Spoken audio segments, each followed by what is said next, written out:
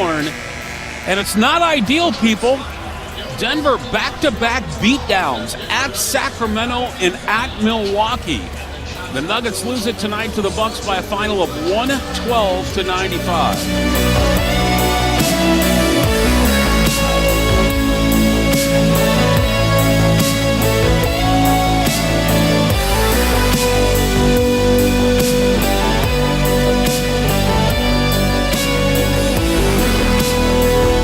Not ideal is probably the proper way to put it. I got a couple of theories as to why the last couple of games have looked the way that they have for the Nuggets. I'll toss them out to you in just a second. Bottom line is, nobody likes to get their ass kicked, and we have compounded ass kickings from the Nuggets and the Avs over the last week or so, and I'm kind of tired of it. I just want a win, please. Avs, I'm begging you tonight. Please give me one. Win more games, Cub Scout. Yeah, I'm kind of tired of taking the L's. It's been constant. It's been a little bit of the Nuggets and the Avs aren't winning, and then you combine that with the fact that the Chiefs win another Super Bowl. We have to deal with that the entire time. I want a moment of joy here. Just a moment. Is that so much to ask for? But you got nobody that went alongside Joker yesterday. Joker was good. Everybody else was terrible for the most part. At best, they were okay. And you multiply that with Jamal and KCP leaving really early in that game with leg injuries. Now, neither of them seemed all that serious, but you know what? I remember when KCP said I left the game with a cramp, and then he missed a couple of games, and now he comes back in and he leaves again. So it seems to be a lingering issue. Jamal has had what do they call it? Bilateral tibia soreness or something? Sounds really serious, but I think it's just a sore leg. Yeah, he's had that off and on throughout the year. Shut it down, okay? The All-Star break's coming up. Shut it down until then. I don't care what their record's going to be going into the break. Make sure guys are healthy. And that kind of takes me to my first theory on why the last couple of games, and a few of them, at least recently, have looked the way that they have. You know, that New York game wasn't all that long ago. I'm going to call this the championship I don't care portion of the season, which is I just won a title. I played a lot of basketball last year. I'm in the middle of these dog day grinds in this schedule. I don't really care all that much. I also see the All-Star break coming up here in just a couple of weeks. I'm out. I think that's what the last little bit of this schedule has been. Now, I think, is Malone going on Dempsey and Company today? I think so, right? Yes, at 10:20. He's not going to like that. But I think it's kind of the reality of the situation. And it doesn't mean that there's a guarantee the Nuggets just go out there and turn it on and they're just as good as they were last year, because we thought that was going to happen with the Avalanche in the postseason last year, and it didn't. So it's not like that's a guarantee, but I'm pretty sure they can. As long as they're healthy. And that's the other main takeaway that I got. This team can't really suffer an injury or two to that starting five. Certainly not two, but even one, it just kind of throws a lot of things out of whack. That team is built and the way that they had to build it. And it's why it was so gratifying last year when the Nuggets won, because of the way that they won. And I know that nobody cares, right? At the end of the day, for a team that's never won a championship, for you to get it, I don't care how you do it, just go and get one. Trust me, I'm a Lions fan. I know what it's like to have your team never win a championship. If the Lions just went out and got Tom Brady and Rob Gronkowski and put the band of the Patriots back together and won it that way, I'm not going to care. But there's something special about building it the way the Nuggets did, which is you cultivate your own draft talent, you bring all these guys up, you give it time to bake in the oven, you develop these guys, and then they turn into some of the best players in the world, and one of them, one of the greatest of all time, yeah, that's a pretty gratifying way to win. So you do all that, get yourself to a championship situation, and I think it's hard just to have that switch turned on every single night afterwards the following season. You're going to have a couple of nights where you're just like, dude, can I just get to the postseason, please? Kind of tired of messing with these games. Now, I think the All-Star break's coming at a good time. Like, give you a little mental reset, little break from basketball. Then you can come back and finish out the season hard. Really wish Joker wasn't elected to the All-Star game. Or was elected but chose not to go. Can you do that? Do people do that in the NBA? Like, can you be an All-Star and just be like, no thanks? Because the NFL, that's all that people do. That's how you get Gardner Minshew into a Pro Bowl, is that you ask people and they go, I'm good. I think the difference is it's the middle of the season, not the end of the year. If the NFL Pro Bowl was like middle of the year, maybe it's different. I doubt it, but maybe.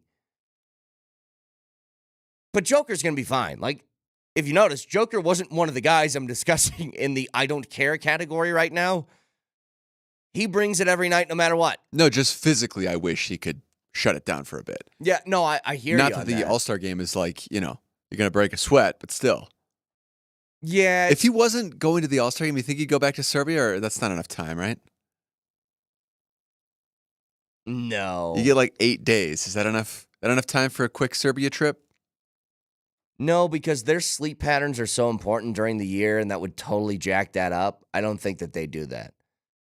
If it was like what was the Avs when they did the Finland, right? Finland a couple years ago? When they did that trip. How long were they off? Wasn't it like 4 days before the games and then like another 3 or 4 afterwards? So you got a little bit of time to sort of reset? I don't think you would, though. That sounds more like a let's go to Mexico vacation.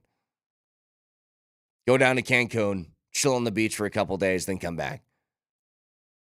But I don't think they care all that much right now.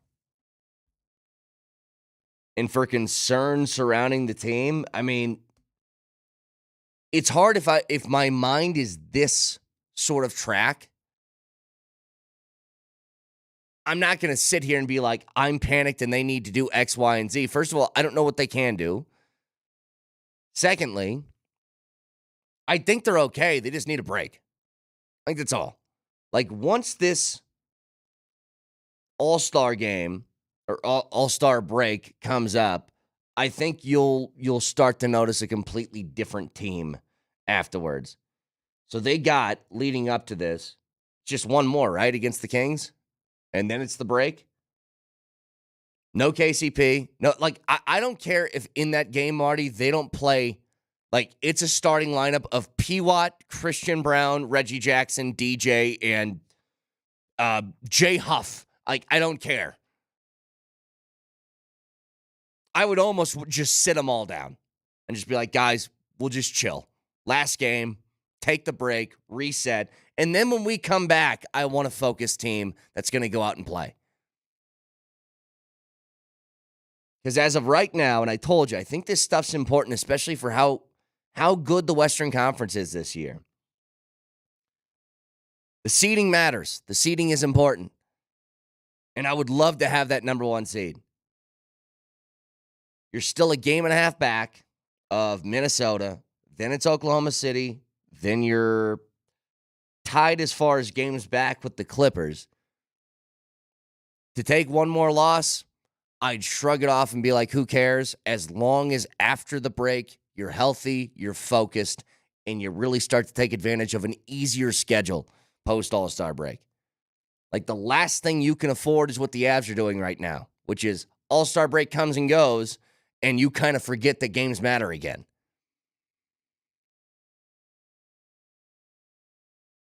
So, am I bothered by last night? I'm more just annoyed. Not concerned, nothing like that. I'm just like, okay, so that was just a waste of time. I did another one of those, like I watched 3 quarters and I had no interest in the fourth. I was like, don't care. I've seen all I need to see from tonight. But there's been a few too many of those leading into this. So if that's the way that they're thinking, and again, Micah Malone will kind of give you the breakdown at 10:20 this morning with Dempsey and company. If that's the way they're thinking, then just shut everybody down for the Kings game. You play, like Colin Gillespie got in last night. Like, just roll with them. A starting lineup of Zeke, P-Watt, Christian, Reggie, Holiday. And then off the bench, you got Gillespie and Strother and everybody else. But as long as you do that and you come out of the All-Star break with kind of firing on all cylinders, we're good. Now, a team that can't do that anymore, the Avs, they need to win tonight, okay? You need to. You've lost 4 in a row. Home ice for them is incredibly important because they're really good at home, and they aren't very good on the road this year. Could that change in the postseason? Could they do one of those runs that they did a couple of years ago where on the road they were pretty damn good? Yeah, they could do that. But you're just really good at Ball Arena, and you can't keep dropping these games. You know, hopefully McKinnon's going to play tonight. Again, that injury didn't... A couple of factors as to why I think that he does play. Number one, I know he hit hard, and it's probably didn't feel very good to hit your chin like that. That doesn't seem like a lasting, it's going to keep me out of a hockey game type of injury for these guys. You know how much it takes to keep them out. And if it was a concussion problem, which no indications have pointed to that, but if it was something more serious, like he's going to miss some sort of extended playing time for a couple of games or something, I don't think they're going to practice yesterday with Curtis McDermott as the top-line center. Like, if they were concerned he's going to miss, wouldn't you think they'd do a little bit more shuffling to get guys some real ice time with somebody else to try and build a little bit of chemistry before this game starts? That feels like we're just going to give him the day. Here's a placeholder. He'll be back when the game comes. So not concerned about that stuff. But I want to get into more detail here. Again, we talked to Bednar right after the break, and he kind of laid out all of the little details that he wanted to see for the post-All-Star break portion of this schedule. And he's gotten none of them so far. So they need to go key by key to try and build that thing back up. But again, need a big... I need a win tonight, just for my own sanity. Been taking a few too many L's in the sporting world over the last couple of weeks. I need that to be done. So 303-504-0925. Champ Mazda text line. You can hear the Avs game tonight right here, Altitude Sports Radio 92.5. I got a whole host of a lot of things that I want to get to today. A lot of them football related. And I just started to think of the Broncos and what the plan is. We talked a lot yesterday about, okay, so the Chiefs win another Super Bowl. They're in your division. You have Michael Jordan staring you in the face every single year now for the next decade plus. How do you handle that? What do you do? And as I started to think about that, it got me thinking about timelines. And a really big concern I have for everybody in positions of power within this organization, your ownership, your GM, your head coach, and your quarterback situation. Like, if you were to remove ownership from this, the Holy Trinity is coach, GM, QB. Where are they, and are they on the same page? I got a real concern about the timelines for a lot of these different positions of power and how it could affect decision-making moving forward. We'll get to that next. The Colorado Avalanche are on a 4-game skid. We've had a tough stretch. And will be campaigning hard for a W today in the nation's capital. Avs, Caps. 4:30 on your ride home on Altitude Sports Radio 92.5. Make the hiring process work for you. With Indeed's end-to-end hiring solution, you can attract, interview, and hire candidates all from one place. Start at Indeed.com/credit. 7 years ago, Silterhart Motors in Broomfield was making awesome deals. And this President's Day, you have to check out the unbelievable selection of EVs and hybrids. Hey, it's Moj, and I cannot tell a lie. 5 brands to shop, over 25 different models. Volvo, Ford with the award-winning Mach-E, Lincoln Aviator, Corsair plugins, and the all-new Mazda hybrid technology, plus an incredible staff that will answer every question. You won't find better, so check them all out at Highway 36 in Wadsworth or go to sthmotors.com. Silterhart, everything you want out of a dealership. I wish I'd gotten treated for my erectile dysfunction sooner. Men, I hear this all the time from our patients. This is Jeff for the Rocky Mountain Men's Clinic, and if ED is a problem in your life, resolve to get it treated today and stop having it affect you and the one you love. ED is simply a medical condition, and it's fully treatable. And at the Rocky Mountain Men's Clinic, we have treatments that are effective in well over 90% of cases, which means if you're like most guys, your ED will be a thing of the past. In fact, you could be having great sex within a day or two of your first appointment, and you'll likely find you're performing like you haven't in a long time. It's the new year. Resolve to get your ED treated and change your life. Call us at the Rocky Mountain Men's Clinic. Your initial visit is only $99 and includes blood work, a medical consult, and if medically advised, a test dose. And if that test dose doesn't work in the office, your visit is free. Call 720-440-7900 or go to RockyMountainMen'sClinic.com. We have 5 offices across the Front Range to serve you. Rocky Mountain Men's Clinic, a Promenic restorative health practice. There's lots of reasons to make Central City your first stop when you're heading up the hill. Want to play craps? They'll make room for you at the table. Don't get sports betting? They'll teach you. Like steak? They'll cook it just right. That same bartender will be working every trip up and pour your shot of Tuaca as soon as you sit down. In Central City, guests come first. Get there in less than an hour. Take I-70 to exit 243 and the Central City Parkway. Your 4 lanes to fun. Why choose a Sleep Number smart bed? Because no 2 people sleep the same. Only the Sleep Number smart bed lets you each choose your individual firmness and comfort, your Sleep Number setting. The Climate 360 smart bed is so smart it actively cools or warms up to 13 degrees on either side for your ideal sleep temperature. And now, during our President's Day sale, save 50% on the Sleep Number limited edition smart bed, plus free home delivery when you add any base. Ends Monday. To find a store near you, visit sleepnumber.com.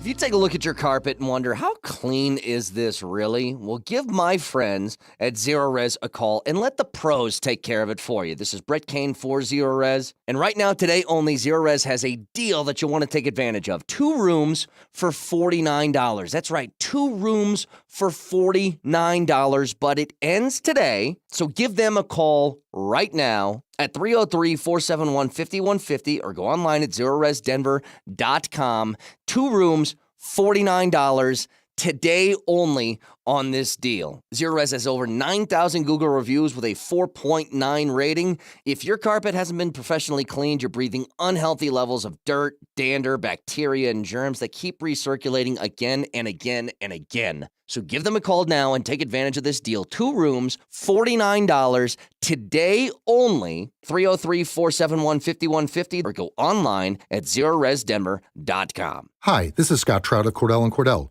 If you're a dad who is facing divorce, there are extra layers of stress that may include stereotypes and assumptions. No 2 situations are the same. Our legal experience and dedication prepare us for whatever legal challenges we face together. You need a partner you can count on. For more than 30 years, Cordell & Cordell has represented men in divorce. Offices in Greenwood Village, Boulder, and Colorado Springs. 303-221-DADS. CordellCordell.com. Enjoy the moment. Denver Sports Talk. We'll be right back. Enjoy life. Shop can't miss deals on appliances this President's Day at Lowe's. Right now, get up to 35% off select major appliances. Plus, save an extra $75 on every $750 you spend on all major appliances, like LG, America's most reliable line of home appliances. Shop in-store or online for more deals you can't beat. Lowe's knows savings. Lowe's knows home improvement. Valid through 2/28. Savings vary based on purchase amount. Exclusions apply. See Lowe's.com for more details. Good start on our drive out here. We're looking at a virtually wide open trip across the city right now. This report sponsored by Discover. Maybe a little heavier traffic. Westbound I-76 coming in from Vasquez. Still looking good. Southbound I-25 down through the Thornton area, headed to downtown. No delays along 225 or the Turnpike. Introducing Discover Cashback Debit, a game-changing checking account with cashback. Eligibility and terms at discover.com/cashbackdebit. Discover Bank, member FDIC. I'm Aaron O'Neill with traffic on Altitude Sports Radio 92.5. Mosher, Lombardi, and Kane. Next at 7. Right now, here's Brett.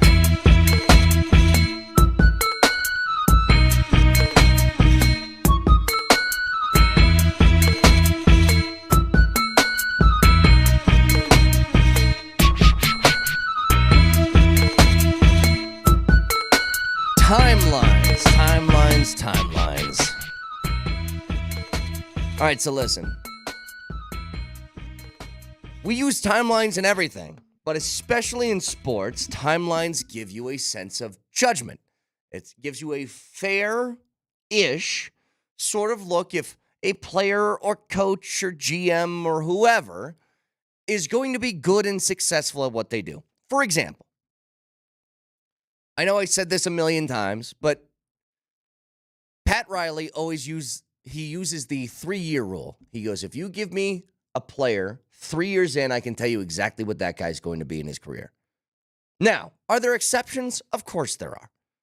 There are guys who've been better after year 3, and there's guys who have certainly been worse.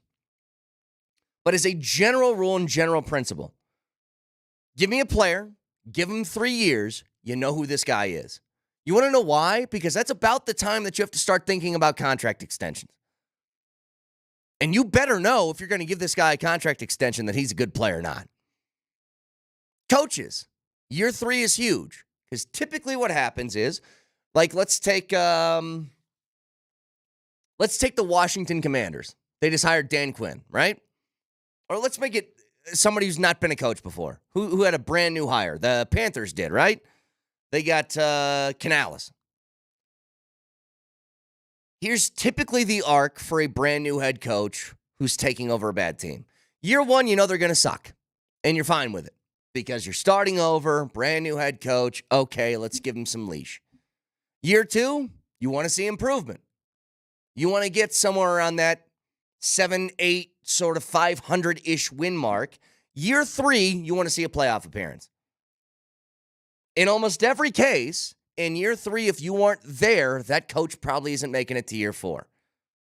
Unless there's some extenuating circumstances, an injury to a quarterback or something. There's always exceptions, but just general rules. That's how you judge it. Year 3 for a GM. You now have 3 different draft classes that you can judge. Were they good or not? Because if they aren't, am I expecting it to be better in year 4? Probably not. Like, it's just a good barometer. Here's the problem that I think the Broncos face. They got a head coach heading into year 2. They got a GM heading into year 4. They got a quarterback that if they draft somebody is heading into year 1. And an ownership group heading into year 3. Everybody's expectations are now different. And the head coach heading into year 2 is basically starting over with a brand new team where it feels like year 1. So how do you do the judgments here? What's a fair way to evaluate these guys? How do you fairly evaluate George Paton, who's heading into year 4, but it still kind of feels like year 1? What do you do? Do you wipe the slate clean for everybody and say, new judgment this year, I'm going to kind of try and forget what's happened in the past? Or what? So take Peyton, for example. George Paton. Okay. When do you hit his reset button? It's already been hit, right? That's what I'm asking. Yeah. Like, this is where I am confused, is that they're keeping this together. And when you head into year 4, and I've already given you guys my case of look, I don't think that Peyton is this, like, superstar, unreal GM who everything he does turns into gold. Like, I don't think that, but I think he's been unfairly judged through 4 years considering the fact that he's had to draft and sign players for like 4 different dudes. I guess 3. But a whole bunch of different schemes. When Peyton took over the Broncos, think about how vastly different the situation was from where it is now. Like, the worst thing that George Payton did, absolutely bar none, cannot be argued, was not the Russell Wilson trade. It wasn't. Like, that move in principle was very smart. That almost everybody else would have done. The worst thing he did was hire Hackett. That decision tanked the trade and the Broncos overall in their situation. The hiring of Hackett was by far the worst thing that happened. Because you had to fire a coach 15 games into his first year because it was so bad. And I think it ruined the confidence of the guy you paid a whole bunch of money and a whole bunch of assets to go get under center. And it created a pressure on him because the coaching was so incompetent that it made it feel like, well, this is a lost cause no matter who's going to take over. Like, that domino effect from that hire was as bad as you can get. But they kept him. And now you head into a draft where you have 6 picks, 1 in the first, none in the second. You have only one, like, top 64 pick. And now you're trying to decide, do I reach on a quarterback at 12? Do I try and stay the course? What happens if the team stinks again? Do I lose my job? Like, all of that other stuff is now factoring in. So, for example, Sean Payton's not worried about losing his job even after this year. Like, it would, again, for Sean Payton, I think, to lose his job within 2 years, considering the contract he got, it would have to be some Urban Meyer level stuff of, like, off the field is just combining with on the field bad. You know what I mean? It would have to be something like that. George Payton, on the other hand, if Sean Payton says, hey, if we draft this guy and we lose, that's okay because it's going to be better long term. Well, what about for George Payton? Does he have a long term? Does he have the ability for this team to win 5 games again and go out and have another draft class to go out and take? He's got to be on thin ice already. That's where I'm worried about timelines here. The gig is going to be up for somebody. And it's not going to be Sean Payton, and it's not the ownership group, and it's not going to be a rookie quarterback if you take him. That leaves one guy left. Is he going to be on the same page? Because I'm telling you guys right now, selfishly, how difficult would it be to be like, I'll be the martyr who loses his job for the good of a franchise that I won't be a part of? That's a really tough sell for me. Hey, do this. It's for the good of the team. Oh, yeah, will I be here? Probably not. Does that help you get a job in the future, though? You're going to get fired as a GM anyway. Everybody gets fired. No. 3 years from now, can you say, look what I did with the Broncos before I left? Nope. I don't think so. You don't think so? Dude, people tried to sell me that Cale McCarr arguing with the ref that it wasn't a penalty and they took it off was going to help him later. Does it feel like it? Maybe with that particular ref. Does it feel like McCarr is getting the benefit of the doubt because he was nice once? Like, I don't buy that stuff. How many guys, and maybe I'm wrong, maybe you work for a great company, but I don't know anybody who's given money back to a company. Can you take a pay cut? Sure. Trust me, we'll get you on the back end. How many back ends have there been? Like, I don't think that you got to be as cutthroat as possible. And that's why it just felt like, and maybe this was me just projecting my own sort of opinion into this, but as that season started to drag along, especially early before the win streak, and we were talking about, hey, trade deadline stuff. Do you trade this guy, this guy, this guy? What do you do with Russell Wilson? This obviously isn't working. Like, all those conversations happened. And I said, well, George Payton's going to be gone at the end of this year. I just figured because if if you're going to make the move to move on from a quarterback that is going to cost you that much money, how are you going to look George Paton in the eye and say, don't worry, you still got a long runway as GM? And maybe he does. But again, the timeline stuff just doesn't add up to me. So who has ultimate authority over the draft, though? It's George, right? Does he? I mean, this feels a lot more to me like you get on my page talking about Sean. Like, you're going to do a lot of the work. You're going to do the scouting. You're going to do the pro day stuff. You're going to go out and be that. But are you telling me, Marty, if they have a difference of opinion, if George Paton feels like the best player that we can draft here at number 12 overall is Brock Bowers, and Sean Payton says, I love J.J. McCarthy, who wins that battle? It won't be George. For the exact reason I said, Sean Payton's going to be here. He might not. So who's the tiebreaker when those two disagree? When Payton and Payton don't see eye to eye? Ownership. So then Penner will weigh in and say, I agree with Sean? And then Penner will say what Sean wants he gets. That's my guess. Like, I don't know the inner workings of their relationship, but that's how it certainly feels.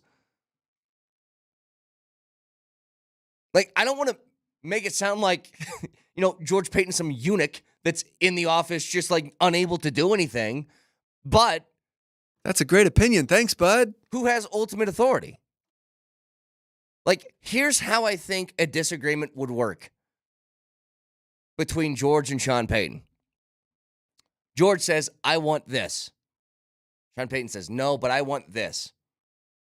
And then Sean goes, well, let me think about it. And he spins around in his chair for a second. And he goes, yep, I think I'm right. I'm going to go with my choice. Like, I think that's how it works. Not to say that he's, like, incapable of taking advice or anything like that from anybody else in the office, but ultimate authority is what you're asking here. I know who has it. It's the highest paid coach in the league. Because if he doesn't, then what the hell are we doing? Why did you give him that money? You paid him that because you wholly trust in his decision making. Then why have a GM if he's the ultimate authority? Because it's a different, like, he has to do the work. Like, Sean Payton during the NFL season can't be scouting. Like, he can't be looking at who's going to be available. He can't be doing the math on contracts and stuff like that. That's for other people to weigh in on. But there's an ultimate authority. And I think it's him. Like, as much, and thankfully this has never happened to us, but Marty, if we were going to do some sort of segment on the air and Fleck walks into our office, our GM, and says, you guys can't do that, and if you do, there will be punishments, like, who has the authority? It's not me. I mean, I guess I could do it. I could go rogue, but I'm going to get in trouble. When we write a letter to Adam Silver once, and it was frowned upon by some people in the NBA community, they didn't ever say don't do that again, but they kind of made that clear that one thing that you guys did probably shouldn't happen another time because it caused headaches. The timelines are different. The leash is different, but these are guys in positions of power. And, I always kind of think about this. If you feel like your back's against the rope, or you feel like there's that light at the end of the tunnel is coming, think about it like an outgoing president, a president in his second term with a couple years left. Those guys, they scare the hell out of me because they just go, all right, I don't have to worry about re-election. I don't have to worry about polling and what do people think of me. I'm going to do this and this and this and this and this. And you're like, all right. Kind of a freaky situation, isn't it? You should always be worried about what the people think. But if there's no punishment for your actions, like I said, if I'm George Paton, to a certain extent, I'm like, if things go bad, you're going to fire me anyway. Why wouldn't I want to fail the way that I want to do things? And that should be the way that people think in every job that they have. Like, seriously, this one, I would like to do the show the way I want to do the show.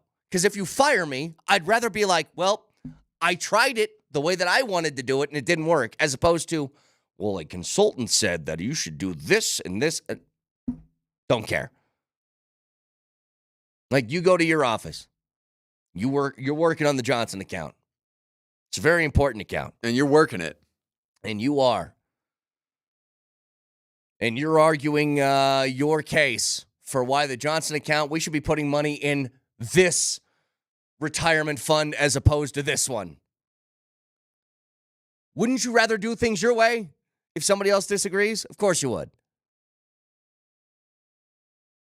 But because of that relationship between George and Sean and who has the ultimate power here, I don't even know how you go about it if you're George Paton. For example, actually, let's go to this cut, Marty. Sean Payton talking about which quarterbacks get the most hate. Okay, so the translation to me in this question, as he was at the Super Bowl and he was asked this, is who's a better quarterback than like Twitter is giving them credit for? That's the way that I read it. Because that's what hate is. Hate is just who's being talked about in a negative light on like the talking head shows in Twitter the most. And he brings up a few names. Go ahead. Unfairly hated. Yeah, like somebody who just constantly gets criticism and you're like, he's good though. Well, look, I would say all these young guys that we early evaluate, Zach Wilson in New York, we've got early evaluations on him. It happens all the time with let me go around this division here. I think Garoppolo gets a lot of criticism, and he's someone that was just in this game not too long ago. Mm-hmm. I would say, let me just spin around. Carr in New Orleans, obviously, mm-hmm. There's either thumbs up or thumbs down, but he gets a lot of criticism. I feel like there's so many, honestly, that get... Well, it's fickle. Like, oh. Here's the deal.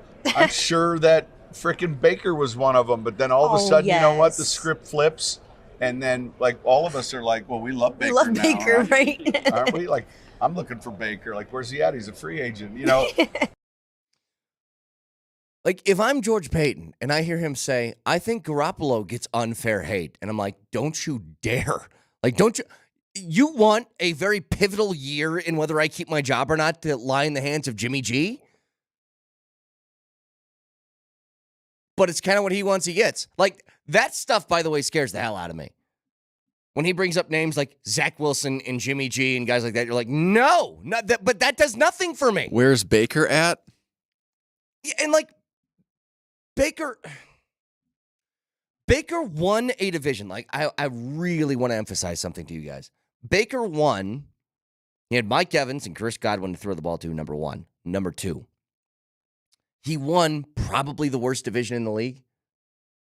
Actually, not probably. Without a doubt, the worst division in the league, correct? Like Falcons, Panthers, Saints are the other teams in that division. He had the lowest win total in the playoffs, so yeah. He did that with a 9-8 record. And yes, they won a playoff game. Great. But they played against a team that imploded for the last 8 weeks of the year. Let's not take that and be like, well, Baker's good now. He's fine. But what does fine do for you? That's also what I'm trying to figure out. If it's not like starting over with a rookie QB or trying to grab somebody like a Trey Lance type of young guy who hasn't had a lot of opportunity but might have some skill there, or Justin Fields. God, I would love Justin Fields. I really would. But somebody like that that's younger, that's got an opportunity to maybe be better than you thought. What's the point of Jimmy G? And by the way, as Broncos fans, you guys have lived through that for years. Keenum, Flacco, Bridgewater. Like, aren't we done with that experiment that never works ever? And the only way it does work is if you have an incredibly talented team around them, like Tampa Bay had a lot of talent on that team. Look at that defense. Vita Vea, Levante David, Antoine Winfield. On offense, Mike Evans, Chris Godwin, Tristan Wirfs, good offensive line. Joe Flacco, yeah, he took the Browns to the soaring heights. One of the best defenses in the NFL. Amari Cooper. David Njoku. Oh, and by the way, lost by like 80 points once the playoffs started. I don't see the point in that. So 303-504-0925.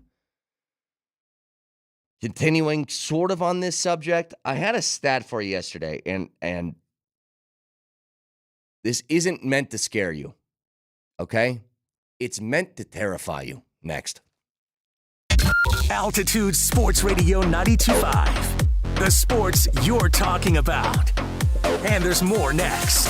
If you take a look at your carpet and wonder, how clean is this really? Well, give my friends at Zero Res a call and let the pros take care of it for you. This is Brett Kane for Zero Res. And right now, today only, Zero Res has a deal that you'll want to take advantage of. 2 rooms for $49. That's right, 2 rooms for $49, but it ends today. So give them a call right now at 303-471-5150 or go online at ZeroResDenver.com. 2 rooms, $49, today only on this deal. Zero Res has over 9,000 Google reviews with a 4.9 rating. If your carpet hasn't been professionally cleaned, you're breathing unhealthy levels of dirt, dander, bacteria, and germs that keep recirculating again and again and again. So give them a call now and take advantage of this deal. 2 rooms, $49, today only. 303-471-5150 or go online at ZeroResDenver.com. With all we've been going through this year, this Valentine's is going to be a little more important. So at Williams Jewelers, we've created our one-stop Valentine's package that makes telling your true love exactly how you feel. I'm Steve Williams. And I'm Bruce Williams. You see, we're one of Colorado's largest fine jewelers with the designer brands she knows and loves, like Lagos and Gabriel & Company. Thousands of quality, iconic, and yes, affordable pieces you won't find in any other store, starting at under $300. And now, through Valentine's Day, with every purchase of $250 or more, you get a Valentine's card, a fresh cut rose, and a bottle of wine as our gift. Guys, it's one-stop shopping. This year, more than ever, Williams Jewelers in Cherry Creek North. And Williams Jewelers in Inglewood at Bellevue and Broadway. We're Denver's first family of fine jewelers. And your one-stop Valentine's store. Williams Jewelers, we can make diamonds a part of your life. Where Colorado shines. There are trucks, then there's the truck.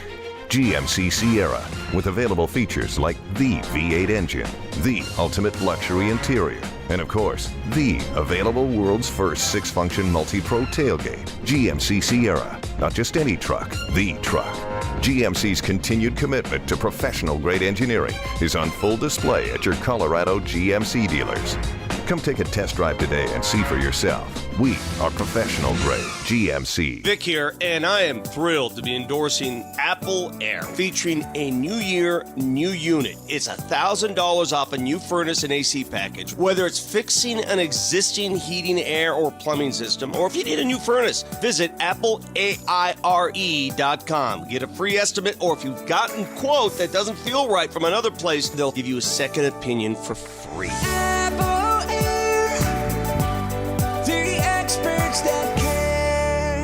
You're free now. Free to stream beyond your wildest dreams. Free to be everything you imagine, and then some. That's how it feels to have Quantum Fiber. Your world unleashed. Learn more at quantumfiber.com. Limited availability. Service in select locations only. At Lowe's, save big every day when you buy in bulk. Save on bulk purchases of select insulation from trusted brands like Green Fiber. And there's more. Save 10% when you buy 6 or more select interior pre-hung and slab doors. Visit us in-store or online for low prices on the materials you need. Because Lowe's knows savings. Lowe's knows pros. Selection varies by location. While supplies last. Discount taken at time of purchase. See sales associate for details.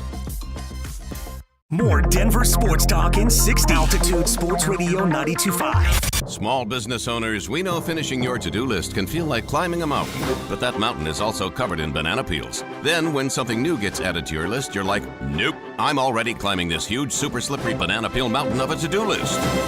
At Progressive, we don't want to make your day any harder. That's why we make it easy to manage your policy on our mobile app, so climbing that banana peel mountain feels more like a leisurely stroll. See if you can save on commercial auto insurance in as little as 6 minutes at ProgressiveCommercial.com. Progressive Casualty Insurance Company and affiliates. Coverage subject to policy terms and conditions. We got a big wreck blocking all lanes here, southbound Highway 85, just north of 104th Avenue. This report sponsored by Wendy's. It's really starting to back up 85 past 112th. They're going to reroute you through a neighborhood just east of there, but plan on those delays. Filling in everywhere else this morning. Right now at Wendy's, kickstart your morning with the new breakfast burrito with loads of bacon, seasoned potatoes, fresh cracked eggs, and more. It's a complete breakfast in one hand, only at participating U.S. Wendy's. I'm Aaron O'Neill with traffic on Altitude Sports Radio 92.5. I would like to take on a texter who is challenging me. Text Altitude Sports Radio 92.5. 303-504-0925, or you can jump on the Shop Mazda text line. Shop Mazda. One price, one person, 1 hour.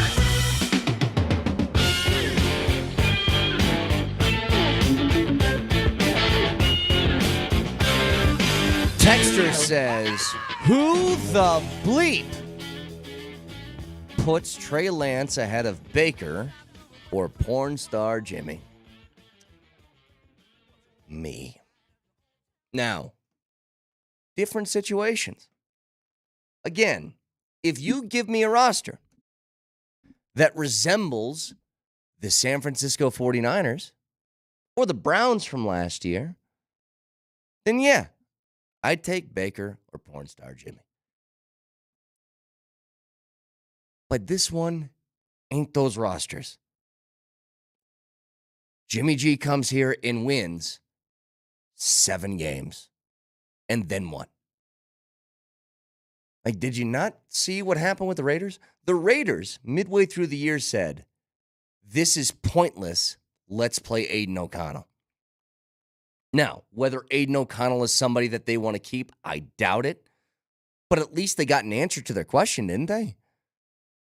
Like, maybe they had a Brock Purdy sitting there that they didn't know about. They gave it a shot. That's why I do it. I would rather take the unknown than the known low ceiling. Like, this is playing Let's Make a Deal.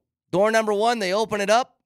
And what is it? It's a $100 gift card to Target and a $100 gift card to Amazon. And they said, you want to see what's behind door number 2? I'll be like, yeah. And maybe it's cat poop. I don't know. But it's better than what the low ceiling was of the other door. Maybe it's a brand new car. I don't know. Sorry, I got my game shows mixed up. I know that is Price is Right. Does every game show say brand new car? The new car! How could you not? Do they all say it like that? You have to, right? Do other game shows give away new cars? It's like Wheel of Fortune giveaway? No, they're always like trips. Like trips, yeah. A new trip! Yeah. Would you rather take the car or the trip, by the way? The car lasts longer, right? See, people always say that what people don't understand is you have to pay the taxes on the car. Like, the car itself is free, but you still need to pay the taxes. And I always thought, okay, so I pay a few grand in taxes on the car, but can I just sell it for like 25 grand and still be up 20 something? Right? If you don't need a car, yeah. Isn't that the strategy? Just an asset then, yeah. Or you take that one because it's brand new and you sell your other car or something like that. Like, I feel like that's a smarter way to do it. But some of those trips on Wheel of Fortune are nice. Yeah. They look good. And it's not like it's a 3-day stay at a Motel 6 in Ireland. It's, no. This is like a month-long, you go to Finland, Iceland, Ireland, and you, last stop's in Spain. You're like, that's a hell of a trip. How do I tell my boss that I need that much time off? Tell him to watch TV. You were on it. Anyway. But you got to solve the puzzle, which I don't know if you can do that. Dude, so I'm a lot better at those games typically than my wife is. My wife will smoke people in Wheel of Fortune. Like, she's like, sees 3 letters and gets the entire, and I'm like, how did you do that already? How? Every time. It's actually, I can't even watch with her because I'm like, I have no time to think on I this feel one. so much pressure watching those shows with other people. Like, 3 letters will pop up. You're like, do you have it? Because I don't have it. The only thing You better not have it because I don't feel dumb. The only thing that drives me nuts about Wheel of Fortune, because it's a great show. It's why it's been on for a billion years. Here's what drives me nuts. Why do people on Wheel of Fortune feel the need to shout the letters at me? Have I told you this before, Marty? Yeah. All right. B! All right, 500. P! And you're like, why are you yelling the letter? No peas. Yeah. And they say this part calmly. I'd like to buy a vowel. Okay, go ahead. E! And you're like, jeez. All right. Anyway, I don't mean to scare you. I mean to terrify you. I got these numbers yesterday. So this was 2001, I think, through 2019. I can't remember the exact year that Tom Brady left the Patriots, but it was around there. So 2001 to 2019, here were the records of everybody in the AFC East. The Bills were 119 and 169. In that, they were 4-32 against Tom Brady. The Dolphins. Good God, 4 wins? 4-32. The Dolphins were 133 and 155 in that time frame. They were 12-24 against Tom Brady. The Jets were 132 and 156. They were 8-28 against Tom Brady. For reference, here's what the AFC West has done so far against Patrick Mahomes. The Broncos are 1-12. The Chargers are 2-8. The Raiders are 2-10. That is a 30-5 record of Patrick Mahomes against his division in his career. And you guys want me to take Jimmy G? No. There's no point. There's not a single purpose to it. The only way to try and even attempt to be competitive against them is to truly rebuild, to not take the shortcut, to not take the easy route. It's to take your entire roster and flip it and build through the draft. Just for the record, like you look at some of the teams in the NFL that have kind of gone through this, okay? Kyle Shanahan, for as good as the Niners are, you know how many games he won in his first 2 seasons in San Fran? 10. 4 one year, 6 the other. He had less than 7 wins in 3 of his first 4 years because they were drafting guys like Kittle and Fred Warner at the time. The Bills won 6 games in McDermott's second year. That would be Allen's first. Even the Lions this past year went to the NFC Championship game. They started 4-19-1 with Dan Campbell and that new regime before winning 20 of their next 27. Like, if you really make the commitment, build through the draft and do it properly, make the right picks, that's the way to sustain success and be competitive, but especially in a division that features that guy. Because, again, he's 30-5 against the division thus far in his career. I gave you those Tom Brady numbers. That winning percentage of him against the division is better. And by the way, in all of those that I gave you, Brady's record against the AFC East opponent, you're on your way to being the Bills right now against him. That 4-32 record. Unless you actually commit, I don't see another way around this. I really don't. It feels like the only way to jump back into any sort of competitive state with that guy in his prime right now is to do it the way that we've been talking the last couple days. I don't want Jimmy G. I don't want to go out in free agency and spend $20 million on another offensive lineman. Why? So, in other words, another 4 years of misery. Well, it doesn't need to be. Like, it doesn't have to be that long. Like I said, those guys were all like year 2, year 3. They made a pretty significant jump. Now, if you get it right, you got to get it right. Like, you cannot draft based on need. Just get a player. Like, there is nothing wrong with the Surtain pick right now. Nothing. Like, if you did that in this stage, completely different story. And who knows? Maybe one of these quarterbacks is that guy. Maybe Bo Nix is the dude that could be Mahomes or whatever. Maybe. If you believe that, then do it. But you got to draft properly.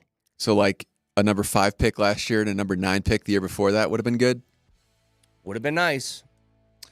303-504-0925, Champ Mazda text line. You can watch the show live on Twitch, twitch.tv, search Altitude SR in the search bar, the Altitude TV simulcast, and that is the Safeway Twitch feed. Moshe Lombardi and Kane next.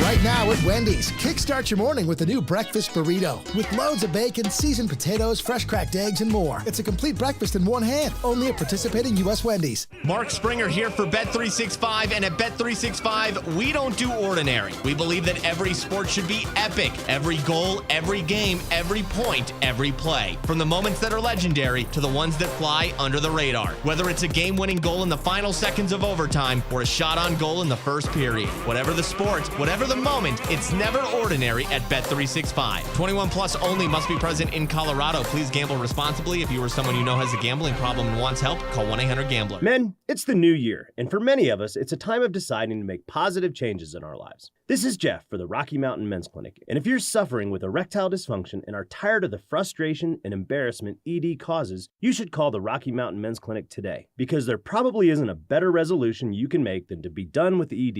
You see, ED doesn't just affect you, it can also affect your partner, even if they don't talk about it. But here's some great news. If you're like most guys, the treatments at the Rocky Mountain Men's Clinic will give you back your sex life, because our protocols have success rates that work in well over 90% of cases. Seriously, you might even find you're performing like you haven't in years. So, make an appointment and get ED out of your life. Your initial visit is only $99 and includes blood work, a medical consult, and if medically advised, a test dose. And if that test dose doesn't work in the office, your visit is free. Call 720-440-7900 or go to RockyMountainMen'sClinic.com. That's RockyMountainMen'sClinic.com. We have 5 offices across the Front Range to serve. True taco lovers can't say Tuesday without thinking taco, especially at the home of Taco Tuesday, Taco John's. So this taco, head to Tuesday John's for Taco Tuesday for deals on delicious Beef Tuesdays. I mean tacos.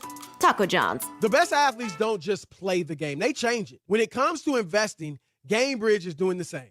Their online platform does things differently because it's designed to put you in charge of growing your own savings. It's intuitive, it's easy, and best of all, it's on your terms. No wonder GameBridge has earned the trust of 40% repeat customers. It's a better way to invest because it's investing your way. Get started today with as little as $1,000 at GameBridge.io. Every Thursday, play Big Bingo at Century Casino and Hotel in Central City. Compete to win $250 cash for every Big Bingo game each Thursday. Join us from noon to 6 p.m. for Big Bingo. Just earn 100 points on your Winner's Zone card that day before your first game to play all day.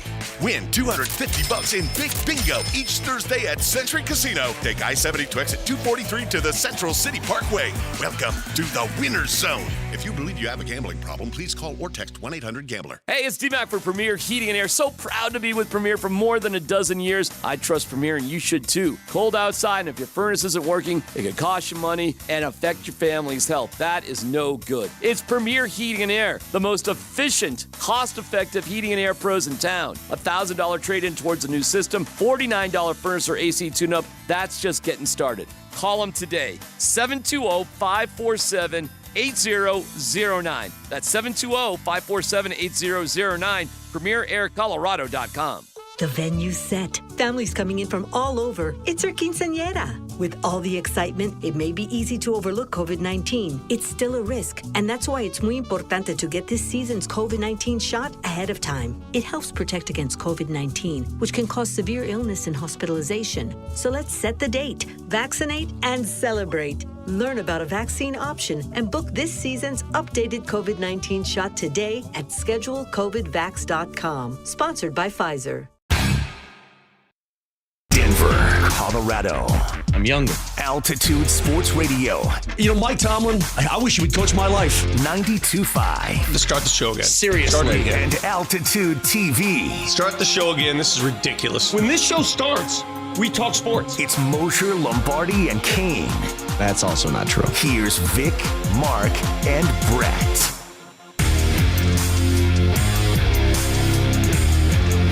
1 second left, and there's the horn. And it's not ideal, people. Denver back-to-back beatdowns at Sacramento and at Milwaukee. The Nuggets lose it tonight to the Bucks by a final of 112-95. That's 2 in a row for the Nuggets, and quite a few here in recent memory where they've just not shown up.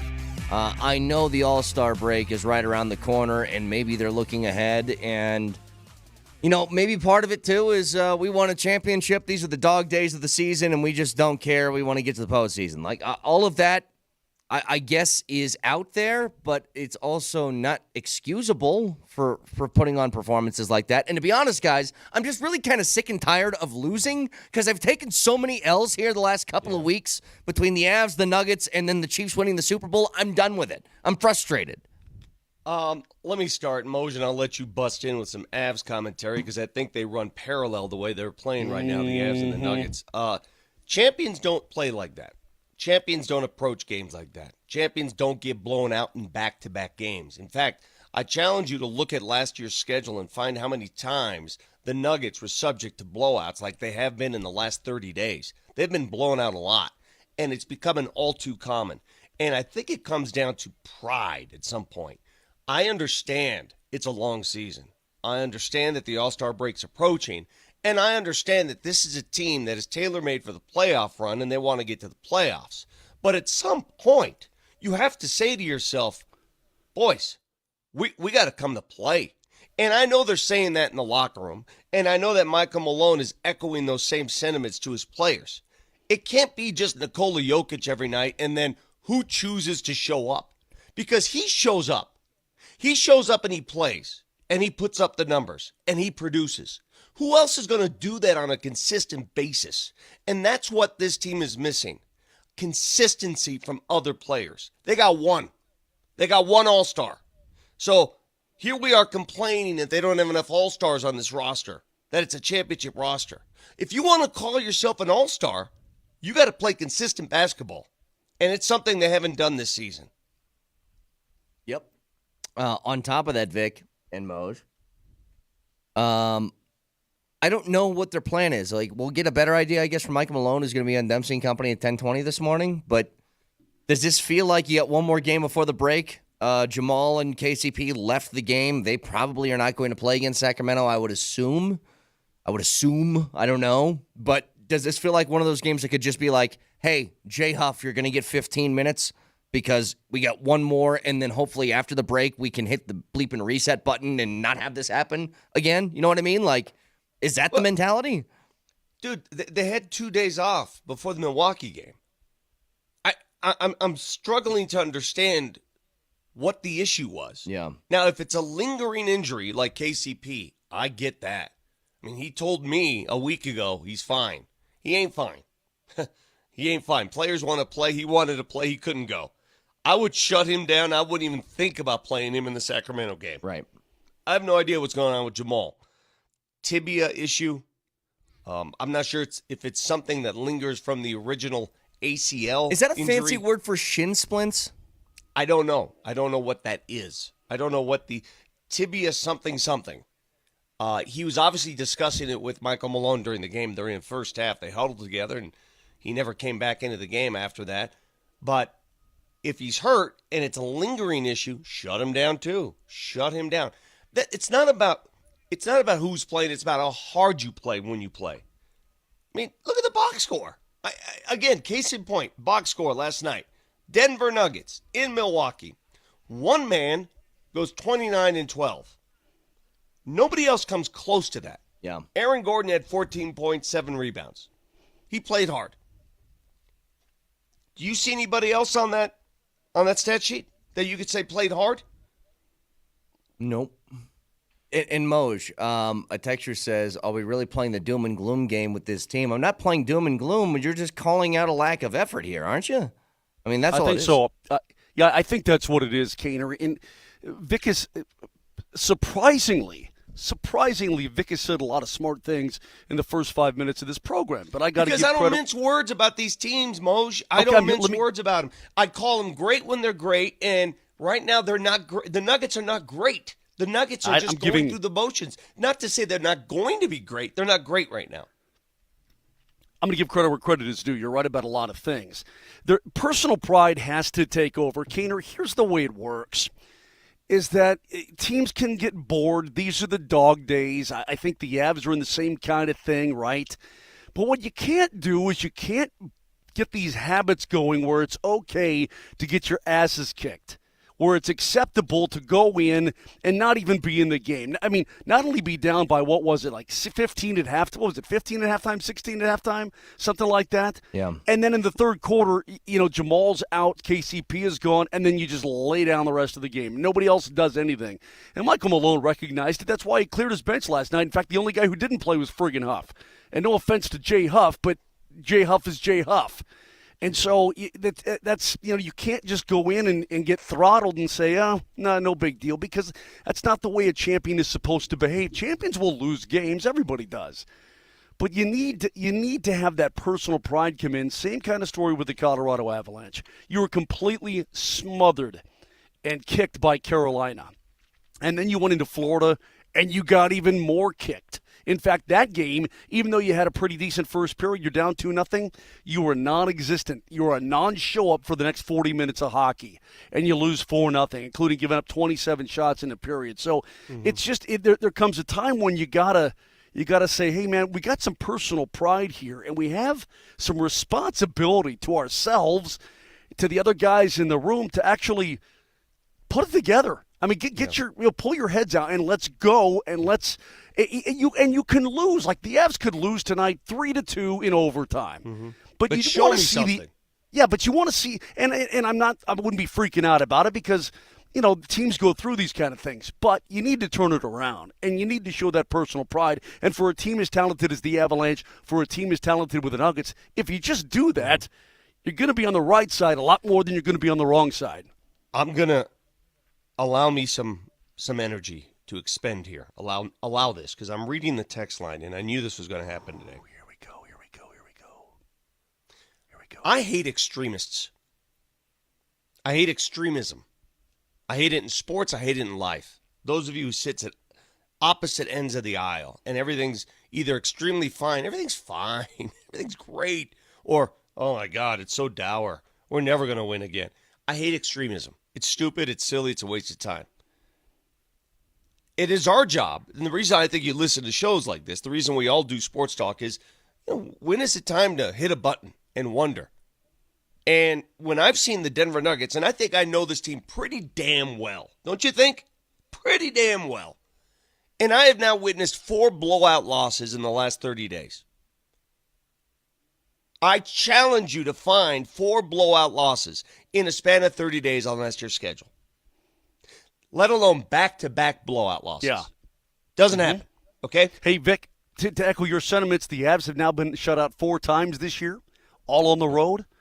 They had 4 shutouts. They were shut out 4 times all of last season. And we got a lot of runway left here to finish this year. Now, once last season were the Nuggets blown out in back-to-back games. And now you might add, what is a blowout? Well, I think you know what it is. I think you know what a blowout loss is. A blowout loss is when you stop paying attention to the damn game in the third quarter. That's what it is. I've shut the game off 2 games in a row. Exactly right. That's what it is. So when I read texts, let's see. Oh, relax, dude. It's February, writes 5236. Vic acting like the Nuggets are down 0-3 in the second round. Well, I'm just wondering, when they lose in back-to-back games the way they have, what do you want us to say? Relax? It's February? What reaction is appropriate? It's cool, the All-Star game is coming. Do I think that they're out of the championship hunt? Of course not. Did anybody ever say that? But do I think this is appropriate for a champion to play like that, to take the foot off the pedal that much? No. No, it's not. Can I give this a couple of steps here? Number one, my thought process here is not like, oh, the Nuggets run is done. They're over. Do I think they win a championship again? Of course I do. Do I think they'll probably end up in the Western Conference Finals again? Yeah. I would say if I were to bet right now, I bet they're in the Western Conference Finals. But here's the problem, and this is what's bothering me, because I remember where my mind was last year in the middle of this mode. The Avs come off a Stanley Cup championship run. They struggle a bit throughout the course of the year. They have some things that look like flaws, but I'm like, but they're a champion. Maybe they're just a little bit bored with the regular season part. They played a lot of hockey. They just want to get to the postseason. They'll be fine. And then the postseason came, and they're bounced in the first round. And I thought they were capable of just flipping the switch when the postseason started and turning into that team that won the cup. And they didn't. And I know there's a whole bunch of other factors that went into it, Moshe. I understand, like the Val thing and injuries and all of that stuff. I get it. But you can't just assume that. And I think the teams that do just assume we can flip the switch sometimes get hit with a rude awakening when the postseason starts. Let me read this from Dane. Dane in Windsor. Thanks for listening to the show, Dane, and I appreciate all of you putting your names on There aren't your enough Danes in the world. There just aren't enough Danes in the world And anymore, those of you man. who put your names on your texts, props, man. Props to you. I salute you because you're not afraid. Dane writes in, 2 games ago, you guys talked about the Lakers game and how great that was, and now you're complaining about back-to-back losses. The Lakers game, I would have told you that was a great game because they played hard from the get-go. Remember the Oklahoma City loss they had a few weeks, was it 2 weeks ago where Joker didn't make the trip? Yep. Remember that game? Yep. That loss didn't bother me one bit. No problem with that one. Why did that loss not bother me? Because they Tell me played why their it didn't asses bother me. off. They played Aaron hard. Gordon played like his hair was on fire. They wanted that. So the Laker game, they played hard. They played in sync. They played hard. Did they play hard? What do you guys think? What is your true? Does it look like, outside of Nikola Jokic, does it look like every other player on that team brought it in Sacramento? Nope, not at all. And in Milwaukee? Nope. So we say what we see. You may be watching a different game, Dane. You may be watching something else. And then you write, who gives a crap if you lose by 30 or 2? I give a crap because it shows how interested you might be. I give a crap. I do. And I guarantee Coach Malone gives a crap. And I guarantee everything that I'm saying in this microphone, the coaches are saying the exact same thing. It's also about habits. It's about preparation. It's about what's acceptable and what is not acceptable. And any coach in this league is going to want to tamp it down right away the best they possibly can, nip it in the bud, as Barney Fife would say. Just nip it. Just nip it in the bud. And you don't want to get into these, accepting of this or bad losses or, the late great Peter McNabb was always great because, he played the game obviously for so long and he knew the game. He's like, you're down a couple of goals, big friggin' deal. Go get a couple of goals. You got dudes to do. Go get a couple of goals. That kind of thing, right? It's like, hey, man, just go play the game, play hard, right? If you're down a couple of goals, you can't just give up 27 shots, even strength in the second period. Just go get a couple of goals or go get you're down a goal. So what? A bad bounce. Go get a goal. And that's the idea. Hey, man, honestly, last night, Vic, Brett, when I'm watching, the Nuggets, I think, had a 23 to 21 lead, something like that, right? Yeah, they came back at the end of the first. Yep. Yeah, they came back and they had the lead. And then all of a sudden, I turn around and I'm getting ready for bed here because I was tired, long day yesterday. And it's like 32 to 23. And I'm like, crap. Okay. Yeah. I said, from this point on, they're dead. I knew they were dead because nobody had anything except Joker. I just knew they were dead, man. You just know, right? And yes. people to say teams go through slumps. I get it. It's natural. There's nothing wrong. Human nature. It's okay to lose games. It's okay to lose. You're going to lose. They're currently 4th in the Western Conference. They're a game and a half out of first. It's not the end of the world. I get that. It's how you lose. It's how you lose. It matters. How you lose matters. Wild inconsistencies matter. They do.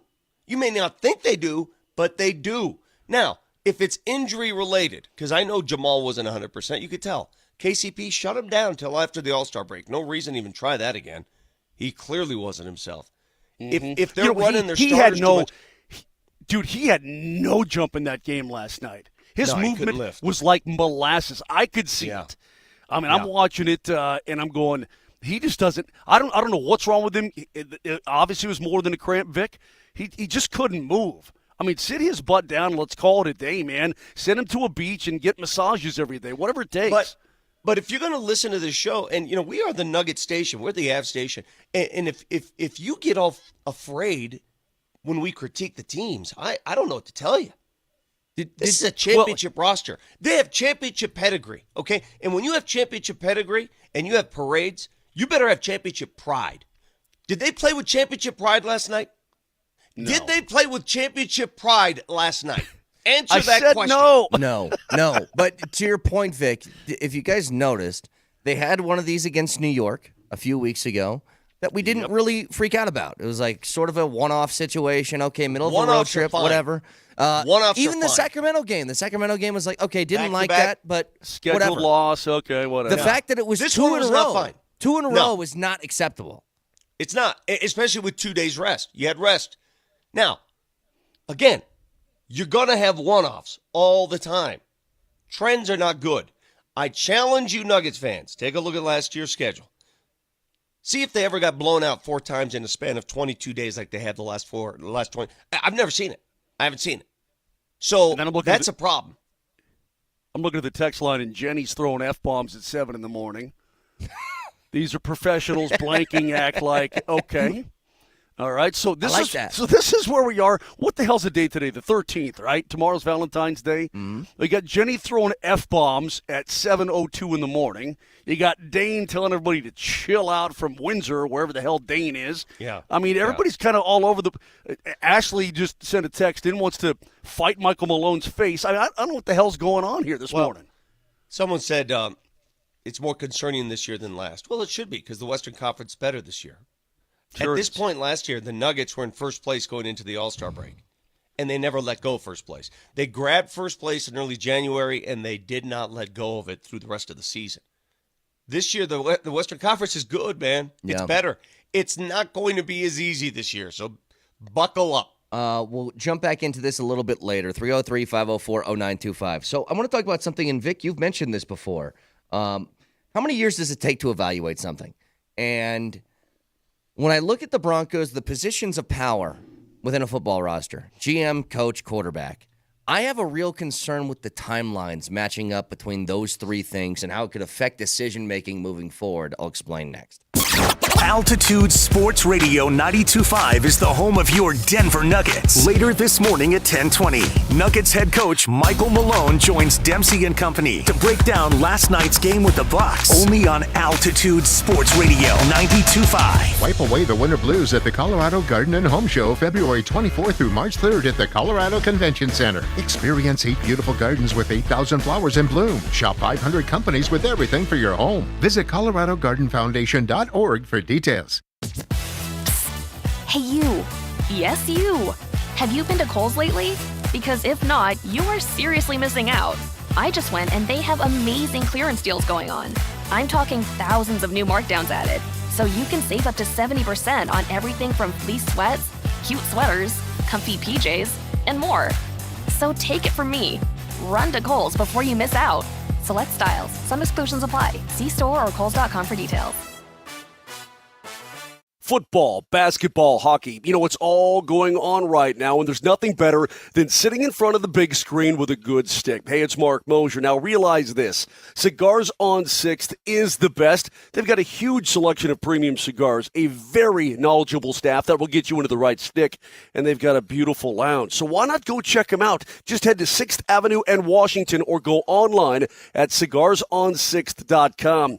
Trust me, you'll be glad you did. Gear up with Tipico Sportsbook and get into betting action with playoff football, basketball, and so much more. Take advantage of our massive odds boosts on your favorite teams and players for the biggest payouts. Try our new Flex Parlay and cash in on your bets even if you miss a leg or two. Claim our new sign-up bonus today and get $150 in bonus bets when you bet $50. Use promo code MLK150 to get a $150 bonus.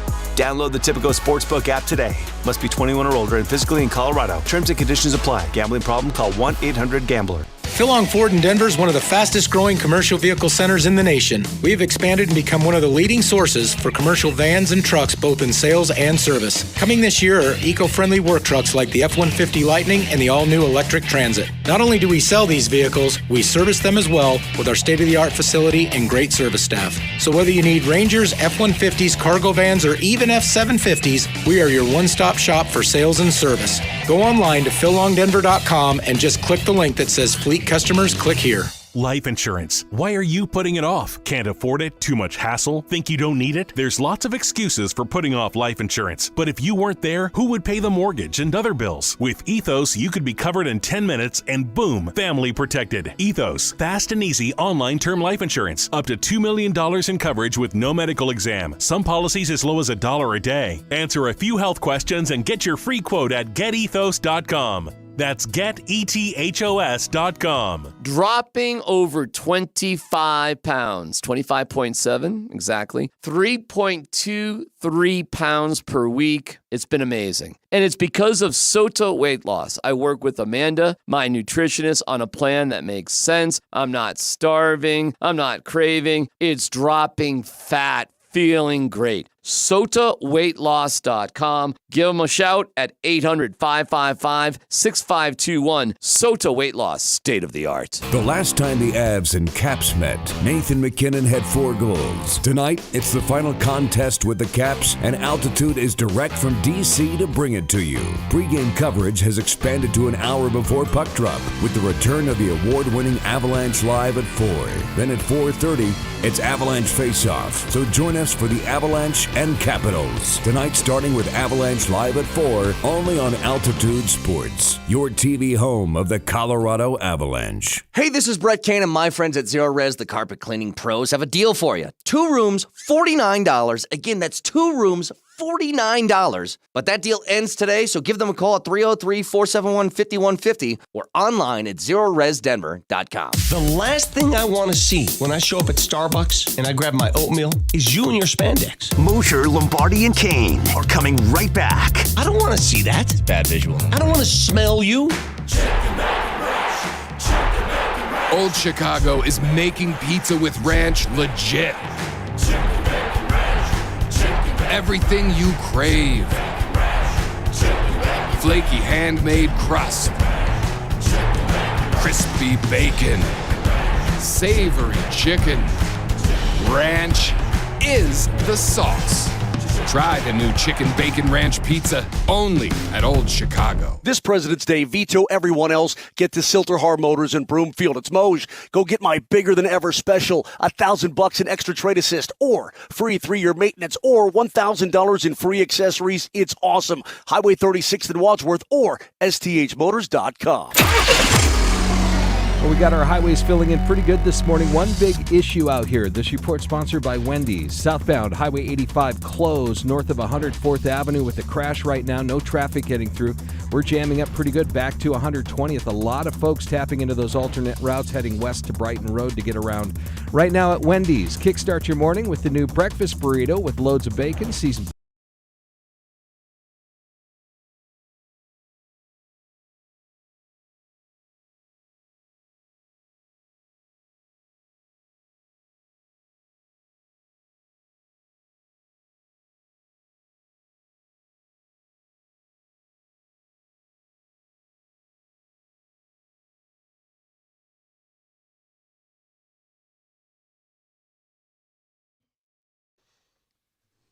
Timelines.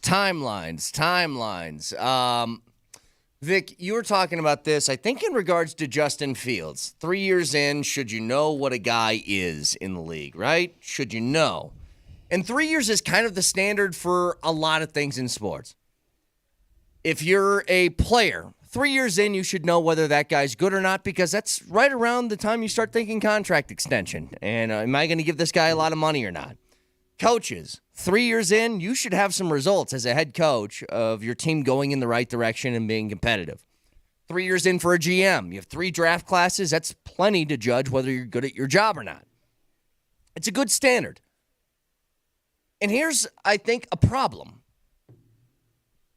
The holy trinity of sports or football power: quarterback, GM, coach. You have a GM that's heading into year 4, a head coach that's heading into year 2, and a quarterback that it's probably heading into year 1, because I don't think it's going to be Stidham. Those are all different timelines on how to judge people. And it's going to make it really difficult, I think, to know which direction this team is going in. For example, Sean Payton's going to be here for a while. He's not going to get fired at the end of this year unless he does some Urban Meyer stupid stuff off the field that combines with bad on-the-field play. But when you look at a guy like Payton, George Payton, that is, what exactly is his strategy here? What if they do the move to plan for the future of the Broncos and they win 5 games again next year? Is he guaranteed to have a spot? Like, does he start thinking, do I need immediate stuff, immediate improvement to justify keeping my job? Or do you go with the longer-term plan, even though I might not be a part of the longer-term plan if we go that way? You know what I mean? When teams restart, it's usually, we got a new GM, a new head coach, and everybody's on the same page, and here we go. But that's not where the Broncos are at. They're in a weird place as far as timelines for each of those different spots. It's an odd place to be as a franchise. What's the question? If you're George Payton, what do you do? Like, how do you go about your job? For example, if Sean Payton says, I want to draft J.J. McCarthy at 12 overall, and you don't think J.J. McCarthy 12, you draft J.J. McCarthy 12 overall because he's being paid $18 million a year to coach his football team. That's what you do if you're George Payton. Now, I understand, Brett, he's still highly respected in the National Football League, and he's still got a good reputation, and all that is probably true. That's all great. This is Sean Payton's show. I don't give a rat's rip what timeline George Payton is on. I don't give a rat's rip what timeline his quarterback is on. Sean Payton's show, and he's being paid $18 million a year to run the show and get this team back to where it needs to be. Do it. That's the way I look at it, man. I completely agree with you. It's a really weird place, but the power structure is not like other places. The power structure is completely within Sean Payton. I heard all I needed to hear during Super Bowl week when he went to different platforms and he said, the NFL today is not what it once was. We are reinventing ourselves every year now. The misnomer that you just build and build and build from the base, they're reinventing. That's what he said. So that tells me he's got an open canvas, man. It's just clean, and he can do whatever he wants, and that's what he's going to do. Well, he can do whatever he wants as long as he eats the money that he's not going to get for Russell Wilson. I mean, they're going to have to eat that money somehow. And all this talk of restructuring, it's just weird to me because I don't know how we go to this timeline where Russ gets benched. There's the yelling. There's the yelling on the field, the dressing him down. Then he gets benched. He doesn't play the last game. He calls the media over, gives his side of the story. The whole talk about the injury waiver and all this kind of crap mid-season after the bye week or before the bye week. And then all of a sudden, all I hear pre-Super Bowl week and into Super Bowl week is restructure, restructure, restructure. Oh, restructure, restructure. They can still restructure. Either somebody's trying to position themselves to be the good guy or, I don't know, somebody's getting bad information because I don't see that happening. But maybe I'm wrong here. How the hell did we get from point A to where we are now with point B? Well, and some of the things when it surrounds Russell, and I still think the restructure talk is just posturing. I think it's just so they can say we tried because I don't see any way that this happens. But when he was doing those media rounds at the Super Bowl at Radio Row, he was talking about which quarterbacks get the most unfair hatred in the league. Like people hate on him, but it's not. It doesn't correlate with their play. Here's a few names he brought up. Unfairly hated? Yeah, like somebody who just constantly gets criticism and you're like, he's good though. Well, look, I would say all these young guys that we early evaluate, Zach Wilson in New York, we've got early evaluations on him. It happens all the time with let me go around this division here. I think Garoppolo gets a lot of criticism, and he's someone that was just in this game not too long ago. I would say, let me just spin around. Carr in New Orleans, obviously, there's either thumbs up or thumbs down, but he gets a lot of criticism. I feel like there's so many, honestly, that get. Well, it's fickle. Like, oh. Here's the deal. I'm sure that frickin' Baker was one of them, but then all of a sudden, you know what? The script flips, and then like all of us are like, well, we love Baker. We love now, Baker, right? Aren't we? Like, I'm looking for Baker. Like, where's he at? He's a free agent, He brings up a lot of those names, and the first thing that hit me, especially when he brought up names like Jimmy G, I'm just like, why? But why? Like, we've seen Keenum, and we've seen Flacco, and we've seen Bridgewater, and we've seen what happens. Like, you're okay, but never good enough. I don't know why he'd want it. And you said it yesterday, Vic, when it comes to, like, hitting the restart button and Mahomes being in this division. Like, I went through and I looked at some of the teams that were bad a few years ago and now really good. Did you know that Kyle Shanahan won 10 games his first 2 years in San Francisco? He didn't win more than 6 games in 3 of the first 4 seasons he was there. But they built with Kittle and Werner and drafting all these guys and building an actual core of a team. The Bills won 6 games in McDermott's second year and Josh Allen's first. The Lions were 4-19-1. They won 20 of their next 27 games. Like, there's nothing wrong with taking the medicine for a little bit. I don't need Jimmy G. You know what, though? He mentioned a bunch of quarterbacks. What makes you think that the quarterbacks he mentioned are ones he's after? What makes you think he's going to show his hand? What makes you think that he's going to go into a live mic and tell people, man, have you seen how Jimmy G's played? Oh, hey. He's talking. It's Radio Row. He's offering his opinion on something. They're not going to show their hand on who they're into. They're not doing that.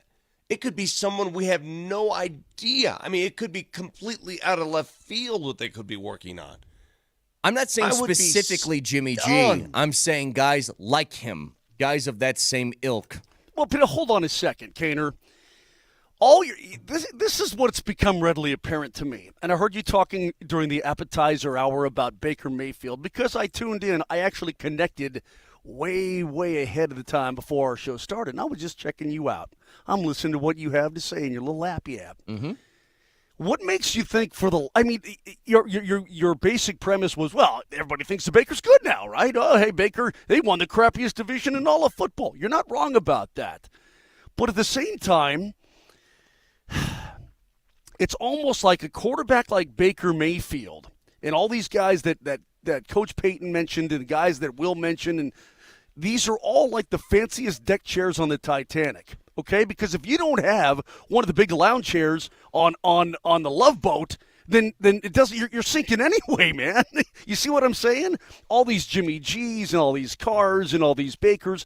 It's just which deck chair on the Titanic do you think is the nicest to sit in before it sinks? I mean, but that's all these other teams have as well. That's all they got. They don't have access to the elite that are going to win you Super Bowls. They don't have those kind of guys. So all these guys are just moving around, going around. It's the same thing wherever you go. Same thing, dude. But the problem is, once you know that your team can't be competitive, and I guess it's different for teams that were like Cleveland or like Tampa last year, where you're playing in a crappy division. If you get a quarterback like Baker, yeah, maybe you can win the division at 9-8 and maybe a playoff game, and who knows? The Broncos aren't doing that. So I don't understand the point. Like, the point in a player like that, which is an okay quarterback but not great, who's also a veteran guy, like, I don't know what that gets you. What do you stand to gain? Like, what did you gain from the Case Keenum experience? What did you gain from the Flacco? What did you gain from Teddy? Nothing. Like, all it did was basically waste a year. That's all. And that's the issue that I have. Like, if you're going to fail... Dude. We wasted year after year. Dude, it's been the same story since Super Bowl 50, bro. 50. It's almost a friggin' decade now. It's driving me crazy. But you know what? But I'm also mature enough, I hope. I'm also cognizant enough of the situation to say, Look, man, you're not winning the division anytime soon. Build it right. Take your time. Do it the right way. Acquire, build your core. Like you said, Kaner, build your core. That's going to be your core the next time you win something. Yeah. Do that. Hey. And I'll have to eat it and live with it, but that's just the way I think it has to be at this point. Yes, Victorio. Did you guys see how many people watch the Super Bowl? An average audience, average viewer on CBS, total audience, 123 million people watching the Super Bowl, the largest audience in the history for a single American television network, the most streamed Super Bowl in history, record-setting amounts streamed. More than 200 million viewers watched all or part of it across all networks. Beyond CBS, they had it on that Nickelodeon cartoon crap and all that other stuff. The highest total audience in the history of any Super Bowl, let alone any program. And when I see that 200 million watched all or part of it, my only question is, what were the other 122 million people doing? So my question is that an accurate calculation? Like, how do they know? I was in a place that had like 30 people in there. How do they know that the 30 people watched? I don't know. Well, it was that one dude in the back that was going, 1. Yeah. I don't know the answer to that question. 4, 6, 7. Wait, does the baby count? Does the baby count? Yeah, baby count. Yeah, 8, 9, 10, 11. Oh, is that it? Maybe that's it. Wait, Vic, maybe that's it. The babies don't count. There's a whole bunch of babies in this country. Maybe that's it. You tell me, the whole ratings model, and you've heard us go off on that before. I have no idea how it works. No idea. It's all just speculation. You're speculating. You're counting a few people and accounting for millions of people. I don't know how that works. All I know is if they're telling me, according to these ratings, that 200 million people watched and 132 did not, what were the other 132 million people doing Sunday around 5:30, 6 o'clock? What were you doing? Going to the public library and reading Charles Dickens. I don't know, Vic, but I'm thinking to myself, hey, Brett, does Marty qualify as 1.5 people? Why is it a half?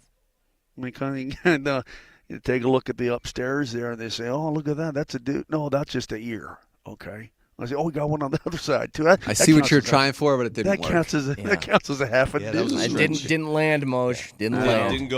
Didn't go. I like the effort. I made this point during Broncos Sundays when I walked around my old neighborhood, North Denver, on a typical Broncos Sunday, and this is how much the franchise has changed.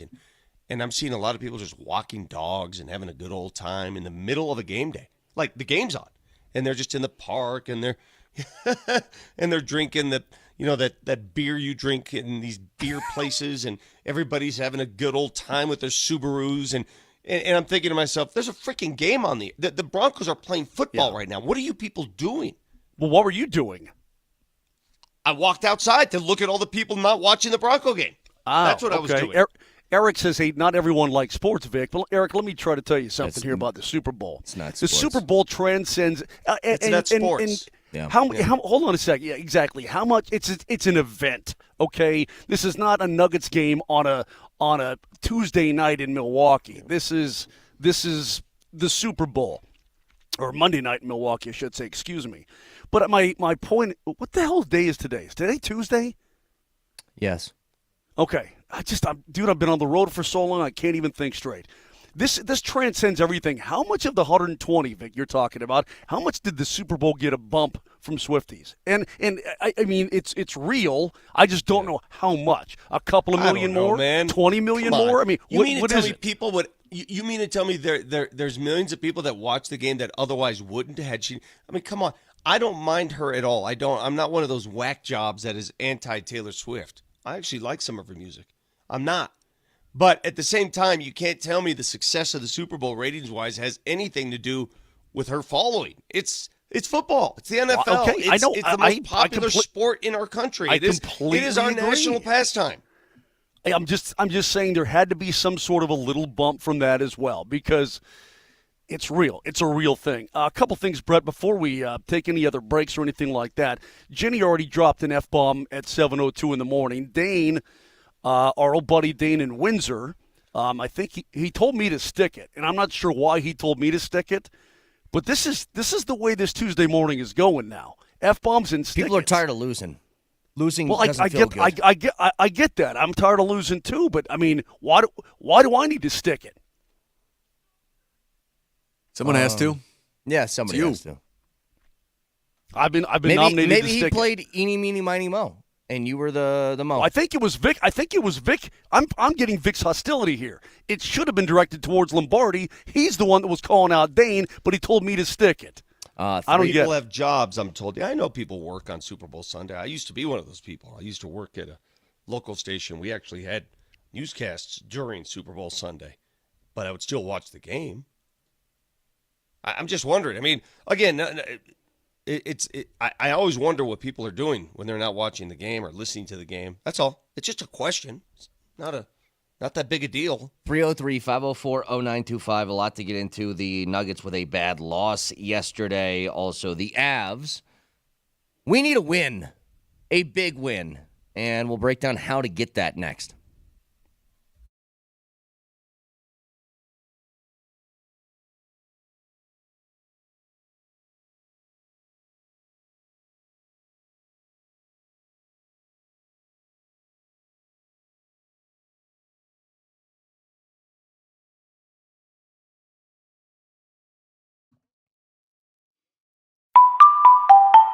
That's the lucky sound of Tulatero, the lottery app that is calling your name. Play Powerball, Mega Millions, and many more lottery games straight from your phone. Ditch the lines at the gas station. Try it out for free with our code MAGIC and get to winning. Register with the code MAGIC, and you'll receive $2 for free to play your first Lucky for Life and participate for your chance to win $1,000 a day. Imagine that. New registrants, enter the code MAGIC. The promotion is valid only for new registrations. Best of luck.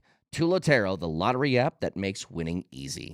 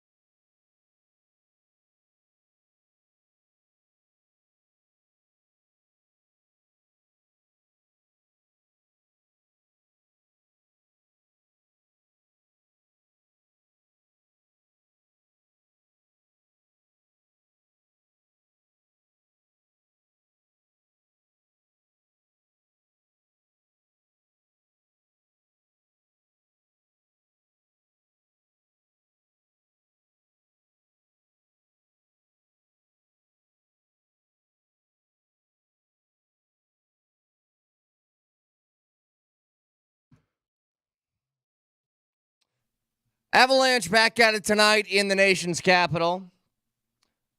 How do we get a win tonight, Moj? How do you do it? Dude, your effort is gonna have to be big here. I'm serious. A lot of guys have gone cold, but I just think that right now you're completely disconnected from each other. Avs had a pretty good practice yesterday. During the breaks, I'd go over and watch what they were doing on that far sheet of ice in Florida, and it was pretty good. Hopefully Nathan MacKinnon's going to go tonight. The coach seemed to think that he was going to be in good enough shape to do that. That's good news. But they need to play as a unit, Kane. They need to keep the legs moving. When the legs are moving and they're defending well, everything good happens from there. Everything good happens. I need to see Georgie with a good game coming up tonight. I really want to see that. He's 4-0-0 against the Caps in his last 4 starts. The Caps are coming off a 3-0 shutout win against Boston, but they're only 1-5-2 in their last 8 games, so they can be got a little bit right now. Ovechkin's starting to heat up just a little bit. He's got a 5-game streak going on, so a couple things at play here. But this is all about the Avs, who, by the way, come into tonight's game as a favorite. The last 2 games, they've been a dog in both Carolina and Florida, but tonight they come in as a favorite against the Caps. So I need to see that professionalism. I need to see that want to. I need to see that self-owning of where they've been, and let's give a good old-fashioned effort coming up tonight. Another thing, too, I was reading a story out of ESPN, and they did a ranking by execs and players around the National Hockey League. Not a super big sample size, but enough. Number 1 defenseman in all of the land is Cale Makar. Cale? Yeah, it is Cale. Yes, it's Cale Makar. It's not Quinn Hughes, who came in at number 2. It is Cale Makar, and people are calling him, Connor McDavid, except a defenseman, human cheat codes, all this kind of thing. And I think you need to look at a guy like Cale, look at Nate, look at Mikko. These are your big-time players. These are your leaders. Your best players have to be your best players more often than not, and they've been ice cold as of late. So I need to see them get off the schneid. The power play on this road trip is 0 for 13. There are times it's looked dismal. There are times it's looked really good. They just haven't been able to put the puck in the net. Special teams going to be big tonight. So if you want a formula, Kaner, win the special teams battle and defend in your own end, and let's go. Hey, Moj, since you fashion yourself as a player and a member of the Avalanche roster, how was that players-only meeting that took place after the last game? How the hell would I know? What are you talking about? Because you're a part of it. Because you always say you're part of the team. You have to get to skate. Listen, I got to get to skate to do my job. Do you ever have to get to shoot around to do your job ever? Do you ever go to shoot around? This job takes priority over that job. Okay, well, this morning skate happens after my job. And by the way, I'm here at the rink at 8 in the morning, D.C. time, to do this job. So why don't you pipe down there short round and give me an opportunity to explain here a little bit. What you should be doing perhaps is asking Kyle how it went. I would have no idea. He's the one that got kicked out. Yeah, both of you guys are in the same boat. Both of you and Kyle fashioning yourself as members of the organization. Am I wrong on this, Marty, Brett? Am I off base here? Only when they're winning. When they're struggling, he's just a broadcaster. I mean, have you ever met 2 broadcasters that think they're a part of the team like those 2 guys are? I like that assessment, though. I like that. It's when they're winning, they're a part of the team. When not, I'm just broadcasting the games, man. I don't know what to tell you, What am I going to do?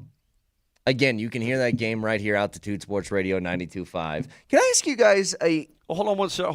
Go ahead. A little bit more. Some guys need to get out of the cooler. Some guys need to, in my opinion, recognize they're not playing the game well or playing the game the right way. They need to get something Ryan going Johansson? I think he's one of them, yeah.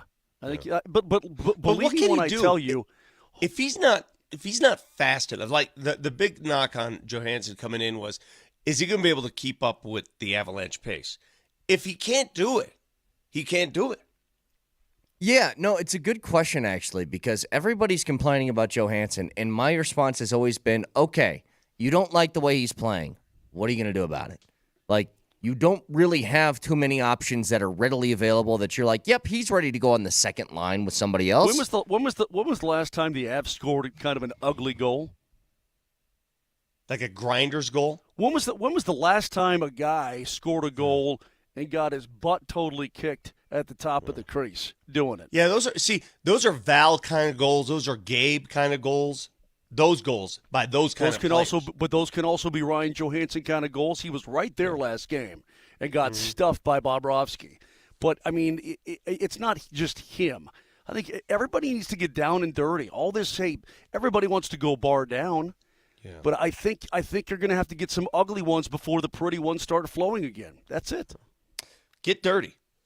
Yeah, get dirty. I mean, there's a lot. Dude, this is a long season. It's a dynamically physical game.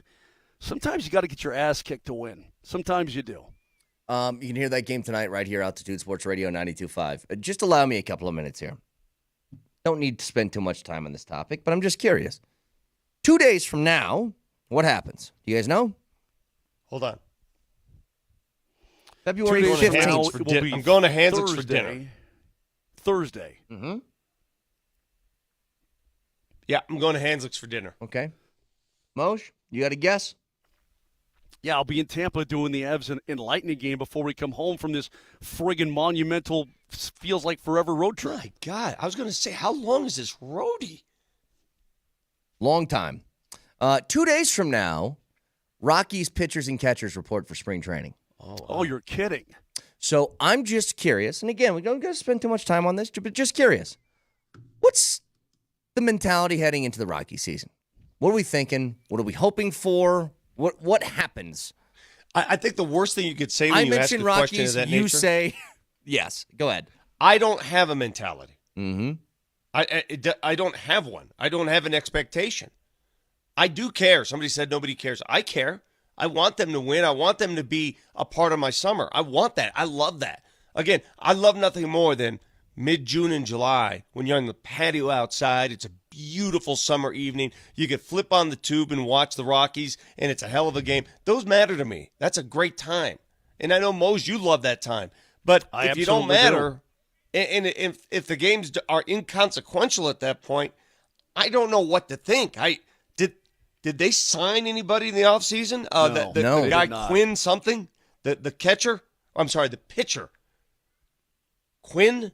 Well, they got a couple of different arms, yeah, but it's nothing like. Here's my beef with the Rockies here, and this is what I haven't understood them for years. And I, like you, Vic, I want them to be a viable, competitive baseball team so damn badly because I think it'd be so fun to have a summer where the Rockies are like relevant and in stuff and playing games of consequence and blah, blah, blah. Since Arenado was traded, is Chris Bryant the only real move they've made in the offseason? And that was even one that just didn't make a lot of sense? Like, Marty, am I off on this? Is there anybody else that you would consider a big acquisition in an offseason via trade, free agency, whatever? Is there anything outside of Chris Bryant that you would mention in that same vein? Like, we've had those minor league invites, like the spring training invites for guys like Matt Kemp or Mark Reynolds or somebody like that, but that's inconsequential. And they went through about a 4 or 5 year shopping spree era where they were spending money, and now they've clearly pivoted to, hey, we're not going to sock out any more cash. This is who we are, and that's what it is. What did I read? Where did I read it? How did I see it? I came across it in the past week that the Rockies, their front office was the only front office to get an F for the offseason. Yeah. There were some D's I saw that too. I can't remember where that was, but I saw the same thing. What was that? Kaner, help me out. I mean, I came across it and I read it. I absorbed it clearly because it stuck in my brain that they were the only front office to get an F. But I don't know where it came from. I don't know who it was from. It could have been from baby Jamal Cale writing it up on her little, could be, her little Fisher-Price typewriter or whatever. I mean, I don't remember. But Vic, I'm with you. I would love them to be a competitive baseball team. Brett, I'm with you. I would love to be able to, sit on the patio with the game on and enjoy myself, have a fine cigar from Smoker Friendly, all that kind of thing. But I have I don't even have expectations. I'd like to say I have low expectations. I have honestly zero expectations. What's less than zero? Because I know what's coming. And there are guys I like. I like Nolan Jones. I like Tovar. I like Profar. I mean, there are dudes I like. Profar's not there anymore. Yeah, I was going to You're say. right, he's gone, let's- isn't he? Yeah, he's gone. I don't have the roster in front of me, so I'm not going to cheat. And I know, I don't Mosier, either. you like to cheat. You love to cheat when it comes But to I don't. this. You I don't cheat have it all in the front of time. me either.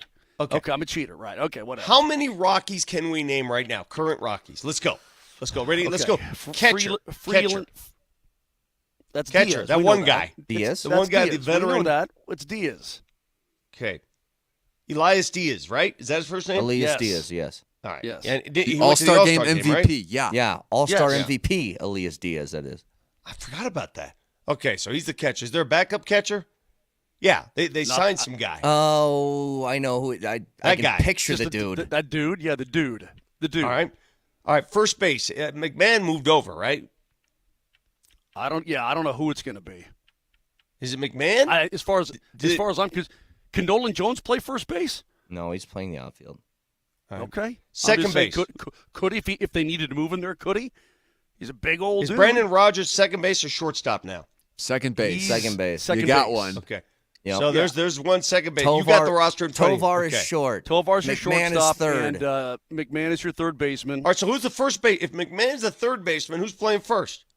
They had like a shuffling rotation last year after they traded Crone. Who you got, Marty? Who is it? Toglia. Oh, yeah, they brought up Toglia. Michael That's Toglia. right. Toglia. Okay. All right, so outfielder. Here we go. Yeah, that one guy. Dude, it's Brenton The Doyle. guy that can it's run. Nolan Jones. The guy that can run all over the Chris park. Bryant. It's Chris Bryant, right? Brenton Doyle, Nolan Jones, and Chris Brenton Bryant. Doyle. Yeah. Brenton Doyle. I got Charlie? it. I nailed it. Charlie's still an outfielder. Charlie's a still, DH. yeah. Let's do the arms now. Let's do Kyle Freeland. Well, I Bard. don't know the timelines of health, by the way, on all these pitchers that were hurt. Is Marquez Marquez healthy? hurt? No, he's Is not Marquez healthy. still hurt? Is he? I think he is. Senzatella's still on the team. Yeah.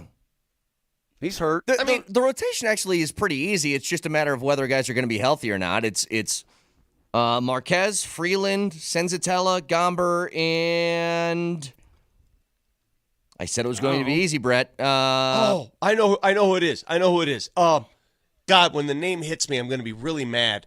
It's a regular name, average name, very American name. Huh? Is it Anderson? The name you're missing. It's a very American name, like right in the heart of America. Smith, Anderson, Jones. No. Who is it, Marty? I wish Chad Cool was still here. Cool Whip. I don't know, Marty. Who is Peter it? Lambert? I hated that. Oh, Lambert. Peter Lambert. Is that an American Peter name? Lambert. Very American Okay. name. That's like an Iowa name. Peter Lambert. Yes. 100%. Which is not what you got on this test. Who did? That's the point, isn't it? Isn't Daniel Bard still the closer? A texter says Scott Oberg. Bard's still the guy. Remember when Vic staked his reputation on the idea that Oberg was not a lifetime Rocky? Remember that? Well, dude, I remember the old days where if you said in February, give me the Rockies lineup, and be able to rattle it off like nothing. Right?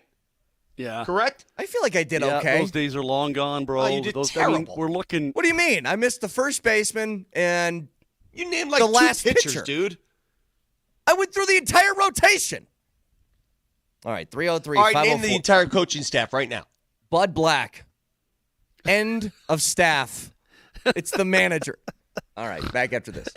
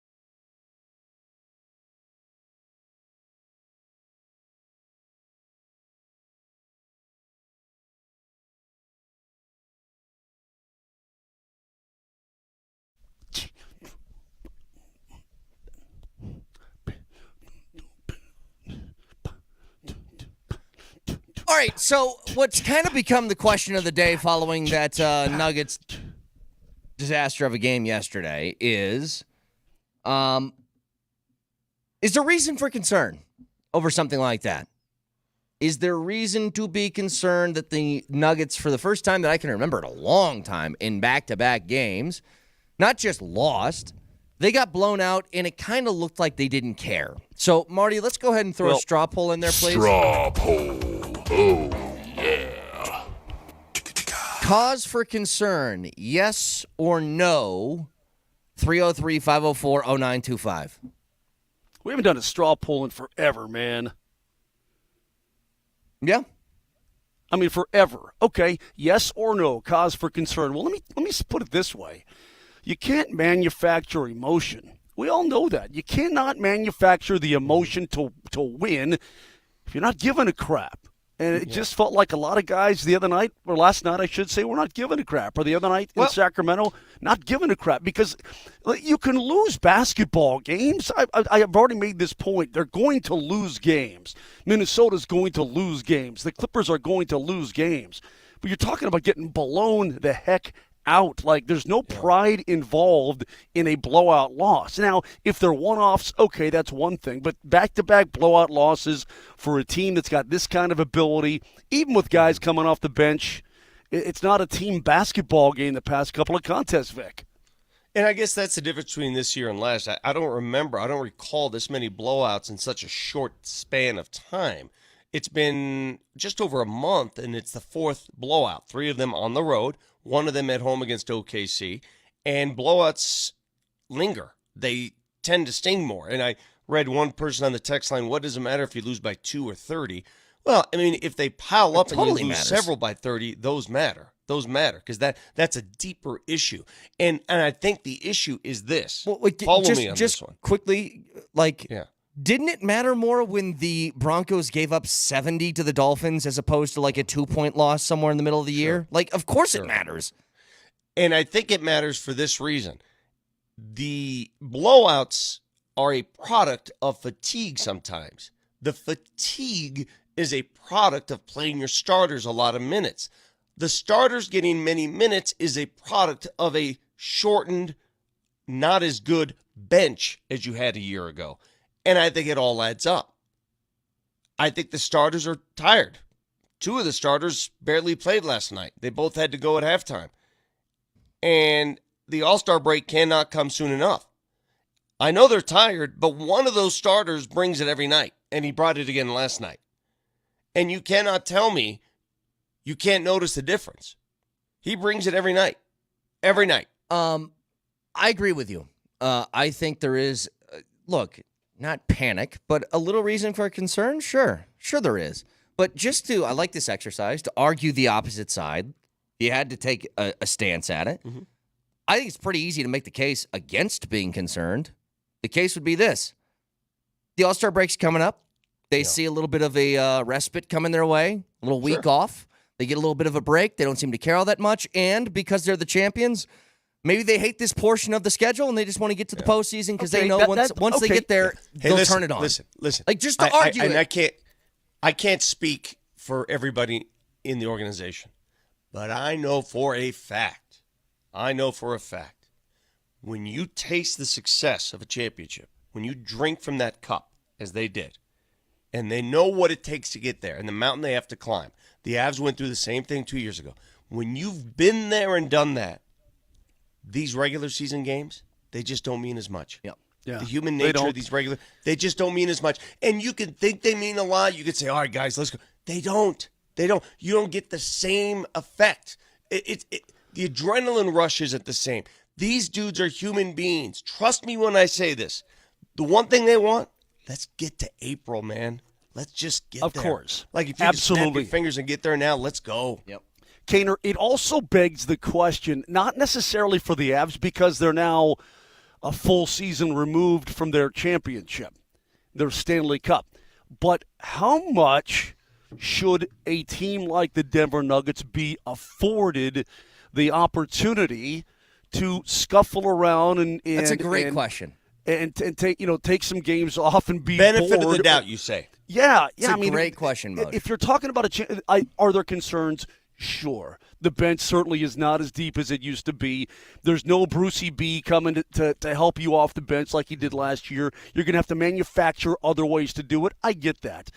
But at the same time, your starting five, seemingly, hopefully healthy when the postseason rolls around, shouldn't they be afforded at least a little leeway at this point? Shouldn't they be afforded at least a little, okay, let these guys sort of look ahead to the All-Star break when their break's coming up and give them the opportunity to fix it and turn it around when it matters the most? I think the answer is yes. But there's also a fine line between getting blown out and then being afforded that opportunity to put it all back together. Let me grab the old sewing needle, Moj, and tie these two things together because I think it's a great question. When it comes to the Nuggets, I prefer the universal threads, man. No, I'm just going to grab the sewing needle. When you look at the Nuggets, I think for maybe the more relaxed fan after the last couple of games, which is totally fine, they look at it and they say, do they have a glaring weakness? And I don't think they do. I don't think the Nuggets have anything that really hits you that's like, this is going to kill them and knock them out of the postseason if they don't get this right. Their offense is not as good as it was last year, but still a good offense. They play really good defense, especially late in games, and they have the best starting five in the league. That's a really good starting point. When you take that to the Avs, and they have a 4-game losing streak going on, Moj, you say goaltending's not good enough right now. Defensive attention and discipline, not good enough. Their offense is really good, but they've struggled as of late. I think there's bigger but they're flaws. still the number 2 scoring team in the league. They're Understood. still number 2. Leave the offense part of it out of it then. Then goaltending and defensive discipline have been a problem that's bugged you the entire year. That's a real issue because that's not a trend. That seems to be more of just a real problem that faces the team. And so you could be a lot more concerned about that than a lot of things that have to do with the Nuggets.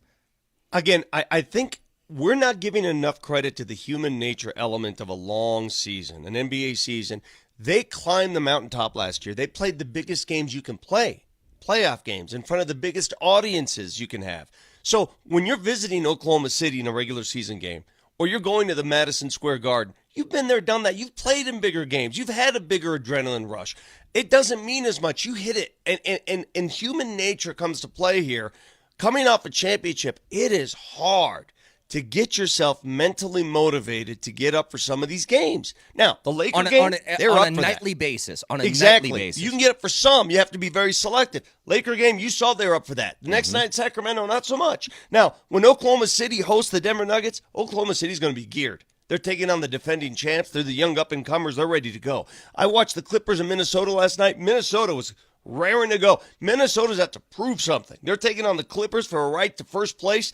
They're out to prove something. The Nuggets have nothing to prove. They proved it in June with a parade. Now, to counter that, though, Vic, again, I remember I had the exact same mentality last season, Moj, with the Avalanche, that, okay, they've kind of scuffled their way through the regular season. Maybe they're just tired of it, and they just want to get to the postseason. They'll turn it on, and then they lost in the first round in 7 games. It's not a guarantee that you can just flip the switch when you want to. No, that's an absolute fact. I think we all agree on that. I look at Kansas City this year. They finished the regular season, the Chiefs, I'm talking about 11-6, right? But did they look like the old Kansas City team? I mean, did they look like the Chiefs that we saw roll to championships? Not in the regular season. Not really. No, but when you got to the postseason, what happened? The Witch came to play, and other guys came to play with him in the biggest kind of way. I'm hoping that's the situation that'll develop with the Nuggets. I really am. And I think that, again, I'm not freaking out right now. They're still, what are they, half game out, Vic, right now, first, or a game out? They're right there with those they're in the top 4 in the Western Conference. So I'm not really concerned about it. I would like to have the home floor for the postseason, at least for a couple of rounds. But at the same time, I'm not overly concerned because I'm giving this team the benefit of the doubt. I'm giving them the opportunity to work their way out of it, and I know how good they can be when they put it together. So let me read a couple of these texts. It's so funny. We go a certain direction when it comes to the attitude on the Nuggets, and you hear from the opposite side. That's the beauty of talk radio. So my first segment on this show today, I ripped the team. You heard me in the opening monologue. I completely ripped them for their performance last night, and we got a bunch of reaction from people saying, you're overreacting, calm down.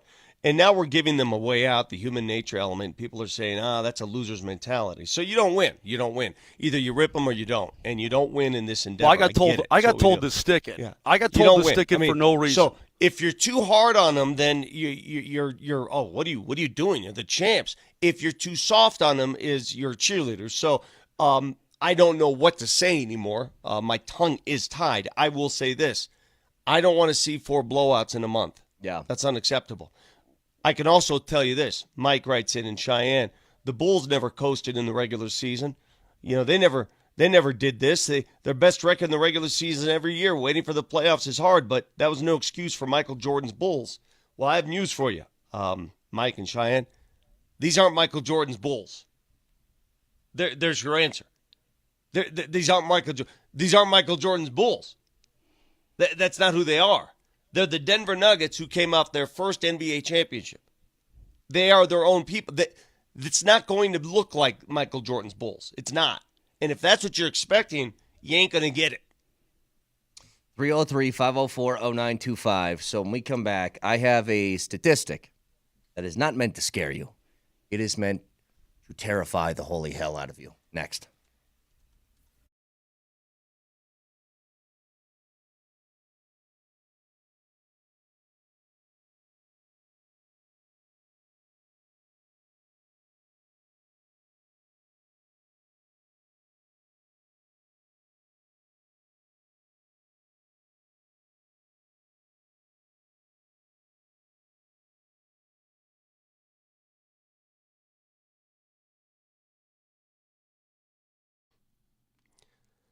Hot water.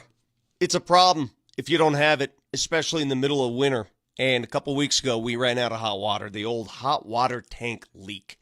And you know me, I am not mechanically inclined. I needed some help, so I called my friends from Apple Air. They care about you. They care about the service they provide. They care, and that is the biggest value they bring to the table. Apple Air, family owned and operated, serving the greater metro region since 1988. They're headquartered right here on the west side, not too far from my crib.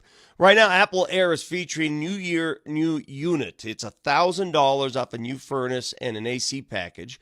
But I needed their help with the water tank. They came out, they took a look, they said, hey, maybe the tankless water is the way to go. I don't know what decision I'm going to make. All I know is I need hot water help.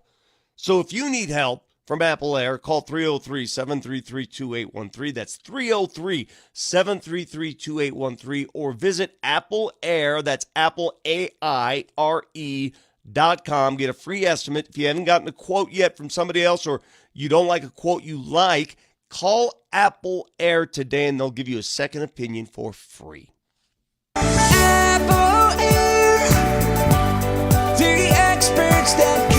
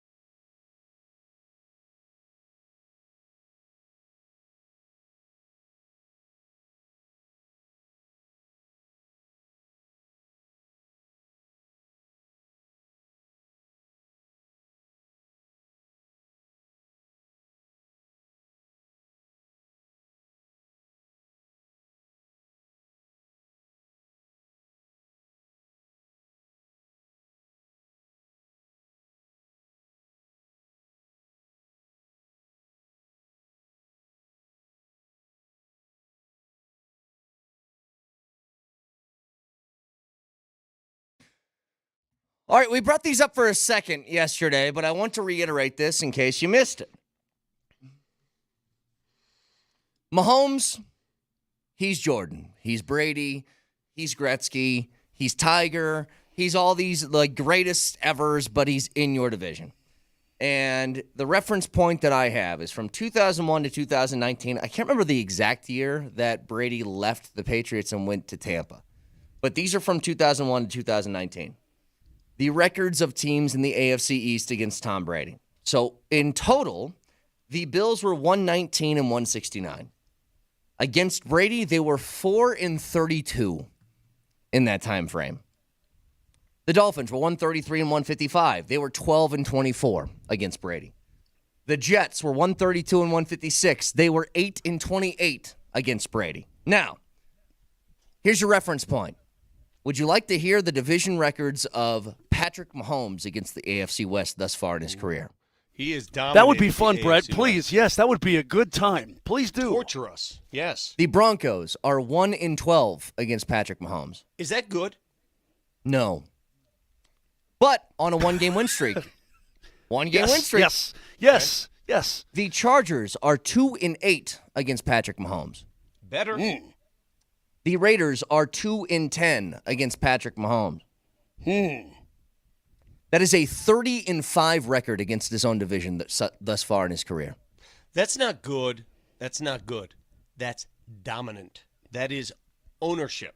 That is basically, I am better than you, and there's nothing you can do about it. So, Vic, let me take it back. I want you to go back. Hey, by the way, you know those numbers you just gave us? Do Peyton's? Go look at Peyton Manning's numbers against the rest of the AFC West when he played here, because they're very similar. And that's what it was like being a Bronco fan during the Peyton Manning era. That era, whatever Mahomes is feeling. Now, the Broncos didn't win multiple Super Bowls, but they ate up the rest of the West. Ate it for lunch and dinner and maybe a midnight snack. I have his overall record in his career. I can't find it when he's a Bronco. Yeah, he was I don't 39. know how to do that. He was Somebody 39-11. Find it. 39-11 in his career against the AFC West. I don't know what it is as a Bronco alone, but this goes back to something you started our post-Super Bowl show with this statement yesterday, Vic. No quick fixes. No more Flex Seal. No more shortcuts. Like I met the guy who invented Flex Seal in Vegas. Did you? Yeah. Wait, so it's not the... Are you talking about the infomercial guy or the guy who made Flex Seal? The guy who actually invented Flex Seal. I was just at Home Depot yesterday. I saw it, and I was like, I kind of want to give this a shot. I don't know what I'd use it for. I don't want to make... the Flex Seal guy. I don't want to make a canoe out of a mattress, Mo, so I don't know what I'd use Flex Seal for. Here you go. Then next thing, this is how it starts, though, dude. First, you get a can of Flex Seal. Next thing, you're on to... Slap chop. Dude, then you're on to Then you're on to Emerald's Little Oven, and before you know it, you're buying a friggin' case of Sham Wow. Yeah, that's what happens. I know Mark, you. I told him. I said, "Listen, I can't remember his first name." I said, "I fell for it. I bought the entire grab bag of Flex Seal. I got the spray, I got the foam, I got it all. I have it all. I have an entire bucket of Flex Seal in my garage. Has it ever been used? I don't know what it's for. Has it ever been used? I did." Don't know if I should say this. Say but, it. Okay. What, you had the runs one day and then you... No. That's not what I used it for.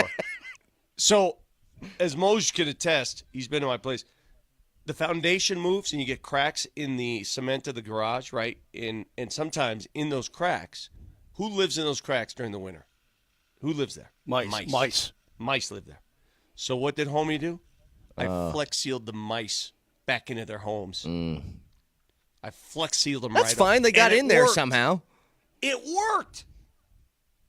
Hey, there you go, man. Hey, if you want to kill animals, Flex seal them in, man. Hey, this is coming from the guy, by the way, who when we had the little mouse running around here, which we haven't seen, that thing's got to be dead now, but we haven't seen the mouse. When it was running in here, Marty sent a picture, and Vic's first response was break its hind legs. Is what he said. Hey, wasn't correct me if I'm wrong, and help me out with this because I have my memories may be going on this. Wasn't it the Sham Wow guy that got bit by a hooker? Yep.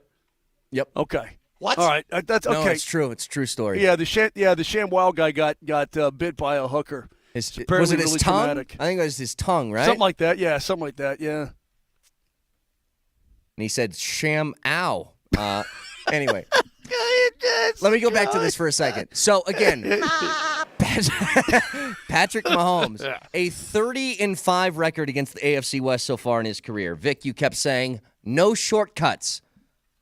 There's no shortcutting that. Like, think about this for a second, guys. Let's say the Russell Wilson trade worked. Let's say they made the move and Russell was everything we hoped he would be. Did you guys hear the Chargers record against them? Is their quarterback pretty good? Right? Like, I'm not crazy here. The Chargers quarterback's a pretty damn good one. And he's 2-8 in his career against Patrick Mahomes. You can't quick fix your way to beating this guy. It doesn't work like that. They need to take the slow and steady approach from here on out, which is, again, I think I've asked you guys this question before. Has there been a time, Vic, in Broncos history where they've done that? Have they done total restart? We're going to suck for a year or two, but it's with a purpose. Has that happened in the modern era? Like anything around when Elway got here and beyond? Well, you can't say you're restarting when Elway is on your roster. When Mike Shanahan took the job, it took, they had a year there where they weren't that great, and then all of a sudden, boom, they're in a championship mode. So when you have a Hall of Fame quarterback on your roster, there's no such thing as taking it slow. Right. All right? But like the Colts, they had Peyton Manning. And then they didn't take Peyton Manning because they saw Andrew Luck, and I know that wasn't like a total rebuild, restart thing, but they did kind of start from scratch in a sense, right? Sure. Yeah, Well, but they never a won with restart- Andrew Luck. They never won a Super Bowl with Andrew Luck. You could argue, and I see this argument, I really do. You could argue that the biggest mistake the Broncos ever made is the year after they won the Super Bowl, Super Bowl 50, and everything was happy. Everybody was happy, and I remember saying, you buy like 4 or 5 years of goodwill when you win a Super Bowl. You just do automatically. But now it's been 8 years. Mm-hmm. It's been 8, and the goodwill is gone. And I think what they did wrong after winning that Super Bowl, rather than just saying, okay, let's start over, let's retool, they tried to patchwork into another They era. tried to patchwork their way through it, could not do it. And it was kind of understandable, right? Because if you just hit the total I'm going to restart button after winning the Super Bowl, that would take some balls to do. The trouble is they couldn't restart because they had a revolving door of coaches and quarterbacks. After that Super Bowl, consider all the quarterbacks and coaches, the two most important parts of a team. Think about all of those different names that came through Broncos headquarters. How do you possibly restart with all that turnover? It's impossible. Yeah, it was a total disaster, a total nightmare. It was the same broken record year after year after year, and I get it. I mean, you win, you want to keep paying off for your fans. I get all of that. You have pride as an organization. Nobody wants to go through difficult times in order to get the franchise to where it needs to be. You want to ride the high as much as you possibly can. But in hindsight, the Broncos are where they are right now 8 years later because they didn't do that. Because they I don't want to say took the easy way. Paxton. Yeah, I mean, I don't want to say they took the easy way, but what they took was, let's just try to ride this as long as we can, and it was never going to work, Brett. And so, listen, my only question is, how much patience does Greg Penner have? Hopefully plenty. How much patience does Sean Payton have? Does he want a quick fix? Because the dude is not used to losing. And if you got a dude who's not used to losing and a dude who wants to compete and not be a losing football team, they're going to try to find the quick fixes. Can I give you full credit for that though, Moj? Just real quick, Vic. Full credit. That is my number one unanswerable question heading into this offseason. Where the patience level is? Where is the patience level? And does Sean Payton have the stomach for it because he's never really done it before? Right. And this guy is the type of dude that when he loses, even when he wins, he cruises around a parking lot of a sushi restaurant for 30 minutes thinking about all the things he could have done better. Do you have the mental capacity to understand that there's a purpose to it, even if you're suffering some pain in the short term? And like you guys mentioned, does he have the stomach to draft and develop a guy? does he have the stomach to say, okay, this guy in 3-4 years is going to be my guy, and I'm going to make him into that guy? Incidentally, you see the Steelers just released Mitchie Trubisky? You see that? Yeah. So he's out there bouncing around doing whatever Trubisky does. But does Peyton have the patience right now to say, okay, I'm going to find a guy in this draft, a quarterback that I like, and hopefully he'll drop to us at 12, and I'm going to draft and develop this guy the best I possibly can? I want to answer a couple of questions that were raised via the text line that have nothing to do with that topic. We'll get back to that momentarily. Apologies. Somebody asked about the Rockies, right? We were trying to name the Rockies roster, and somebody brought up a good point. First spring season game is not too far away. I mean, at the end of this month is when they start playing, right? Yep. How do they watch? We don't know yet. The answer is we don't know who it's going is carrying Rockies games. It's MLB TV. It's going to be exclusively on MLB TV. Well, with no blackouts. I don't know if it's going to be exclusively, though. I don't know if they've made a deal or working on a deal. Is it a stream? Are you Yeah, on it's a TV? stream. What are you doing? It's a stream, MLB stream. And so if you're going to want to watch the majority of Rockies games this year, barring some I'm not aware of any other deal, it'll most likely be via streaming. That streaming app, MLB TV. Now, they could be working on a deal with a local station to feature 20 games or so, right? That could happen. I don't know. We don't have that information yet. All I know is the season's about to start, and we don't know how or where you're going to watch Rockies games. Mm-hmm. That is the state of our business today. In a nutshell, regional sports television is that. 1 month away from a season, a television schedule starting, no idea where to watch it. Did AT&T Sportsnet, did they carry all the spring training games or just a few of them? They carried some. They Yeah. some. Yeah. Yeah, some. Yeah. But And I have again, no but- idea but- where it goes. Let me ask you this. If Bambino wants to watch a Rockies game, what has to happen? Well, there's no chance unless I'm there and I set it up. That she can't stream it. She doesn't know how to do that. There's Okay. no chance. Doesn't happen. It does. It's like Thursday Night Football on Amazon. Unless I'm there and I set it up on their television, zero chance I can walk them through that. It's never How gonna much? How much is it going to cost from Major League Baseball? I can't imagine it's going to be free.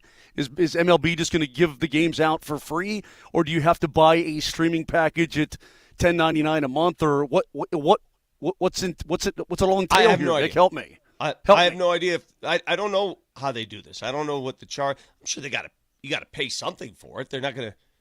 They got to make some money back. I don't know. Well, it But costs. the fact that we don't have I will say answers to this. these I will say questions- this.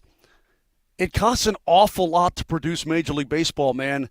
You're talking about 162 games, man. It's a lot of bread. It's also a lot of advertising.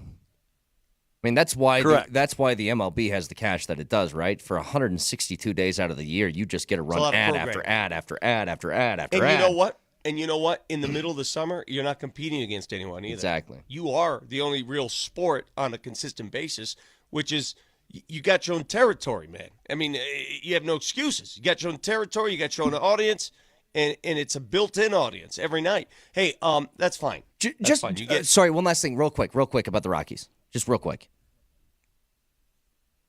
I know that we're like kind of wishy-washy on the idea of what this team's going to be, and we have no expectations and all that. We're not wishy-washy. They're not going to be, Brett. They're going to lose 100 games. No, I'm saying just as What's far as wishy-washy? no interest What are you talking level. wishy-washy? Interest level is wishy-washy. We're like, oh, whatever. I mean, they'll be bad, but my point is, we just got done talking about the Broncos and they need to restart. Like the Rockies are kind of restarting, aren't they? We just went through the lineup. Doyle, Nolan Jones, Tolia, Tovar. Like, that's a lot of young guys that are playing within a starting lineup in the MLB that you're hoping in a couple of years is going to turn into something. And we saw some flashes from guys like Nolan Jones could be an all-star this year. You saw Brenton Doyle. If He hit 20 bombs. He hit 20 bombs last year. If he can pick his batting average up, Brenton Doyle could be a really good player. Zach Veen's still waiting in the system. Like, you got young guys that are playing. This is kind of what we're asking for from the Broncos, and the Rockies are doing it maybe on accident, but they're doing it, right? Yeah. So what you're saying is you're asking the Broncos to do what the Rockies are doing right now? You're asking the Broncos to go in that direction? Because guess what the Rockies have? They have their own Mahomes in the division. It's called the Dodgers. The entire team is Patrick Mahomes. Like, they aren't going to quick fix their way into being competitive. This is kind of what we were asking for from the Broncos. I mean, the Rockies are kind of doing it. That's a very interesting point you brought up there, because when the Rockies do it, we look at it as apathy. Like, nobody cares. But if the Broncos were to go in that direction, a complete rebuild with young up-and-comers that no one's ever heard of, you would have people with torches outside the streets. I think the Rockies get kind of marred in Dick Monfort before the season starts comes out and says, I think we can be a 500 ball club, and that just kind of confuses the idea of what they want to be, but they're kind of doing what we're asking for bad teams to do, which is restart, play young guys. Yeah. I never thought of it that way, and it's interesting. Sometimes you say things, Powder, that make me think differently and continue to grow and quit being so judgmental. And I really appreciate that. Yeah, but at the same time, are we convinced that the guys they're actually doing it with are going to bring us to that point where they go from a 59-win baseball team to winning hopefully 80 games or maybe even 85, 90 games someday? Oh, my God. Moshe, I mean, the only way to find out is to see. That's the only way to do it. Play them. Yeah, I mean, they were probably asking the same thing in Tampa before the Rays started producing those young rosters that kept making playoff runs, right? Yep. I mean, it happens in different places. I don't know. I mean, the Rockies at this rate, and somebody said on the text line, ask Drew Goodman or maybe Spilly about I don't think they know. I don't think the broadcasters at this point even know where they're going to be featured. That's how unsure our business is. And by the way, the Rockies are not the only team in this boat. I think there are a handful of other teams, Vic. 4 or 5 other ones maybe where Major League Baseball is just taking it all in-house themselves. I just don't know, man. It's a total mess. It's a total mess. The challenge for baseball, and I've brought this up before, streaming has its pros and cons, all right? We all love the ability to stream different things. The pros are you can get it on your phone, you can get it on a laptop, you can stream it to your television, you can stream everywhere, anywhere. There are options out there. The cons are pretty simple. It's not as reliable as cable television. It's just not. Did you hear what happened to the Super Bowl over the weekend with Paramount? They had all kinds of streaming issues. It wasn't buffering correctly. There's a problem with streaming. It's not technically sound yet. Where I was watching, people were freaking out because it's like late in the second half. Marty, you remember this? And the "Are you still watching" thing came up. We're like, get it off the screen, get it off. But not only that. So the streaming is not reliable in that respect. But going back and forth between streaming platforms is a pain in the you know what. Yeah. You know exactly what I'm talking about. It really is. It's a pain.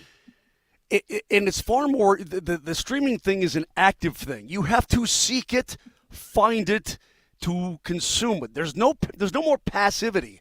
Like you're just flicking around the channels and right. You're not just flicking around the channels and you land on the Rockies and all of a sudden, hey, I'm in the third inning here or whatever. There's no passive watching anymore. It has to be active, sought out watching in order for people to consume the product. And here's the last part. And for those of you younger who continue to poke fun at the boomer nation and all that stuff, I'm telling you something, because you're all going to be old at some point. And you're going to be in these shoes. And you're going to be complaining about what all the young people are doing and you don't understand it. So before you poke fun, I need you to understand something. There's a huge demographic out there. And most of them are baseball fans. Baseball skews old. Old people can't find these damn streams. All right? Some can, a lot can't. So I don't know how you're going to sell mostly an older demographic on a streaming platform when all they know and all they do is turn on the TV and there's their Rockies. You tell me. Moj, am I off base here? No, I think you're absolutely correct. Yeah. I think they're going to have to find a way to overcome that or make it as easy as possible for people. And again, it's also the even if people know how to do it, if it's a pain in the ass, they're going to say, screw it. let's just go, watch something else, or I'm going to go work in the garage or whatever I'm going to do. I was going to check out the Rockies and the Nationals tonight, but screw it. I don't want to go through all this trying to find it crap. And it's not on MLB TV today. It's been put on this. And I know that sounds probably nitpicky, but it's the truth. It's the truth. By the way, guys, we have one of our favorite things that arrived today. Our boy Tim Bontemps. NBA Straw Poll 3.0 next.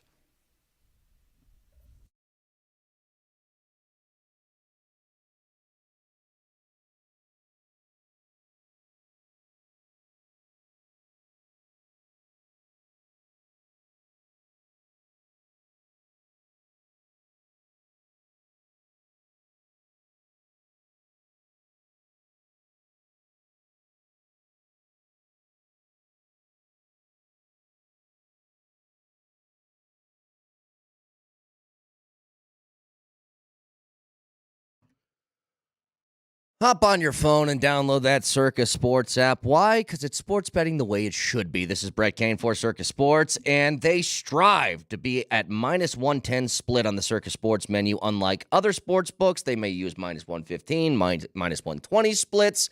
Go look for yourself on the Circa Sportsbook. Those tight money line splits, the high app limits, and amazing customer service. Tonight, the Avalanche minus 165 on the Circa Sportsbook, taking on the Capitals. The Kings and Suns on TNT tonight. Suns 5-point favorites. Check it all out yourself. Circa Sports or circasports.com. And any gambling problems, call 1-800-GAMBLER or visit problemgamblingcolorado.org.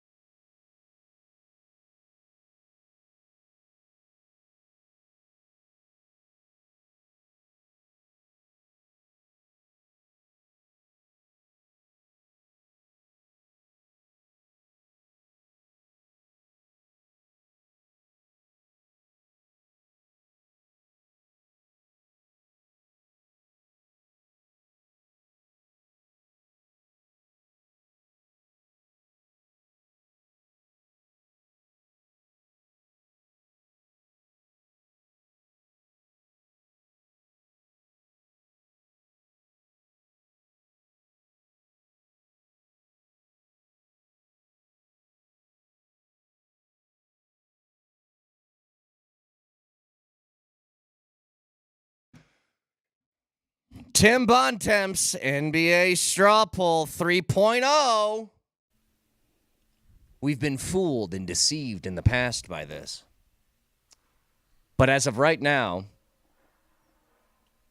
where do you guys think the rankings are for MVP? What do you think it looks like? Go ahead. Give me your top 3. Can I give you, on the surface, how I feel about this whole thing? Sure. I wish I was going to the All-Star game this weekend. It's Katie's going to go this week because if I saw Tim Bontemps, and I see him every year and I interview him every year, I don't like this poll. I don't like it. I think it brings last year changed it though, right? I mean, what's that? The years prior to last year, they were fine. Last year was the one I don't like it. because he released it and then the Perkins stuff happened and then I don't like it. All right, let me go. I don't like it. I'm gonna go Shea, then I'm gonna go Luka, then I'm gonna go Joker. How far down do you want me to go? Top 3. Okay, those 3. Maybe Giannis is in there. In that order? Yeah. No, I'm going Shea. Nah, Shea. Okay, what's the order? You said Shea, Luka, and Joker. Shea, Luka, Joker. No, that's not the order. It's going to be what's the order? Joker. It's going to be Jokic, Shea, and the last one will be Giannis. That'll be the order. Nailed it, Vic. You got the order correct. Now, out of 100 first-place votes, how many did Jokic receive in the number 1 spot? I'll say 51. I'll go with 60. 69. Wow. Like, That's this is good. another one of those Jokic dominant leads at this point in the season for MVP. So it's funny because Joker's going to win the MVP. He's going to do it again. He's going to win the MVP at this rate. If he just plays his game, he proved it again last night. He's really the only starter that showed up to play. He's going to average close to a triple-double. I don't think Shea's going to be able to cut into that gap. But I ask this with complete – when I ask this question, I don't mean any disrespect. Do we really care? Do we really care? I mean, is this a thing? Are you guys, like, still making a thing out of this? Because I'm not. Here's the thing, Vic. It's not like I'm going to poop my pants or something if he doesn't win, but I think it'd be really cool to have a 3-time MVP. There's not too many of those in NBA history, and you could have one. And you know what's really weird about this? I don't think Jokic, like, out of his last 3 seasons, I think this might be his worst. Not that it's bad, but he was so good the previous 3. I don't even know if this is, like, out of all the years that he either did or should have won MVP, this one feels like the one that I felt he was most vulnerable to lose. Because maybe it's the rebound. Maybe it's the rebound effect from last year. I mean, the human emotion rebound effect where people, I think, afterwards realized, crap, we probably should have gave him 3 straight. Probably should have. Well, let's throw a 4th in there, year 4. I mean, but he's still the same player. I think people just recognize how friggin' dominant he is, how good he really is. And That's what I think. I think he's benefiting a little bit from being on a championships roster and being in that mold. And he's proven it. It's the reason why for the rest of his career, all Nikola Jokic has to do is breathe, and he'll be in an all-star game, right? He's already done it. He's been to that mountaintop, and he is now going to get the benefit of the doubt. But does it feel different, guys, since Joel Embiid cannot qualify and he's clearly out? Yeah, he's not on the list anymore, and I think that's under the assumption. He can't be. Has he already missed the threshold of games? Yeah. Okay. Well, he's going to, yeah. But doesn't it? And this is why I wanted Embiid to play in Denver, and it had nothing to do with not liking Embiid. For all you Philly fanatics out there that don't understand this, you guys just hate Embiid. That you did this to Embiid. No, we don't hate Embiid here. We actually respect Joel Embiid. We appreciate what he is as a talent. At least I do. I think he's the greatest offensive big man since Hakeem Olajuwon. Offensive. And I think he can do a lot of things with his jump shot that big man at that stature could never do. But the reason I'm upset is because I wanted to see this go down. I wanted to see the competition go down. And now that the competition has removed itself, it's gone, it doesn't feel the same. Yeah. Also, you said about caring about MVP. Do you think that has more to do with the Nuggets winning a championship or more to do with that he's won 2 already? Because I feel like if the Nuggets, even if they won a championship, if Jokic had no MVPs, we'd care a lot about this. No, I think it has more to do with what I just told you. The guy who was leader in the clubhouse for the MVP is no longer in it because of injury, and it doesn't feel right. Yeah, that's what it is. And for me, but you know what the same. Okay, but at the same time, I'll freaking take it. At the same time, I'll take it all day and all night. That's fine. I mean, if they want to give him 3 out of 4, I'm here for it. Sounds good to me. That's fine. But again, as a competitor, when you go play a game, don't you want to beat the best? Well, of course you do. Of course. I dig what you're saying, Vic. I'm just saying, big deal. Give it to him. Did you guys see, by the way, last night, Victor Wembanyama had a triple-double? You know how he got there? Did see that. Yeah. 27 points, 14 rebounds, 10 blocks. Yeah. He had a triple-double with blocks last night. Fellas, somebody brought this up on Twitter to me, X, whatever the hell you want. I'm sorry. I made mention last night when Giannis shoots free throws, how ridiculous it is that every time he's at the free throw line, he always exceeds the 10-second count. It's in the NBA rulebook. You get 10 seconds once you get the ball to shoot a free throw. 10. Any normal human should be able to attempt a shot in 10 seconds. It's not hard. And he actually lingers for 5 seconds before they hand him the ball. The officials don't even give him the ball because he has to prepare himself. I don't know if he's cooking. I don't know if he's preparing himself for bed. I don't know what he's doing, but he has to prepare himself before he actually touches the ball. Yeah, what's that all about? It's ridiculous. So it's painful to watch. It's excruciating to watch. It takes so long. It's uncomfortable. It's like remember how Kevin Na on the golf course, Vic, used to. Remember Sergio when he had the yips? Oh God. Remember when Sergio could not pull the trigger on a shot? Remember that? You ever golf with a guy? You ever golf with a guy like that who just simply it was 30 seconds per shot? Mario. It's excruciating. My brother. I finally said, I'm not playing golf with you until you fix that. I'm not doing Tell this him to get out of his own head, for crying out. Exactly. Walk up and hit the ball. So Giannis is up there taking forever. Last night, the first few free throws he approached, it took him 11, 12 seconds. Why does the NBA allow this? Why do it's not that big a deal, blah, blah, blah. They don't call travel all the time. Okay. Somebody on X brought this up to me, and it's a great idea. Here's what the opposing team should do. The next time you're playing against Giannis and Joker's at the free throw line, Jamal's at the free throw line, you know what they should do? They should wait 15 seconds to shoot. Make the referee blow the whistle. So that the referee blows it on them, you sacrifice a free throw. What do you think's going to happen next time Giannis goes to the line? Yeah. It's a decent idea. They're going to have to blow it on him. I thought of another one. It's a great idea. Set the precedent. Set the precedent yourself. Okay. You want to just look the other way on this guy? That's fine. I'm going to do it too. And I'm going to do it even more.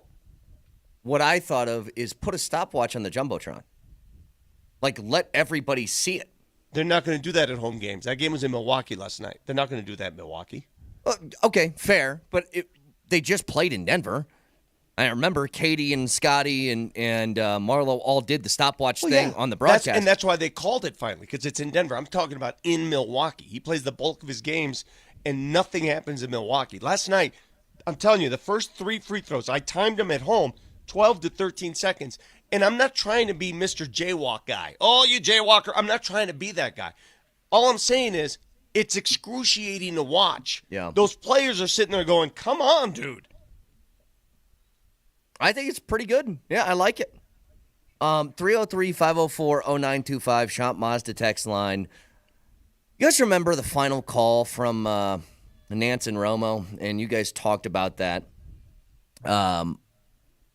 yesterday, about Romo's just got to get out of the way and let the Nats sound take over. Well, I found another piece of audio where these announcers did not let the crowd take over. And I liked it. And I think you guys are going to, too. We'll get to it next.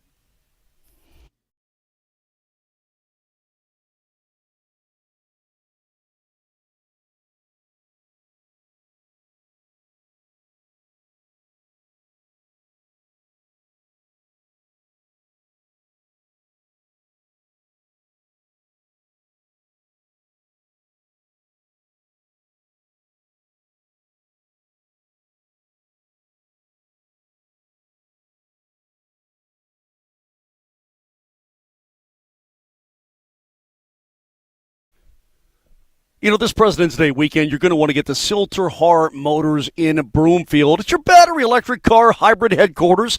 They've got Ford, Volvo, Mazda, Lincoln. They've got more in one place that you can choose from in your lifetime, probably. Over 25 different models. And the best part about it is at Silterhart, they've got a sales staff that can answer all of your range and charging questions. They are the EV experts. So this weekend, make sure you get there. It's Highway 36 in Wadsworth in Broomfield, or get online at sthmotors.com. These guys are the best. Silterhart Motors, it's everything you want out of a dealership.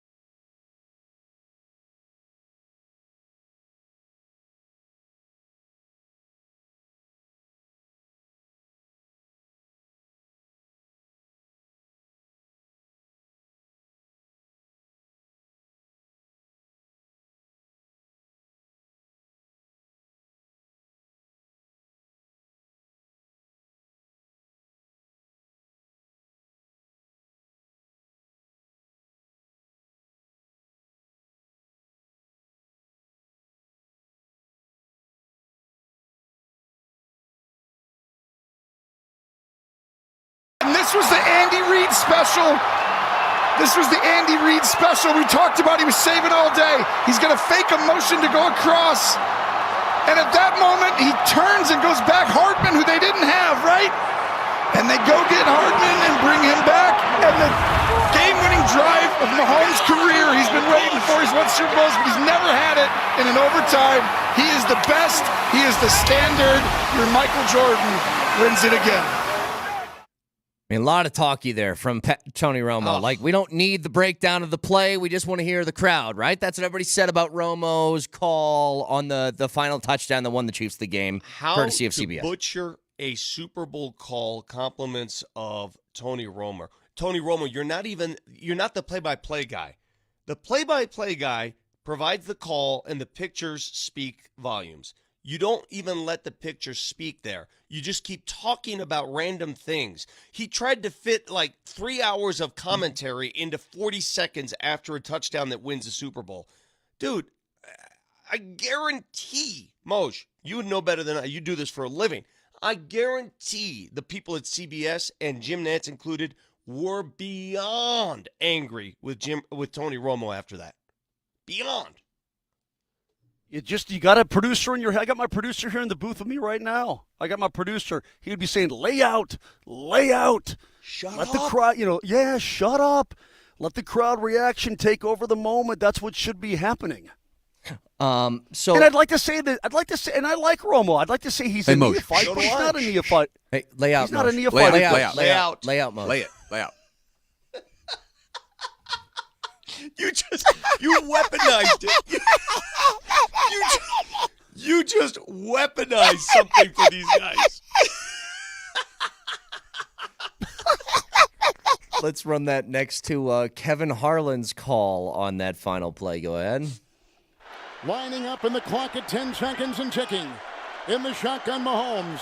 Four-man front, receiver in motion, low snap. He runs and he throws, caught, touchdown. It's caught. Hardman caught the ball. The Chiefs have won. The Chiefs have won. The entire bench empties. Chasing Mahomes in the end zone. Their third Super Bowl in 5 years. The Chiefs are back-to-back Super Bowl champions. It is a dynasty. The Chiefs have won Super Bowl 58. All right, now that's radio, different medium, so you have to talk more. There are no pictures. It's totally different. Yeah, you need to. It's a different broadcast. Which one gave you goosebumps, and which one was like, shut up already? Why do we have to limit it to 2? I got one. Oh, that's right. 갑니다. 패트릭 마홈스. Lay out.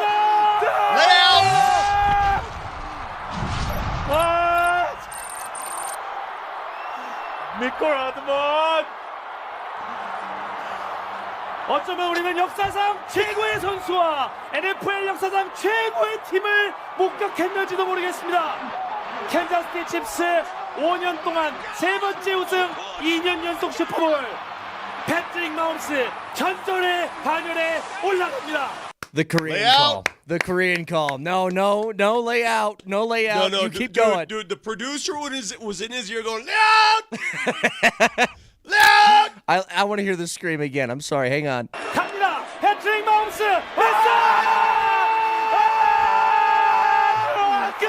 That's an impartial broadcast, by the way, which is amazing. Oh, they're loving the game, man. That's what I'm saying. They're loving the game. Yeah, that's great, though. Let's just play the Chiefs winning in 87 different languages. That's great. It really gets my Tuesday kicked off well. Thanks, boys. Appreciate it. All right, here's the Chiefs winning in the AFC Championship game. 모든 문들을 닫았어요. 네. 그렇기 때문에 조시 앨런 선수가 오른쪽으로 나오면서 시간을 벌어봤지만 오픈된 리시버를 찾을 수 없었습니다. 44야드 거리입니다. 타일러 베스.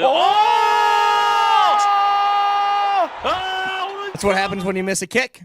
That's a missed field goal. Yeah, absolutely. Hey, I want to go off topic, and I don't want you guys to be mad, but there's something here by the hotel in the D.C. area that I've never seen before. I need to get your thoughts on it. Smart or not smart? A working politician? What is it? Lay out. They have this thing called a cat cafe. What do you think that is? Okay, Yeah. They have one of those on. Hey, hold on. Before you go on. My old hood. The most beautiful place on earth to me. The most cherished area of my life where I grew up. The place that, when the world ends, I want to end it there. My North Denver is so vastly different than it was when I grew up. On Tennyson Street, they have what you call a cat cafe, where you walk in, you drink coffee among 50 to 60 cats.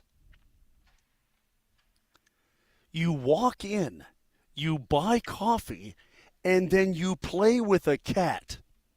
Not your cat. Their cat. No, just cats. You rent a cat or multiple cats for however long you're there. You rent? It's like, well, I mean, you walk in and they got cats all over the place. They got cats everywhere. I'm telling you, right on Tennyson and I'd say 40th and Tennyson, there's one right there. And I'm walking by one day. I'm like, what's with all these cats? What's all these people in there drinking coffee? And it's exactly what you just described. Yeah, and it's like, okay, you leave your cat at home if you even have a cat, and you go there to mess around. They got cat toys. They got cat this, cat. You go play with the cat. That's what you do. Moshe, just imagine growing up in North Denver. North Denver. I mean, that is Denver. And then now waking up to that. This is what it's become. How are they allowed to? Hang on. Wait a minute. Cats shed like crazy. Yeah. I'm allergic to cats, so I'd probably die in there. How? All right, I have so many questions. First of all, how do you get away with, like, for FDA purposes, not like there's dander in the air that could go into things that you drink and stuff? That's probably not healthy. Yeah. Number one. Well, Number two, it's probably part of the gig. That's got to reek of a litter box, right? It's got to smell like awful in there. I didn't go in that joint. And then what do you do? What do you do with the shop? What do you do with the cats when you're closed down? Great question again. Then what happens to all the cats? Texture says, are the cats servers? If that were the case, like this is a Ratatouille situation, that would be amazing. I would go to that place. Dude, how chaotic would it be if you had a cafe full of cats and just people sipping on their coffee, looking at cats? If you walk by, threw a mouse in there. I was going to say, throw a mouse in. No, hang on. Throw a couple of mice. Moshe, please, for the love of God, do this. I know you're allergic. Take a pill. Go to the cat cafe, okay? But before you go, stop at a Walgreens or a CVS. Get yourself a laser pointer. See how much fun you can have at that place. Oh, my God. Moshe, you want me to make an admission? So my son and his girlfriend, they live right near there. They live in my old hood, North Denver. All right, here it comes. And they own a cat. They own a cat. They go to that cat place all the time. We've had this discussion in my own family, and I say, "What are you doing there? What are you doing? Yeah, what? You have a cat. Go home and play with your own cat." Well, here's what the conversation always comes back to. Oh, God, we love them. We're thinking about. They're trying to sell you cats. Oh, really? Remember how Joker was trying to sell cats out of the back of his car? They're rescue cats. They're getting adopted. It's not selling them. Marty, you're not allowed in this conversation. This is what you do for a living. You sell animals. You know what I'm going to do? I'm going to adopt a Doberman.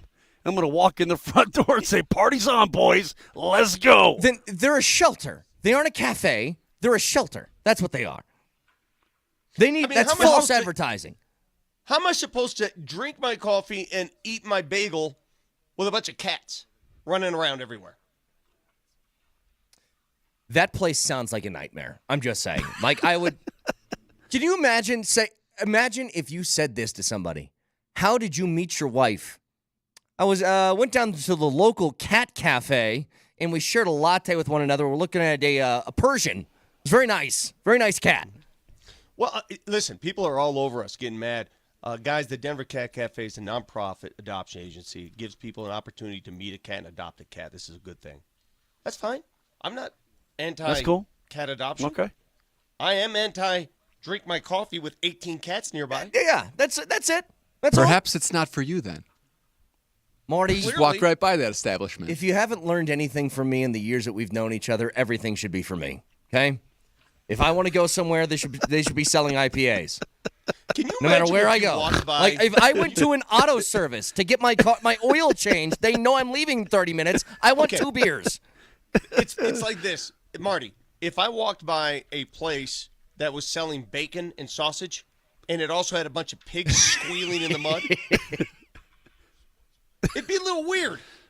Well, isn't that it's funny you mentioned that, Vic, because I'm like, they would draw a line there, right?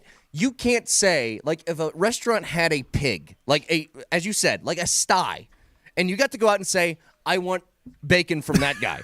Like, that's not allowed. But yet, You can pick a lobster in a claw game out of a restaurant, and they're like, "Oh, we'll cook that up for you, no problem." Yeah, Isn't no that problem. weird? That sounds good. Yeah, kind of. It's kind of weird. God, I go. You know what I've come to find out? Cat people are sensitive. Look at the text line. Calm down. Can I ask the dumb question? By the way, I'm sorry to do this. You people, calm down. All right, you love your cats. I don't mind cats. I just don't want to.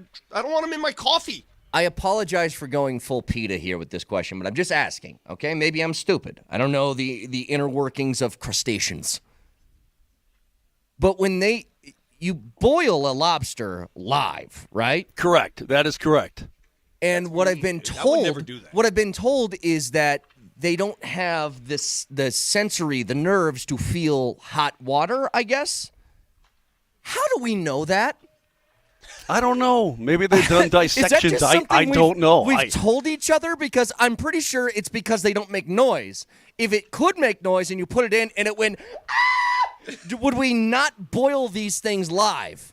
That's my question. Yeah, good point. On the like, if you wouldn't pick out your chicken, right? Like, I want that one right there with the tan feathers. I want that chicken.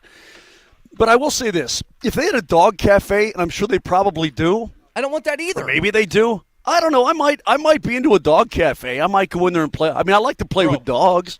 I'm just not a cat dude. You want to talk about one of the scariest things I've ever seen? I can't speak too loud because if my wife hears this, she's going to be. My sister-in-law in California. I visited her house once. Yeah. They have, and I joke you not, she owns, their family, maybe 13 to 15 different birds that just fly around the house. No. Bro. Listen to me. Listen to me. No. Listen to me. You're trying to eat peanut butter and jelly. You name it. Whatever. And you got birds just flopping around everywhere. No. Dude, I could not wait to get the hell out of there. I honestly think that birds are the filthiest animals, like, on Earth.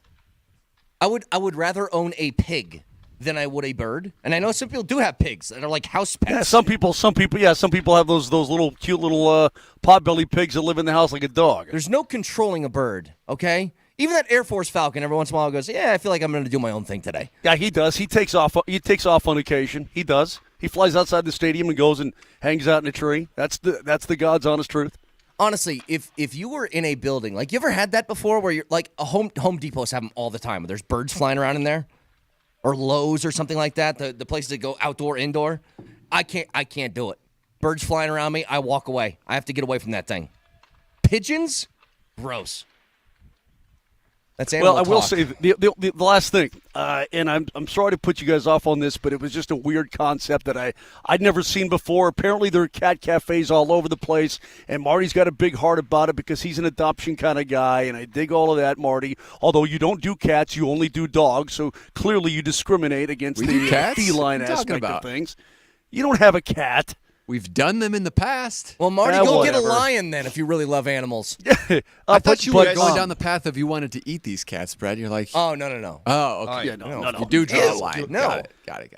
But I will say this: I saw the video. Not you, Moshe. I was talking to Marty. Oh, okay. I saw the video where the cops show up to this guy's working on his Mini Cooper in the driveway, and we got a complaint about somebody screaming that they're in trouble or whatever. He goes, oh yeah, hang on a second, and he goes and gets his friggin' parrot, and he has the parrot, and the parrot, let me out, all this kind of crap. Like the parrot has been trained to be a freak. Have you seen that? Oh yeah, it's kind of funny. When we come back, some news. We talked about the Rockies. We talked about the Rockies broadcasts, where they will end up. Just came down, official. A key member of the Rockies broadcasts will no longer be broadcasting for the Rockies. That story is next. Oh, boy.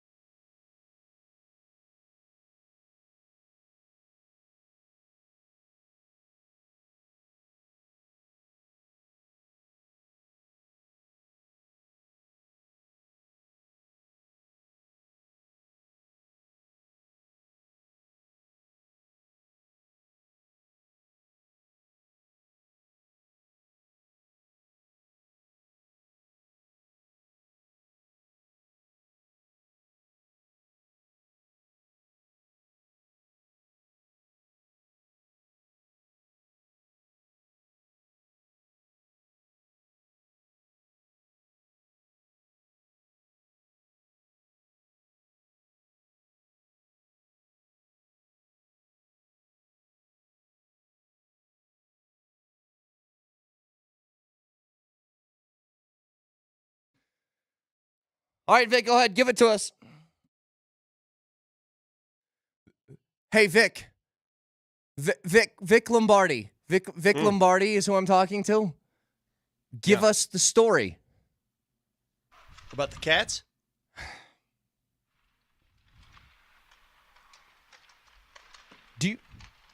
I'm just going to wait. I feel like you might have forgotten. Oh, I teased it before the break. My bad. Yeah, like 4 minutes ago. Just waiting for you. Just waiting. You said, I got this next. I'm responding to people. I mean, everybody's all up in arms over the cat dander. Forget the Cats. Give me the Rocks. So we just talked about the Rockies this morning a bit, and we talked about where their games will be broadcast because we're a couple weeks away from spring games, and we have no idea officially who's calling their games. Just came down via the X that there's a brand new television play-by-play announcer for the Oakland A's, and they are still the Oakland A's until they officially move into Las Vegas. The new play-by-play voice, television voice, for NBC Sports Bay Area is none other than former Rockies host Jenny Kavnar. Oh, congratulations to Jenny. She's a play-by-play? Jenny will become the first female primary play-by-play announcer in baseball history. Oh, that's sweet. Good for her. That's awesome. She is served as the play-by-play voice for the Rockies, as the backup for several games, but her primary role, as you all know, is the pre- and post-game host. Yeah. And sidelines. She's done that for the last 12 years. So with the uncertainty of what happens with the Rockies broadcast, and I'm sure that was part of the deal here, I mean, they don't know where they're going to be. She's now got the job in Oakland working for the A's. When are they moving?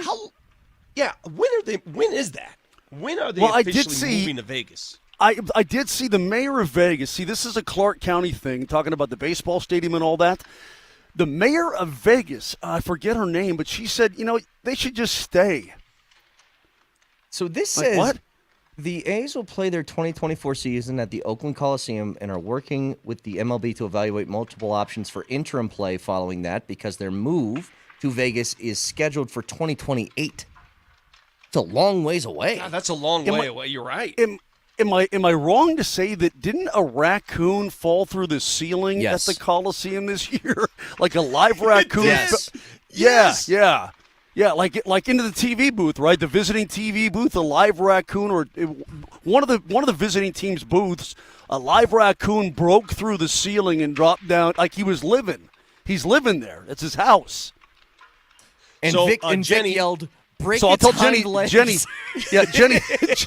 Jenny, just watch for falling. Is a raccoon a rodent? I'm not sure a raccoon's a rodent. Just watch for falling animals. That's all. Give her a call so we can give her the just a warning on what to do in case rodents do fall through the broadcast booth. Let's get her on the show. But congratulations again to Jenny Kavnar, Colorado native, who's worked for the Rockies for the last 12 years, calling those games. Not for the Rockies. She's worked for AT&T Sportsnet, which no longer exists, by the way. Not only does it no longer exist, AT&T Sportsnet, Comcast subscribers, you're still paying for it, even though it doesn't exist. Check your bills. Sorry, Marty, had to get that in. I know you're saying layout. But layout. Last thing, I'm dead serious about this. I don't think people even care that they're paying for nothing anymore. They don't. You know what? Because people are subconsciously lazy. They don't. They look at their Comcast bill and they just slough it off as that's just the price of getting it. But they don't look at it closely. If you go look at your bill right now, take a close look what you're paying for. Your RSN the RSN fee. They may tell you that it's for ESPN or it's for this or for that, and they're lying. It's for Altitude and AT&T, one of which obviously we've been blocked now for 4 years, and the other one is no longer in business. They don't exist yet. You're still being charged. What is it? $8 to $10 a month, something like that, Vic? I don't know because I don't have it. $10.25 now. $10.25 my neighbor has. Okay. Yeah, I saw the statement, and it's ridiculous. And again, they're gonna do slough people it not off care? do people not care they're paying $10.25 a month for nothing? Or well, that's what amazes me. Honestly, I don't think people care, Vic. I don't think they care. No, they don't. It's what amazes me about this whole imbroglio and this. Listen, we all want to see the games, and I guarantee you, we want to see more than you do at this point. What upsets me the most is that the same people who just overlook their statement and just it's the cost of doing business will jump all over you and say, why don't you give me the games? I mean, I'll pay anything. Well, you're already paying for nothing. You're paying for nothing. You're paying $10 a month for nothing. Can I ask you guys a question about a story that's revolved for a couple days since the Super Bowl? And I'm just going to ask it this way. Is this a big deal or not? Is it a big deal that a whole host of 49ers players did not know the overtime rules? Is that a big deal? Would they have tried harder to score a touchdown had they known the rules? I mean, what are you getting at here, Brett? Well, that's what I'm asking. Like, I'm not sure. I don't know how much it changes other than, like, initially the strategy of going on defense first, I think should have been the thing that they did. But Kyle Juszczyk, he said, I thought the goal was to go score a touchdown so we could end the game. He didn't know. A whole bunch of players didn't. Now, by the time that they got on defense, it doesn't matter if it's the old rules and the new rules. Like, the game would have ended regardless with a touchdown. But is it a big deal that they didn't know that heading into the game? Because you guys told me that back in the Tebow DT game, when that rule changed, the players didn't know the rules then either. They didn't know the game was over. They didn't know that they'd won. And all of a sudden, we won, and oh, my God, this is awesome. I'm not sure it would have changed anything, though. I mean, would they have had different play calling? I mean, or would the players on the field be like, we got to score here and not just take the couple yards? I mean, I don't know, Kaner. I'm going to give Shanahan. I don't know. I think Shanahan knew the rule. I'll give him that benefit. Well, I think he did. But the players, I don't know if anything truly changes regardless, right? Like, I mean, they kicked the field goal. They had to kick a field goal anyway. They got stopped. Right. So. But is that, I think they're trying to make that a reflection on, like, oh, Shanahan didn't have them prepared. And I think it would have mattered more if they were on defense first, maybe. Like, the result didn't change anything. But they're casting this out as like Shanahan didn't do his job because all the Chiefs players were aware. They said, we talked about this twice a week, all playoff run, that if we got in this situation, we're going to go for 2 points and try and end the game, blah, blah, blah. And I think it's a little bit blown out of proportion. I don't think it's a big deal. Shanahan, I guess you should have probably ran this through with your players, but in the end, who cares? I hear some pucks being hit around there, Moj. Again, give us the preview on the Caps tonight. Well, here's the full story. Boston came in and the Caps smoked them. 3-0 shutout in their last game, but they're 1-5-2 in their previous 8 games are the Washington Capitals. If you guys recall, these two teams met in Denver not too long ago. Do you remember what happened in that game? You should. All right, hold on. Let me think if I can remember what happened in that game. Ovechkin. What happened in that game? Ovechkin did not have a shot on goal in that game. I know. That's the one thing I remember. Ovechkin looked very old in that game. Well, also Nathan McKinnon. Also, Nathan McKinnon had 4 goals and an assist. He had a natural hattie. Also, Mikko Rantanen had a goal and 4 assists in that game. Let me throw some stats at you here. Nathan McKinnon, he's now gone 3 games in a row without a point. The last time that happened was 2019. Okay, so it's been almost 5 years since that happened. The last time he went 4 games in a row without a point. Okay, 4 games in a row. You know how long it's been? 2017. Jeez. Wow. It's been 7 years since he's gone 4 games in a row without a point, and that's where he sits right now coming into this one. Like I told you, dude, well, everything's going on, Vic. The gap control has been bad. The support has been not good. Too many guys doing too many individualistic things. The legs stop moving. Riker and I have talked about the power play ad nauseum. He'll tell you exactly why it's looking the way it is, why it doesn't look right. Sometimes they are shooting the puck. Sometimes they're just dancing around trying to find the perfect shot rather than getting down and ugly. It depends, I guess, on any given shift, on any given period, any given game. But it's a lot of different things. And I think that you look at the first period the other night against Florida, I don't think it was a bad first period. And you're down 2-0. You're down 2-0, and the whole world caved in period number 2, and nobody competed the rest of the game. So that's what's going on, Vic. With the McKinnon and the point streak thing, his home point streak, he's got one in every home game still, right? That is correct. That's that is still correct, going. yes. Correct, yes. Just this awful road trip that they've been on post-All-Star break, which, you know what? This isn't an excuse, but it does have to make it a little bit more difficult that guys like Georgiev and McKinnon and Makar all participated in All-Star Weekend and then flew immediately out from there to go on a road trip. Like, they've been on the road longer than you have, Moj. That is correct. They won't have been home for over 2 weeks. That's crazy. You know, when they left to go to, I think they left on that Thursday to go to Toronto. They'll get home early Friday morning, so it'll be over 2 weeks that they have not been home during the course of the season. Yeah. Before that, because it was the All-Star break, and a lot of them took off even before then. Oh, Vic. Yeah, a lot of guys, yeah. I mean, but they went home for, a day or two, and the Avs did practice before they left, before they left for the road trip. They did practice on that Sunday, just not with their 3 All-Stars, obviously. Vic just committed like a cardinal sin to me. Like, it What's hurt that? me to watch. It looked like you kinked your hat when you were just doing that. Like the bill of it. And I wanted to, like, kind of die inside. What are you talking about? He grabbed his hat and he squeezed it in the middle, and it looks better now, but there was like a little kink happening, and it looked... Yeah, I don't like the kink. No kink. You look like the little boy from Sandlot. Yes, exactly. Where Benny the Jet has to take the hat and he I goes, this hat? I don't like a flat hat. Throw that in the fireplace. Well, you look like mine's not Springsteen in flat. Glory Days video. Mine's Like not flat. Springsteen in the Glory Days video, that's awful. Just awful. You got Squints over here. No, not Squints. Smalls. Smalls over here. Sorry. It hurt me inside. So more on the game tonight. The Caps can be had. Charlie Lindgren's going to be playing tonight for them. He's played about half the games. Kemper's played the other half. His numbers are way better than Darcy Kemper's numbers.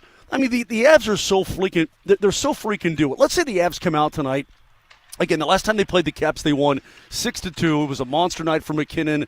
And remember, Cale Makar had the shorthanded goal? Remember that in that game? I mean, just bringing back any sort of memory for you guys? Well, What if the it's Avs- good to remember, like, positive memories because it's been a while since we had some of those for the Avs. Okay, so what would satisfy you tonight? If the Avs came out and had a 5-1 win, would that be satisfying? I just want a win. Like, just I don't even care how it comes. I really don't. I need some positivity here.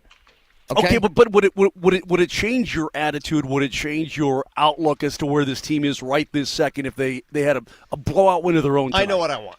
Or I do you want even 4 care? goals Or could it? I want 4 goals and an 8-0 shutout. I want Miles Wood with 4 goals. I want a shutout. That's what I want. 8-0. That's what makes me happy. I'll tell him. I'll go to the room after skate here, and I'll tell him Vic wants 4 goals from you specifically, and you need to pitch a shutout. Well, again, let's lay out what Bednar told us. Otherwise, don't come home because Vic will have your ass. Last Wednesday, what did Bednar tell us of what he wanted to see post All-Star break from this team? One was his goaltenders to make the saves that they should make and make a couple of games that are saves above expected. That has not happened. Outside of the New York game to maybe kick the post All-Star schedule off, New York that happened. No other game. He wanted to see the defense play a little bit more disciplined. That has not happened outside the New York game. And he wanted to see the offense continue with a motor. That has not happened. We're 0 for 3 right now on the things that he wanted to see. So that is correct. Can I get 2 of the 3? And I don't even care which 2. Can I get 2 of the 3 here? I would hope so. I think it'd be great if you could. Yeah, I mean, listen, this team is too talented to keep, look, the last 2 games have been dismal. They've really gotten smothered and beat up. I mean, they really, I haven't had that feeling. I really haven't had the feeling of the last 2 games, and they've gotten killed before. In the Stanley Cup year, they got smoked. I mean, think about the way they ended that season, right? They basically were resting a bunch of guys. Remember, they lost a ton of games at the end of the season because it didn't matter. but I haven't had the situation. feeling. Yeah, I haven't had the feeling of the Carolina game or the Florida game since the Avs lost to Vegas in the second round in 2021. That was the last time I think I had that feeling where they just couldn't. They're just not going. They couldn't get anything generated. Nothing felt right. You know what I mean, Brett? Yeah. I got to go all the way back to 2.5, almost 3 years ago to get that same feeling of they're just not disbelief. in it. Yeah, correct. They're just not in it. Yeah, I'm with and you. So this team is too good. They need to turn it around. They know they need to turn it around, but you can't get into freak out mode. You can't get into stick squeezing and squeeze all the goals out of your stick, man. Play your game. Play with some confidence. Enjoy the game, and it'll come naturally. I've seen it a million times with this club. And by the way, there have been 2 instances already this year, one in October and one to start out December where the Avs lost 5 of 6. They lost 6 of 8. And then they immediately started to kick some major butt right after that. So let's see if we can see that same sort of motion come about for this Avalanche squad. And by the way, let me look right now because I haven't looked all morning long, Brent. Last thing I'll say about this for people who think the sky is falling and everybody's having kittens over here. Right now, the Avs sit 2 points out of the top spot in the Central. Yeah, they're right there. You're 2 points out of first, bro. Now, again, Dallas has a game in hand. Winnipeg is behind you, but they have 3 games in hand. But you're right there. Ain't nobody tearing things up right now. You just look. Here's the thing with the Avs. Even when they struggle, they can get you back immediately. Like, all it takes is like 2 games in a row where they look right, and then you can kind of flush those concerns down the toilet and forget about them.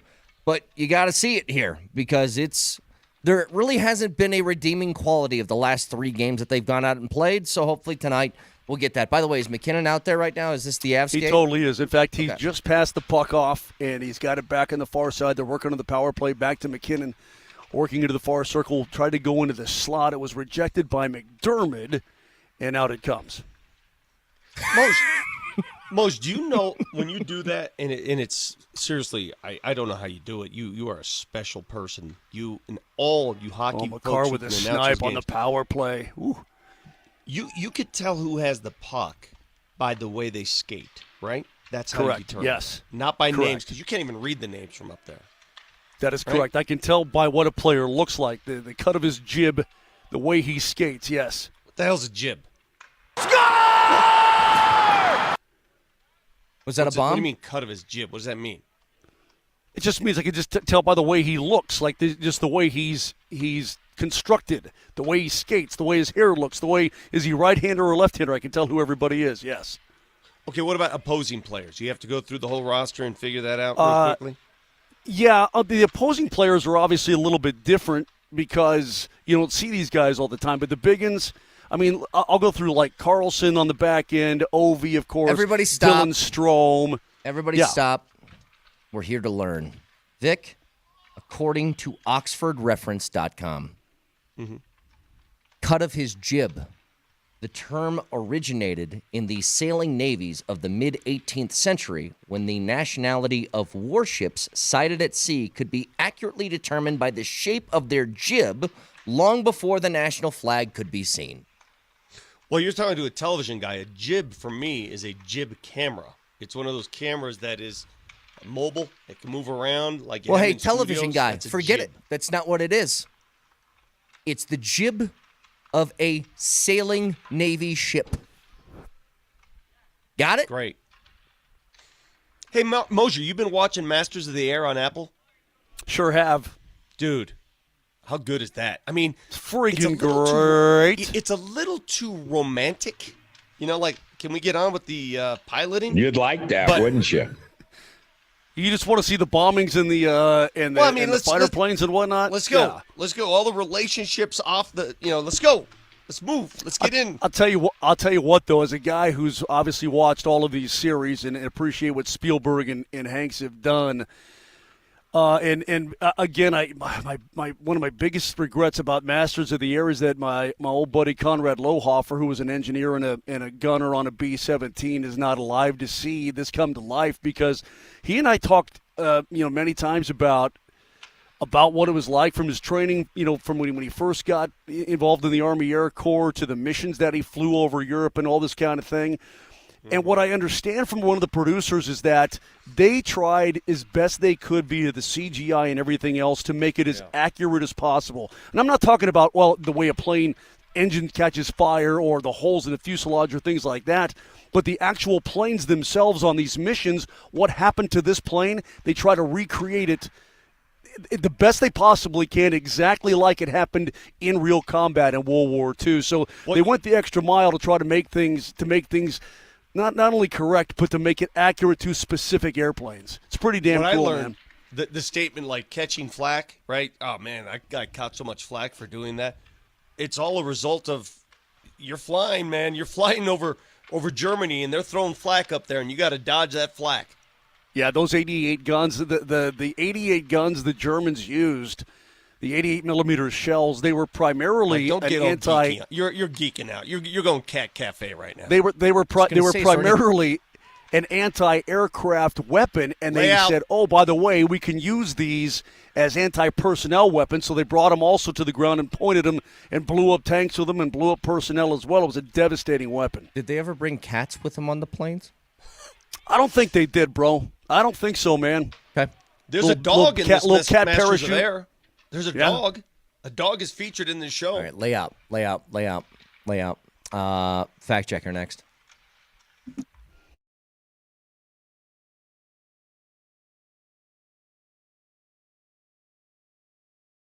Hey, talk is cheap. Actions speak louder than words. You've heard it all before. Vic Lombardi here for Dan Caplis Law. You know why Dan Caplis Law gets it done? Because Dan Caplis Law wins. Latest example, a trial a couple weeks ago. Insurance company only offered $66,000. Well, Dan's firm rejected the low offer and it went to trial. And they won the trial. The jury awarded over $1 million. In his last 14 trials, Dan has won far more than the insurance company's best offer. Sometimes 3 times more, 100 times more, often millions more. That doesn't guarantee the outcome of the next case, but it does prove Dan Caplis goes to trial and wins big. And those big trial wins help Dan settle a lot of cases out of court for maximum income. Dan Caplis Law, a serious firm for serious cases. If you need Dan's help, call today, 303-770-5551, or hit him up at dancaplisLaw.com.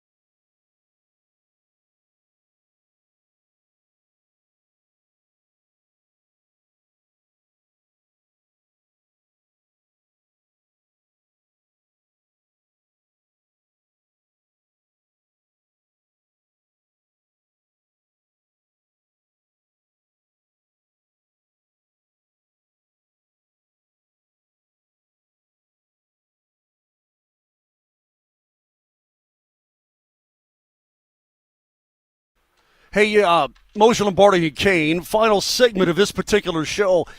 I feel disjointed from you boys a little bit because I was gone for a week, and then I came home, and then I hit the road. I haven't seen you guys in person in quite some time. Do you want me to come home? Like, I'm scheduled to be in studio with you on Friday. Now, I don't know where Vic is. I don't know what Vic's going to be doing. But, Brett, do you miss me? Yeah, I do. Martin, do you miss me? Absolutely. Because I really miss you guys. I want to come home and I want to be in Look at that empty chair. Is that my seat? Look at that empty seat. Yeah, that's just sad, man. There's not a single Copenhagen stain on this thing. Not one. God, dadgummit. We'll fix that on Friday. I want to come home and see you guys. I want to come hang out. I want to do the show. I don't care if Vic comes in or not, if he's doing it from his, home palace or wherever the hell he calls that joint. But I definitely want to be back in. I want to get some hoops going up in the air. I want to make buckets. It's important to me. Ask me if I miss you. Well, the answer is already no, so I don't even need to ask the question. I think we all realize that you don't. Vic, do you miss Mosier? Do you miss Mosier? Lay out. Yeah, I never should have. I never should have said. What did you think was going to happen there? I know. I just never should have said it. I'm trying to help you guys understand what the producer's supposed to be doing with Tony Romo, and instead you turn it all against me. You use my own thing against me. All right, we're gonna go ahead and lay him out here. So a couple of things here. I know that there was some rumors like, is Andy Reid going to retire after this year? That has already been answered. No, he is not. Andy Reid, by the way, why would you ever quit this? This is like the easiest head coaching gig you're going to have, isn't it? Like, if you have Patrick Mahomes there. Dude, he earned it. Of course he did. You know what? For everybody that's in a hurry to get Andy Reid retired, here's a guy who knocked on the door when he was with the Eagles. He got to multiple NFC championship games, finally got to the Super Bowl, could not win the big one, could never get over the top. He gets a new job, finds that guy, and now he can't help but win every time he's out there. No, man. Enjoy it. Take it. Keep winning. Isn't that funny? Andy Reid was He was, you know what? He was Kyle Shanahan before Kyle Shanahan. And Marv Levy and all those other guys, right? Can't win the big one, can you? Until you win, 3 and 5 years. And then we just dismissed that whole talking point, of course. That's why I always think it's unfair to do that to people, especially like early in their careers. And I know with coaches it's different. Like if you coach 15 years, is that early in your career? If you have like another 15, who knows?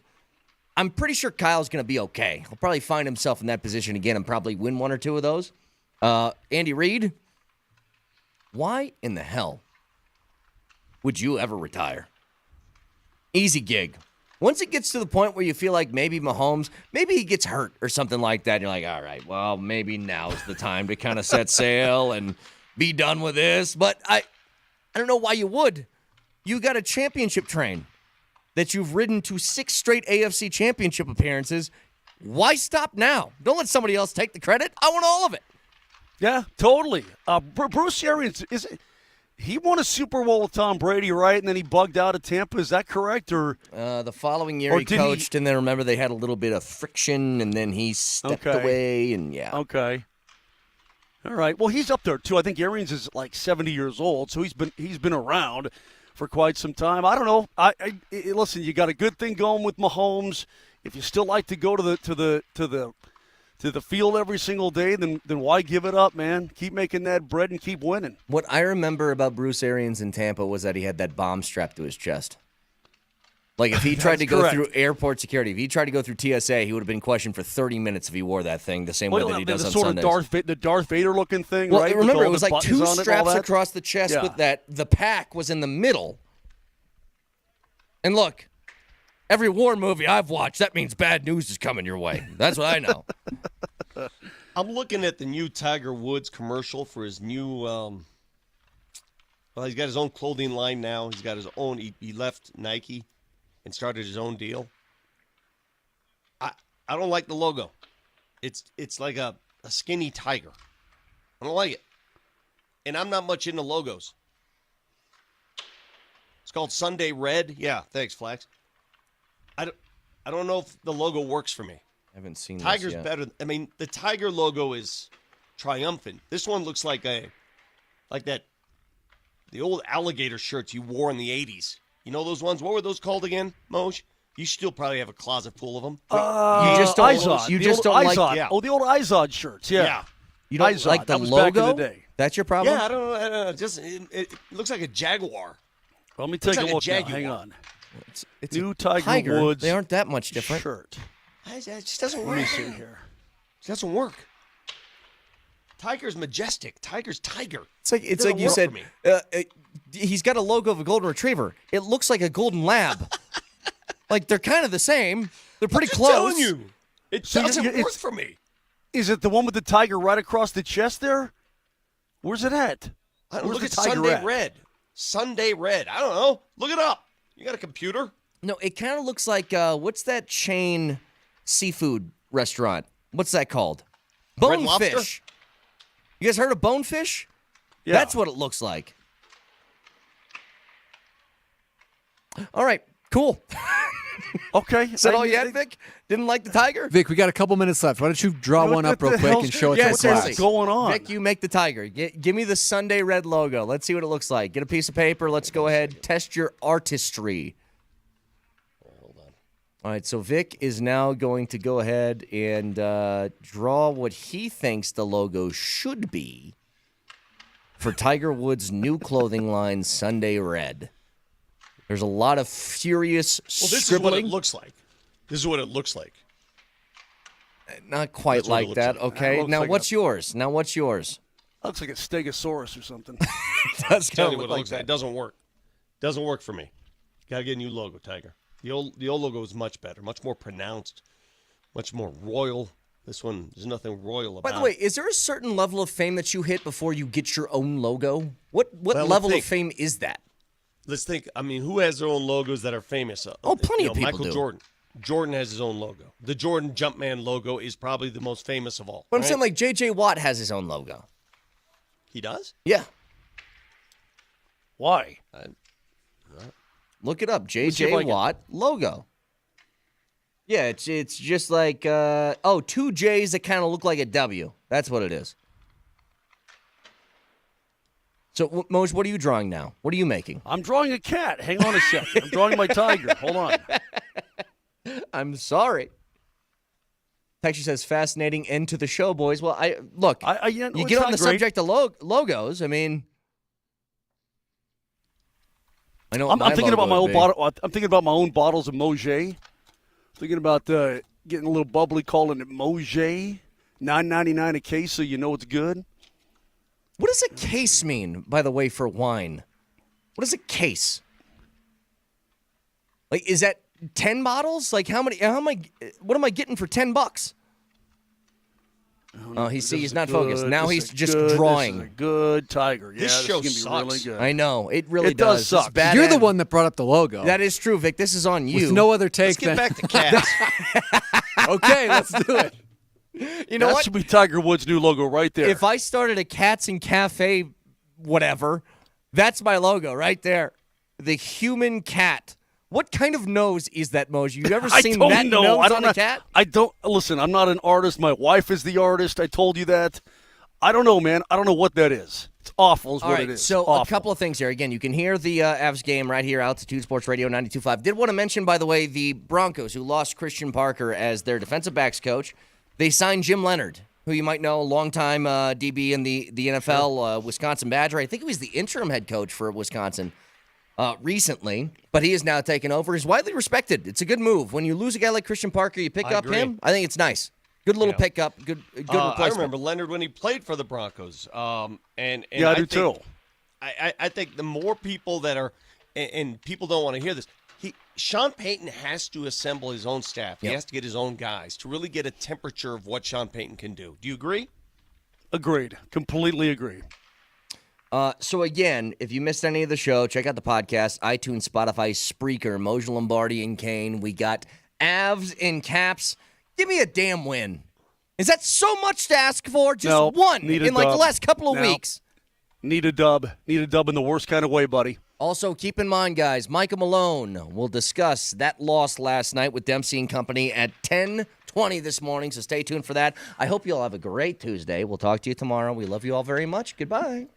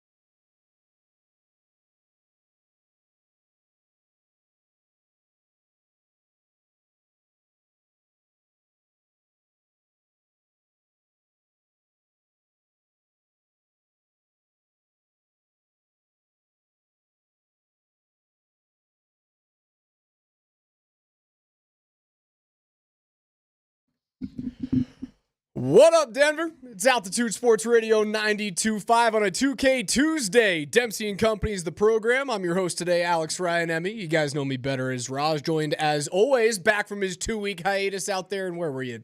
India? Asia?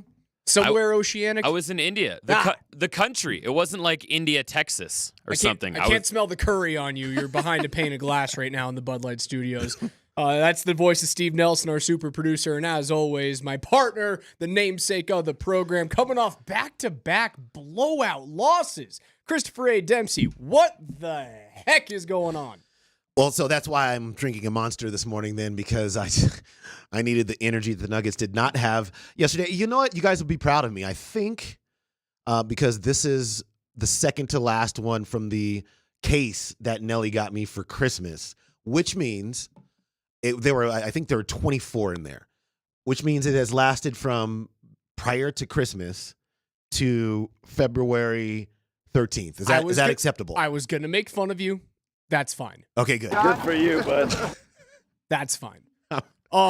Yeah, we got to jump right into it. Show's going to be awesome for you guys today. We've got Nelly's NFL Notes coming up at 11:20. Again, it's a 2K Tuesday, so 303-504-0925 is where you can find us in the Shop Mazda text line. Make sure that you get your favorite 90s and 2000 songs in.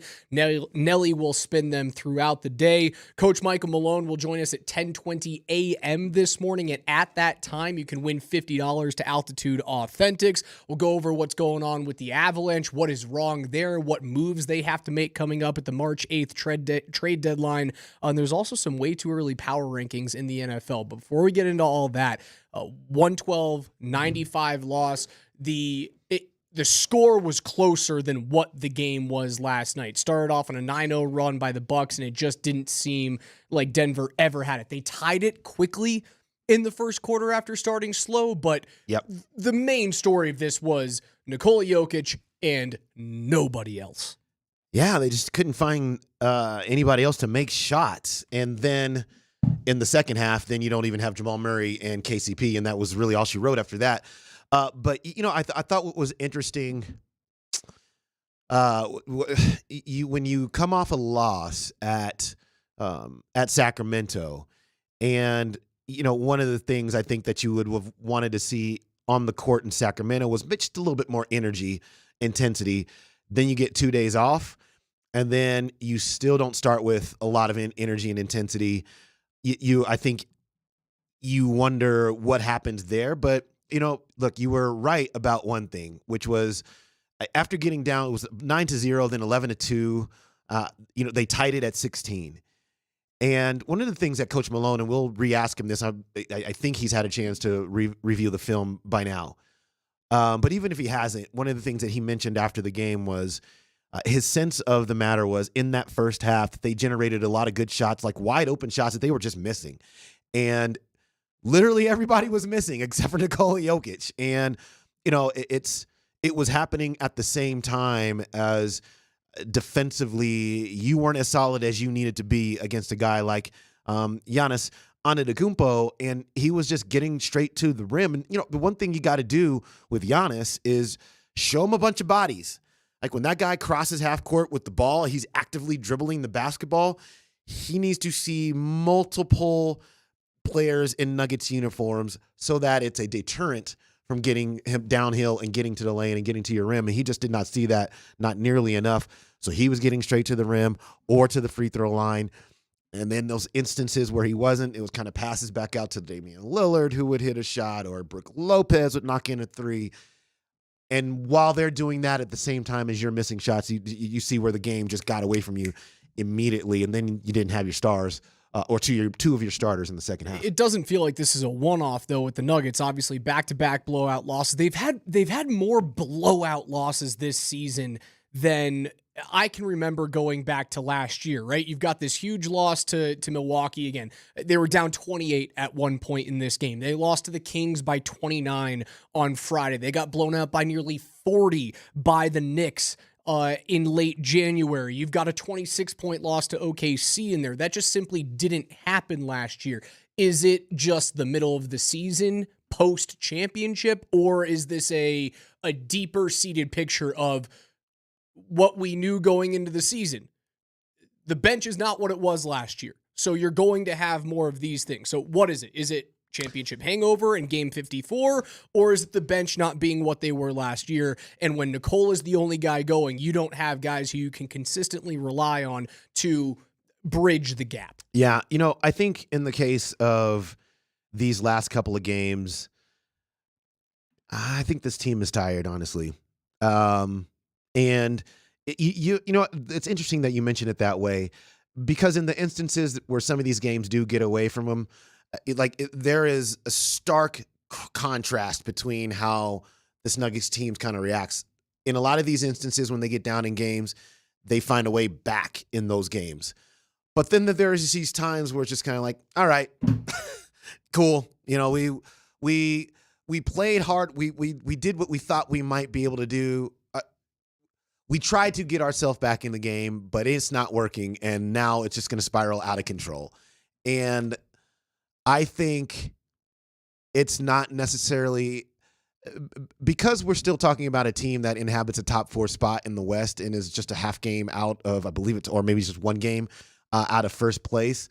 I just think they're, quite honestly, I just think they're bad nights, except for the fact that you might want to see something a little bit more in one area or another, whether that be energy, whether that be approach to the opponent, whether that be, you want to see those things every night. But then when they don't have those things, then that can spiral out of control. I think last night, more than anything, it was just shot making was non-existent outside of Nikola Jokic. And I don't think that they weren't. I guess when I looked back at it, I didn't think they were bad shots they were taking, and that's kind of what we'll ask Michael Malone about too. But I didn't think I saw bad shots. Not certainly in the numbers that you would need to get a game out of your reach immediately. I just saw a team that couldn't hit any shots, and sometimes that's just the way it goes. But I do think this, Raj. I think this team needs the All-Star break. It does. Jamal Murray had been on and off the injury report with a tibia issue, and that flared up on him last night. And you could see, there were a couple of times where where Coach Malone just pulled him over to ask, "Hey man, are you okay? Is everything going to be okay?" And Jamal, being Jamal, he wants to play right through all that business. But there was one jump shot in particular after the second time they had a conversation where it was just a total air ball. I believe it was from a 3-point line. And to my eye, when he took that shot, it looked like it hurt, like his leg hurt. And when you have that, and obviously then you airball it, it's maybe he shouldn't be out there. And then Coach Malone said he shut him down at halftime and said no. Unfortunately for KCP, he got a clean bill of health coming into this game, but then the hamstring flared up again. So we'll see if there's any new news on either one of those two, only just 12 hours or so after the game. But I just thought it was, I thought they didn't make shots, man. I did. And then I thought in the second half, because you're not making shots, you would at least like to have players on the court that could slow down their players, and those individuals were not present on actively in the second half. The 3-4-3. Raj is acting like the sky's falling after the Nuggets lost back-to-back games. I'm not sure if I ever got to sky is falling territory there. I'm just kind of pointing out the fact that this team has lost more blowout games this year than they did all of the season last year. And while they've still got another 28 games to go, I'm just trying to figure out what it is. It's a good question, because... And we do this. And they're a game and a half out. They're 2 games back in the loss column. If you go back to what they did through 54 games last year, they're a game away from what they had, right? They are 1 win fewer and 1 loss more than what they were at 54 games in a much more difficult Western Conference. Right. But it would be disingenuous for me to sit here and go, well, I'm just going to forget about these blowout losses, because they have had more non-competitive games this year than they did last season. It's a legitimate question to ask. Are you in a championship hangover, or do you just have a bench that is decimated and then 2 of your starting backcourt played a combined 27 minutes? Yeah, and I think it's a little bit of the latter. But yeah, it's never, you should never not ask the question: is this a bad game, or is this a symptom of something worse? And for the Nuggets, I don't think necessarily we've seen symptoms of anything that is alarming with this basketball team. Even I think they had a 3-game losing streak earlier in the year, and I just, their instances of ineffective basketball are always fixable, and they have by and large fixed those things over the course of the season. Doesn't mean you're not going to take losses. Doesn't mean you're not going to take some bad losses sometimes, because that's just the ebb and flow of a season. But I think it's fair to always ask the question, just as long as we come up with the right conclusion. And it feels like the Avs and the Nuggets are going through something that's very similar, right? The Avs went on this long, extended All-Star break, right? They had their bye week go into the NHL's All-Star break, so you had all this time, and now that they've lost 4 straight and they have looked absolutely worthless outside of the Madison Square Garden game, it seemed like they're taking the extra week to get back in the middle of the season. The Nuggets are doing the same on the front half of the All-Star break. That is just what it looks like. It looks like they had 3 games this week and they just went, we need to get to the break and we'll turn it on after Indianapolis and we'll try and make a run at a top 3 seed in the West and then we'll turn it on come playoff time. Yeah, that's what it feels like. Yeah, I just think, Sacramento has been for some reason, Raj, that place has been a challenging place for the Nuggets to get victories out of. And look, people will point out that I think the 2 instances this year, the Sacramento game was in Sacramento was the second of a back-to-back, and that does matter. But even when it hasn't been, it's just been a hard place for the Nuggets to win. I don't know why. That's just the way it's been. So at the same time as I think you have a team that is wearing down a little bit, kind of going into the All-Star break, you're hit with a venue that has been kind of historically a challenge for you to get victory out of that place. And then after that, you're hit with a team that is desperately trying to get itself together in the Milwaukee Bucks. I mean, they were 2-5 going into that game with Doc Rivers as head coach, and their goal going into the All-Star break is to be as well-versed as they possibly can be in what he is asking them to do, trying to get themselves back together. And I thought they played like that last night. I thought that they played like a desperate team, like a team that doesn't want to fall off the championship radar. And so if you're going to go into that game and you're going to have a bad start, or if you're going to go into that game and then you're not going to make shots, then you set yourself up for a scenario where it could get real dicey real fast, and it did in that game. So I just think that the Nuggets, I just think they need a break. They need to get healthy for real and come back after the All-Star break. Now, having said that, do they want to beat the Sacramento Kings tomorrow night? You doggone right they do, because they don't want to go into the break with a 3-game losing streak. Nuggets head coach Michael Malone joins us on the other side of the break to talk about back-to-back big losses, a get-right game, a revenge game against those Sacramento Kings at home prior to the All-Star break in Indianapolis. It'll also be your chance to win $50 to Altitude Authentics. We'll give you the keyword to text in on the other side. It's Dempsey and Raj on Altitude.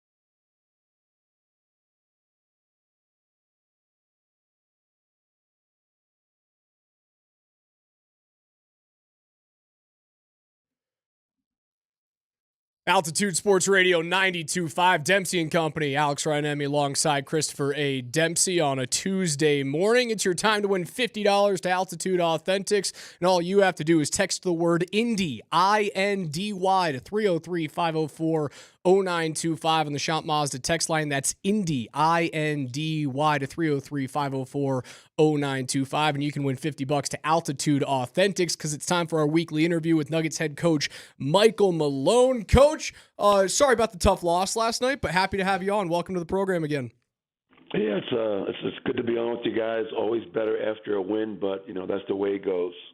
Yeah, no doubt about that. And look, one of the things that was striking about yesterday is you only got 27 minutes out of your starting backcourt, and I'm just wondering, in reference to Jamal and KCP, what's the latest on how they're doing?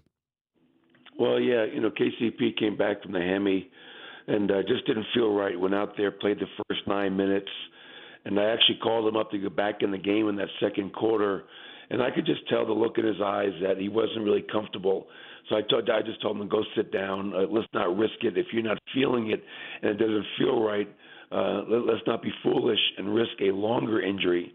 And then Jamal came up to me during the first half as well. His legs, his shins just weren't feeling where we want them to be, and we made the decision. I told him at halftime, you're out the second half. Let's try to get your body right. So right now they're probably both doubtful for tomorrow night, but they're going to get treatment all day today, all day tomorrow morning, and we'll see what their availability is. But as much as we live in the moment and game by game, it's important to sometimes pick your head up and look at the big picture.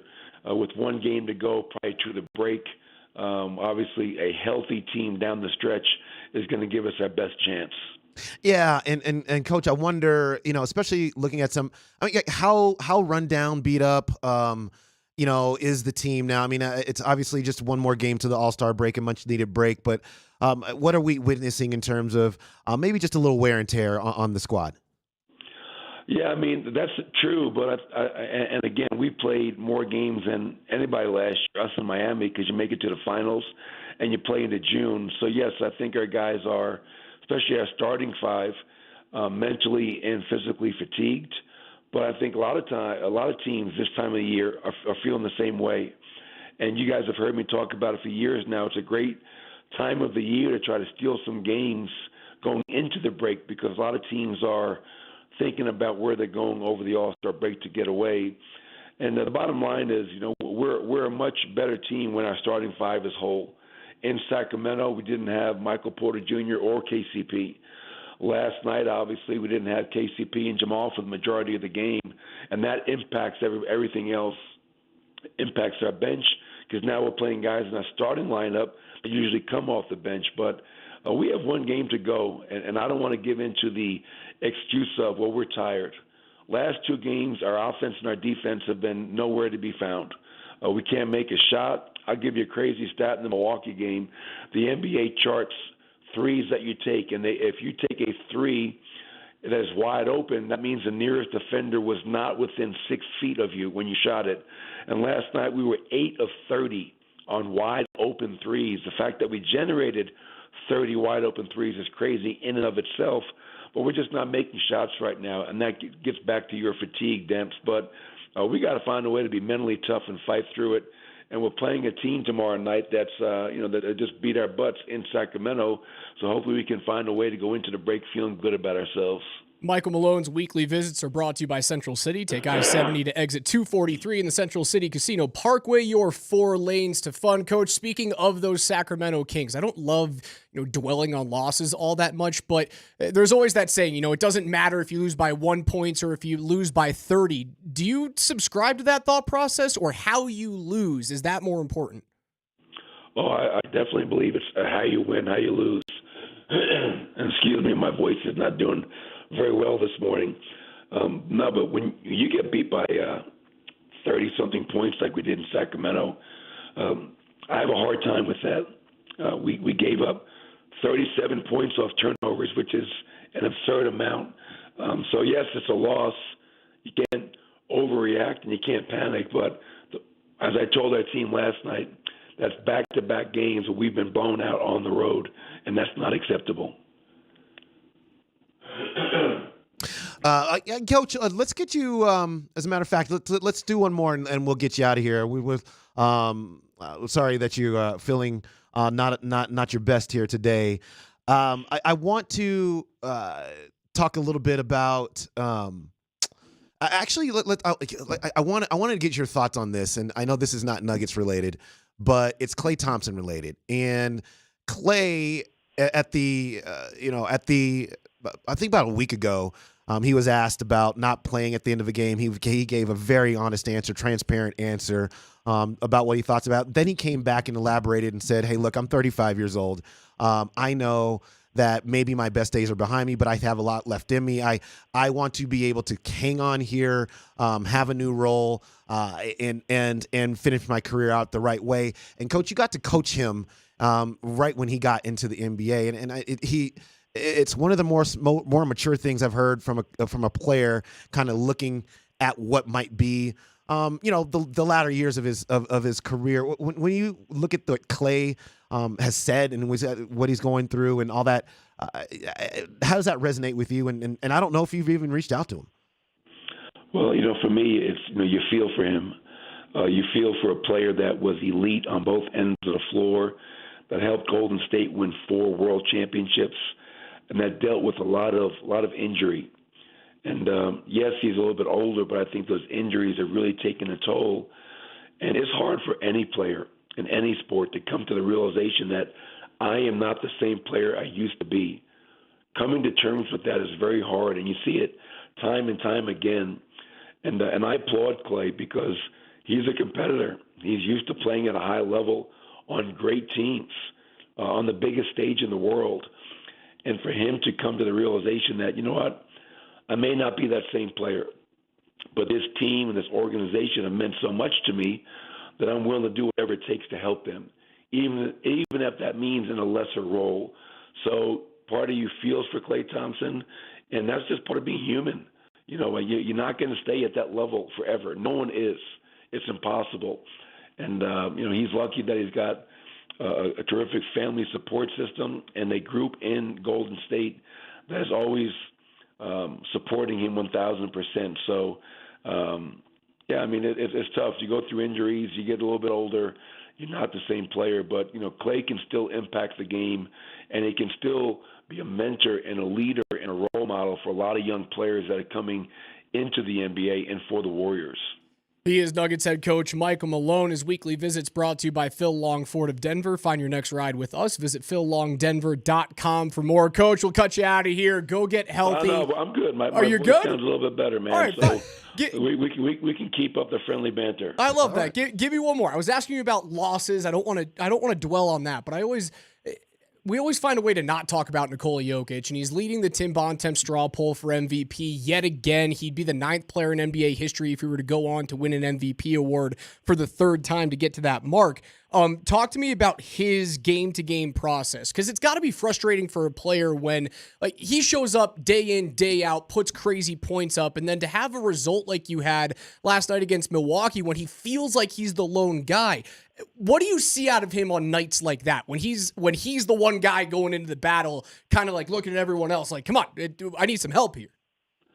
Well, I think it speaks to, obviously, greatness. And I say that because throughout the history of this great game, there's not really many great players that show up every night. And to your point, last night in a disappointing game by the Denver Nuggets, from myself all the way down, Nikola goes out there, gets 29, 12, and 8. And, is trying to carry the team once again. And then his starting backcourt goes out, and he's out there with guys. And what I loved about Nikola last night, he was out there, I think, in the 3rd quarter with a lineup of guys that have not played a lot this year, rookies, two-way players. And he's like, Coach, I love it. I'm out here with guys that are playing hard, trying to learn, prove themselves. And that's what you love about him. He's not making them feel powerless. He's empowering them, and he's making Colin Gillespie and Christian Brown and Peyton Watson and Zeke Naji, hey, man, let's just play hard, play the right way, and this is going to help us down the road at some point. So you have to love his mindset of, all right, we got our butts kicked tonight. It's not going to take away from my focus, my effort, my performance. Because for him, it doesn't matter, like, are we winning, are we losing? He's going to do his job. He's going to do it at a high level every single night. And it doesn't matter who he's out there with. And that's why for years now we've gone into different arenas around the NBA and have won games when we've had multiple players out, because Nikola, I think, even takes more enjoyment in that. Oh, those guys are out? Okay, I'm going to even be better, and I'm going to make everyone around me better. And that's what you love about it, because he never gets too high, he never gets too low. He stays the course. And, we're really obviously fortunate to have a player not only plays at that level every night, but has that kind of a mindset, that mature mindset. So that enjoyment of playing with younger guys who typically don't get Nikola Jokic minutes, is that something that going forward, you as a head coach, in terms of your rotation, you're going to try and get those guys more in, or is that only happen in games where players are out? You only get 27 minutes from KCP and Jamal last night, or is it only happen in games where you're either up by a bunch or down by a bunch? How do you get those type of like unsung players, your crazy young bench, into more consistent minutes with Nikola Jokic? Well, it's hard. Obviously, it's really hard, especially when we're healthy.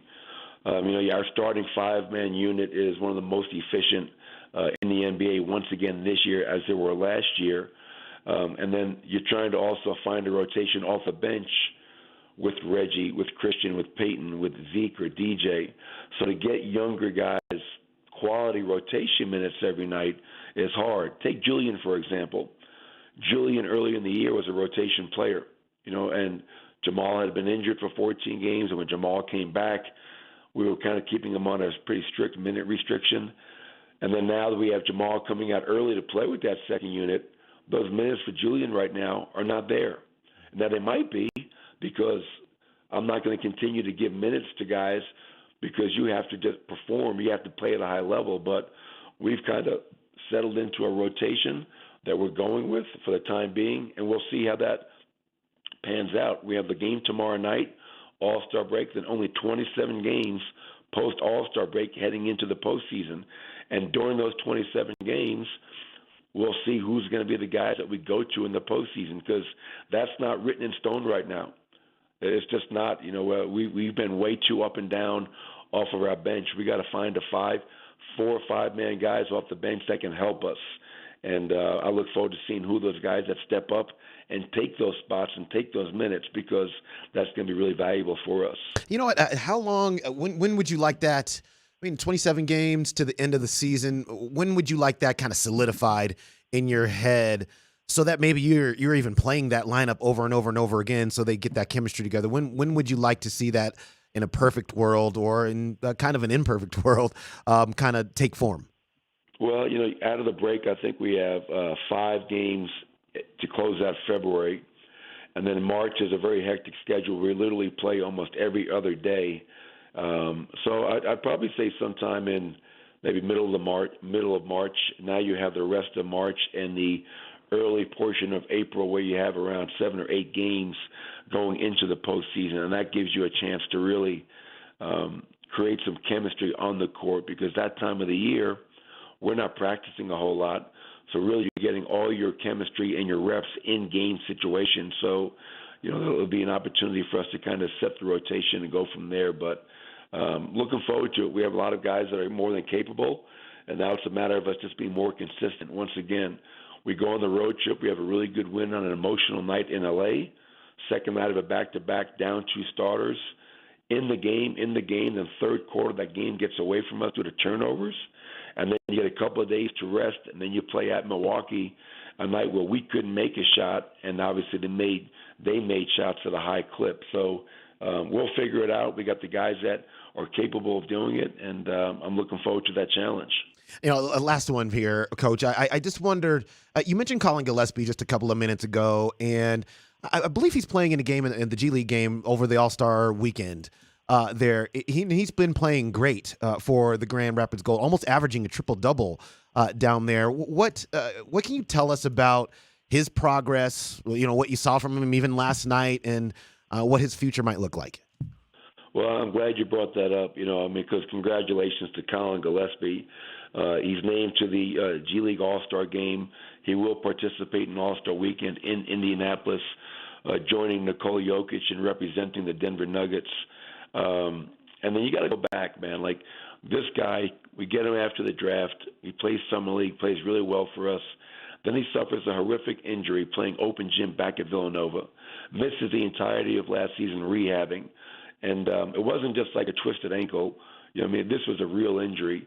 And for him to come all the way back and get through missing a whole year of basketball, he's dominated in the G League, averaging close to a triple-double, as you mentioned. When he plays for the Gold, they win games at a high level. So not only is he getting a triple-double, but he's also impacting winning at a very high level. And I just love the kid. I think he's a competitor. I think he's got an edge. He's got toughness. He hates to lose, which is something that I really look for in players. And I also think he's got big balls. He's not afraid. He won a national championship while at Villanova. He was voted the best point guard in the country. He was a Big East Player of the Year. And I think he's got his swagger back. I think he's got his confidence back. And, he wasn't perfect last night.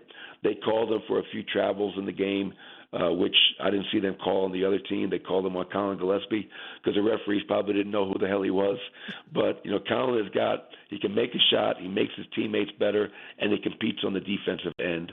And I love the kid. I think he can play in the NBA. I really do. Coach Michael Malone, again, thank you so much, Coach, for playing through it today. Love having you on. We'll cut you after this. And we'll see you on Wednesday night as you guys play your final game before the All-Star break against the Sacramento Kings at Ball Arena. Again, thanks, Coach. Thank you. All right, guys. Appreciate it, man. Talk to you next week.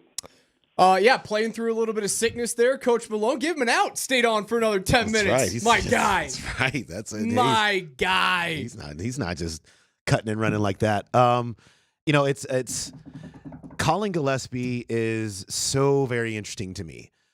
Because, this is a player, I do believe he crossed over with Jalen Brunson, and we're watching what Jalen Brunson is doing for the New York Knicks right now. And when you talk about those guards from Villanova, those guards for Villanova who played for Jay Wright, they are cut from the same tough cloth. And, some of them don't have great size, but it really doesn't matter. I mean, they play with smarts, they play with confidence, they play with toughness. And you see all that with Colin Gillespie. I mean, he broke his leg really, really bad. It was a very bad injury last year. So he's a year behind in being able to get himself up to speed. But I don't see why he couldn't have a really bright future and play a significant role on the team. How about that stat? 26% last night from 3 wide open. 8 of 30. So exactly right. And that was when you watched the game, and then when you rewatched it. When I rewatched it, it just looked like they were missing a lot of open shots, and sometimes that's just the way it goes. It's not satisfying because I think we sometimes we want more of a reason why this thing happened.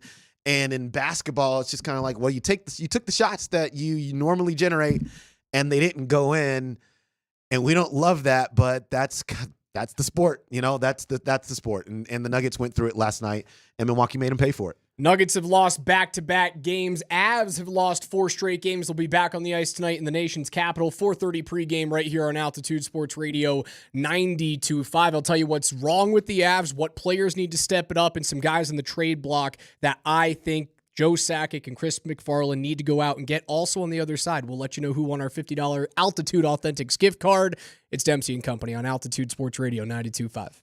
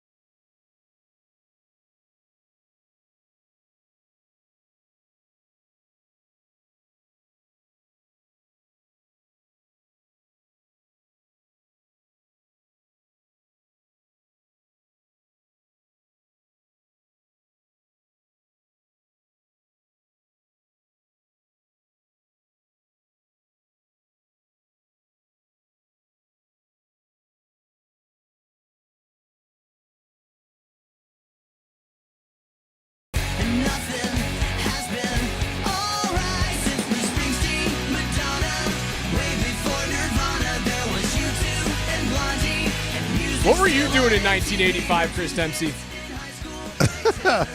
I was watching Transformers because I was 10. It's one of my favorite cartoon of all time, Transformers. Altitude Sports Radio 92.5. Dempsey and Company, Raj, Chris Dempsey. It's 2K Tuesday. Get your text in, 303-504-0925 with your favorite 90s and 2000s songs throughout the day. Special thanks to Coach Michael Malone, who's battling a little bit of an illness, who was on with us. If you missed any of that interview, just search Michael Malone on Spotify, on Apple, on Spreaker, anywhere you get your podcast. You can listen back to that interview as well as on the Dempsey and Company podcast. Congratulations to Brian Sprague as well, who won our text contest, $50 to Altitude Authentics. Every single time that we have Coach Michael Malone on throughout the season, you will have a chance to win $50 to Altitude Authentics to get yourself one of those beautiful Maxi the Miner quarter zips. That, dude, hold on. You walk in here with the coolest Nuggets gear all the time.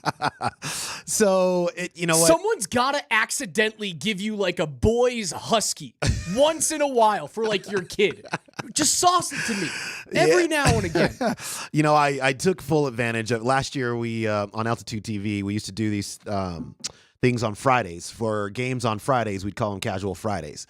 And what we do is we'd get gear from Altitude Authentics and we'd wear them on air just to kind of basically model the stuff that was in the store. And so we got to keep a lot of it. And that's it's one of the reasons I walk in here with Nugget stuff all the time. But it was a lot of fun, and I'm never gonna not wear this stuff because it's great. I'm not telling you to treat me better than your kid, but treat me better than your kid. Avs have lost 4 straight. They'll take on the Washington Capitals tonight. Like I said, against the Devils, this is a team you should beat, right? The New Jersey Devils, as currently constituted, or when the Avs played them, not a playoff team. The same thing with the Washington Capitals. They, unless a miracle happens, I really don't think they're going to be in the Eastern Conference in those top 8. They're just an aging core. Alexander Ovechkin is playing a little bit better. He scored goals in 4 of 6 games. However, 2 of those goals are empty netters. By the way, did you know? Passed Wayne Gretzky for the most empty net goals of all time with 57 2 games ago. This is one you should win. You're minus 165 road favorites. Like, you are heavy favorites coming off of a 4 straight loss streak. The Avs are now 4-6 when Nathan MacKinnon does not record a point this season. And for me, looking at these last 4 games, while I don't believe the sky is falling, it's showing me the glaring deficiencies that this roster has. When McKinnon isn't going, typically he's going, right? Yeah, he should win the MVP this year. Yeah, and he should be playing tonight. He was at morning skate. They took him off the ice yesterday at practice, and they put Curtis McDermott up there, which told me, like, if McKinnon was not going to play tonight, they would have put a different player on the top line other than Curtis McDermott. I got you. So when McDermott was playing with line 1, that just tells me it's a day off for Nate. He tweaked something. We just want him good and ready to go for the game against Washington.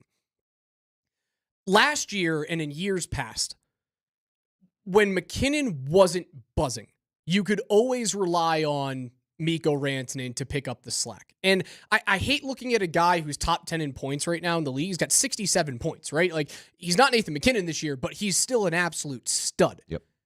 He hasn't passed the eye test for me in terms of dominance. So when McKinnon doesn't play well, I need Rantanen to step up. While you can't expect that night in and night out to ham and egg a team, it then brings me down to what they tried to address during the offseason, which was depth scoring and center position in lines 2 and lines 3. Right now, it is so abundantly clear that the Ryan Johansson experiment, which that's what it was. It was a flyer on a guy who hopefully you can bring him back to what he was in the first few years of his career. It just doesn't work here. And he's playing at like a $2.5 million deficit as to what you're paying him. You're only paying him $4 out of his $8 million because Nashville takes half the cap.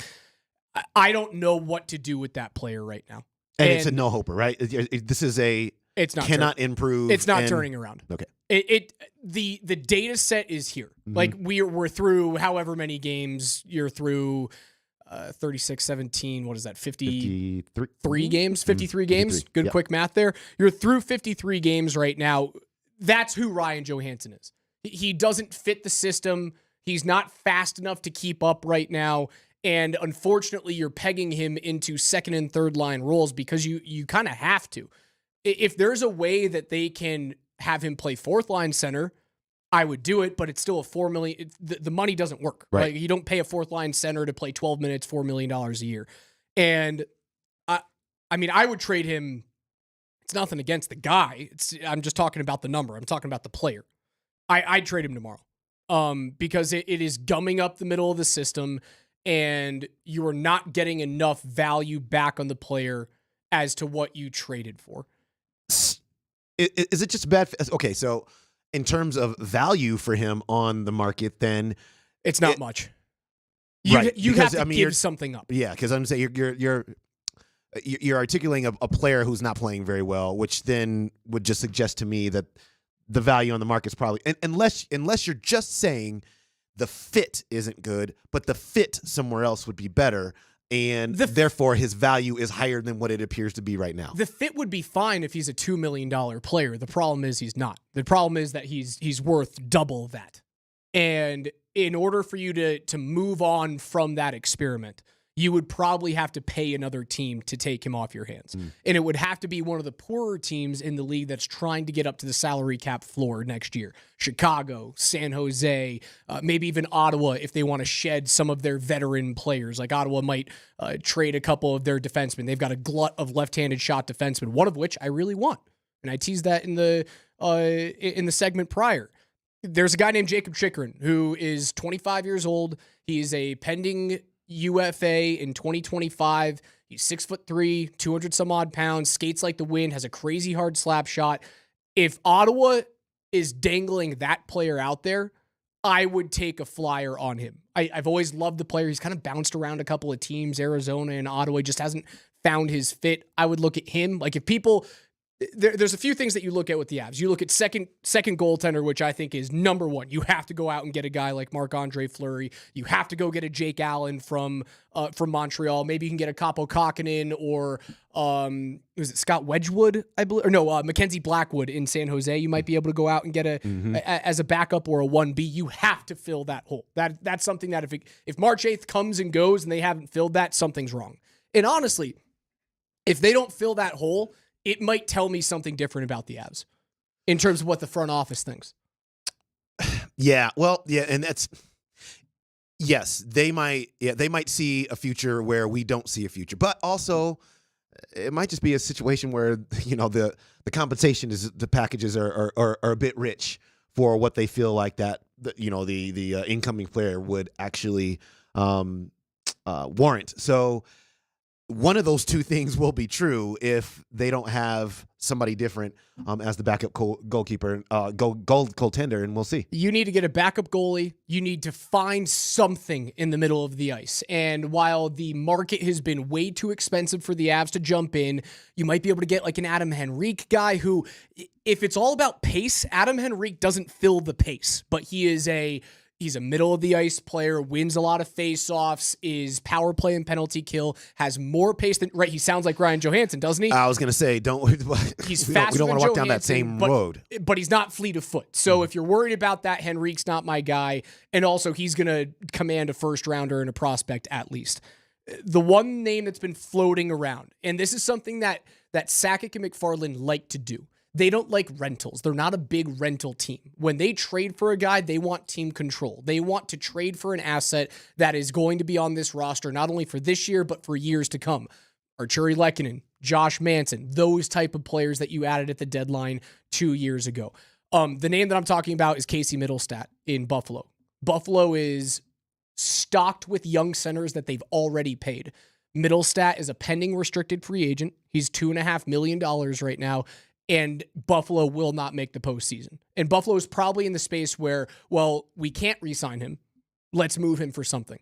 So I would very, very much key in on a guy like Middlestat. He can be your second line center. Is he going to be Nazem Kadri? No. But could he be JT Compher? Certainly. Without a doubt. And JT Compher on this team right now is vastly better than anything that you have at second line center. Yeah. So I would run after him. Try and get that. Phil's second goaltender, and then if you have any movement left over, if you have cap space, draft picks, if you have a couple of prospects that you want to move on from, maybe you can look at adding a defenseman. But if you add a D-man, one of the defensemen has to go, and that's my thing. And do they need to go there? Probably not. Yeah. Probably not. But there's a huge subset of the fan base that says I'm crazy. Mm-hmm. That says, look at the D-core. They're not big enough. They're not mean enough. They're all puck moving defensemen. And look at the team that won last year in Vegas. Big, mean D-core, right? Yeah.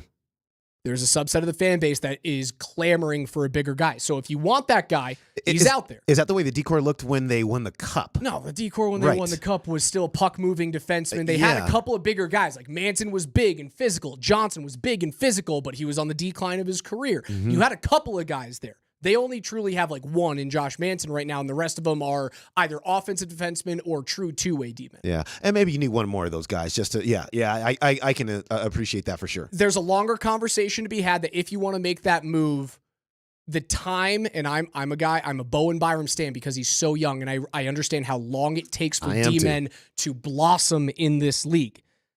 If Byram is not going to come back on the upswing yet, because his underlying numbers are horrid this season, he still has this tag of like, ooh, potential, top 5 D-man, maybe the best in his draft class. I'm holding on to that.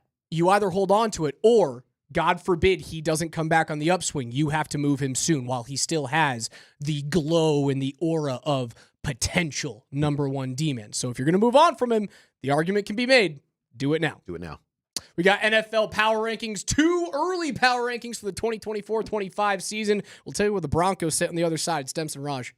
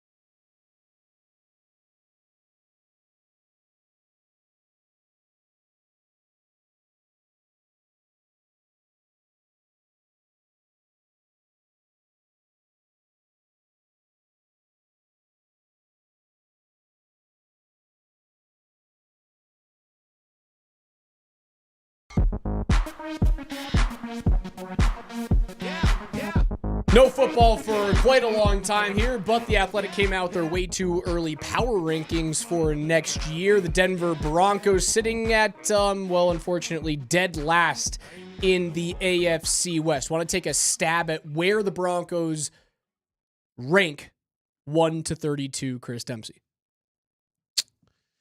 They're behind the Raiders by one spot. Stop it. They're behind the Raiders. By one spot. And this might be a good thing.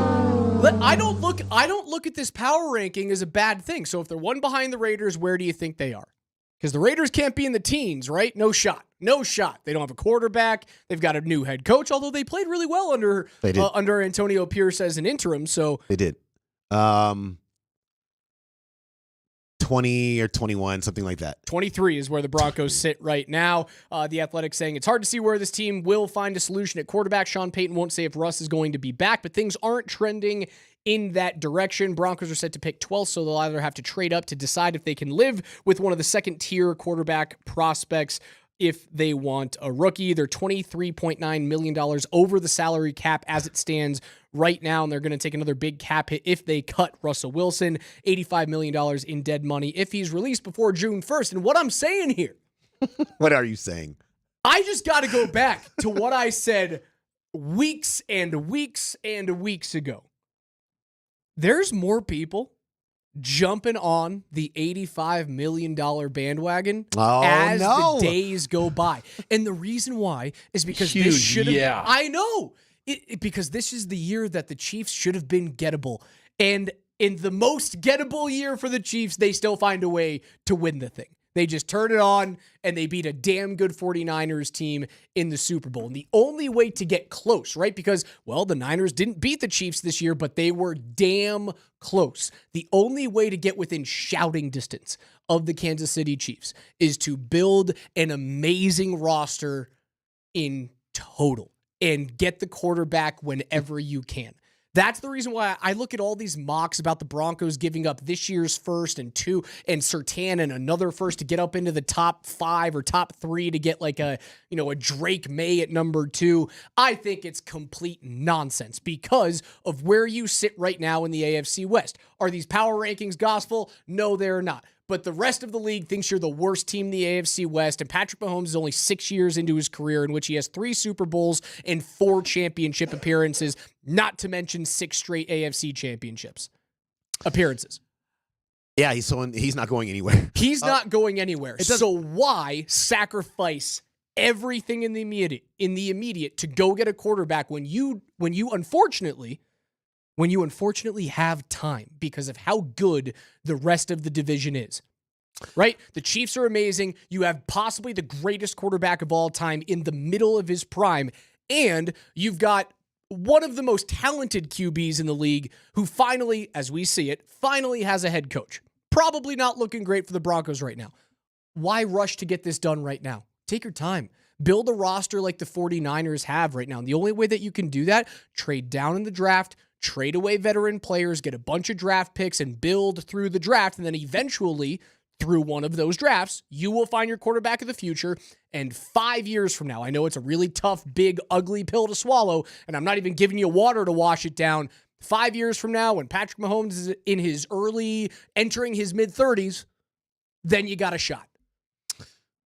He wants to play forever. Like Tom Brady. Yeah, everyone does. Like Tom Brady. Well, Russell Wilson wanted to play forever at one point, too. And how's that going? Patrick Mahomes is better than Russell Wilson. Well, he's way better than Russ. But Father Time hits guys in different ways. You never know. That dude could play until he's 45 and be amazing. But you never know. Yeah, this is just not a 5-year plan for the Broncos. It's not. And nor does it have to be. As good as the Kansas City Chiefs are, Raj, and obviously they're really, really good. They're not the invincible force. And Joe Burrow shows you that every time he plays an actual full season. He rolls those Bengals into there. He beat them. He went to the Super Bowl himself. He almost did it again. And so if you're saying to me, skip the quarterback piece, I'm saying to you, don't skip the quarterback piece. Never skip the quarterback piece. If there's a guy that you feel like is there, that's your guy, you can take this individual and he can lead your team to the highest of heights. I just don't care what the rest of your roster looks like because The hardest position to get is that guy. You can find players in any draft, anywhere, for all of the other positions. Quarterback is the one that's the most difficult. So that's the point. It's the hardest position to find. That's why you can't put it off. See what I'm saying? That's why you can't put it off. So why not take the path of least resistance to getting back to relevance, right? Which is building everything but the quarterback right now. Again, if you find yourself in the top 5 next year or in the top 10 and there's a QB there that you love, go ahead and take him. But what I'm saying what is, QB would that be next year? Well, I mean, under the Raj plan, which is cut Russell Wilson prior to June 1st and then spend all $85 million next year and be the worst team in football by a long shot, and then trade away, I hate to say this, trade away Justin Simmons, trade away Judy, trade away Sutton, get a bunch of draft picks so that you're essentially guaranteed to get the first overall pick, and Jarrett Stidham is your quarterback, and you've got a young backup that you select in the 3rd or the 4th round this year, or maybe even someone falls to you at 12 that you love, or you trade down in the 1st round and Michael Penix is still there, and you get him with the 5th-year option at 29. You continue to build through the path of least resistance because you, unfortunately, due to the Patrick Mahomes era, have all the time in the world to build this thing. Yeah, I just don't. Why take the crapshoot on, well, it's the hardest position in sports to fill? Do you trust Sean and George Payton to do that, or do you trust them to build the easier parts of the roster, if that's the case that we're going? Raj, there's under no circumstance have we seen let's put off the most important position to get every other position and seen that team win a Super Bowl. That is not a thing that happens. And I know the Niners traded up to get their quarterback, but look at the rest of the roster. And look what they still had to do. You could argue, and Kyle Shanahan doesn't deserve as much flack as he was getting this week. And I heard Tyler Columbus defend him for 3 hours yesterday, as he should. Right. You were 2 catastrophic special teams plays away and a boneheaded decision to take the ball in overtime, in which apparently you did not coach your team on what the overtime rules were, while Andy Reid and the Chiefs did it for 2 full weeks. Chris Jones came out and said, no. We had a script for overtime. We knew what we were doing, and the Niners didn't. So, you could look at 2 special teams plays and 2 boneheaded coaching decisions from beating Patrick Mahomes. That's how close you were, right? Yep. By doing it my way.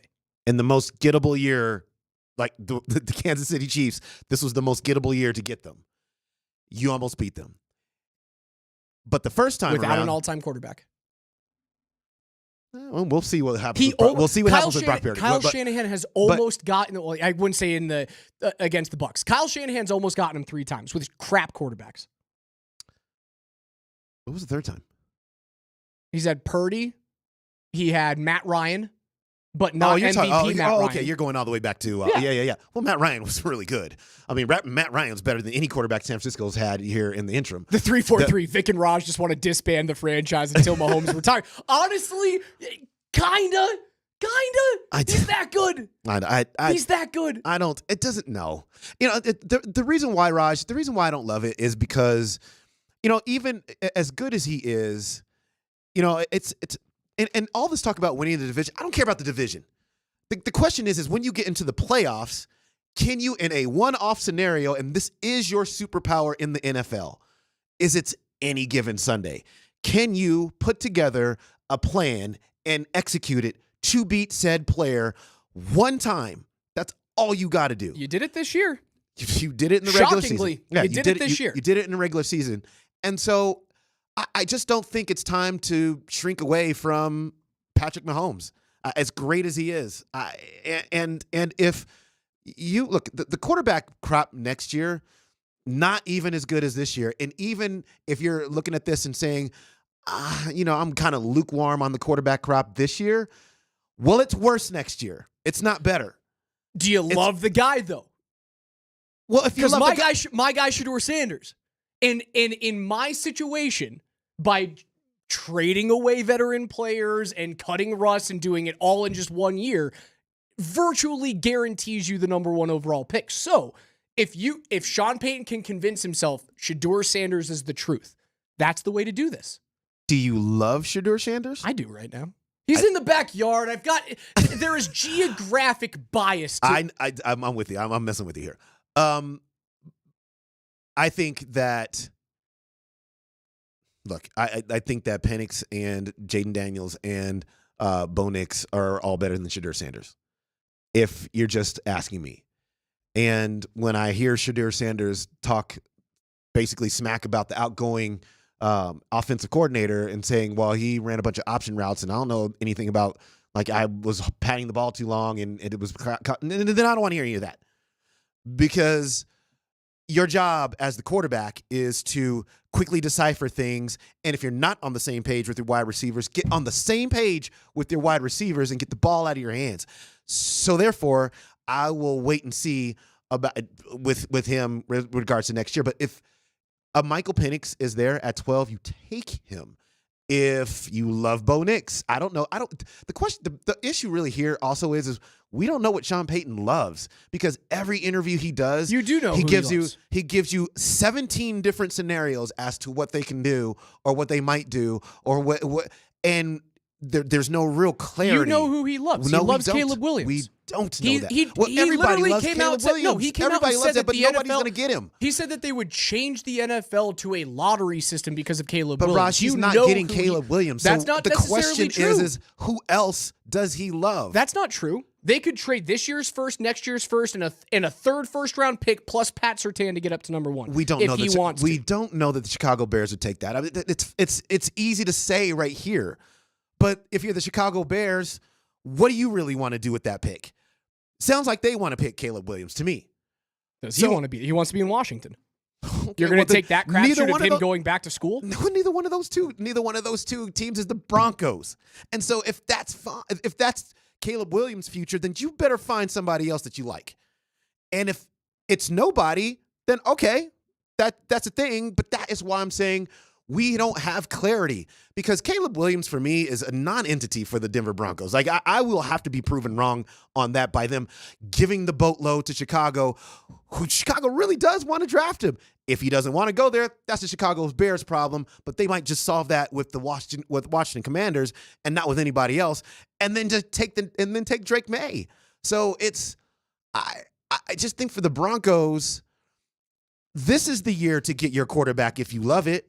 If you go $85 million and get really bad, and then next year, what happens if Shedeur has a bad season?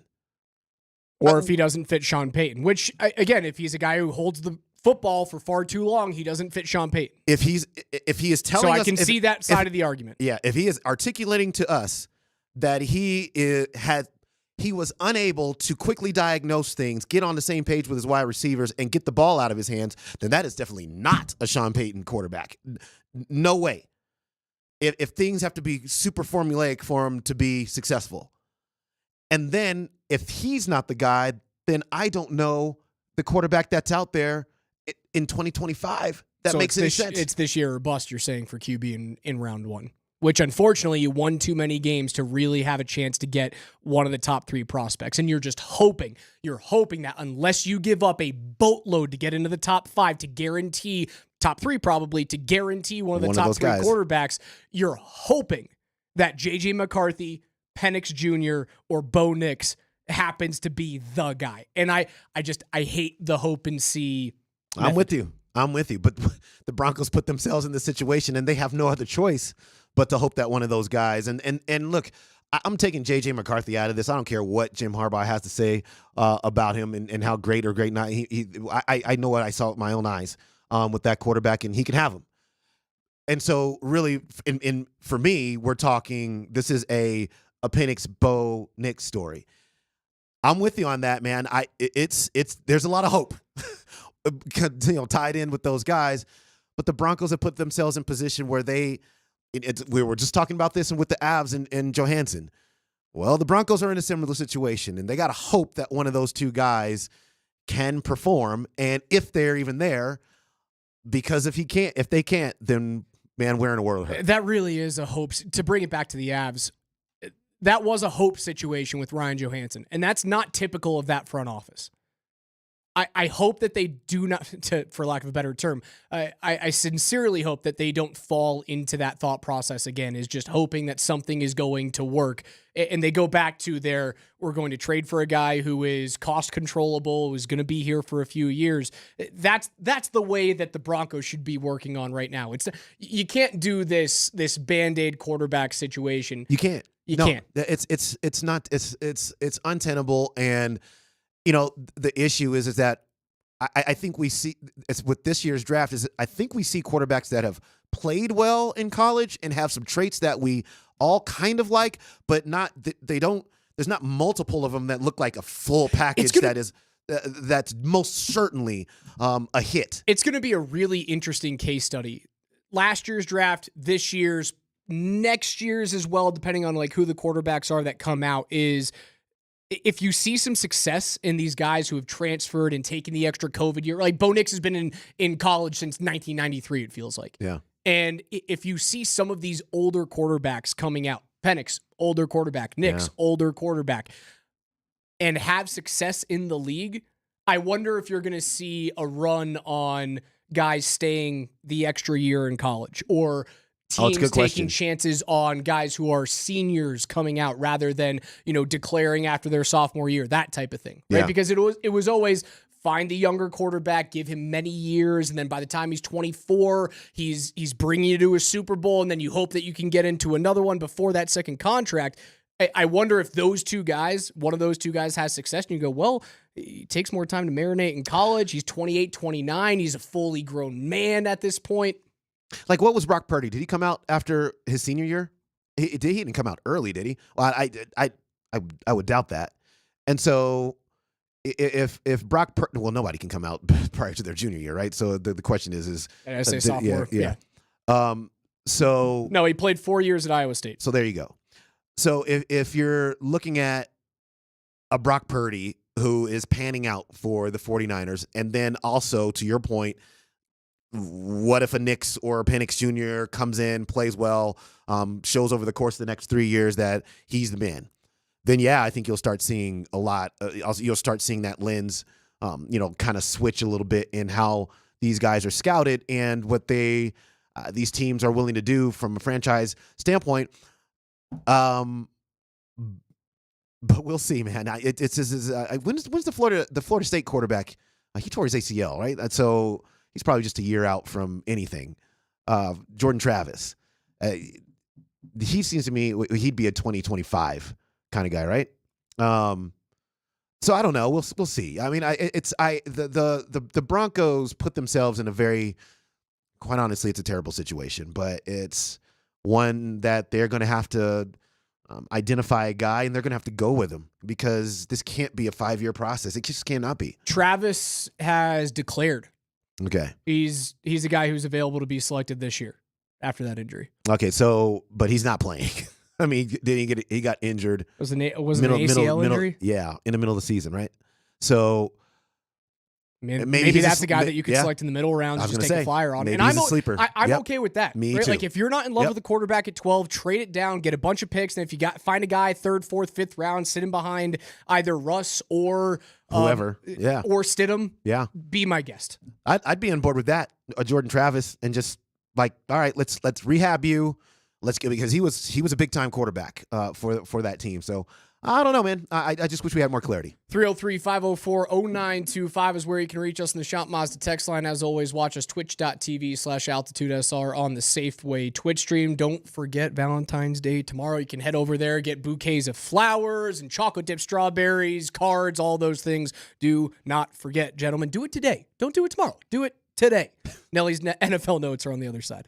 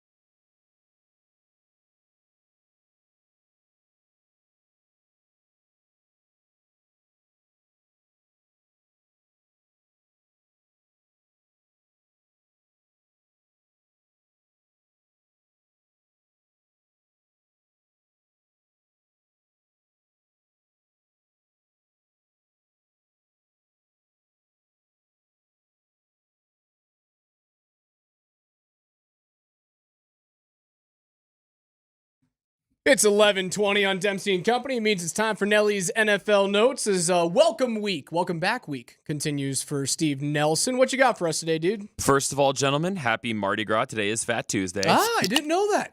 Oh, wow. Then now that I know. Yeah, Dempsey, if you want to earn some beads, brother, I can tell you how to get them. Yeah, we'll discuss. Yeah, we'll take this off air. All right, Raj. First thing related to NFL news is I want to ask you something I asked Coach and Dempsey yesterday. I want your overall thoughts of the Super Bowl. First of all, the game itself. Did you enjoy the game? Were you entertained? But also the commercials. What about the slate of commercials and the halftime show? Just top to bottom, how was Raj's Super Bowl Sunday? All right, I will rattle these off. The game until the finish was crap. It was boring. It was sloppy. The finish was awesome. Don't get me wrong. Like, second half of the third quarter, fourth quarter, and overtime, very exciting, edge of your seat type of stuff. But the beginning was a nonsense game. Like, it felt like we were watching the Rams-Patriots Super Bowl. And the halftime show started off slow, ended up being phenomenal. And I love all the talking heads who are 60 years old complaining about the halftime show. It's not for you. And I made this point last year and for the past 2 seasons. I'm a millennial. I am 30 years old. The Super Bowl halftime show is made for me right now. For the next 10 years, the Super Bowl halftime show is mine. Yeah. It's not yours. It's not Gen Z's. It's mine. Yep. So every time I see this, I'm going to be Lil Jon at the halftime show, Usher on roller skates, Alicia Keys, get out of town. Yeah. Who was it? It was who was the Black Eyed Peas guy? Will.i.am. Will.i.am was there? With the Lego-looking helmet. Yeah, it was dope. It was awesome. It really was. Yeah, it really was. In the commercials, meh. I think Vic hit it on the head. We're in the era where every commercial is produced to multi-million-dollar level, where we don't get ones that stand out. I loved the commercials. I did. I don't even know. Yeah, you know what? I never really polled a lot of people around me about how they felt about them. Sometimes I just think it's easy. Sometimes I think people think it's cool just to be like, the commercials, they all sucked. Because if you say, I don't want to be that guy. I don't want to be the detractor guy. I hate that guy. Yeah. I enjoyed a lot of them. I don't think any Super Bowl year that every commercial is great, but I really did enjoy a lot of them. And maybe I'm the only one. Kia made me cry, so check mark on you. Farmer's Dog last year made me cry. Check mark for you. Right. I thought Nerds Clusters with the Pour Some Sugar on Me was phenomenal. Was good. Yeah. And I just thought the rest of them were borderline. Yeah. Dunkin' Donuts was good. Dunkin' Donuts knocked it out of the park. Yeah.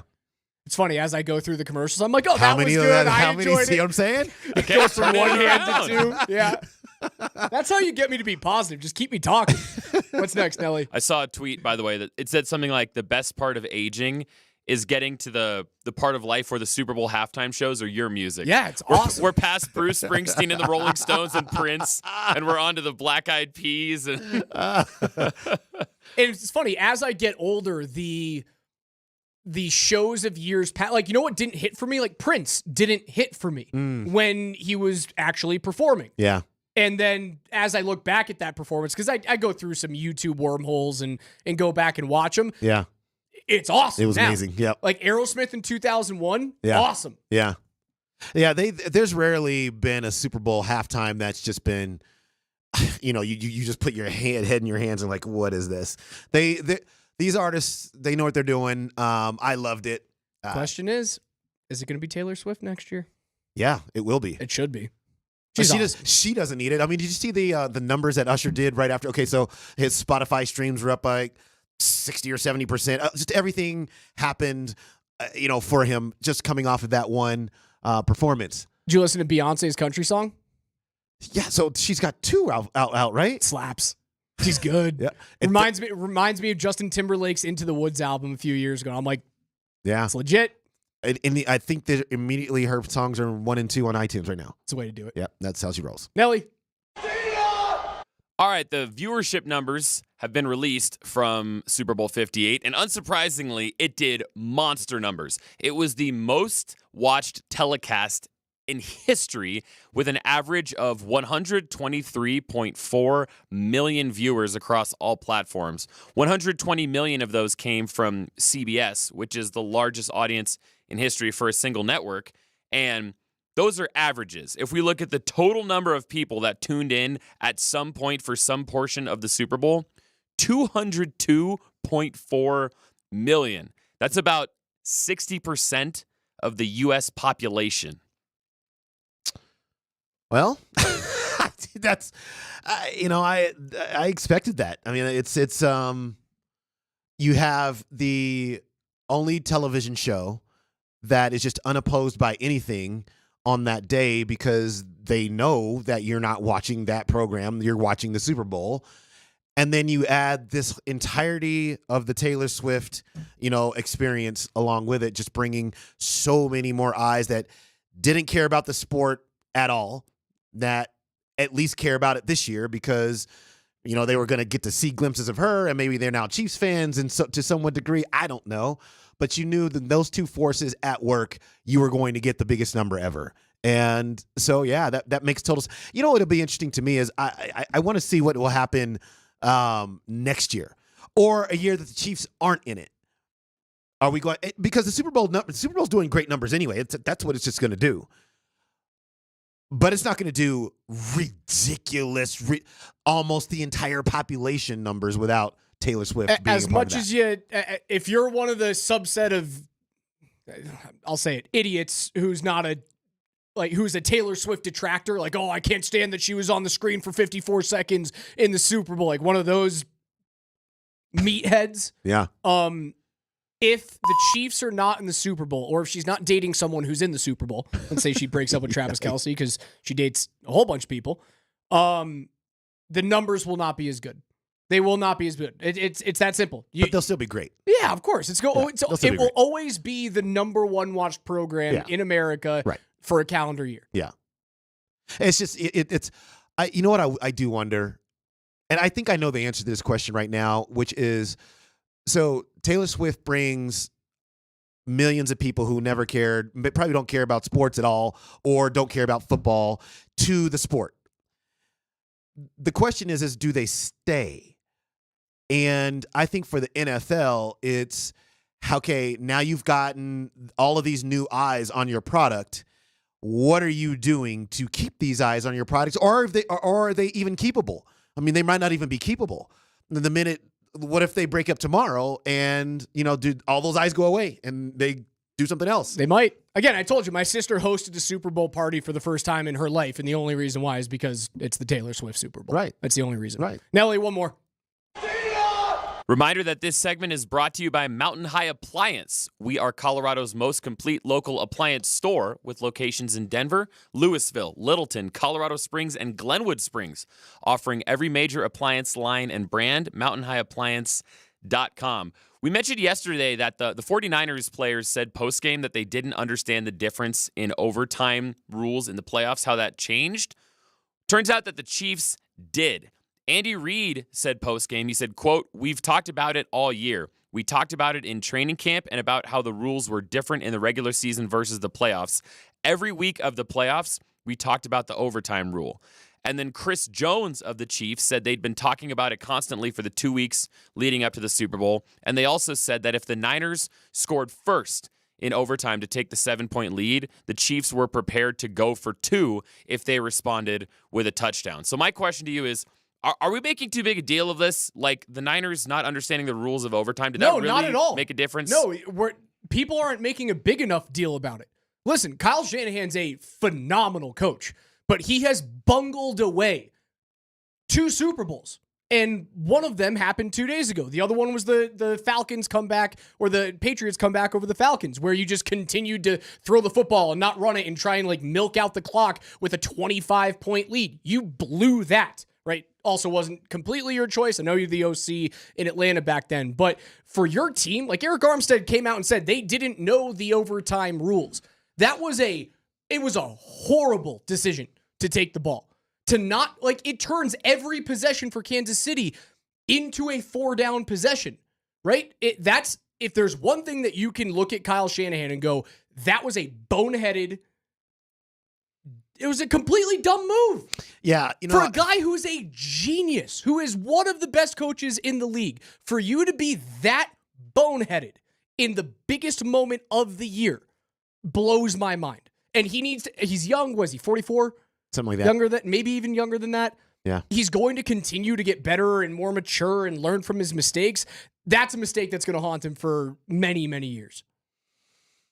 Yeah, it's going to. Prepared versus unprepared. That's all it was. Yeah, he left that stone unturned. And that's. You were too busy complaining about the conditions of your practice field. Well, I mean, to hear the Chiefs talk about it, they've been talking about these overtime rules since training camp. So I mean, it's the difference between a team that was prepared for that specific. Been there, done that, won it. Well, yeah, and I mean, it's not. Look, I'm not going to absolve Kyle Shanahan of blame for not being familiar with overtime rules. I wasn't familiar with overtime rules yesterday. But it's not your job to be. It's not my job. I know. It's his job to be. It's a fact. It wasn't our hump. I understand how that could fall through the cracks, but it shouldn't have. I will say this. There were two plays to me that were just more consequential than that. One was your blocked extra point, which allowed Kansas City to be able to kick a field goal at the end of the game instead of have to get that into the end zone. And then part two, the one where the ball kicks off of your the punt that bounces off the foot of the guy blocking, and then the punt returner can't retrieve that football, thereby setting Patrick Mahomes up right there in scoring territory, which they cashed out right on in. As a coach, though, right? Like, you can't control what happens during a play. You can't control someone not getting out for the Peter call. You can't control someone busting through a line. Of course you can. can't. You can put them into the best position possible, but as plays are going on, you cannot control the outcome of the actual play. What Kyle Shanahan had the ability to do was control the outcome of overtime. They won the toss, and his team was not prepared, not only by not knowing the rules of overtime, but he didn't put them in the proper position to win that football game by receiving the kick. That's on the head coach. He should have received the kick, but it's not that catastrophic to me. It's just not. You go down and you score a touchdown. You force them to score a touchdown. If they want to go for two, fine. Stop the 2-point conversion.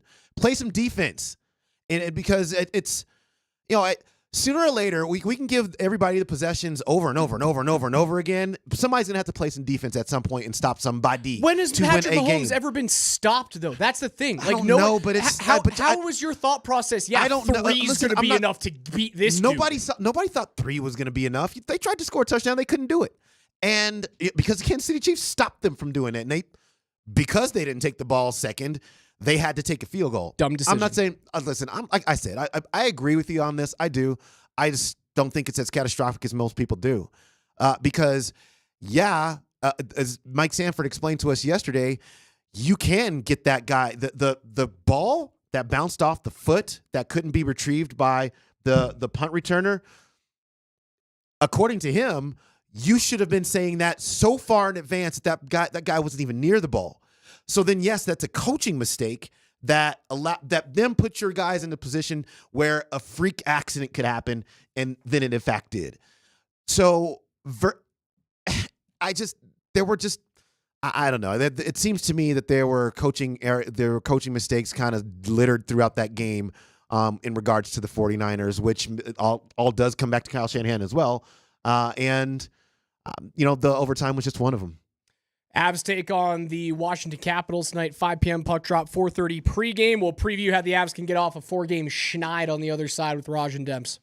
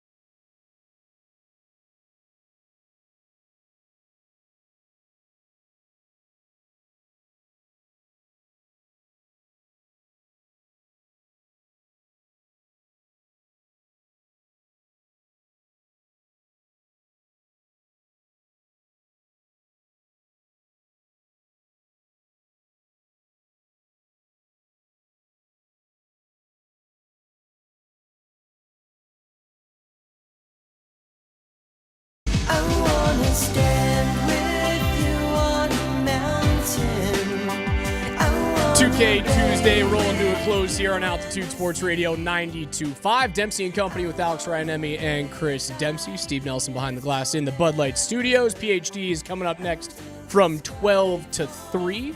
If you missed any of our interview with Coach Michael Malone of the Denver Nuggets, just search Dempsey and Company wherever you get your podcasts. You can listen back to it there. We had an injury update from KCP and Jamal Murray. What did Coach tell us? He said that he expects him to be doubtful for tomorrow's game against the Kings, especially in the case of KCP. Obviously, he gave it a go with the hamstring that cost him a couple games before that. So with the All-Star break coming up, obviously after tomorrow's game, no need to take any chances. And so the odds that those two players are playing tomorrow are super low. Before we get into a quick preview of Avs and Capitals tonight, 4:30 pregame right here on Altitude 92.5. You can also listen to that worldwide on the Altitude Sports Radio mobile app. Tim Bontemps came out with his version 3 of the NBA MVP straw poll, which again, remember last year was the whole Kendrick Perkins thing, which I've never heard you more fired up on this show than when this exact 54-game straw poll came out last year and changed the whole narrative of Nikola Jokic versus Joel Embiid. Embiid was, in straw poll 2 of this season, wild favorite to win the MVP. Goes down with a knee injury. He is now effectively out of the race, will not hit the 65-game threshold. Joker now takes over the number 1 rank. He's got 889 total points, 69 first-place votes. Shai Gilgeous-Alexander sitting at number 2, 180 points back of that, 24 first-place votes for SGA. Yeah, that's interesting. That's really, really interesting. 2-horse race right now. Giannis is significantly back in third. Yeah, because Milwaukee kind of fell off a little bit. Well, Milwaukee will have a chance to maybe play him back in. But what's interesting is even when Milwaukee wins now, it seems that I think people think it's a lot more of a team effort than a Giannis effort, even though Giannis really is clearly by far. He's the guy who drives the bus. Exactly right. So that hurts him a little bit. Shai Gilgeous might pose an interesting problem for Nikola Jokic. And the Oklahoma City Thunder obviously have won that season series 3-1 over the Nuggets. And if they just continue to hover around first place or even finish in first place, I think there's going to be a lot of people. There's going to be a big groundswell that would say he should win the MVP. So that will be very interesting. That's very, very interesting. I thought maybe that Kawhi Leonard might be a sleeper in this category, but I maybe don't think that anymore. It's odd that Giannis is so far back in third, and it has to be because of the lack of wild success that Milwaukee hasn't had this year, right? They're in third in the East. They're fine. Right. They're not going to catch Boston, but they're fine. Right. Fire their head coach. They bring Doc in. The thought that it's more of a team-oriented success is bizarre because you look at Dame's numbers and Dame's minutes are down, 3-point percentage down, shooting percentage down, points down, assists down. So if you look at, you're not getting Dame time Damian Lillard. And Giannis is still doing what he's doing and the Bucks are still top 3 in the East. Why isn't he getting, more shout for MVP this year? It's got to be because OKC is so young. They've done what they have done against the defending champions that if OKC runs away with the West, this is Shai Gilgeous-Alexander's. I got to believe it probably will be. Yeah. And that's where, so we'll see. I mean, Oklahoma City's been, they've been good all season long. Oklahoma City and Minnesota have been good all season long. And, for OKC, it's a matter of can they catch Minnesota now? They're done playing the Nuggets. Can they catch Minnesota? Can they win that season series? Can they put themselves in first place in the Western Conference? And if they do that, we all know the major numbers that Shai puts up. It would be hard to beat him. Joker looking for his third MVP, just the 9th guy in NBA history, would become the second active player to get to 3. Obviously, LeBron James being the only other one. Avs will take on the Caps tonight, looking to snap a 4-game losing streak to start this season-long 6-game road trip. The only point that they've garnered on this was a 2-1 loss at the New York Rangers in Game 1. They have not looked the same team ever since. They've looked disinterested, maybe a little sleepy coming off of this extended All-Star break. This is a get-right game. This is a game you should win. These are not the Washington Capitals of years past. They are not good. Yeah. They are not a playoff team. You're starting, while the numbers say that Charlie Lindgren is the number 1 goaltender in Washington, he's the 1B, right? They're paying Darcy Kemper as number 1. Lindgren's in net. The last time he was in net, Nathan MacKinnon scored 4 goals. I was going to say, this is a 4-goal game for Nathan You MacKinnon. should win this thing. Yeah. And you can't afford to continue to let points go by the wayside, right? There's like 7 teams right now in the West that could win this thing come playoff time. And I think being in the top 3 in the Central, certainly being in the top 2 to ensure that you have a home playoff series is vital for the Avs. If you look at the standings right now, Winnipeg is in the offing. They've got 3 games in hand on the Avalanche. Dallas is up by 2 points on you in the division. They've got a game in hand. You can't continue to lose games when you're going to be idle against Winnipeg and against Dallas. You got to find a way to get points against teams that you should beat. It starts tonight. I expect them to win this thing in regulation. I do too. I expect Nathan MacKinnon to score. He's gone 3 straight games without a point. That hasn't happened yet this season. But you also need some more help. Like, I need to see Ross Colton get on the score sheet. I need Miles Wood to get on the score sheet. I need Arturi Lehkonen to pot home a goal. You have to have some help that isn't just Nathan MacKinnon. Yeah, no, I agree. I do expect the Avs to come out and win this game tonight. I think that one of the things that we know about this hockey club is, are they prone to these stretches of blah? Yeah, they kind of are prone to that. But then they course correct, and they look really good when they course correct. And I just think that this is the type of game that they can course correct and then use it as a jump off situation to get to a more positive space. It's been peaks and valleys this year, and you're in a valley right now, and you just have to hope that the next peak comes at middle of April. Yeah, and you don't have another valley. At that point, you lose in the first round. So peaks and valleys. It's a tough West this year. 4:30 pregame right here on Altitude 92.5. And that'll do it for us as PhD is coming up next for Chris Dempsey, my co-host, and Steve Nelson, super producer. I love you, man. Coach, we'll cut you out of here. Go get healthy. No, I'm good. My you voice good? Sounds a little bit better, man. My guy. We can keep up the friendly banter. My guy. Hey, I know shout-outs is tomorrow. Shout out to my beautiful mother, Donna. Happy birthday. Love you. Yeah, hello. We'll be back tomorrow at 10 a.m.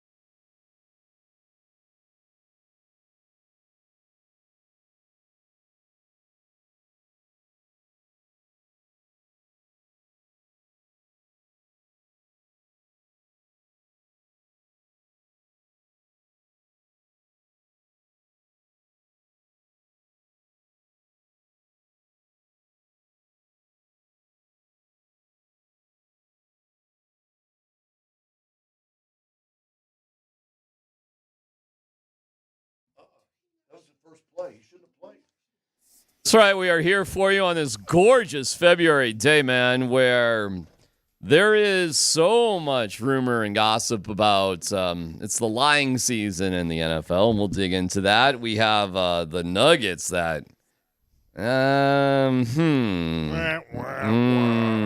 know what? I know you don't ever listen to me, but why don't you? Is there a reason? No, sir, I mean, ask. What are you talking about right off the bat? What are you getting on me about in the first seconds of the show?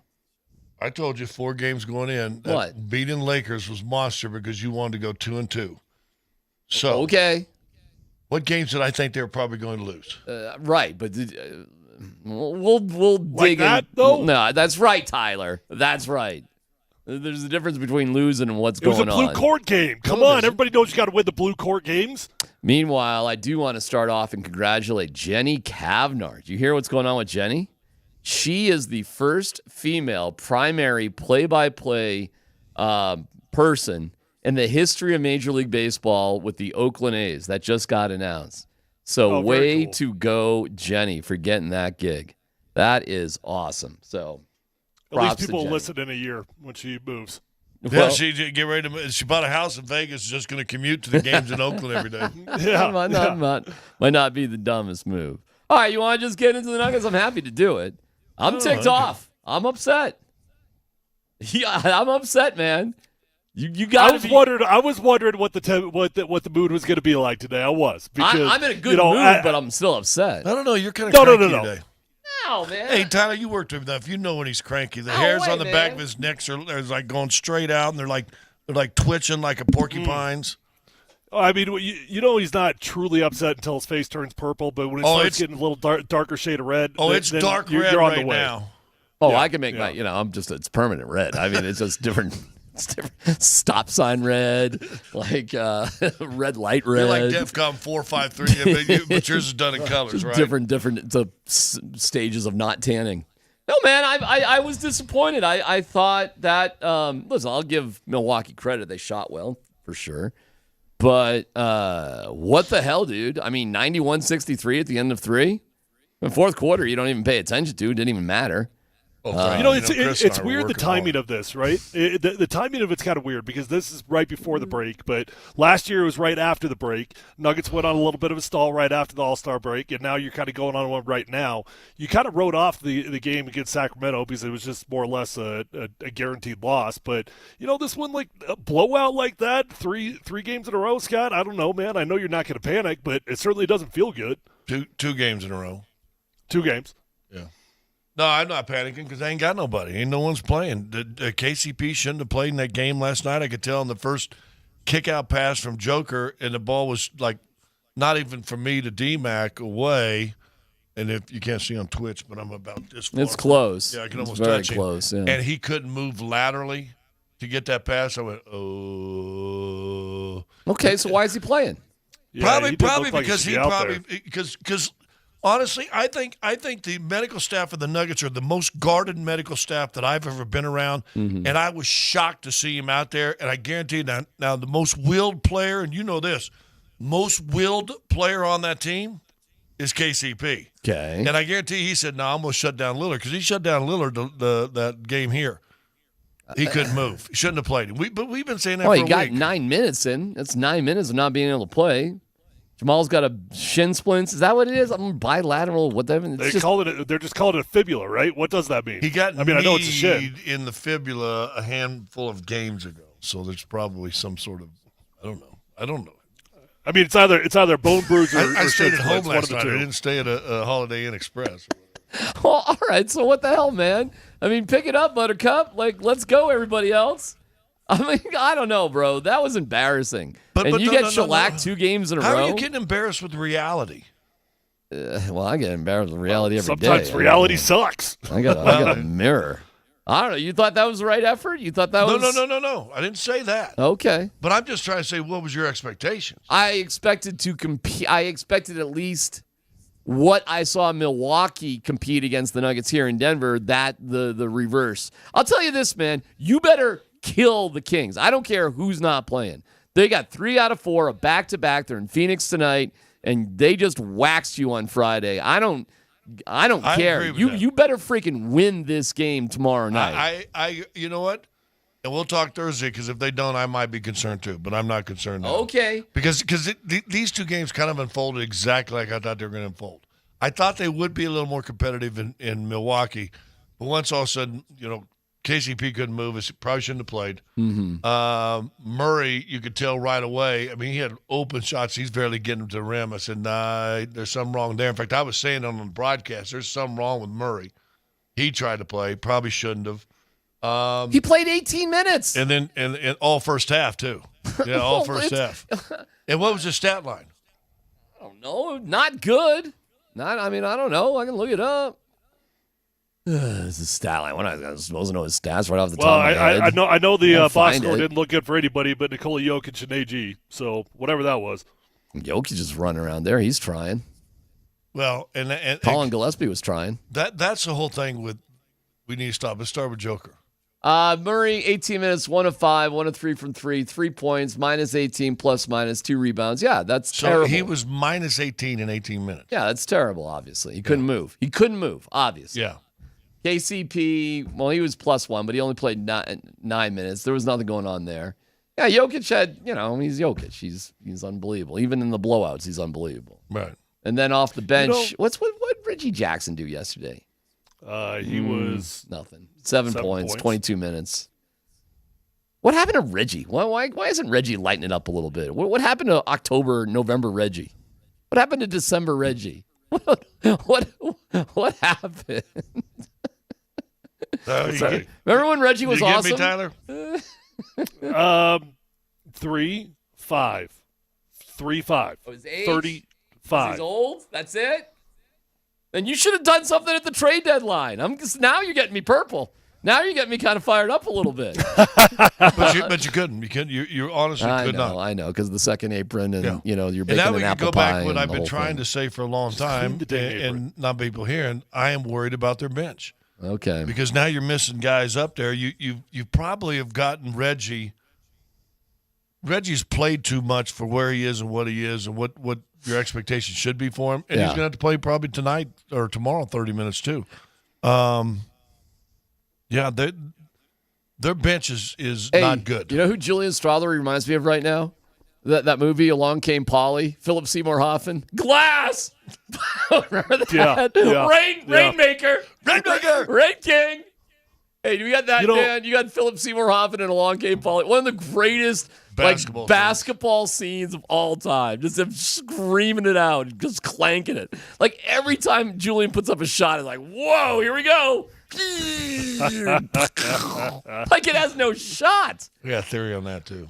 Well, I got to say, so Scott, I totally hear you on not being worried about it, but it does feel like sometimes a blowout like that doesn't feel like championship DNA. That doesn't feel like championship DNA. Now, there's championship DNA on this basketball team, but what's going wrong when you've got a couple moments like that and just in a big game too? It's not like that was a write-off game, I just don't know I don't know how you explain that. I don't care that you lost. Who did you say played well? AG and Jokic. And that is probably your what? That you just talked about, championship DNA, right? Yep.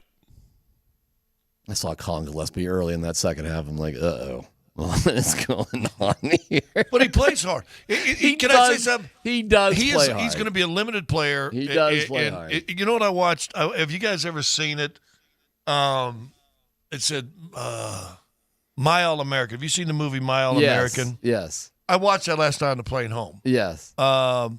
And that's who Colin Gillespie is, kind of. I don't wish bone. Wait. Which one is the My All-American? Is the kid from the kid from Wheat Ridge, Steinmark? Yeah. Steinmark. He died. He had the leg tumor. And he's undersized. Some of this, and he becomes like a starter his sophomore year at University of Texas. They win a national championship in '69. He's the safety, the whole thing. And he finds out he ends up having real bad tumor and a bone. I just saw that the other day too. I just watched that. Yeah. And not the tumors, but. That's Gillespie, undersized, not supposed to be here. Try hard guy. Awesome. We got and you we can got live Rudy. with those guys. We got Rudy on the basketball team. Super. He's better than Rudy though. Listen, he's a legit player, but he's a defensive Don't get me line. started on Rudy. Don't get me started on Rudy. The biggest fraudulent story of all time. Yeah, I know that. I mean, like nothing in that movie was true. I don't care though. My All-American. That is a true story. I know that blew me away. Wheatridge, right? Yeah. Yeah. I don't know. Couldn't beat Lakewood. Had to get that big win over Lakewood to win the league championship. I don't know what this is. You got this is the new movie or something? It's new to me. I don't think it's new, but it'll be new to you. It's good. It's a good football movie. Do you remember Patrick, our guy that used to do voice and stuff? Yeah, of course. He's like a distant cousin of Freddie Steinmark. Yeah, it's a must-see sort of. It's a really good movie. Yeah. It's a story, a local story. Local story that I had no idea with about. UT ties and everything else. All right, well, I'm not. Well, the Golden Helmet's named after him now, isn't it? Isn't it the Freddie Steinmark Golden Helmet for the best player in Colorado? And they still got a statue and plaque at UT where they run out and the players go by and touch it on the way out to the game every game. So he's still honored there. Darryl Roy, who was the head coach. Are you trying to deflect from the Nuggets right here? No. Darryl Roy. This is significant deflection. I keep asking Scotty questions, and I get like a one-word vague response that I don't know how to read into it. Darryl Roy, the head coach of Texas, and Arkansas, Texas were massive, like rivals. Okay. Massive. Darryl Royal's dad was one of my teachers, one of my professors at Arkansas one and semester. that's why Reggie was off last night. No, that's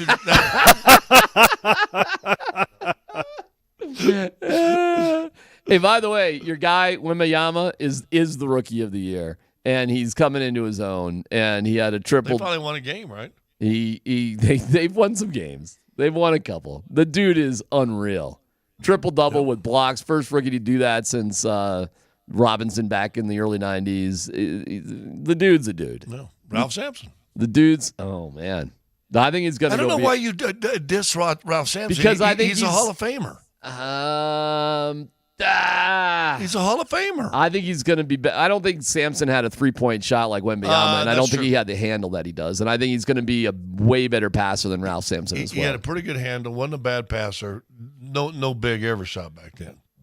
Yeah, no. I mean, Bird led the NBA in three-point percentage one year at 40-something, and he shot 4 a game. How do you guys do? Dude, that's a quarter. Dude, when you're down by 28 going into the fourth quarter, you're doing the broadcast. What's the strategy there? What do I you go to do? Marlo last night. I said, Marlo, this game sucks. He goes, On the air? No. It was during break. I go, this game sucks, Chris. He goes, yep. I go, we got to bring the entertainment. That's what I tell you. Seriously, you got to bring some sort of energy. You got to find some hope. You got to do some being. You got to talk about you guys individual. are doing. It was all about, let's see what these guys you should have showed Giannis. You should have showed the refs the Giannis shot clock you kept using. About 11.5 seconds each time. Every single time is 11.5 seconds. So he hasn't changed. No. That's never going to get called and they're never going to call it at home. No, and Kaz is just, bummed because he'd love to have that called again. Although there was somebody in the crowd behind us or beside us somewhere in the crowd, I don't even know where, but I could hear, and they were going, 1, 2. One Nuggets fan. And you could hear people going, shut up. Right. Shut up. This is our thing, Milwaukee. Oh, I know what I was going to say. Your Laverne and Shirley Open was great. That was awesome. You did like a whole Laverne, Shamil, Schmazel, Hop and Pepper Incorporated. Awesome Pepper Incorporated. Whatever it was. Yeah, that was cool. Yeah. Man, boy, Milwaukee, they lean into the Fonz and Laverne and Shirley. They got a statue. I figured you'd love that. They got a Fawn statue. Yeah, I thought that was cool. They got a fictional character statue. Yeah, there you go. Out there in front of whatever it is. Yeah. See, Tyler? The Fonz. Hey, but did you hear in Nuggets Live? Did you hear my little I trivia? did hear Nuggets Live. I did not catch that. Trivia, same thing. A movie, you might know it. Tyler won't have a clue. A movie that helped started Henry Winkler to get the Fonz and Sylvester Stallone's American career. Graffiti. No. That was Richie Cunningham got his start there. Yeah. Who? What was Lords of Flatbush. Oh, that's right. In Brooklyn. Yeah, remember that? And Yeah, they were both motorcycle leather like a West Side guys. Stories. Yeah. West Side Story looking guys. And Winkler goes to do the Fonz after that. And, Stallone ends up writing Rocky after that. It's easily one of my top 3 favorites. It's a good Lord movie. of Flatbush is pretty good. Good movie. You'd probably like that one. I don't know. I watched Happy Days in Laverne and Shirley, all that stupid stuff. Mork for Mork. Last story I'll give you on Laverne and Shirley. So Squiggy. Yeah. Which I love. Who was a giant professional baseball scout for years and years. Did you know that? No. He no, kind of. Go ahead. He was a minor league scout. So Lorenzo Charles is my teammate. He sat right beside me. Lorenzo Charles, the guy, the North Carolina State throw up. He catches it, dunks it, and they win the game. Remember that? Where are you getting called from? Oh, I get all sorts of dumb calls. But he's the guy that caught it and dunked it. Yeah. The dude, Tyler, this ain't no lie. The dude had a handshake that was a vice grip. And I'm not lying. Calvin Nett. Did you ever shake hands with Calvin Nett? Same thing, Calvin Nett. I mean, I would put those two guys' grip strength against anybody in the world. That's how strong their grip was. Mm-hmm. So Charles's big thing was guys wouldn't be ready for it. Now, the dude was 6'7", about 280, and freaking barrel. I mean, he was a monster. And so Squiggy's in there meeting everybody. Squiggy. And if you haven't seen Laverne Sher, Squiggy is a tiny dude. Little dude. He maybe D-Max side, maybe even smaller. Wow. Maybe smaller, Wow, right? that small, like a circus freak. It's like a circus freak, yeah. Okay, smaller than me. So he's going around. All of a sudden, Lorenzo taps me on the leg and goes, watch this. What is he? Bounce him up and down? Squiggy comes by, and Charles gives him one of the vice grip handshakes. And all of a sudden he goes, hey, nice to meet you. It's Lorenzo Charles. Hey, he jumps back and screams out loud. The whole locker room knew that because that's what he used to do to everybody. The whole locker room bust up. He was good to oh, my God. He was laughing. Anyway. Well, we have that story in the bag. And we also have huge. There's something interesting going on with Russell Wilson, Justin Fields, the Bears, and the Steelers. That is a weird little vibe going on. Details coming up next.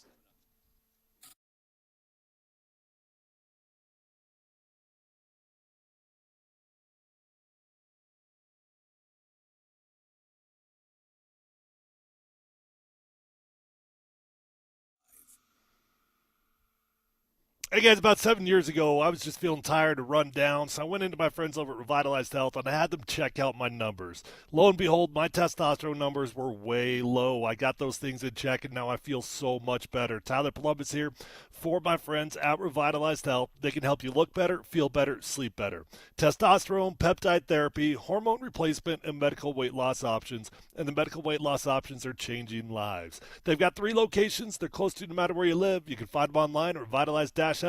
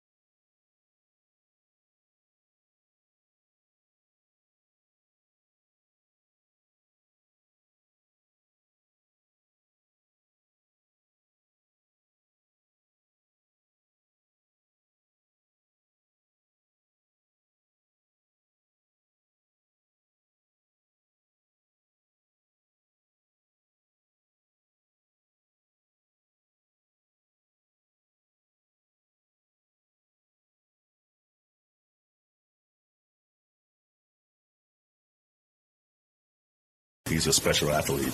He can make every throw, and watching the tape, when the games are close, man, as a passer, he can make every throw outside, vertical, inside the numbers. As a runner, he's dynamic. He can break tackles. He's not sliding. He can make you miss. So he's a challenge, to rush 4 and hope you contain him, and rush 5 and he can make every throw. So it's a cat and mouse game. But he's obviously a gifted player. That's the silky smooth sounds of Vance Joseph. I thought we were talking about Paxton Lynch there for a minute. It's on the 1 and the 2s. Oh, wow. Now we're talking about, hey, turn that music up a little bit, Dan. Talking about, I feel like I'm in an Old Spice commercial. Just feel an Old Spice commercial. Did you take my bath? I just like how VJ talks, man. You could just just read me the phone book, VJ. 1, 2, 3 into the 4s. VJ coaching on all. All right, all right. I'll leave it alone.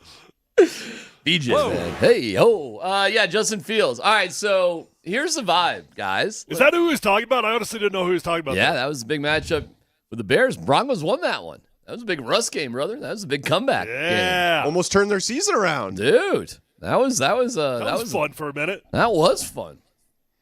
And Justin Fields, hey man, the whole offseason is predicated about what the Bears are going to do and where Fields is going to go. And tagging alongside with that conversation is Russ, as it turns out. The Bears just dumped Mitchell Trubisky. Mason Rudolph is a free agent. They got Kenny Pickett. And you got an interesting situation in Atlanta and Pittsburgh. So they dropped Trubisky so they can maybe go get May. I don't know what they're thinking. They're getting May. Yeah. They're drafting way up. Maybe, but I mean, look, Russell Wilson's going to be involved in the quarterback dominoes. No matter how that domino falls, he will be a part of all of the solutions, right? There's only a handful of guys that are going to be available. He's one of them. The Caleb Williams situation is interesting. Everything that I'm hearing, the Bears really do want to draft him. They want to draft him, but he's made it clear. Caleb has made it very clear he does not want to go to the Bears. So now they've got to try to read between the tea leaves and try to figure out how serious this guy is. Do they want to try to draft him, then end up with a headache and try to end up having to trade him after the draft, or what's going to go on? So that's what it all comes down to, man. I mean, Pittsburgh and Atlanta remain, in my opinion, the most likely destinations for Russell Wilson. All the noise that we were talking about yesterday with the Tom Pelissero report, and there's been some other stuff kind of coming out locally here, just trickling out slowly but surely.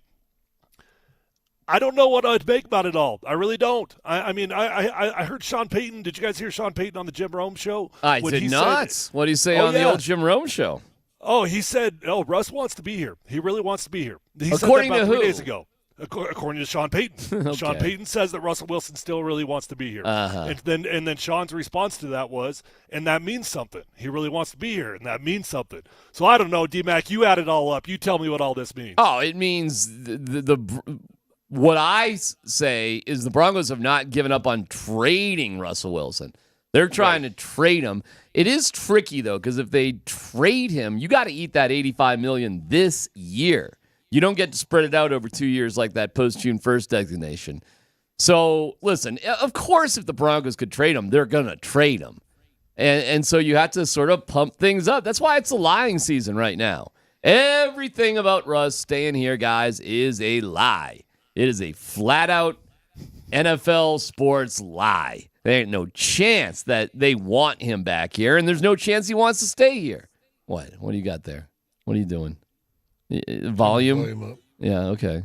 Here we go. Okay, I'm ready. It's coming. I mean, Anytime now. Beautiful. Really? Can I just get you a speaker? Ground control to Major Tom? Coach, what are we doing with Russ? What's going on with Russ?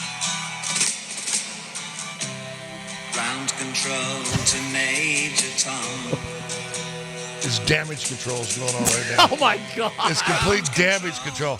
All that is, it's all damage control after Sean Payton just freaking put an axe to any ability to trade Russell Wilson.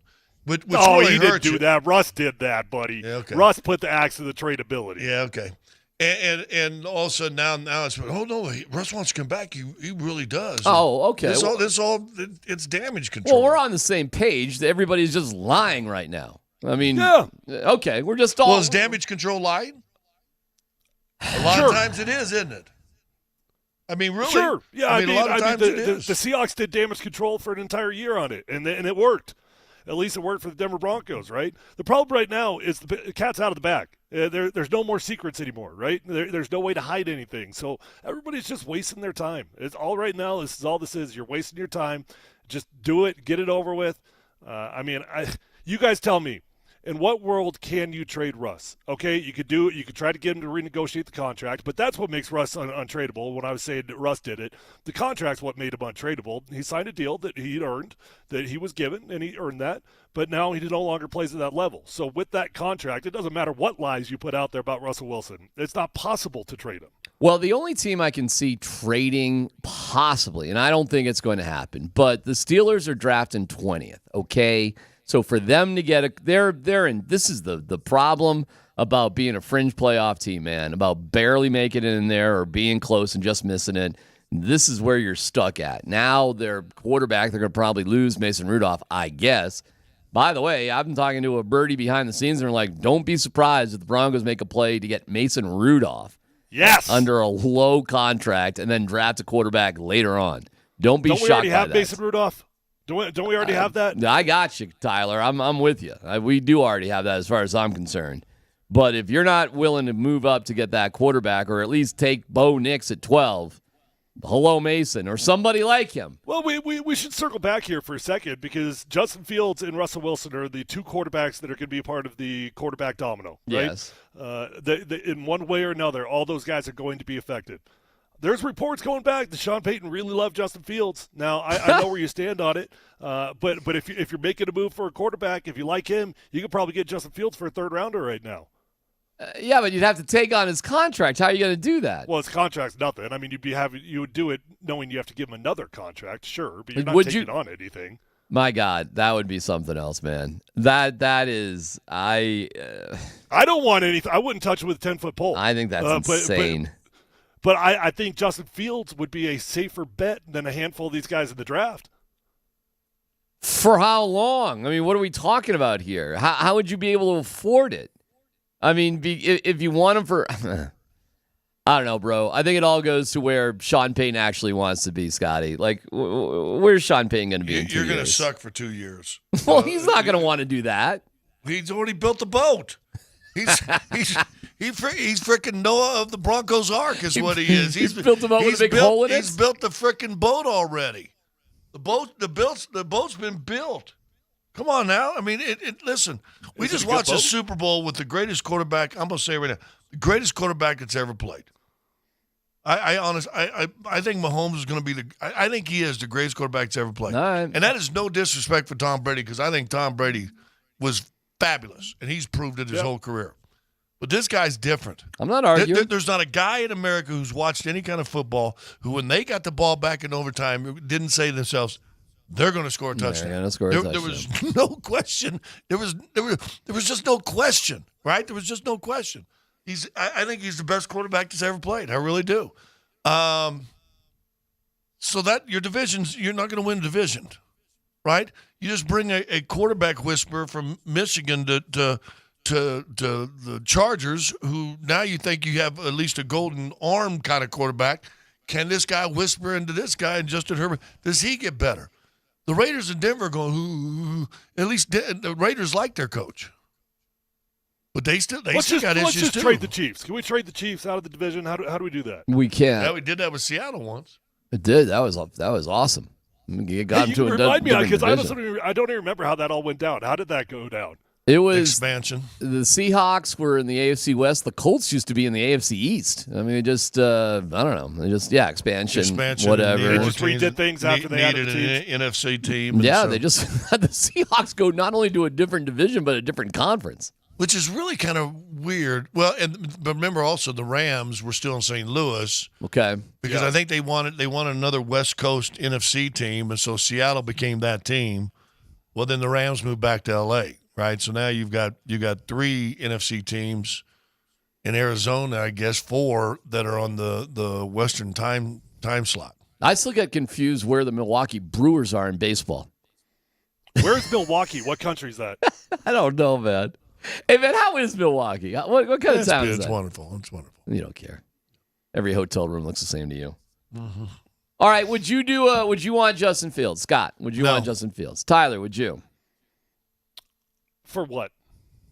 Justin Fields, you would 3rd round pick, maybe a 3rd and a 5th. You know, maybe a 5th next year, like a 3rd this year, a 5th next year, something like that. Now, you will not have this luxury because the Justin Fields deal will be one of the first decisions made in the draft. So you won't have this luxury. But if you did, and you got through the 1st round, and you got through the 2nd round, and you did not select a quarterback, I would not be opposed to a 3rd-round flyer on Justin Fields because you'd be looking at it as a rental anyways, right? So if you're at that point in the draft, but that won't happen. So long story short is no. No, I would not be interested because I'm not going to preemptively go for Justin Fields and give up on trying to get a young guy. Well, what do you think he is value? Man, I'm just saying. But he is a young guy. He's 26. Yeah, I mean, he might have a long way to go. Well, he's a young guy, but he's 1 year away from a contract. So that's the only difference there. Does he have 1st round value? No. Well, all it takes is one team. Yeah. So, all it takes is 2 teams, I should say. Would Pittsburgh give up their number 20 for Justin Fields? Highly doubt it. Very highly doubt it. All right. Well, and Pittsburgh usually does a good job of putting people around players. They've struggled with quarterbacks since Roethlisberger. Why would Pittsburgh want Russ? Because I think I don't know. Because they think they can run their system and win. Okay. They're going to be a defensive-oriented run-first team, which Tomlin started off, and then Roethlisberger changed it to a pass. Let me turn it this way. If you're the Steelers, would you rather have Justin Fields or Russell Wilson? Russ. Why? I'd rather have Russell Wilson. Why? Because he's just a better football player. He is. He's today a far superior quarterback than Justin Fields is.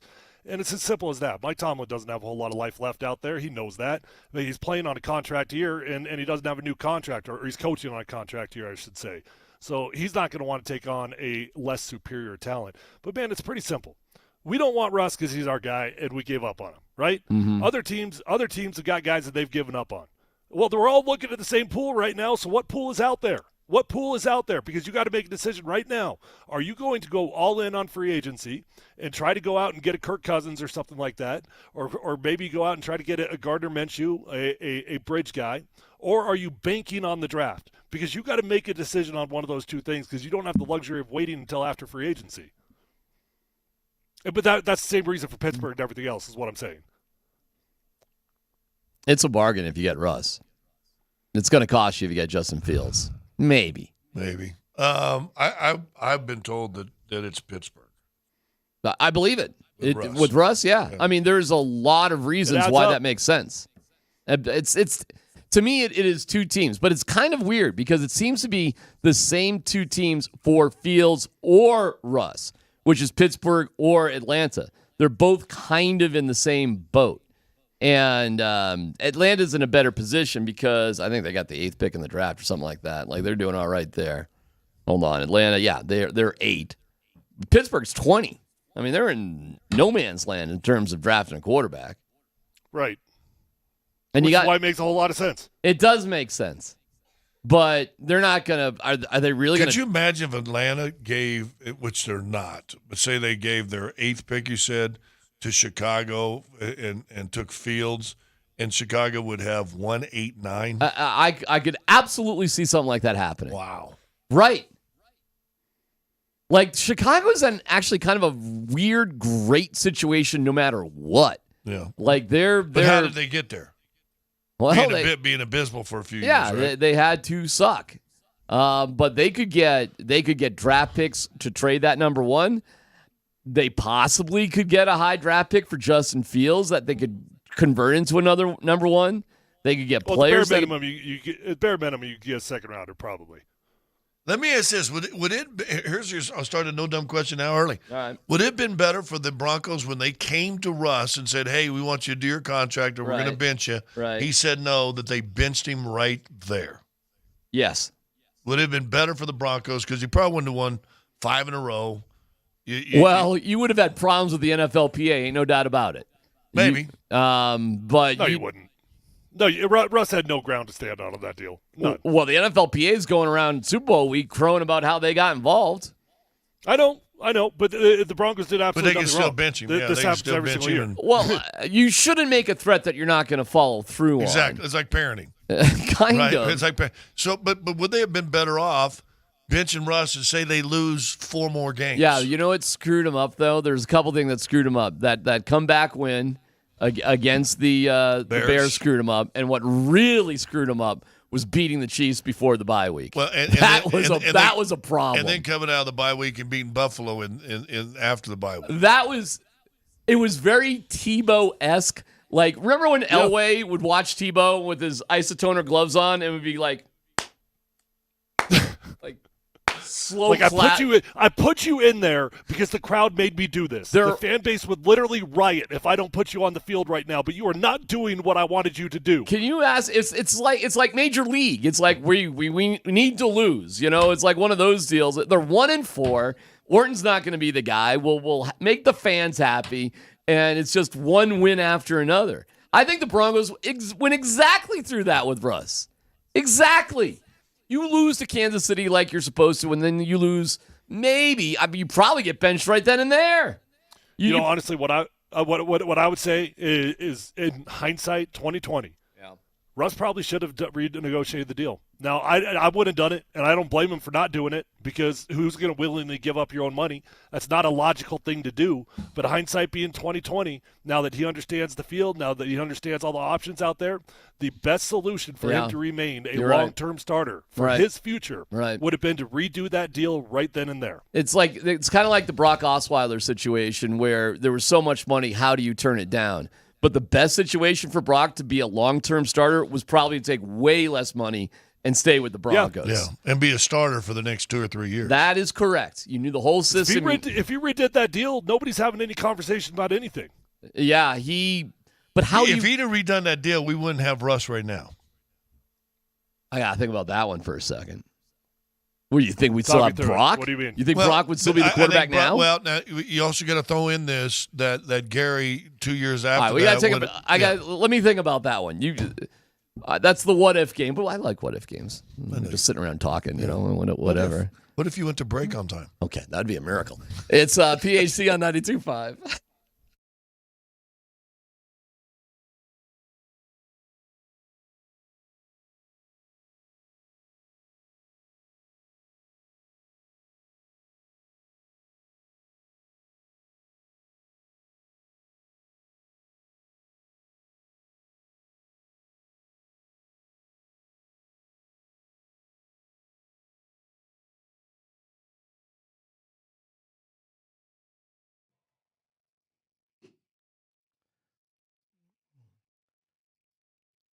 All right, my local Old Chicago, they're at Arapahoe and Parker. Been there a million times, love it. But man, Old Chicago, founded in Boulder in 1976. There's Old Chicagos everywhere. Legendary pizza. They come up with new delicious features. The Chicken Bacon Ranch Pizza. Brought some in for the fellas yesterday. They gobbled it up. Scotty, you weren't here. Then there's none left over. You can't have any. It's gone. Good. Sorry. Your loss. But I'm telling you, that Chicken Bacon Ranch Pizza is out of this world. And listen, if it's not pizza you want, okay, salads, calzones, burgers, incredible entrees like their fish and chips, everything is good at OC. And put that together with one of their 100 local and legendary beers, maybe 2 or 3, I don't know, be safe. Whether it's in person or at your neighborhood Old Chicago takeout, they got you covered. Visit oldchicago.com for the nearest location to you.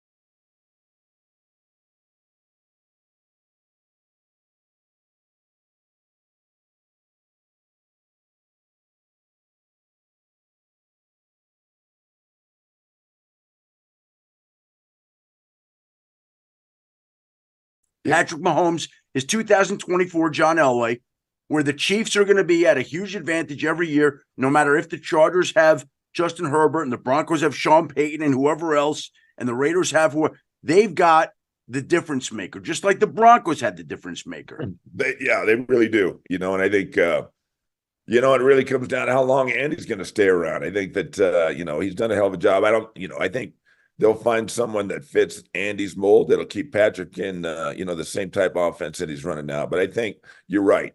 He's a guy that's a difference maker, and they can be having a bad day.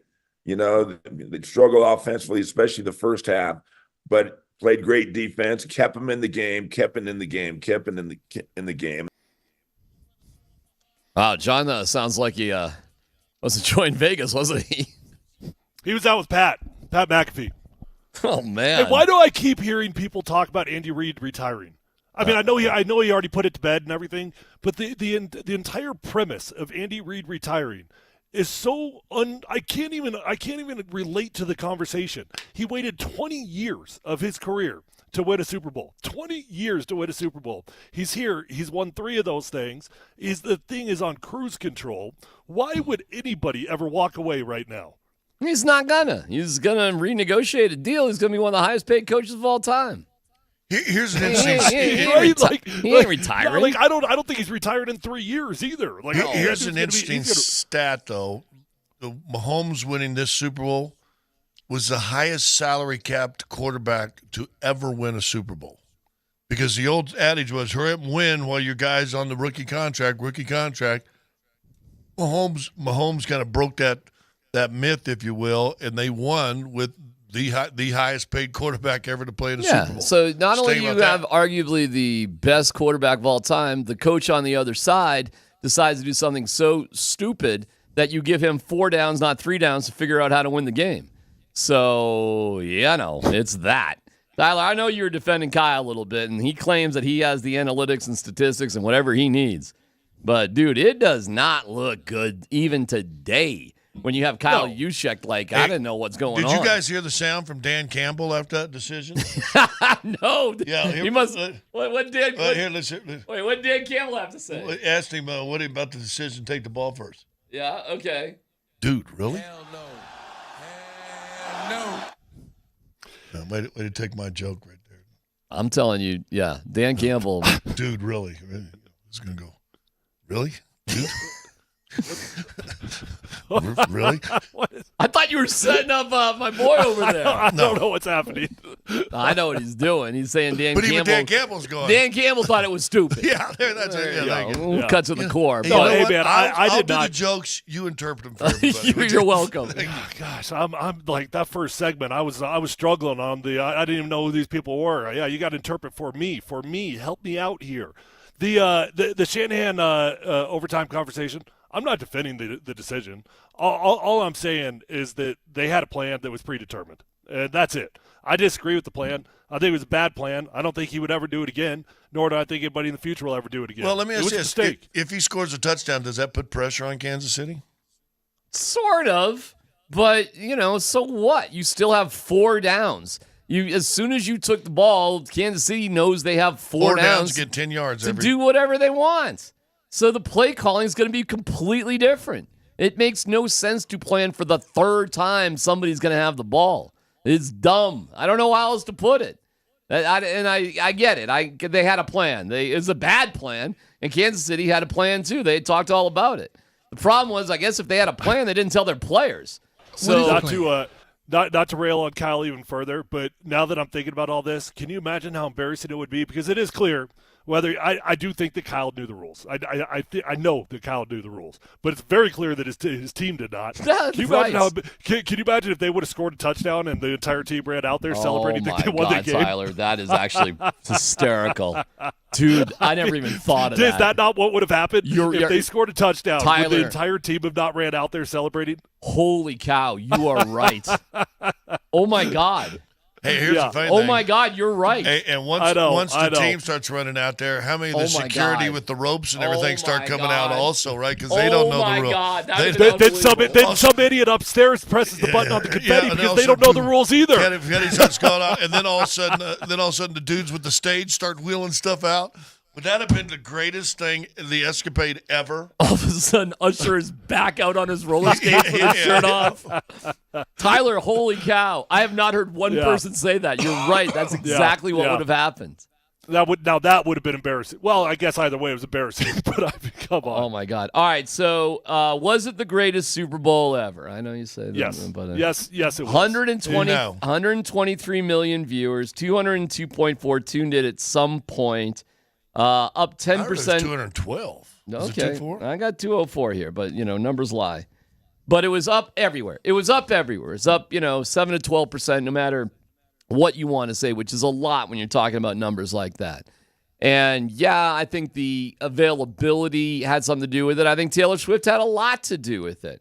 Of course she did. How is this not and you've got a guy cementing his legacy with the Chiefs, Taylor Swift. It comes down to the last scoring play. The game's over. How is this not one of the greatest Super Bowls of all time? Because when I say Super Bowls, I say game. Well, I said game too. I thought the fourth quarter and overtime was fantastic. I thought the first 3 quarters were a very boring game. How exciting does a game need to be if it comes down to the last? But I don't care about the teams. You go to overtime. You got the greatest quarterback of all time playing in the game. You've got the first possession of overtime was an 8.5-minute drive, which you knew, like, hey, you better use all 15 minutes if you want Patrick Mahomes to not win this game. Comes down, drives it, gets the touchdown, wins it. I get what Scott's saying, though. I mean, if you're not into the nuance of the game, which I loved the nuance of the first half, watching those two guys go to battle on the defensive end, watching Joey Bosa out there just wrecking shop for the first half. I liked watching it, but I get it, man. America likes points. They like to see points. Okay, is that what you're saying? You're just kind of bored by it? Well, I don't care about either team. Yeah, if the Broncos are in, it'd been the greatest game in the world, especially if they were. But when do you ever care about either team? I mean, when it's my team. Well, I know, but how often do we get Other than that, I want to watch just a good game, and you're right. If I'm going to watch out-of-market baseball, I want Shohei Ohtani to hit about 4 home runs and throw a 1 hit. Man, I really felt connected to the Niners in this one, man. I'm not going to lie. I felt like I was really rooting for Christian. My heart broke when he fumbled. I was pumped when he scored a touchdown. I'm thinking about Ed and Lisa and John and Kyle and Mike, and I don't know, man. Were you connected? I felt pretty connected to it. I'm obviously way too close to this thing to understand how the average Denver Bronco fan would feel, because the Shanahan family, that's family to me. Like that, like I feel like I'm in it with them. Not only that, it's my offensive line coach. It's just everything that meant anything to my career. And can we say something real fast about offensive line coach? The greatest running back coach in the NFL history, and should be in the Hall of Fame because of that, Bobby Turner. Yeah, he's out there. And he's out there, and I'd forgot about that, and Bobby Turner was one of my all-time favorite human beings in the world. My guy, Orlando Franklin's That's why I'm surprised you weren't more connected to it, though. I mean, because you know what? I'm a bitter Bronco fan that's still a little pissed off, and I'm sick of everybody else being good and talked about. And the only thing we talk about is always negative, always sucky. We do this, we got that. And so I'm tired of I want to see a big-ass game. I want to see the Nuggets taking on the Heat. I want to see the Avalanche taking on the Lightning. I want to see my teams that I give a rip about doing something big. And after that, I'm like, oh, good. Dude, and plus, I'm on a freaking vine with a bunch of high school guys, and all I got to hear about is all these stupid memes. Keep putting the beats in there, and I'll save it. All these stupid memes of how great Kansas is. I'm sick of that. And now guess what I got to watch Wednesday? I got to watch another freaking parade with Kansas City Chiefs today. So I didn't give a about that game. Because now you sound like me yesterday. That was me yesterday. Where were you with me yesterday? Come on, we could be doing that together. Oh, the great game. No, it wasn't. No, it wasn't. And guess what? I was part of the 200 million. I'm tired of sucking. Mm-hmm. We're on the 7th level of Dante's hell as a Broncos fan right now. That's how I feel about that. That's how I feel about that. That's all I'm going to say. That's all I'm going to say about that. Hey, that was well done. I think we can all relate to that one, Scott. PhD on 92.5.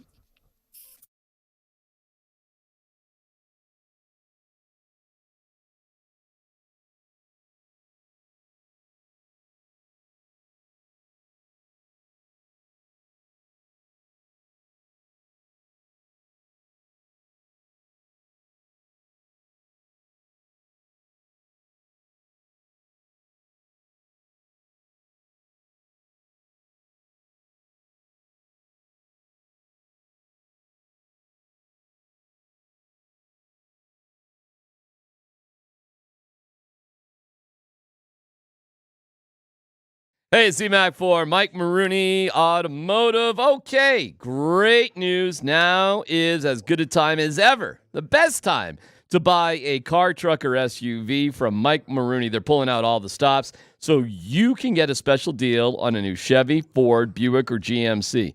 Depending on the model you choose, you get a discount up to $10,000, 1.9% long-term financing, or payments as low as $299 a month. Okay, one more time on this. What a deal.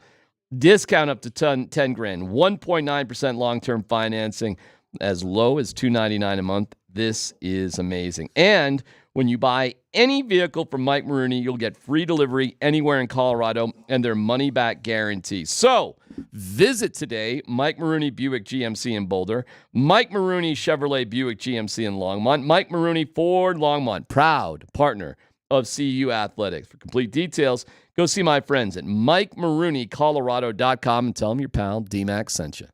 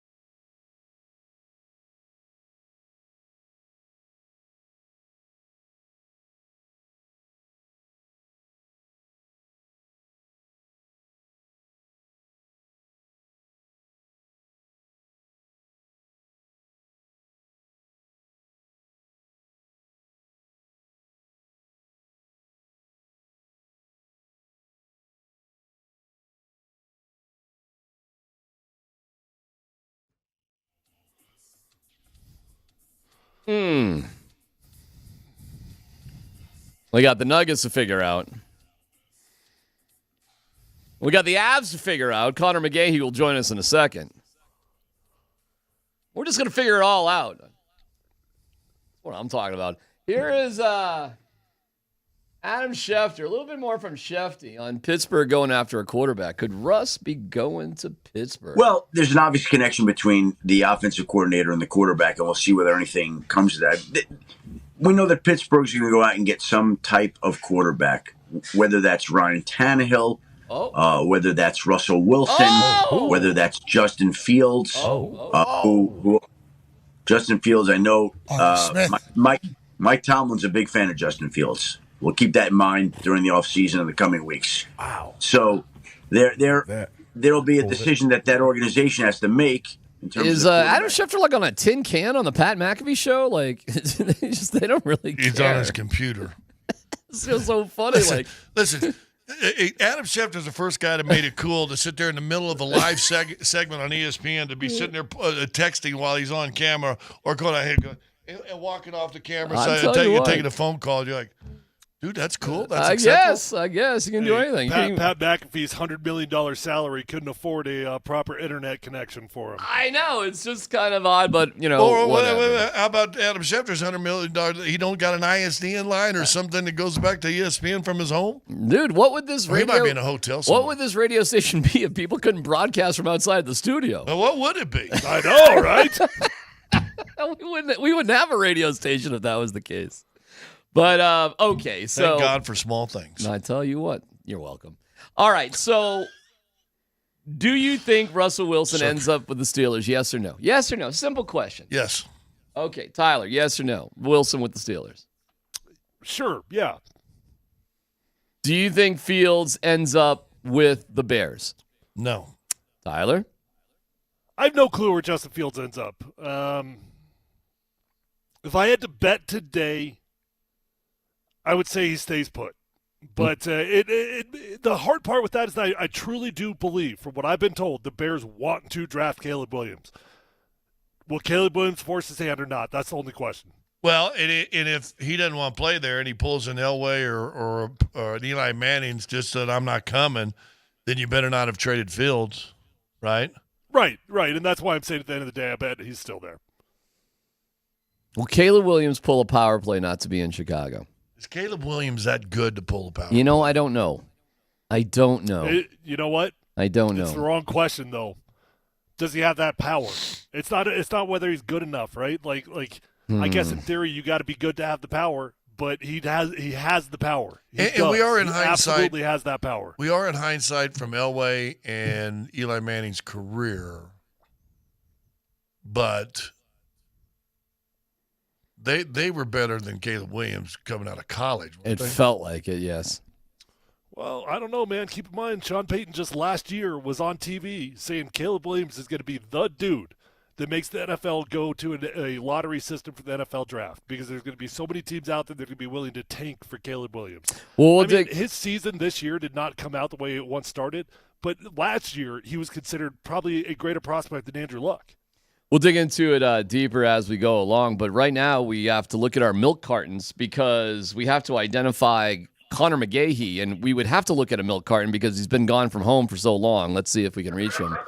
Connor McGahey, are you there? We're channeling Connor McGahey. It's me. Is this Denver, Colorado? Is this home? I mean, is that you? I know.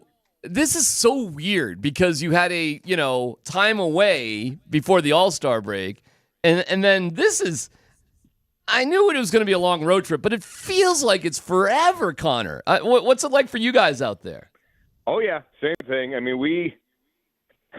Look, I'm not complaining at all. Like, we just spent 4 nights on the beach in Fort Lauderdale. So that's not complaining at all. However, when we were getting ready to leave Fort Lauderdale and come back up to Washington, D.C., I said to Peter Aragon, who's one of our Avalanche 360 producers, I said, I feel like we should be going home today, but we still have 2 more cities to go to. Yeah. No, it's a bizarre one, and, it's feels like a long time since we've seen the Mile High City. All This will be 11 nights when it's all said and done. Let's just get some quick updates here. How's Nate doing? Nate's good. Nate's going to play tonight. Okay. All right. Was So Ryan he hit his chin? What was the deal? He hit his chin, and what was the injury? Oh yeah, he did a face plant, but it wasn't that. He had another sort of nick that was going on, and I just think when you go back to the room to get your chin repaired with 7 minutes left in the third period of a game where you're down 4-0, I think it's okay to just, an ounce of prevention is worth a pound of cure. Yeah. Quoted Benjamin Franklin. So I think that whatever that other little hiccup was, he's feeling pretty good today. So he will play tonight. Are the reports true that Johansson was working with the fourth line? At practice yesterday, yes. Okay.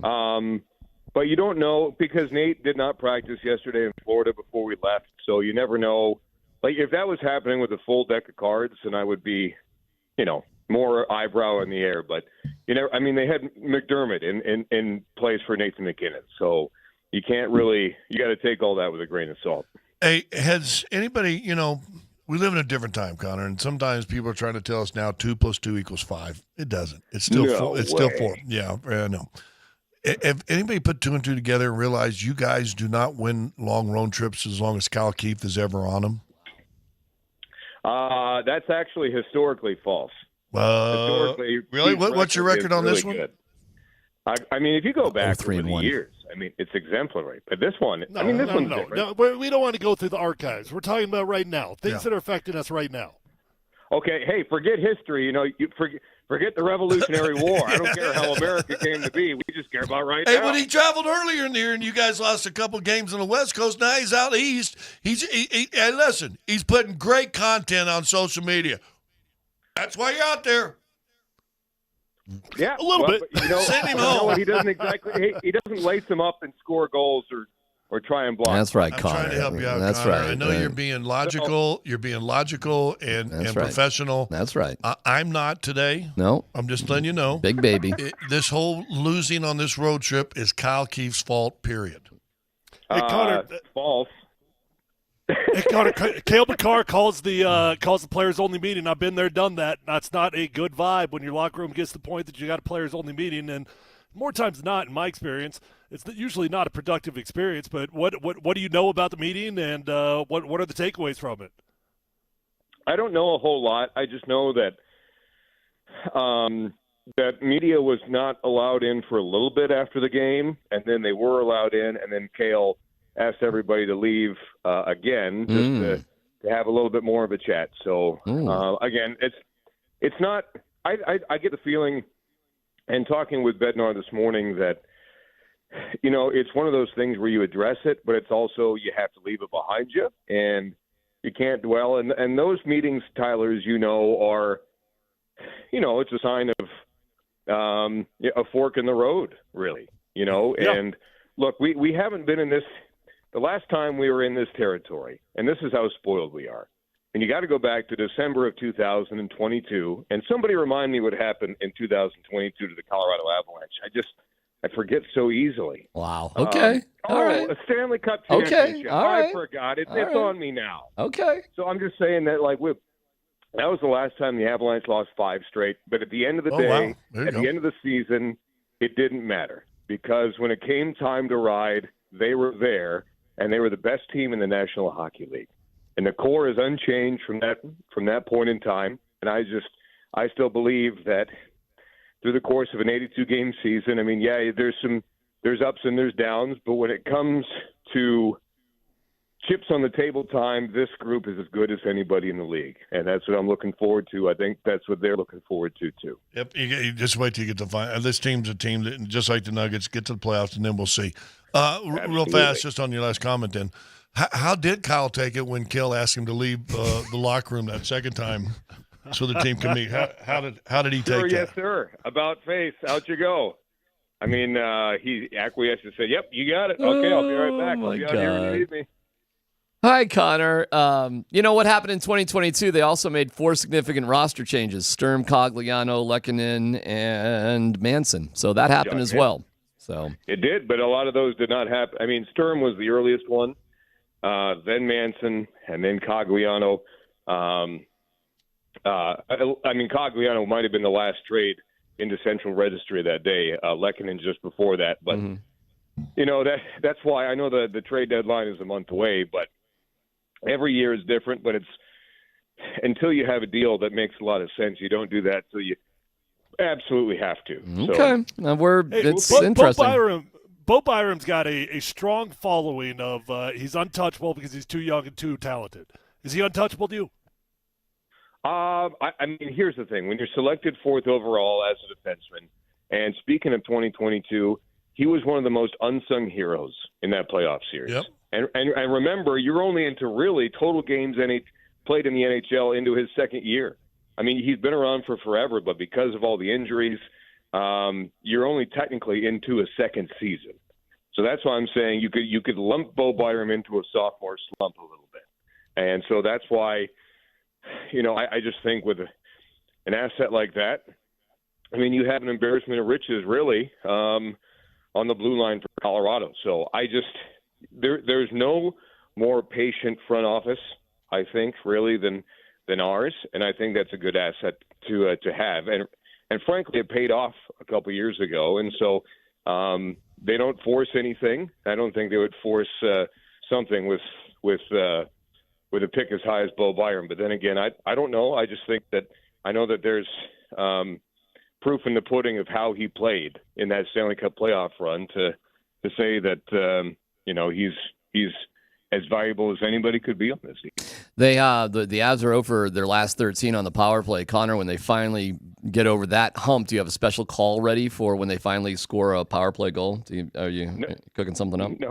No, because you know they're professionals. You know they'll be there. I mean, here's the thing: they should have gotten more than just one the other night in Florida.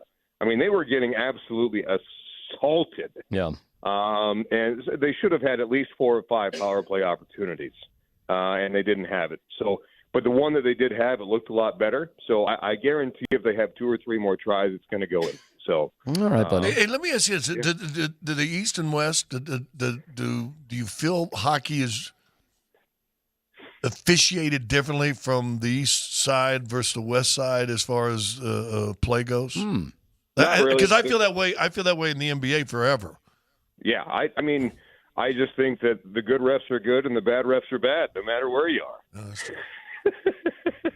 All right, Connor. You know, Kyle once was going to be a ref. Oh, my God, with you and Kyle. He was thinking about that. Oh, gee. Really? Scotty, come on. What? Here we go. Trying to give him some love. Have a good call. Pre-game starts at 4:30 right here at Altitude Sports Radio. Hey, we miss you, man. We can't wait till you get back in town. Yeah, man. And yeah, I'm trying to figure out how to get home.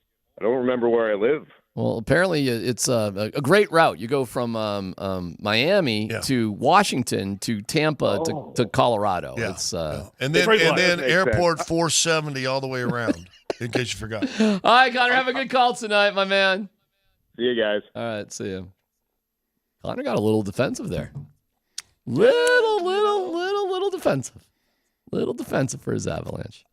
I felt it. I heard it. You can feel it? For sure. Oh, yeah. You feel that a little bit? I thought he protected Kyle Keefe way too much. I was surprised. I mean, that would have been like, do you want that us was just the easiest out he got. Well, yeah. I know. Like, you want us just to focus on Ryan Johansson scoring 2 goals in 2 months? We can go down that route, too, if you want to be a little bit more serious about it. We can talk about the need for a backup goal. Well, let me ask you this, the most important thing. We kind of talked to an expert just then, but let's get to a real expert's opinion, because I know you talk to this person every single day. What does your wife say the problem is, D? Oh, she is ticked off at Ryan Johansson right now. I'm not going to lie. We're being a little bit serious here. Yeah. No, I'm busy because you tell me she watches every game. Watches can't miss every a game. Yeah. Doesn't miss a game. She just thinks that he can't skate with speed. She's upset that there's not more production. She says like he doesn't make sense on this team, right? Seriously, that is what she's saying. That's why I asked you. All right. Well, I just told you. Kyle Keefe getting old. Golly, I don't know. She is the biggest Avalanche live fan there is. I know, right? I tell you what, she's got a poster of Kim Becker. It's crazy. All right, no dumb questions coming up. It's PHT on 92.5.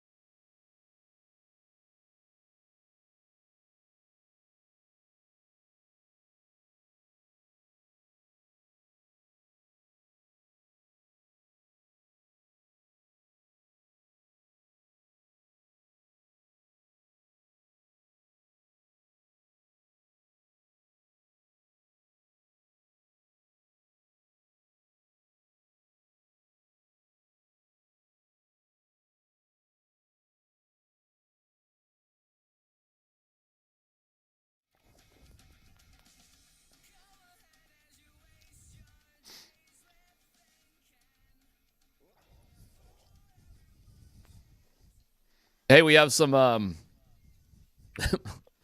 play-by-play of Julian Strawther taking some jump shots. Yeah, you want to hear it? Yeah, I All do. right, go ahead. Rangers! Sandy, come on! Sandy! Sandy! White chocolate! Sandy! Raindrops! Old school! If there could ever be a better version of T-Mac in a Hollywood video playing basketball, I mean, is that not the perfect representation? Can I tell you guys something, man? I'm at Voss at the gym, and there was nobody on the basketball court, which is rare. Usually there's always somebody out there. So I don't like going out there when there's like other people, but there's nobody out there. And I saw, there's a basketball on the court too. It has to be totally clear. Dude, seriously. Nobody on the court. I'm not going out there. It's embarrassing. So, but I do love basketball, and I love shooting and the whole thing. I'm like, instead of doing some stupid machine, I'm going to just go run around in basketball. So I just say, I'll make 10 shots. I was out there forever. Like, I couldn't make 10 stupid shots. And I was like, what is wrong with me? Now, here's the question, though. Here's the question. Did you give up before you made the 10 shots? No. Once you get it in here, because then I'm doing like layups and like I try to reverse, didn't work. So I was like, I'm just layup. I mean, come on. Can you not just picture that from a long kid, Paulie? Can you not? Is that not just T-Mac? Can I picture it? I've got that visual in my head.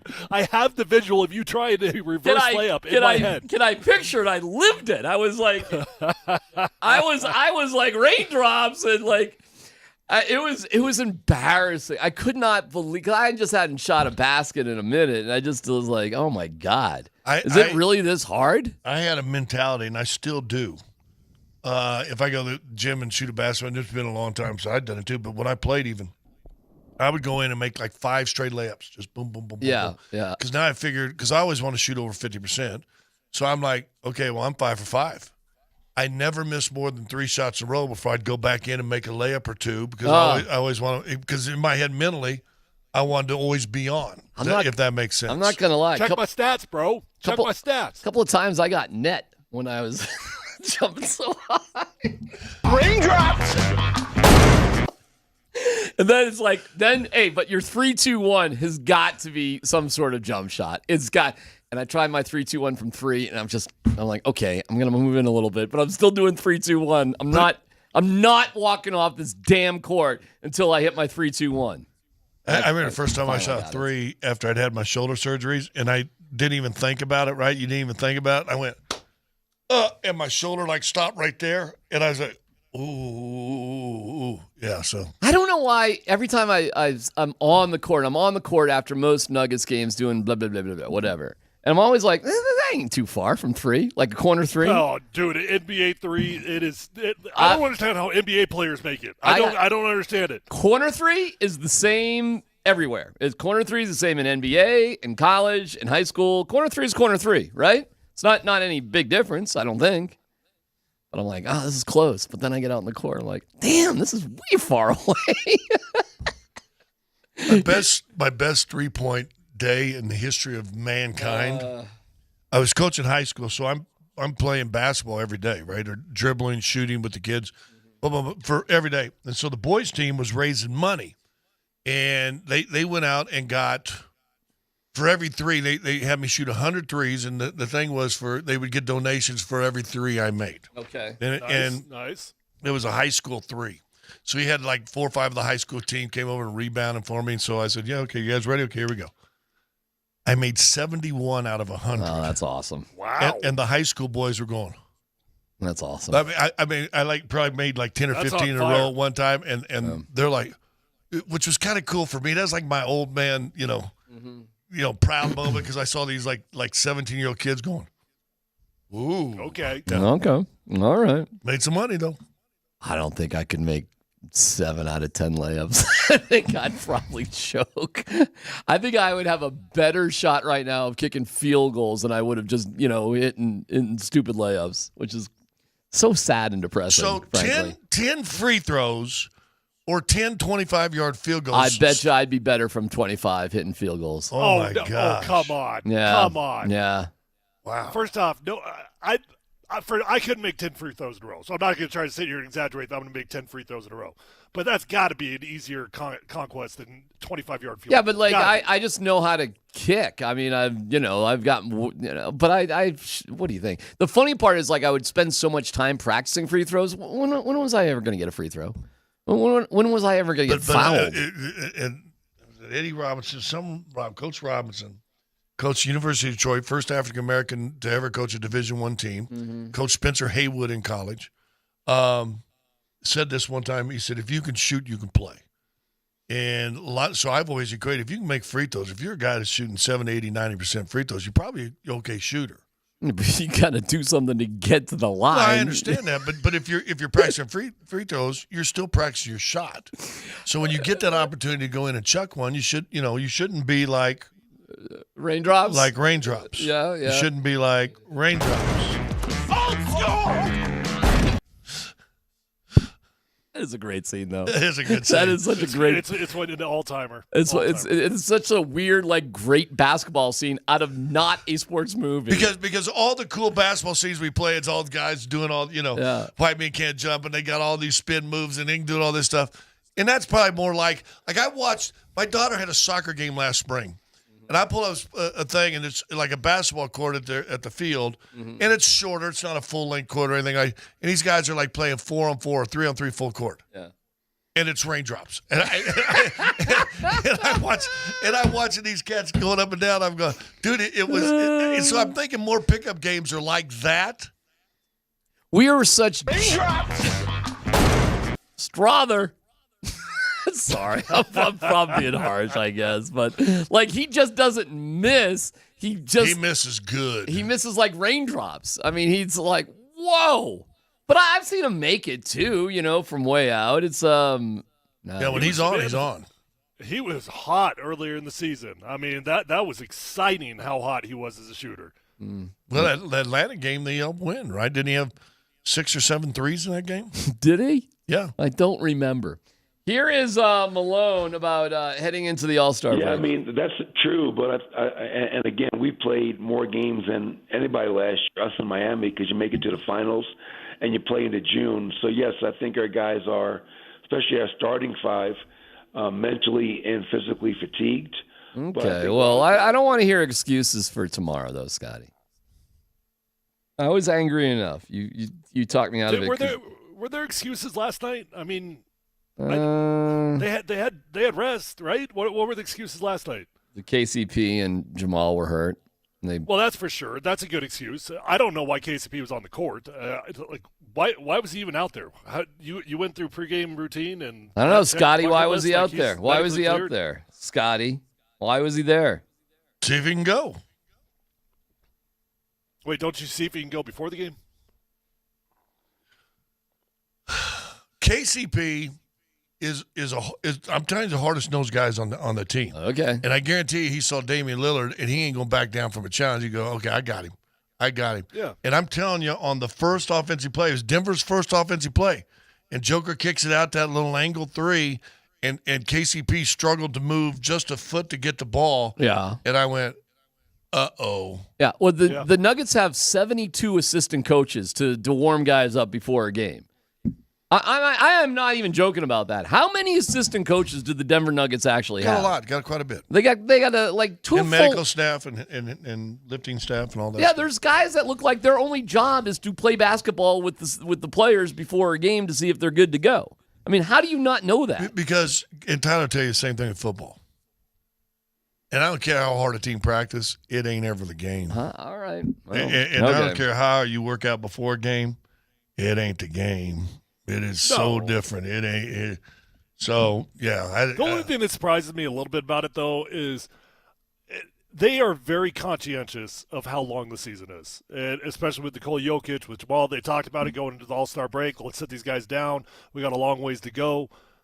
Given the length of the season and how far they've got to go, I'm a little bit surprised that somebody wasn't a little bit more cautious with it before the game. Well, and again, I think if it's anybody else, they would have overrode him, and he wouldn't have had a say. KCP's a different bird, man.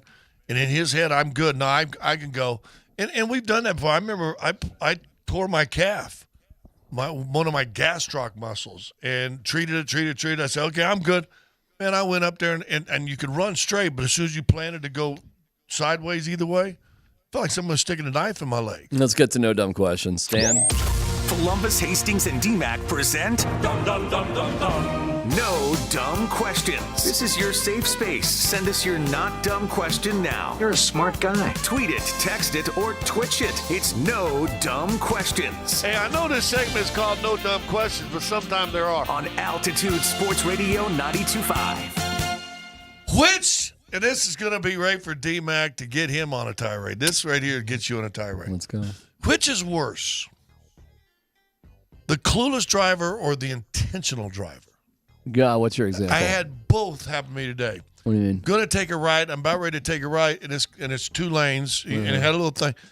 But it's a short thing, and then it turned into a thing. Okay. Also, as soon as I'm about ready to go, this Jeep goes from the middle lane down into my lane, kind of right in front of me. And now I'm like thinking, are they going to come over here? So I'm not going to even use that little short thing. Yeah. But they were just clueless. And just, I said, okay. Clueless. Well, then I get in.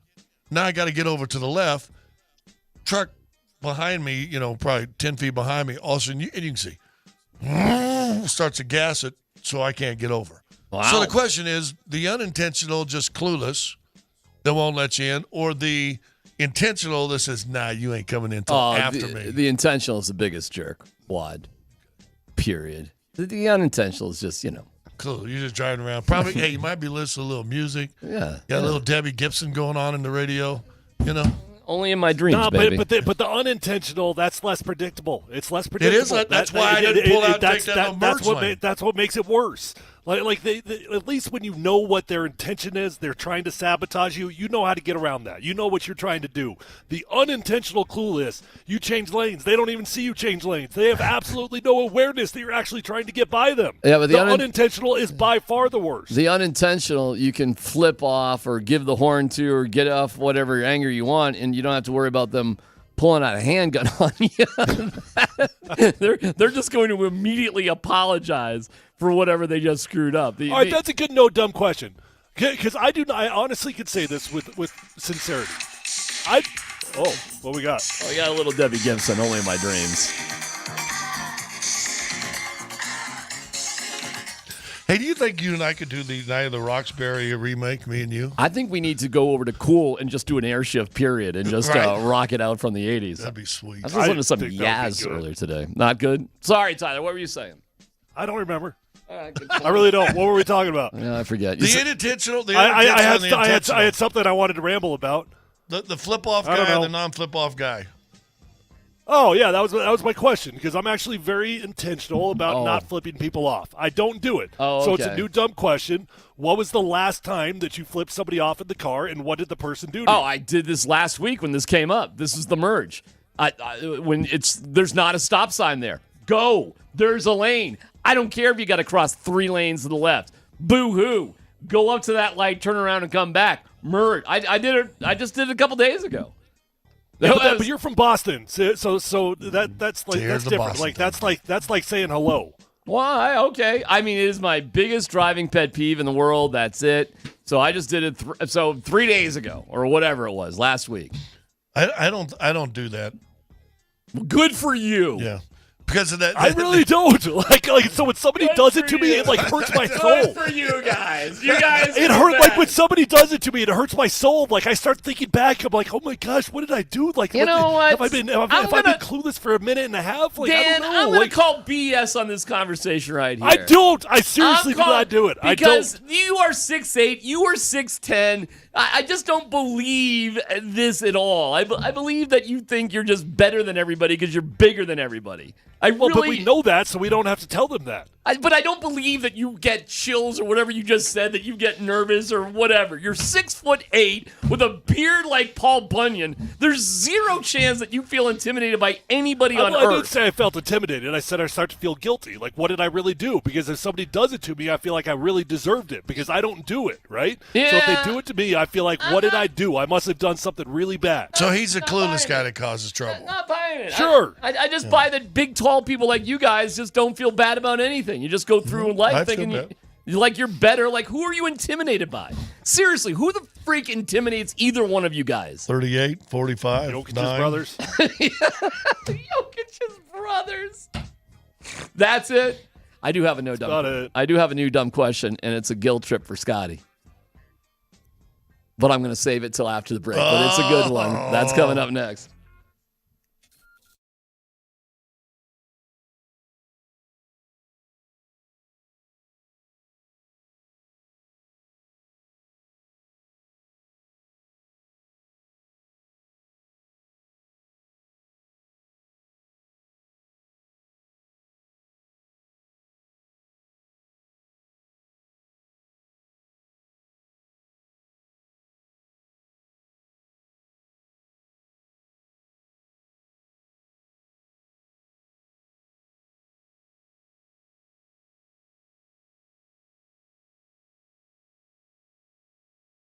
Hey, it is D-Mac for my great friends at Premier Heating and Air. Oh, my gosh. My guy, Reed, and everybody at Premier have been such great friends of mine for over a dozen years. Premier, the name says it all. They're Denver's premier heating and air professionals. Okay, here's what they got cooking these days. $49 furnace or AC tune-up, $1,000 trade-in towards new systems, 0% interest financing, and so much more, man. They're so good. They provide such a great value. They keep your home more efficient, safe, and technology. They'll keep you up to date on everything. So what do you need? Anything in the heating, air conditioning system, anything you need worked on, replaced, repaired. Listen, you cannot go wrong with Premier Heating and Air. Call and book your appointment and mention my name, DMAC, for exclusive benefits for Altitude listeners. You'll love it. 720-743-3779. 720-743-3779. PremierAirColorado.com.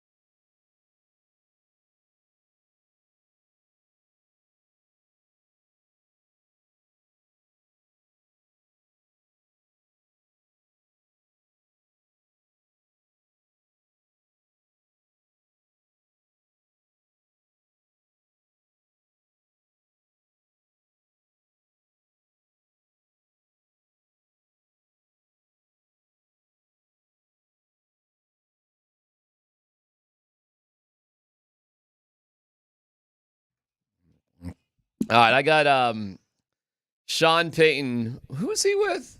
What show was he on? He was on Jim Rome, yeah, because I saw him on the Rich Eisen show as well, and I don't know what he's promoting, but we'll get to him in a second. Are you guys? Well, hold on, I got no dumb question for you. Okay, I got one for you that you just made me think of. All right, well, one at a time.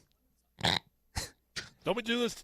No, hold on. Tyler, you're going to appreciate this one too, because it might be coming down the pipe for you sooner than later, maybe. We got QR codes for Girl Scout cookies now. So Hastings has just stuck a box of half-open cookies, and with a sheet with a QR code. It is the laziest attempt for a dad to sell Girl Scout cookies I have ever seen in my life. Listen. I do have old man tendencies. I do. I don't like when my phone updates. Like when it tells me it's got to update, like I keep saying no, you're not going to do that tonight, and eventually it just does it because I say no enough, right? Uh-huh. I don't like technology for the most part. It took me about 3 years to realize that those QR codes, I thought I had to have like a special app for it. Like how do you use this QR code? Do you have to have an app? I didn't know I could just use my camera and holy point cow, it out, right? Damn, And who's then a old link now? Pops up. Yeah. Well, no, I'm not gonna lie. I love QR codes now because it takes you straight to Venmo with the exact price that you have to pay, whatever it is. And nobody carries cash. I think that Scott's doing what we would all prefer that he does. No. Part of being a dad selling Girl Scout cookies to your coworkers is the humiliation of having to ask your coworkers to buy the Girl Scout cookies. And Scott's trying to get away with murder on this. I did the same thing last year. Listen, this is cheating. Wow, that is a great point. I am going to buy cookies. I am going to buy cookies. I promise you. But I want you to suffer through the humiliation of having to ask us to buy the Girl Scout cookies. So my question is that getting away with murder by not? Let me give you my thought process, because my daughter didn't even know I did this. It was my idea today. And I did it last year too. I said, here's my thought. We opened up about 5-6 different boxes of different brands and brought in all these different style of cookies that are for sale. Set them out, free samples. If someone buys, great. If someone doesn't, great. No sweat off me. I got cookies out of my house, right? Mm-hmm. QR code, easy to do, like Tyler said. Bing, bing, bing, pay it. And I don't have to be humiliated for the nose, but I also don't have to be a burden on other people to feel like they're obligated to say yes. I don't want to put an obligation on anybody. But you do know by bringing it into work, you are being an obligation, right? No. You gotta buy them. You say that, and I think you hold on. You probably do mean it, but you have to understand that every human being that sees that piece of paper is going to question if they're a good person or not if they don't buy. Dan's eating the hell out of them cookies right now, and he ain't taking a picture of that QR code once. Listen, we get that Girl Scout cookies are awesome. Okay. Everybody loves Girl Scout cookies. We'll just start there. Right. Okay? Yeah. But you don't get away with that sort of thing. You bring them in, and it's an accounting of who you really like and who you don't like. No. So, damn right it is. Hey, D-Mac, you want to buy Girl Scout cookies for my daughter? Well, yes, I will. Okay, there's a QR code over there in the kitchen. Scan it and see which ones you want. That's fine. I just want the pinch of humiliation that you have to go around and physically ask people. But see, I don't feel humiliated, but I also don't want people to feel like it's obligated if I ask them. Of course they feel obligated. I know. Everybody who's ever asked me, I felt like I've got to buy something. You do have to exactly. buy them. We all have to buy them. Yes, there is no choice. We all have to buy them. The decision's already been made. Yes. But you need to feel we're going to do it, but you need to feel a little something about it. I don't want to. Somebody get rid of that paper. Somebody get rid of the just get rid of that paper before I get back. Oh, it'll be in there. They won't eat all of them. Did you tape it down? No. I guess I could have. Laminate it. Laminated, sit right there. No, I'm going to buy the cookies like I'll buy any coworker's crap that they're trying to sell us. Yeah, but don't you hate feeling obligated? Yes, because I've done it. We all suffered through it, and you decided to have another kid. Did you do the popcorn? Everything you can imagine I've done. There's nothing you and Tyler, I don't know where you are with Girl Scouts. You got 2 girls, so I don't know where you're at with them. My girls have had no interest in that. All so right. I've been getting off scot-free on that so far. Well, good. You should buy some Girl Scout cookies. Got a QR code here in the kitchen. I actually went online. I just bought it from the website. All right, anyways, I just want to. I'll buy the cookies. Don't worry. But how about this? The Girl Scouts. You're trying to get away from. Think about Girl Scouts in the 21st century. They got QR codes and web pages. I mean, it's unbelievable. Come on now. When's the last time you saw an 8-year-old develop a web page? I mean, it's just phenomenal. Aren't they supposed to be learning how to start a fire with a twig or something? All right, what's your question, real quick, and we get back to sports. Well, I promise. You just mentioned Sean Payton and what show is this on and what you did. There you go. Good. Little surprised you didn't back. see Russ make it. I mean, if Russ was really wanted to be vindictive. Wow, you're going to bomb on Russ here? Or no, are you no. defending Russ? Neither. I'm just saying if Russ really wanted to be vindictive, shouldn't he have showed up in Vegas, done all the big shows? Because That's a good question. You know all the big shows would have had him on. Why didn't Russ do media? Well, he was out there. He was, but he didn't do media. He was in Vegas with Sierra, but he did not do Media Row. Right. I think this is pretty simple. I mean, do we really think Russell was going to put him through the and look, fair or not, it's an embarrassing situation that he's in right now. Yeah. Is he going to go put himself in an embarrassing situation walking down Media Row asking the same question over and over and over or not? Actually, And that is getting not a better answer. That's not a dumb question. That is actually a really good observation. He did not do media Super Bowl week. Because That we all is know he actually would. interesting. But let me ask this. If it was me, you, or Tyler, and we were treated like this, and we all think he kind of got jobbed a little bit, how he was done, would you have been the person that on Media Row going, all right, Sean's going up there doing some interview. Let me go right behind him. It's a really good question. happening? Good question. You know why it's not happening? Why? Because I believe Sean Payton. I believe him on one thing. What? Russell Wilson knows the best path for his future is to stay here with the Denver Broncos. He legitimately wants to rehab this thing. He legitimately does want to make that happen. That's hard for me to understand. But does because Sean if I were in Payton his know shoes- that? Yeah, I think he does. I just don't think he cares.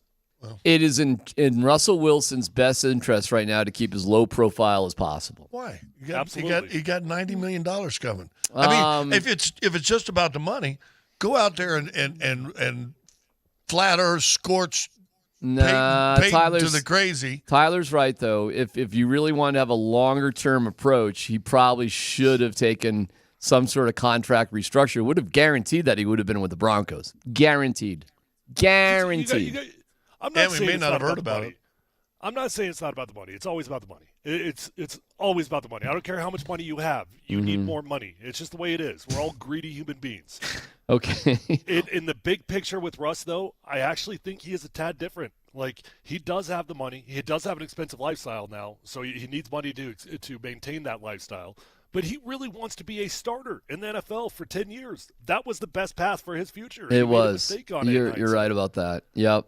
He should have. I mean, that is coming to some sort of acceptance with where you're really at, though. Did you hear Michael Malone this morning talking about oh my gosh, what's wrong with me? Golden State, Clay. Clay Thompson. Did you hear him talking about? Yeah, he was talking about how Clay has done a great job of. Look, every human being gets to this point, and you cannot be the same person you were your entire career. And Father Time is going to catch up to you at some point in time. Right. And you do have to get to a point, and it's the hardest thing an athlete can ever do. It's the hardest thing you could ever do is acknowledge, I'm not what I once was. I'm not what I was when I signed that contract, right? And that's the hardest thing you could ever do. But it's the smartest thing you could have done. It's a tough one to say. I'm not that same person. It's not easy, I don't think. I don't think, Russ was talking about playing into his 40s and whatever. I mean, we're down to 2 teams for this dude. Seriously.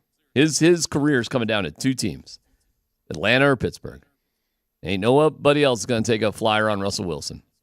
And you That's know what? it. To have 2 teams, those aren't too bad teams to have because they're close to at least getting to postseason. Yeah, and getting to work with. You know what? You'd take either. Either would be fine. Either they're both kind of in the same spot. So I don't know if Tomlin's better. Who is the Atlanta coach? I don't even know. Who, isn't he? Yeah. Arthur Smith. Oh, he's the quarterback whisperer guy. He's the. Aren't they all? Wow. Which offensive guy that's been hired as a head coach is not a quarterback whisperer? Well, what's Tomlin's specialty? He's not a quarterback guy, is he? Oh, he's defense, heavy defense. Right. That's a good question, bro. Like Russ keeping a low profile. I bet that's why Tomlin is intrigued by Russ, because he just tried to go the young guy route. Yeah. He just had to get rid of an offensive coordinator. Right. That didn't work. He had a handful of those guys come through that building in the last few years. None of them worked out for him. I've been around this game a long time. I've been coaching this thing. I had Ben Roethlisberger for a long, long time. It was on cruise control. Bring me in somebody that knows what he's doing on the offensive side so I can just maintain my business over here on D. Hey, do you think Cordell Stewart would have worked on other teams besides the Steelers? As what? Quarterback, like with his skill set. So do you think he was unique to the Steelers, like his situation? I do, yeah. I think it was a very unique situation, especially given the time, like the era. The era makes it unique. So Yes. Is it possible, because Pittsburgh's such a big culture organization, like the Steelers, the way they do things, that actually may be the best fit for Russ? Like, seriously, that there's just a way of doing things there that may be consistent with it works for some guys here where it doesn't work for guys other places. No, I wouldn't be bummed out, by the way. I'm not anti-Russ. If Russ went to Pittsburgh and did great and they made the playoffs and Russ had a reserve, I would be happy. I would be happy for Russ. I'd be like, that's awesome. I'm glad. That's good. I don't feel like anger about guys that were here in Denver that didn't work out that succeed somewhere else. No, nobody should be mad at Russell Wilson. I mean, if you want to be mad at somebody, be mad at the people that brought him in and gave him the deal. Yeah, I think that's fair. George. And hired Sean Payton.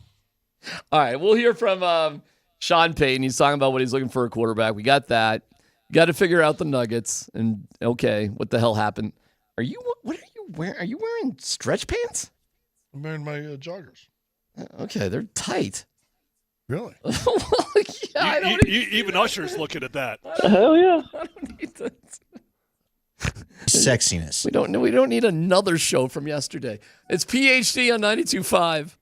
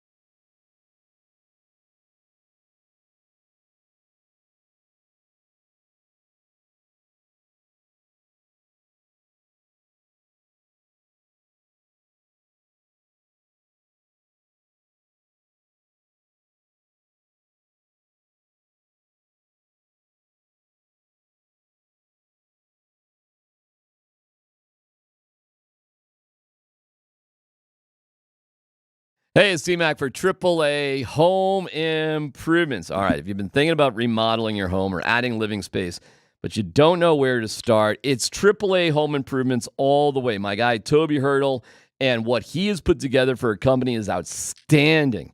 They are the premier design and build contractor in the metro area. They've helped hundreds of families transform their homes from tired and dated to beautiful and modern. Here's Lori Lewis. We had a wonderful experience with AAA from the initial bid to the finished remodel of our kitchen. They showed up when scheduled, stayed within the project money amount, and even finished earlier than anticipated. We recommend AAA without hesitation. 20-plus years of home design and renovation, permitting, project management, final inspections, no surprises, close communication all the way. But their schedule does fill up because they do such great work. So check them out today and get a free no-obligation estimate on your dream renovation at AAAHomeImprovements.com. That's AAAHomeImprovements.com. Quality at a fair price.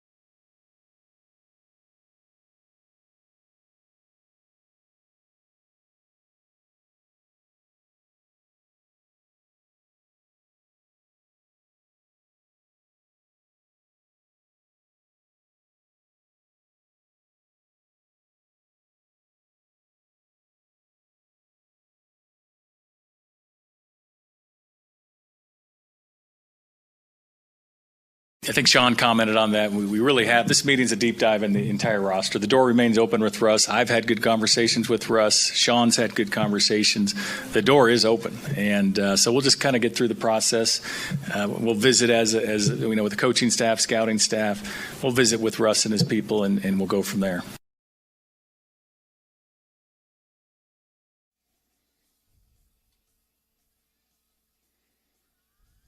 Well, that's George Payton on if he expects Russ to come back, and he coming back. Is that an old one? He's not coming back. Get with it, D-Mac. He ain't coming back, man. Here's Sean Payton about what he's looking for on a quarterback. I think it's important that they're quick processors. All right, let me stop this for a second. Should I just assume everything he says that's a positive Russ doesn't have? Yes, in his opinion. Okay. And yeah. All right, here we go. I think it's important that they're quick processors. Let me give you an example. And this was a strength of Drew's. It's a strength of Mahomes. During any given play in 7 seconds, he's going to point out the Mike ID. He's going to send the receiver in motion. He's going to alert the back here for a check down. And he's going to alert Kelsey. It's cover 0. Like, he's a guy that gets in the car. And I'm the opposite now, right? I've got this new car. No, I'm dead serious, though. No, I know where you're going with this. That's why I'm laughing. I've got this new car, right? And I know how to turn the radio on. I get to my auto, 72 degrees, whatever that is, and I drive. All right? I never have it in. And these guys will you don't go through your driving progression? No, these guys will your driving tree? They'll heat the back seats if you need it. They get to the 50 buttons that are available. Heat warmers, seat warmers. I have no idea where my seat warmer is, but I know I have one. Right. These guys got to be able to operate quickly in 6 or 7 seconds. It's the hardest thing for us to evaluate. Yeah, I go to I beat the Packers, and then we're going to have sushi, and I don't want sushi, so I'm in the Cherry Creek Mall parking lot doing death grip in the steering wheel because I don't want to have sushi with my wife, and then I finally go in and I say, why can't I be happy? I'm just finishing off his car. No. You know what? I read about May the other day, and that was one of the knocks on him. A little slow getting through his progressions, and you want to draft him second in the draft? Well, all these guys are going to be. Peyton's right. I mean, the college game is so different. They're all going to be slow. They just don't even know what these defenses look like. It looks so different based off the hash marks and everything else. Help me out with the timeline here on the Russ deal. Because when I hear that, I went directly to the what was it, a 2-point conversion or something when he was supposed to put Courtland Sutton in motion, and he did not put him in motion, right? And then after that game, it just felt like all heck broke loose. What game was that? That was part of the 1 and 5 time. When he got yelled when Peyton was yelling at Russ. Are you talking about that? No. Yes. That time. Is the one. Yeah, that was the time that he didn't like the play on first down. And then there were the penalties and, the other stuff. No. I'm talking about the one where it was towards the end of the game. They're down there towards the end was zone. I they think were supposed to put Courtland in motion. He did not put him in motion, and that was the play that Sean described. I think it was the Washington game, and it was part of that when they're in the middle of that 1 and 5 streak. Well, I guess it doesn't matter. It was definitely late in the season, but my mind goes to that. Like when I hear Sean Payton talking about a quarterback that he wants to be able to process pre-snap, identify the mic, get the coverage, get the calls out to the wide receivers, get the snap count, all those sorts of things. I think that was a deal breaker for Sean when he couldn't simply figure out to get Courtland Sutton in motion. To me, that felt like that was a icing on the cake type of situation. Yeah, I'm going to play it again real quick, how he throws Russ under the bus. I think it's important that they're quick processors. Let me give you an example. And this was a strength of Drew's. It's a strength of Mahomes. Right there. Right there. What, you thought he was going to say Russ? No, I didn't. Were you waiting for him to say Russ? No, he just said 2 Hall of Famers. I was not expecting him to say Russ, but that is throwing Russ under the bus right there. Yeah. I mean, you let me give you an example. Then he brings up 2 dudes. Like he doesn't bring up Russ. That's it, man. You could probably not bring up what, Tyler, 24 other NFL quarterbacks right now? Yeah, I get it, but he's just coaching Russ right now. Sorry, Tyler. Yeah, I mean, but No. I mean, that's the point. He's absolutely talking about Russ. I was just going to respond to Scott. There's about 8 teams in the NFL that are okay with their quarterback situation. There's even fewer than that don't want to upgrade their quarterback situation. So, sure, there's easily 20-plus teams in the NFL their coach can talk about like that. All right, here's more with Jim Rome. Who knew he was even still doing radio?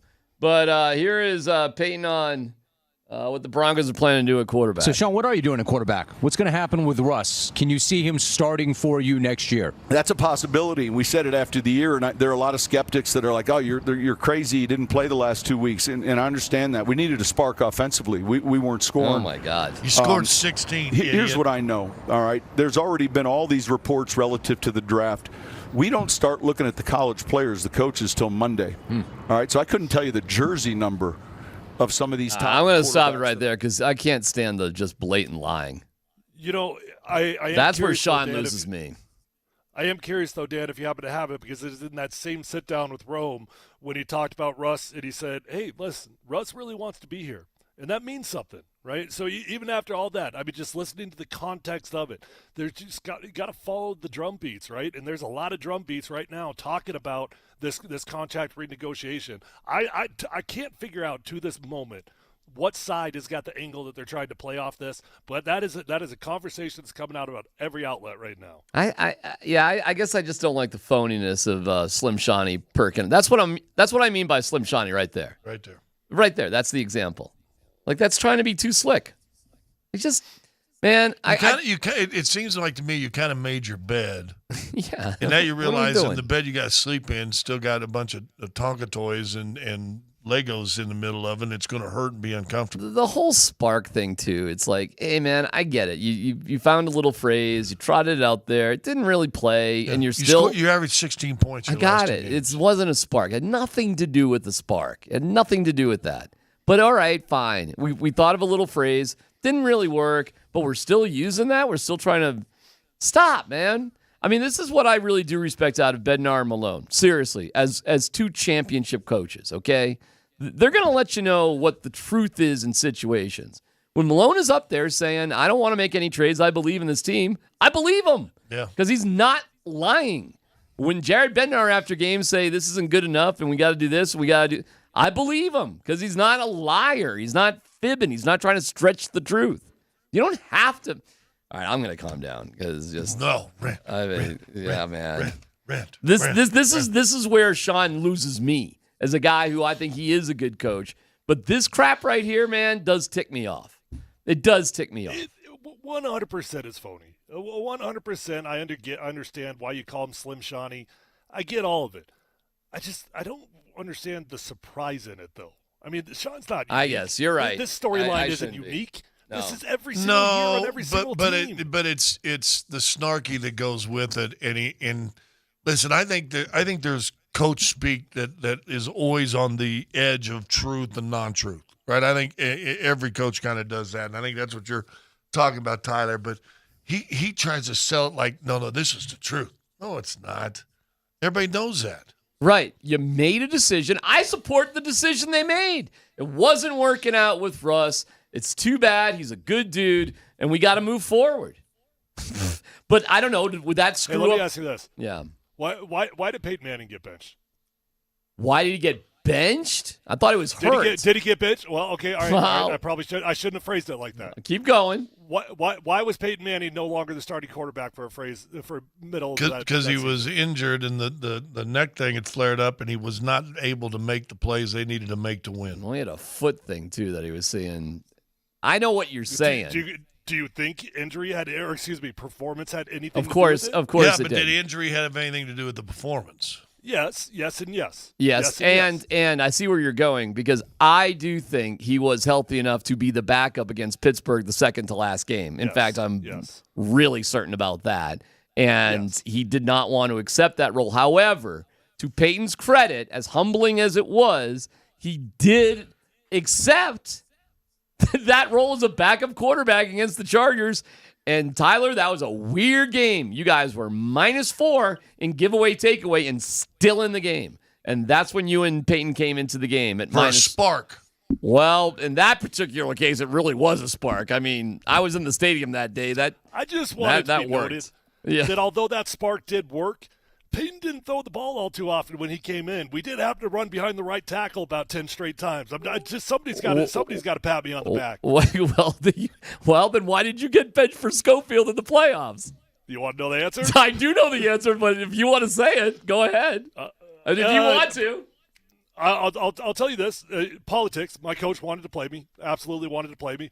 To this day, almost every single year on the Super Bowl, I get a text apology from 2 coaches on that staff saying, I'm so sorry about the way things went down. You know it wasn't us. Yeah, you got a raw deal. You weren't Peyton So, Manning. I mean, do the math. That was weird. So what was the politics of Bencha? Oh, Schofield was a drafted dude. They had a lot more invested in Schofield than Tyler. A lot more. Tyler, but you played in the Super Bowl, didn't you? Yeah. But I wasn't a starter. I was just part of packages. Yeah. Tyler did get a raw deal. I'm not going to lie. He was the better player and didn't play. He definitely was. It's You're actually being funny. It's unbelievable. it's actually unbelievable to me every time I get one of these text messages. A coach going out of his way to apologize that I didn't play more often. All right, but watch this. Do you guys win the Super Bowl with Brock? No. I don't know. You guys are playing pretty good with him. He was 5-2 as a starter. Well, that's why I feel like you want me to say no, and I'm saying no. I don't know. Like Brock did nothing but succeed. He did nothing but succeed. I'll keep going down that primrose path. You beat the Patriots in overtime with Brock Osweiler. Brock had the confidence of the entire team. You guys had a historic defense. I will say this. I'm asking you this: do you win the Super Bowl with Brock? I don't know how to answer the question other than there is a certain level of confidence that you gain walking into the Super Bowl with Peyton Manning as your quarterback. And that resonates with the entire football team. And that's the answer I hear all the time from guys on that team. Same exact thing. Same exact thing you said. All right, how about this one? If you guys, and you should have killed the Chargers that day, and you were on your path, like Emmanuel Sanders fumbles at the 1-yard line, the ball doesn't go out of bounds, and he's right now. It was like weird stuff was happening in that game. If you guys beat the Chargers in that game, Tyler, no problem. Say you win by 17 points, whatever. Does Peyton Manning start in the playoffs or does Brock start in the playoffs?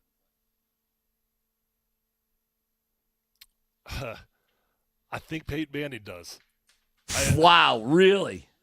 I don't know, man. I mean, I'm telling you, there's certain level of comfort. Why didn't Peyton Manning start that day? I think it was a mistake. I do. You think he should have started that day? I do. Okay, yeah. okay. All right. I think what happened, Brock, we got into a flow. And when things are flowing, you get scared of changing them. Right. But sometimes the flow is weird, man. That whole year was weird. Yeah. The offense, things weren't going great. We were getting punished every single practice. Defense would go inside. We'd be working on our red zone issues, right? So things were just working just good enough that you're afraid of making a change, even when it's Peyton Manning, because it wasn't that much better when Peyton was in there, right? So you just get confused in situations like that. And this is why. And I have nothing but respect for Mike Shanahan. Mike is unbelievable. But this is why I think Gary Kubiak's the best coach in Broncos history. Because somehow, some way, he was able to, I know it was a short period of time, but somehow he figured that out. I don't know how he figured it out. What he did as a head coach that year, your year, Tyler, was crazy. Like the magic of it was how he handled. Right. I don't even know how he did it, man, because we just didn't hear the chatter of outside. Peyton Manning's not playing. Like, you know what? For us, it really was simple. Peyton was hurt. That's what it was to us. And I know it was more complex than that, but somehow, some way, Gary Kubiak managed it so beautifully that there was no drama. Like, we didn't even really know that Peyton Manning was inside the bubble flipping the bird to the camera, right? We didn't even know that was going on.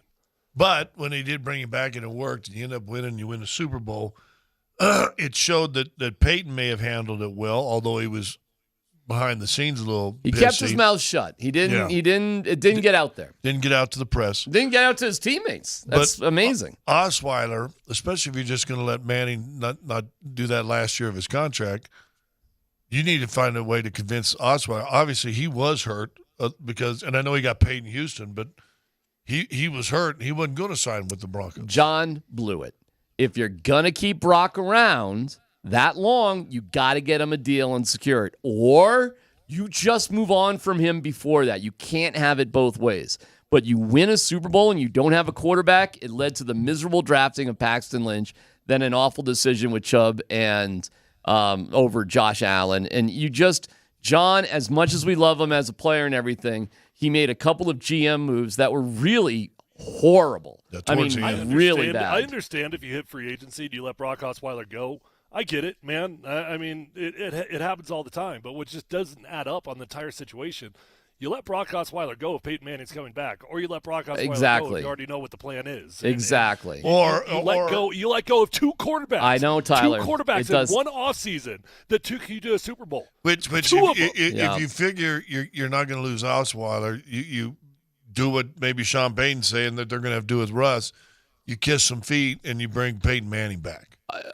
Should have. If you're going to let Brock go, you should have begged Peyton to come back for at least one more year while you tie back. Yeah, Russ and Peyton and Sean Payton. That's why it ain't going to happen, because that bridge was burned the day that you asked. That's right. Excuse me, Peyton Manning to take away money. That bridge is burned, and they were never going to rehab that relationship, just like Sean Payton and Russell Wilson are. Good never point, gonna Tyler. rehab that You're right. relationship. You're right about that. And Joe Ellis, for any criticism you want, he saved the day there, brother. He got his ass on a plane down to New Orleans or wherever Peyton was, and he figured it out. And Peyton got so petty. Like it was so petty. Peyton Manning, it was so petty. It was so petty. $4 million. $4 million. Well, it started off as 10, and then or 9. It went from like 19 to 10, and then it got to 4. Fine. Oh, okay, but to me that makes it even more petty. Right. You're right. That you forced him to take a $4 million pay cut. Do you want him or not? I never understood why John felt it was like his money. Like I never. All right, I don't mean to bag on John Elway. Let's get to Let's Football Go coming up next.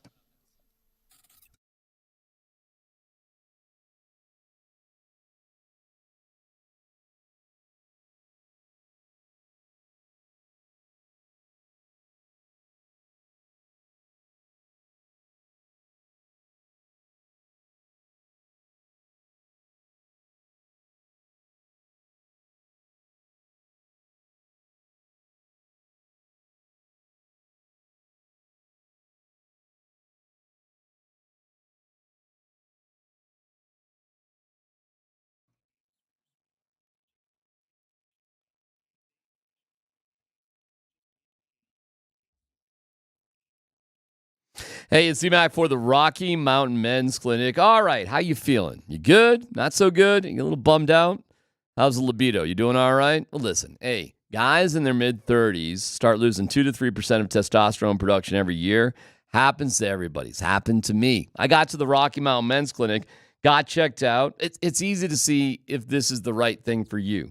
Go to RockyMountainMen'sClinic.com, take the low T quiz on their website. 10 questions, yes or no. Takes 2 minutes. They're going to draw your blood, have your results within 30 minutes. You're going to review your results. Where are you at? What are your options? The cost of the appointment is $99, not that much. It includes a medical consult, T and PSA test. If you sign up for the testosterone treatment the day of your appointment, your visit is free. The experience there is awesome. They'll treat you great. And there's 5 locations: Fort Collins, North Denver, Central Denver, Castle Rock, and Down the Spring. So there's one near you. So give them a holler at 720-440-7900 and get back to the way you used to be. That's 720-440-7900, RockyMountainMen'sClinic.com.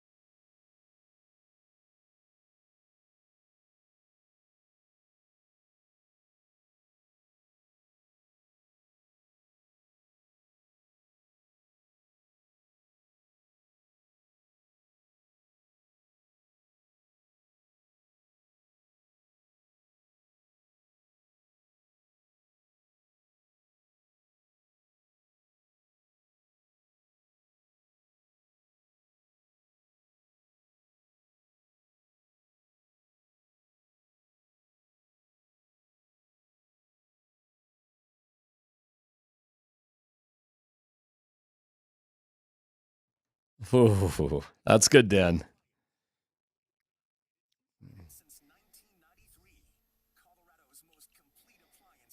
Dan, that's cold-hearted, man. That's a good one there, Dan. Yeah, thanks to our great friends at Mountain High Appliance. Find them at mountainhighappliance.com with locations Denver, Louisville, Littleton, Colorado Springs, Glenwood Springs, Colorado's most complete appliance store offering every major appliance line and brand. It's Dan Bud Tanner. Oh! All right, I just want to start off with just a couple of Broncos questions for you guys to kick this off. Right. First question, is George Paton drafting for his job in April? And is this the most important draft over the last 20 years for the Denver Broncos in your guys' estimation? I say no, it definitely is not, and he's not drafting for his job. It's, every draft is important, but they're not in a position like they were at 5 with Josh Allen out there. They've got to figure it out, but they're probably a couple years in terms of building, so I don't know. I don't view it that way. I know a lot of, and boy, I am a big draft guy, and a lot of guys like hyping it up. But if you were really to listen to the hype squad, you'd think every draft is the most important draft of all time. So it's as important as drafts are, which is important, but the most important of all time, I don't know. I mean, I'm okay with it, I guess. Sure, it's important. It's because it's now, so fine. That one's not a big deal. But I do think that this is. I don't think George Paton's necessarily drafting for his job, but I think this is the last draft he'll ever have with the Denver Broncos. Oh, hot take! Hot take, Tyler Columbus. The writing's on the wall, man. Sean Payton is in charge of professional scouts, head decisions of free agents, all that stuff. You just brought in a dude from New Orleans that is now in charge of college evaluations, of the college scouts. Not sure what George Payton's role is. And it's very, very obvious that Sean Payton's getting the band back together in every degree he possibly can. And in all likelihood, I'm drawing a blank on the dude's name that we just brought in from New Orleans. Help me out if you can remember it. Okay. But in all likelihood, that dude is making the next draft for the Denver Broncos next year. I think, and we've said this before, I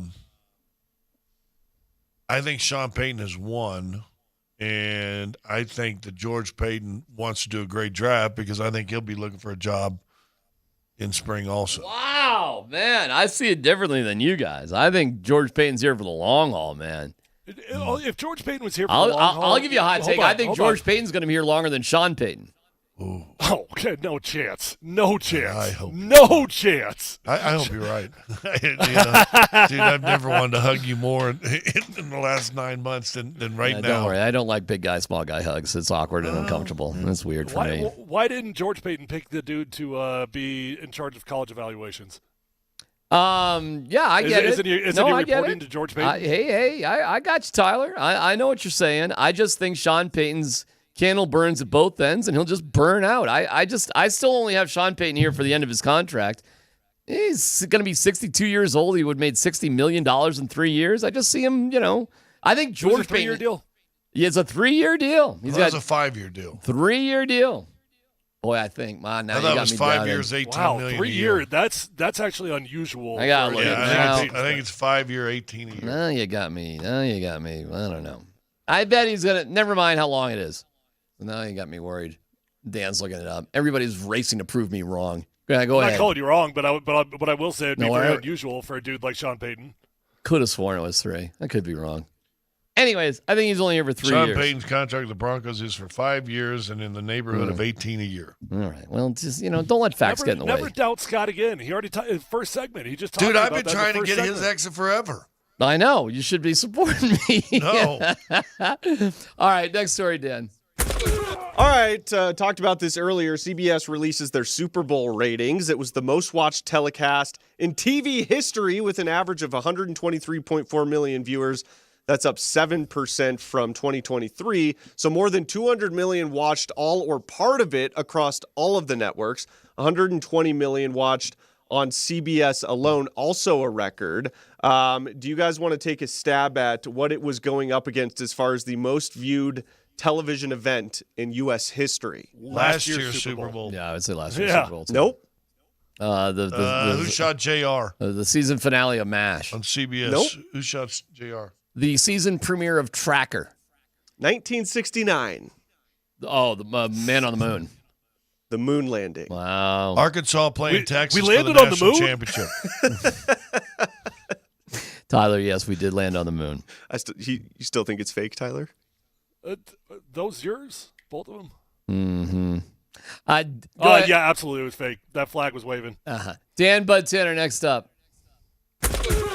All right, we've got some free agent rankings out right now that I want to go through with you guys. Okay, let's obviously start at quarterback. This is from Ari Myrov. A lot of free agent quarterbacks. Do you guys let's just start it off this way. Do you guys still think it is a possibility that the Broncos bring in a free agent quarterback? Yes. Yeah. Scott? No. All right, here's your top 5 available free agent quarterbacks. Number 1, Kirk Cousins with the Vikings. 2, Baker Mayfield with the Bucks. Nope. 3, Jacoby Brissett with the Commanders. That's interesting. Nope. 4, Ryan Tannehill with the Tennessee Titans. And 5, Gardner Minshew with the Colts. Maybe. Maybe. I think they could bring in somebody in that $6 to $8 million range. They could do that, draft a guy in the 4th round. So it'd be Gardner Minshew, Stinkum, Ben DiNucci, and 4th round dude. They could do that, Tyler. Well, financially, it seems nearly impossible to go out and get even a Ryan Tannehill. Although I think that name's intriguing. I mean, of all the guys that are out there, Kirk is going to demand monster money.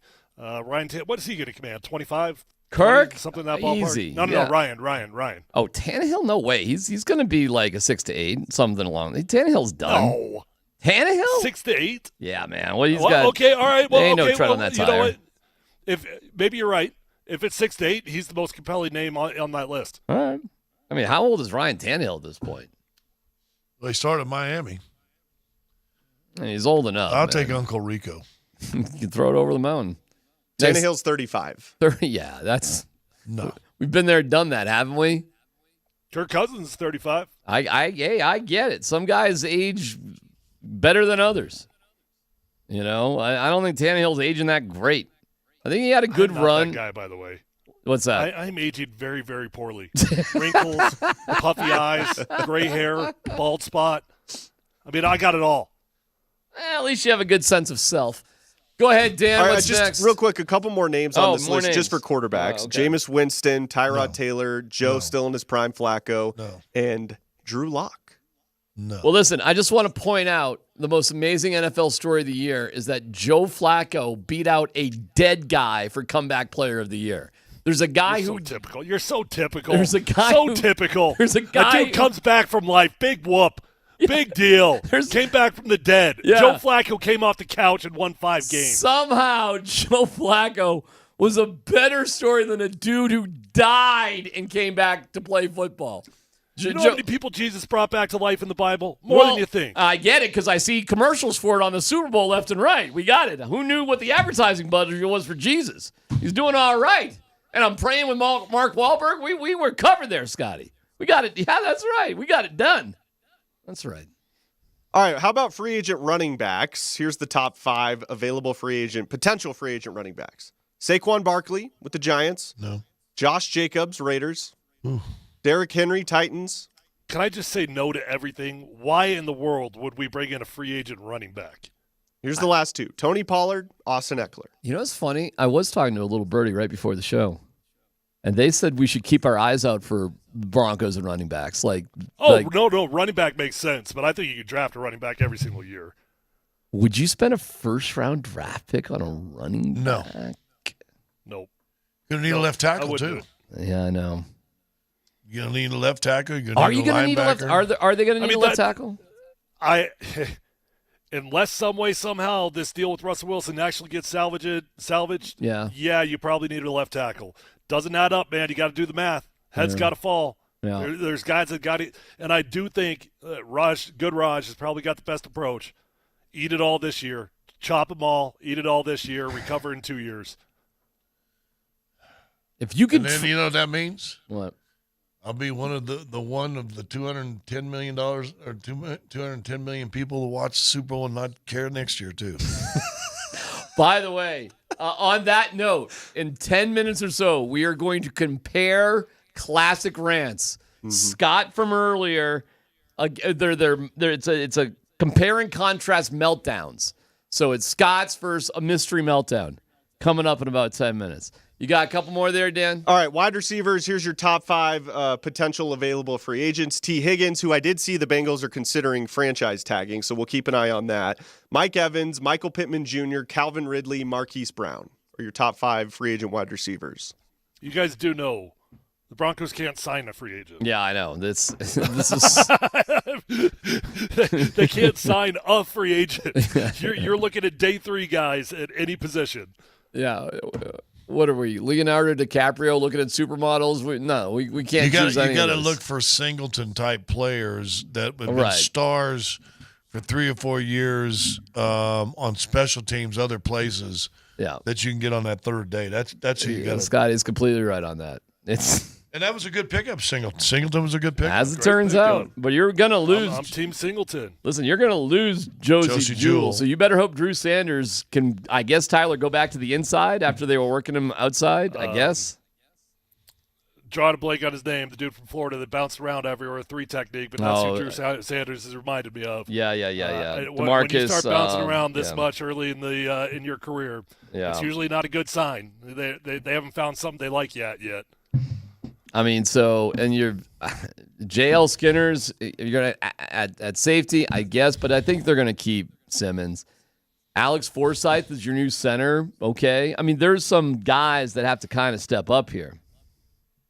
There's a lot of Alex Forsythe on the low a lot.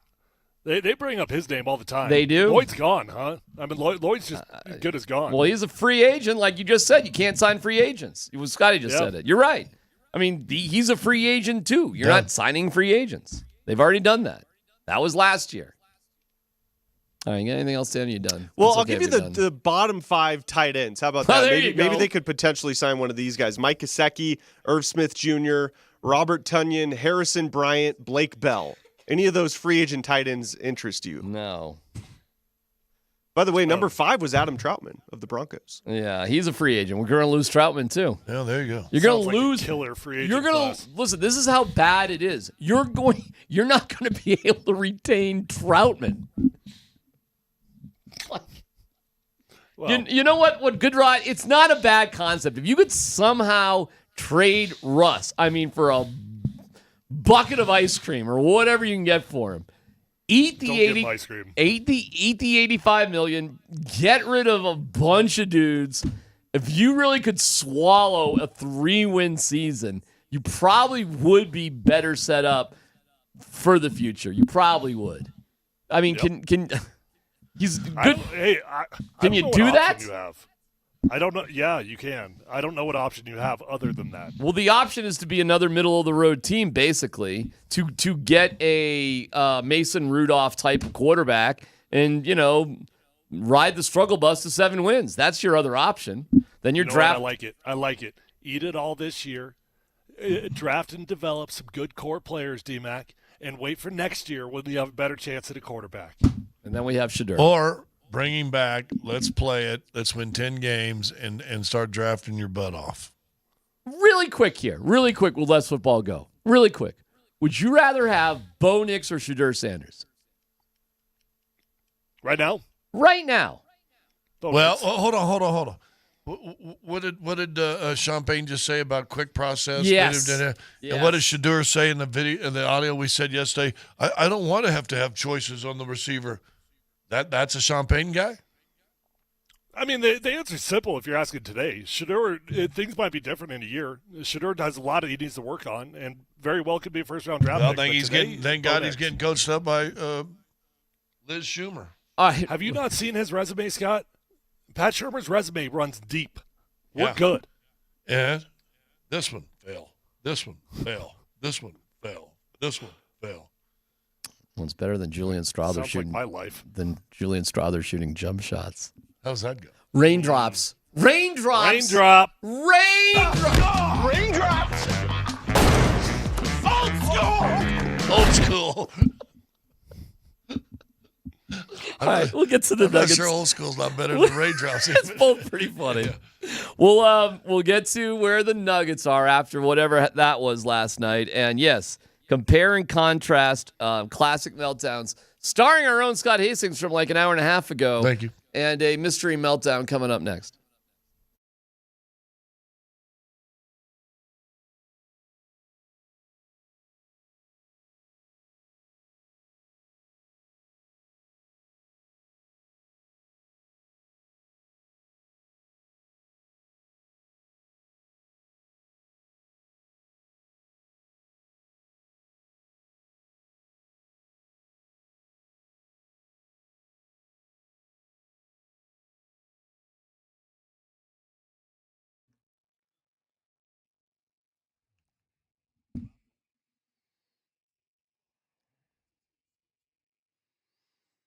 Hey, is CMAC for my great friends at SOTA Weight Loss. So this weekend, did the Cirque Bowl at Winter Park with a good friend of mine from high school. He was in visiting.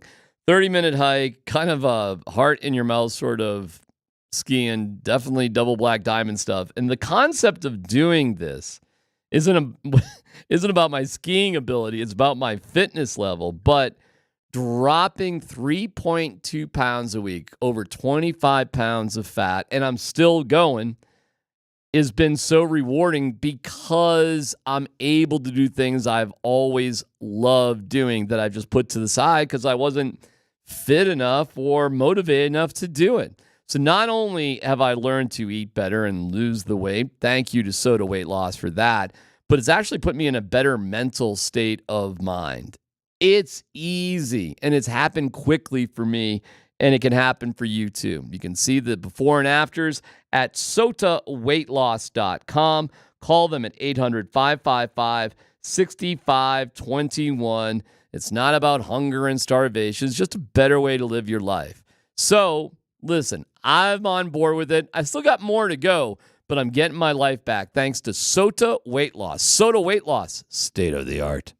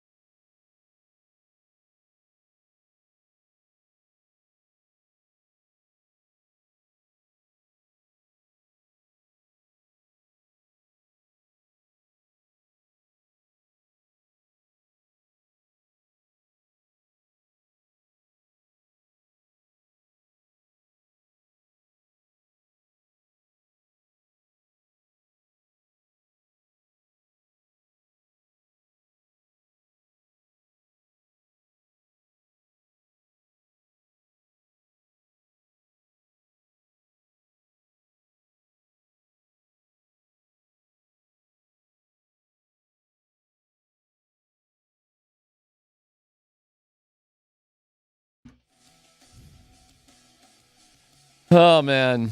So tonight's 4:30 pregame, 5 o'clock puck drop. So Nate and Andy got a tough day today. They're nose to the grindstone, knocking off that 90 minutes once.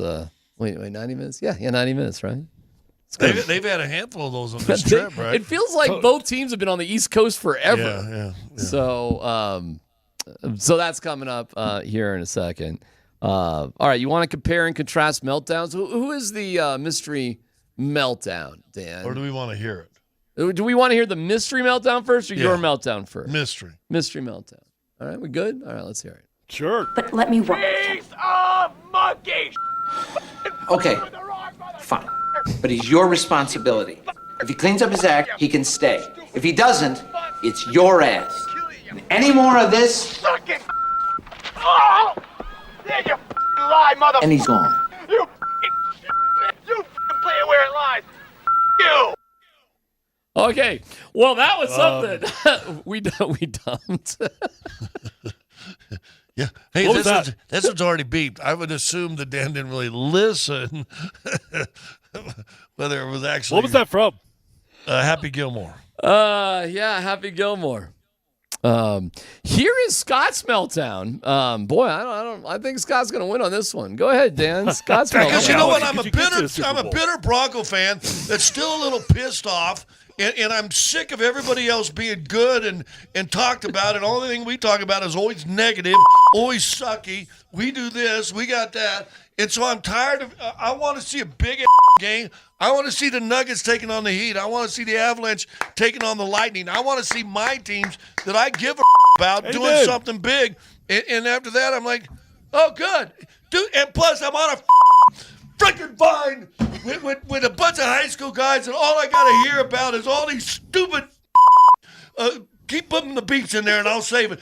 All these stupid memes of how great Kansas is. I'm sick of that. And now guess what I got to watch Wednesday? I got to watch another raid with Kansas City Chiefs today. So I didn't give a about that game. Because now you sound like me yesterday. Together. The great game. No, it wasn't. No, it wasn't. I'm tired of sucking.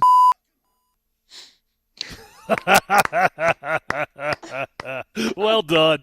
I mean, if that's not every Bronco fan right now, I don't know what that is. That might have been better the second time around. Yeah. What's a vine? No, it's one of them things where everybody's talking on. Is that like a group text? Is that what Vine? I don't know what a vine is. See, some social media they called them vines. You know what's? I do think there was a Vine app a while back. They sent like video message to each other or something. I think we've been working long enough that I speak Hastings. Like I actually knew I knew exactly what you were talking about. Text chain. I knew what he was talking about. Instantly. It was like, that makes perfect sense. Yeah. Hey, do you feel good about that, D-Mac? Well, I got a text from one of my buddies who listens to our show back in Kansas. He goes, "Hey, I loved your rant, but all your friends back here really enjoyed the game." I bet they did. Thanks a lot. I appreciate it. I ran into I was up at Winter Park on Saturday, and Chiefs fans, they're not quite as annoying as Cubs fans, but they're getting there.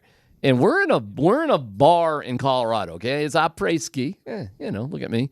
And I'm sitting there, and they're like, it was busy. Hey, can we have the table? Yeah, sure. All of a sudden, they start talking about the Chiefs. And I look across, and the guy's got he's one of these guys is skiing in a world-class resort with a starter Chiefs jacket on. One of these guys. I mean, he probably had jeans on. And they start just talking, and they're assuming that everybody is rooting for their teams, like annoying Cubs fans. Annoying Cubs fans, you just think everybody loves the Cubs because we're the stupid Cubs. Well, the Chiefs fans are like that too. And I look at them, I'm like, you realize you're in Colorado right now. I don't care where you moved from. Oh, well, we're from Missouri, not Kansas. I don't give a crap. You're sitting in a bar in Colorado, and not one person here from Colorado hopes you win tomorrow. Do you understand that? I hate their face. Every single one of them. I hate all of their faces. But every single one of them, including Scott, because he's from there. Well, Scott doesn't.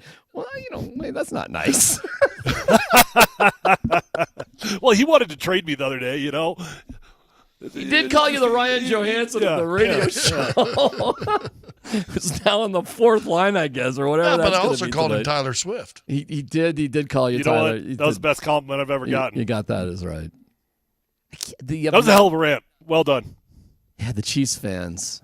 More obnoxious, Chiefs fans or Cubs fans? Still Cubs fans, You right? know, well, hold on. The most obnoxious of all time are just people from Boston, and I'm not lumping you in that group, believe it or not. No, but hold on. I'm going to say this. I got to explain myself here because I got curious ears looking at me like I'm crazy right now. But when you've got 4 different sports teams that are all on top of the world at the exact same time, and you've got 9-year-olds that are saying that, oh, I missed a parade this year, first time in my life. I mean, that is the most annoying sports group of all time. But the Chiefs are getting darn close. You are right, and I firsthand with my buddies from Massachusetts, and he was seeing his son. 5 of the kids that were skiing, they're all like 19, 20 years old, from Massachusetts going to DU. And I'm like, what's going on here? Guess what they're all fired up for? Guess what they're all fired up for coming up at Ball Arena? Celtics are coming down. Yes. Right after All-Star break. Yeah, and my buddy, who apparently has more bucks than we were high school friends, and I don't know how he got so much money, paid for all of them to have seats for the Nuggets-Celtics game. They're all talking about the Celtics. So they're going to school here, but they're going to cheer for the Celtics. Correct. It's like that. But here's the difference, I think, in those fan bases. The Boston fans know they're annoying and take pride in it. I think the Cubs, Kansas City fans thinks everybody supports them and likes them. I don't think Boston fans know it. I don't think they know it. I think they felt like they were born on third base and they thought they hit a home run. Tyler, not only do they know it, they take pride in it. They revel in it. They love it. I'm talking to these kids. They're talking about how they're going to be big. I could use a beep here. People at the game. They're ready for it. That crowd at the Avs-Bruins game was unreal, and I do think the Boston fan base, in terms of visiting teams at Nuggets games, is the loudest and the biggest. Yeah, I agree. It was like that. It was like Celtics fans era when we were good with the Atlanta Hawks. It was like a home game for Boston whenever the Bird and them came to Atlanta. Listen, when you're part of the Dung Kings. I thought Dunkin' Donuts came out of Philadelphia, though. Are you kidding me? I think I am insulted. I love that unintentional shot right there. I love it because I know just how bad that cuts. Philadelphia. I mean, I can't even talk to you. I think they're Philadelphia. Thank you, Grizz. Thank you, Dan. Have a good day out there. Yeah, have a good day. Nate, I can't even look at you now. Yeah.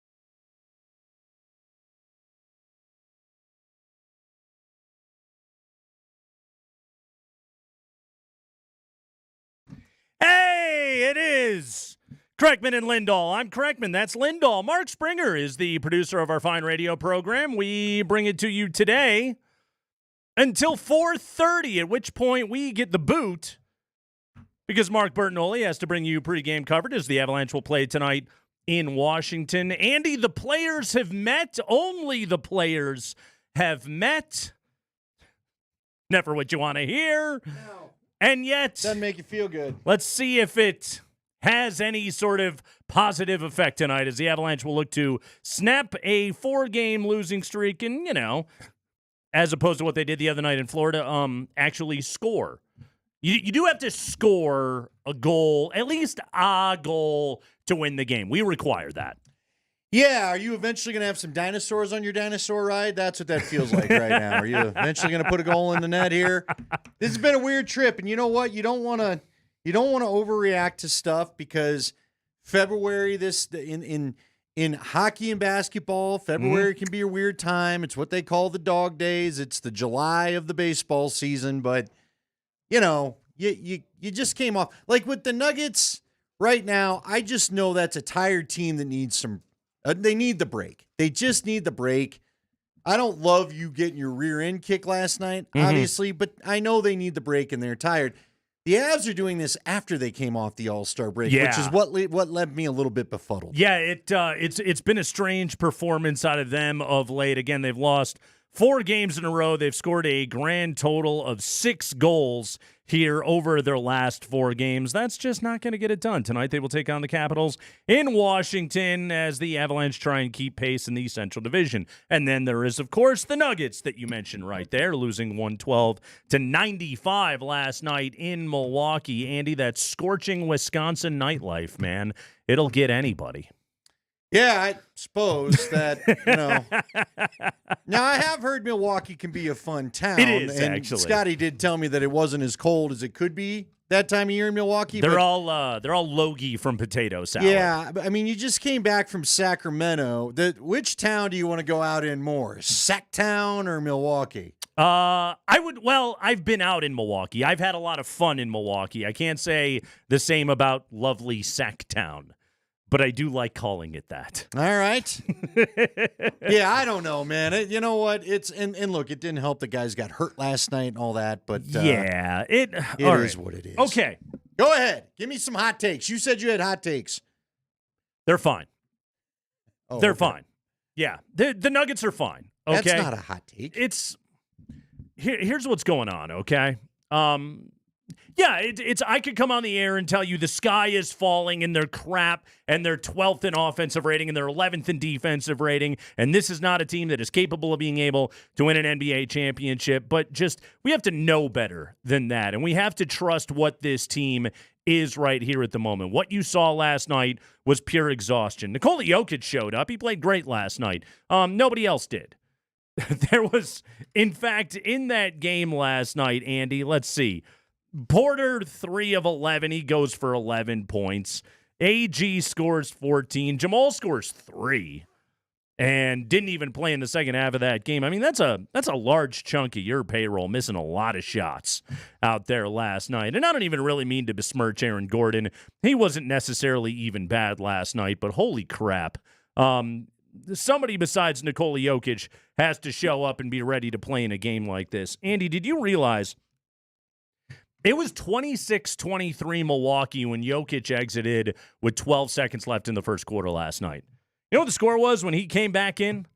Down by 15? 41-26. Ooh. I just guessed. That was good. Minus 12 without Nikola. And then they're -1 the rest of the quarter with him back in the game for 7 minutes and 43 seconds. Like, problem is you're down 16 at the break, and then Jamal and KCP don't play in the third quarter. So there's no way of being able to get back into that game. Nikola was good last night. I mean, here's the problem. The energy sucked, and when the energy sucks and you're on the road and you're going up against a dude like Giannis, that dude smells blood in the water. He is just going to murder you, and that's what you got last night. Yeah, I mean, look, it's tough. We want to treat Well, not everybody, not you. You've never really been guilty of this, but a lot of people in the media. When you work in a town like Denver, the biggest thing you've talked about for most of your career is football. Mm-hmm. You try to treat these games like football games. They're not. They're they're not just that not. kind of important. It just is never going to be that way. And it was funny because you know what? Kendrick Perkins was on the NBA Today yesterday saying, you know what? Milwaukee really needs this game. They need to send him in. Look, things haven't been going swimmingly under Doc Rivers. It's not like Doc Rivers has showed up and they all of a sudden just showing everybody that it's turned around. That was the best game they played under Doc. Yeah, and guess what? You're the champs. You deal with this all the time. Yeah. Who better to send a message against than the champs? So am I overly worried? No. KCP barely made it through part of that game. Jamal had his issue as well. I'm more worried about rest these guys. Like all of a sudden I'm happy that Murray did not make the All-Star game. I keep telling you, I wish Jokic would just drop out of the damn game and they could all just take however many days off they get off. So this team just needs to take a chill. Back-to-back losses, they get blown out. But before these two losses, I mean, you're 10-3 in a stretch that had a long 5-game road trip in and out on the East Coast. You're a game and a half back in the West. Right. It's all right there. Jamal's got bilateral tibial inflammation. What the hell is that? Shin splints. Okay, thank you. Thank you for saying why. Why can't I just have that? Why are we getting fancy with the words? Now all the kinesiology students have got to rip it straight out of the textbook? Ow, my tibia! My bilateral tibia is inflamed. Can feel it right there. Oh, you're touching the inflammation. There it is. There's where it's inflamed. I've read that phrase in like 7 different places today. And finally, I was like, the hell is that? I just Googled it. Shin splints. Why can't we just say shin I splints? don't know. I don't know. Have we decided that's not specific enough? I have no idea. I'm not treating the guy. Just give me a general area. Is this like basketball's way of differentiating themselves from hockey? Of like, if you're going to be as vague as humanly possible, we're going to be so specific. And between the two of us, nobody's going to know what the hell we're talking about. We're going to give you the surgeon's report, and then you can decipher that. You read the chart yourself. Are you scared now? It's bilateral inflammation. What? Yes, you have never been to medical school, but decipher this yourself. Yeah. What did Vaughn have? Remember that weird thing he got at the end of camp where like the tendon hopped over something else and they were talking about he had something weird too where they kept calling it by the big name and dislocated peroneal tendon? Sure. Yeah. Wait, peroneal? Yeah, I know. Right. That's referring to something else lately that the ads show up for and make. That's where you're turning the channel if your kids are in the room. Is there a tendon down there? Well, no, that's not what he had. His was like his was an Achilles type thing. So he didn't pull his taint? Yeah, no. No. That wasn't what happened? This isn't something that the bent carrot ad comes on for. And then the bent carrot ad gets so descriptive, you're looking at your teenage son going, hey, go do something else. Dad, I'm just saying, I don't care. Get out of the room. You go and you clean something. It's 10:30 at night. Just get out of here. I mean, are you ever? Now you can come back in. Is it ever too early to find out that can happen? I don't need to sit there with a 20-year-old daughter and a nearly 15-year-old son and listen to the bent carrot ad. No, never. Not a fan. I think it's like, here's my I think question. Awareness is healthy, Andy. No, I know we all don't need to be aware. Here's the deal. If you're dealing with it, I'm sorry. I have empathy. That sounds terrible. You and your doctor talk about it. I don't need it on my late night. I don't need Conan O'Brien getting interrupted by the bent carrot problem. This is your reason to just go to Netflix and binge stuff. But it's finding its way onto YouTube. I've actually found a series I'm watching on YouTube. There it is again. Get it out of my life. If I've got this problem, I'll go speak to the proper people about it. There's a community out there for the people, Andy. The bent carrot community. But if I don't want to be a part of it, I will seek out the community when it becomes necessary. In that case, monitor your activities. I need to know about this. I also don't want to be a part of it. Look, I'm sure the members didn't want to be a part of it, but here we are. The members definitely didn't want to be a part of it. But let them discuss. The Nuggets are fine. Nobody's panicked, right? We did this last March. Okay, how about this? And this team's fine. I tell you what bothered me about last night, really. It wasn't even I'm trying to view the Nuggets in a vacuum, silo them up. They're different from everybody else. They're the champs. The problem was the game that I watched after it, where I watched the Minnesota Timberwolves go into L.A. last night and kick the ever-living crap out of the Clippers. That was one of those games you watch and you're like, ooh, okay, like, you guys, that is a hungry team right now. That's the Timberwolves got that Clubber Lang thing going on right now where they badly want to get to the top, and they're looking like they're in the prime of their fighting weight right now. Here at the moment, of course, I'm still going to be taking the Nuggets to win that series, but that Minnesota team they're legit. They are ready for their show, and that team can win a series or two. Those guys are going to be a problem. I promise you that. No, well, we knew they were going to be a problem last year. You and I were worried about them last year, especially because they see you so much. They know what to do against you. Yeah. You know, Tim Connolly's kind of got that on lockdown. Well, and again, he's got Monte Morris hanging out over there now.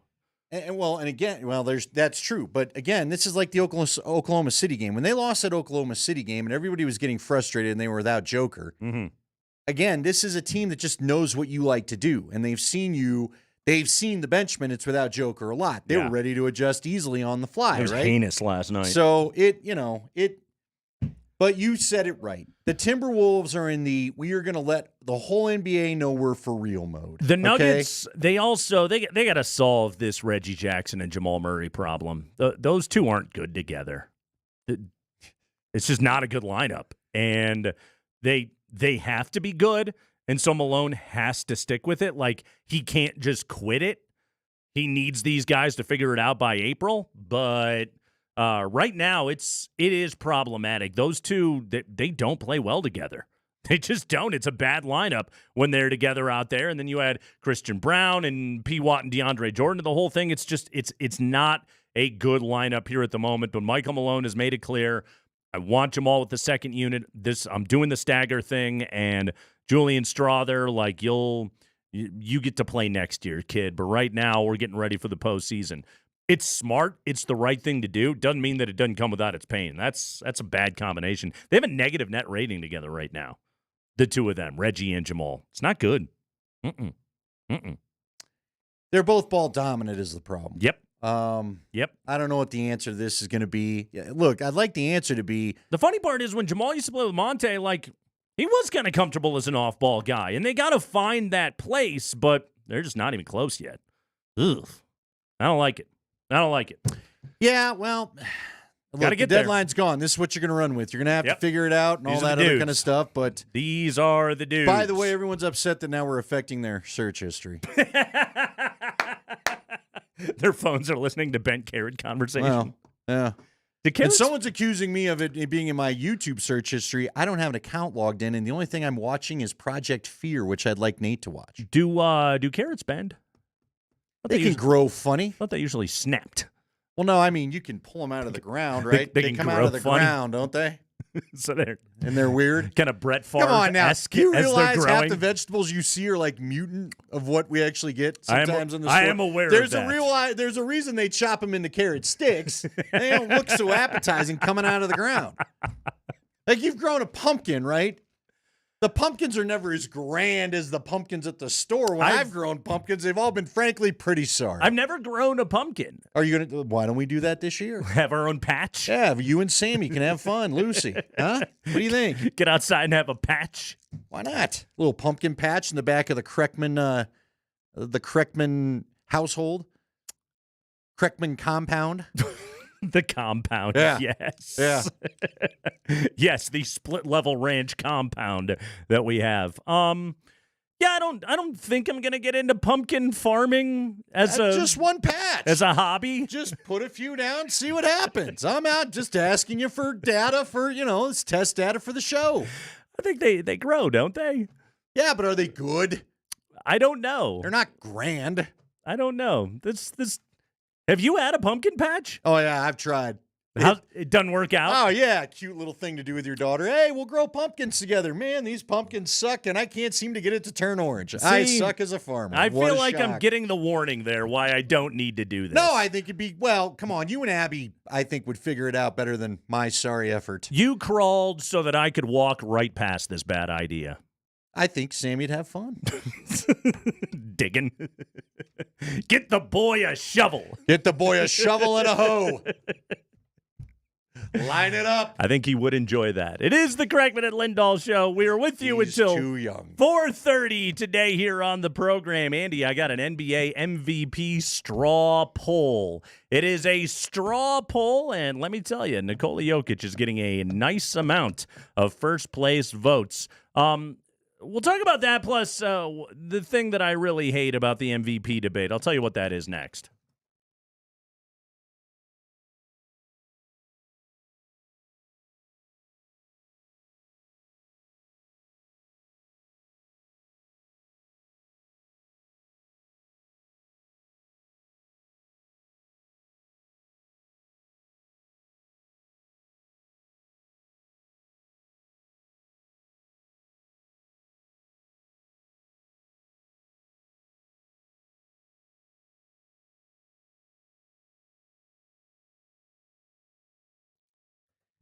Hey, it's Andy Lindahl for my friends over at Colorado Off-Road. Have you recently purchased maybe a truck or 4x4? You're looking for some accessories for said truck or 4x4? Colorado Off-Road is the place. When I got my truck back in 2019, wanted a few things on it, didn't know even where to start, looked some stuff up on the internet. That was no good. Luckily, I found Jerry Jones and his crew over at Colorado Off-Road. Jerry has pointed me in the right directions of a number of products from the bed cover that I have and one that actually folds up in four so you can use the whole bed, to the floor liners that I've got inside there, the step rails.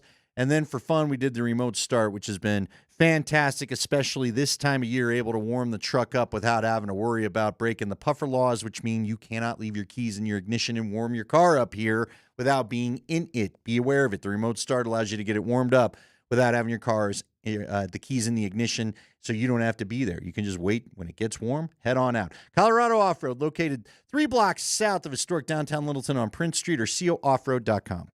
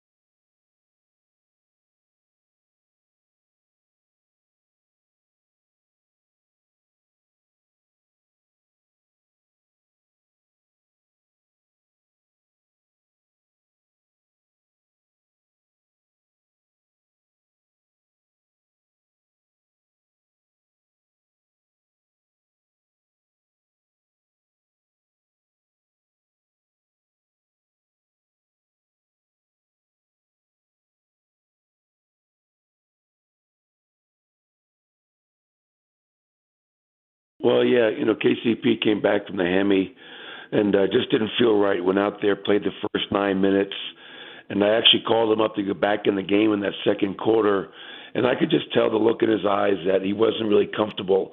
So I just told him to go sit down. Let's not risk it. If you're not feeling it and it doesn't feel right, let's not be foolish and risk a longer injury. And then Jamal came up to me during the first half as well. His legs, his shins just weren't feeling where we want them to be, and we made the decision. I told him at halftime, you're out the second half. Let's try to get your body right. So right now they're probably both doubtful for tomorrow night, but they're going to get treatment all day today, all day tomorrow morning, and we'll see what their availability is. But as much as we live in the moment and game by game, it's important to sometimes pick your head up and look at the big picture. With one game to go, probably to the break, obviously a healthy team down the stretch is going to give us our best chance. Yeah, you'll have 28 games left after the All-Star break. You got Sacramento on Wednesday night. Mail it. All right. Jokic is going to play because Joker plays. That's just kind of what he does. But you don't need to run Murray out there. You don't need to run KCP out there. I mean, if anything, Andy, put P. Watt in the starting lineup. Put Christian Brown in the starting lineup. Do something clever like that. Give those dudes an opportunity. Give Strawther some minutes. And go see if you can't win the game on hustle. But those two dudes, they don't need to see the floor at all coming up on Wednesday night. No, the key is for you to be healthy down the stretch. Yep. 28 games to go. Stay a top 2 to 3 seed if you can. I still think obviously you want the home field advantage or the home court advantage, but yeah, it's all right there. I'm not overly worried about it right now because again, I do think this is a tired team. I don't know what else to say. They're tired. They've had a bunch of weird travel.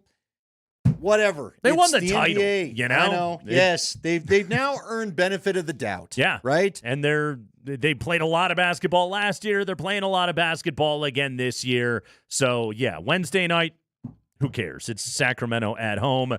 Jokic can go out and get a dub, and everyone can go into the All-Star break feeling good. Speaking of Jokic, Andy, we got our second NBA MVP straw poll of the year. Straw poll. Here we go. So Tim Bontemps of ESPN always puts this together, and he polls 100 likely MVP voters, media dudes, and whatnot.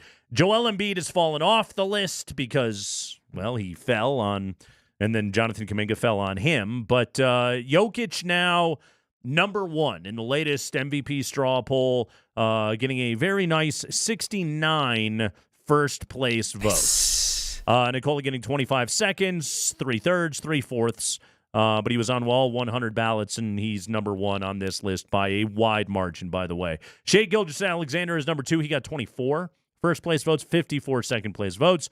Giannis at third, Luka Doncic at fourth, Kawhi Leonard at fifth, Jason Tatum, Jalen Brunson, Donovan Mitchell, Anthony Edwards, and Kevin Durant round out your top 10 in the latest MVP straw poll that was put out today. So Jokic is the heavy favorite.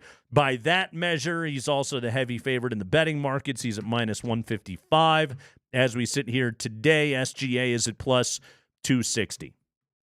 Look, Nikola, if you look at Andy, I mean, 26, 12, and 9 on 65% true shooting. Look at the advanced metrics, the box plus minus, the VORP. If you're a VORP guy, look at the win shares per 48. I mean, they would all suggest he's having, once again, stop me if you've ever heard this, one of the greatest seasons in the history of the NBA. Now, is narrative on his side? Not really, because he's just dominating the way that he just sort of always dominates now. And so narrative can tend to favor guys that are sort of coming up in the conversation. And Shai Gilgeous-Alexander's having a marvelous season for the Oklahoma City Thunder. And he'll have that sort of for the closing push here in this whole debate if everybody stays healthy to the very end. But that's kind of it. Giannis is number 3 in this poll. He's number 3 in the betting odds. After that, there's a bunch of guys that are having good seasons. Here's the part I want to talk about here, though, Andy. This is what drives me nuts, okay? There's a thing about the MVP conversation that irks me. and it is that people forget what they're talking about. They forget that they're talking about MVP. They forget that they're talking about the best. Like, this guy is the very best. And in recent weeks, the Cavs have been hot, and Cleveland's, their announcers, why isn't Donovan Mitchell in the MVP conversation? Clippers have been playing really well last night notwithstanding. Why isn't Kawhi Leonard in the MVP conversation? First off, you're speaking into a microphone, so have the damn conversation. That's on you, number one. Like, don't worry about what everybody else's conversation is. You have the conversation. They gave you a microphone, and people have to listen to you during a game. But number two, what bothers me about it is, like, if people are just like, oh, man, Jalen Brunson should be getting more pub in these conversations. No, he shouldn't. Because the thing that people forget about is that they have to make a case that the 6th or 7th best player in the NBA, or the guy that's having the 6th or 7th best season, is better than the guys at the very top. That's what MVP literally is. What you're doing is you're having an all-NBA discussion, which is fine. Have it all day long, but unless you can make a case that Kawhi or Jalen Brunson or Jason Tatum or Anthony Edwards or whoever is having the best season in the NBA, then shut the hell up. Okay, how about I add another log to your Please fire do. that may make your head explode, because I thought this was interesting. Again, throw more logs. So, but this is something that I think we could talk about here. Mm-hmm. Kendrick Perkins, and I know we all love him here. Of course. Talking about the MVP yesterday, okay? Then they transition from, and I told you yesterday, he thinks Shai Gilgeous-Alexander is the MVP. So I'm sure that's what he voted for Bontemps. Make a great case for him. He's having a great year. I will listen to that conversation. But what I think is funny is Perkins then was asked, what are you doing with Rookie of the Year between Holmgren and Wembanyama? Mm-hmm. And he goes, well, that's more of an individual award, so I'm going to give it to Victor. And I thought to myself, okay, so are we getting to the heart of this? I mean, you just said it right there with your last statement. It's about the best individual season, right? That's it. So the MVP is an individual award. Yes. Russell Westbrook won the MVP on a 6th place team. Right. But then Perkins literally yesterday, a guy voting for this award, said Rookie of the Year is more of an individual award. Well, I mean, how do you look? Because I do think team performance, where should team performance factor into the discussion is what I'm getting at. Okay, and it's a very fair question. First off, Jokic's second MVP season, they also finished in 6th. Yeah. So here's the thing about Rookie of the Year. The best rookies are all on bad teams. Sure, fair enough. So that, like, you can't hold the Spurs being dreadful against Wemby. Right. Like, he's having a marvelous season. And the MVPs are always on good teams, or in the very least, playoff teams. Again, Jokic won it on a team that finished 6th in the Western Conference. So that part of the conversation, like, it's valid, but also, and this, I mean, we could get into quarterback debate here, Andy, and we've been having quarterback debates here over the last week on the show. Like, I do think when you start getting into the conversation of, like, the greatest of all time, like, you do have to measure winning, and you do have to measure team success. But also at the same time, like, if I'm evaluating, like, who is the best quarterback right now in the moment, I can acknowledge there are some quarterbacks in the league that just, like, have crap around them on their roster. And they've been able to elevate those teams and make them better individually on their own. Like, we give, I think, sometimes too much credence to team success, but also, like, this is American sports and American sports discourse, and we're championship and winning obsessed. No, I'm with you. I just thought it was just so interesting to just clearly state one is one thing and one is the other. Well, especially because Jets team wins. Right. Now, he's not the best player on his team. Sure. But I'm with you, though. At the end of the day, it's about who. See, again, to me, it's an all-around game, an all-around season. That's why we've always made the argument for Jokic. If it's just a scoring award, you could give it to Joel Embiid every year, it felt like. Sure. Because he goes off for the scoring. That's just Jordan could have won the thing every year. Yeah, he could have. Yeah.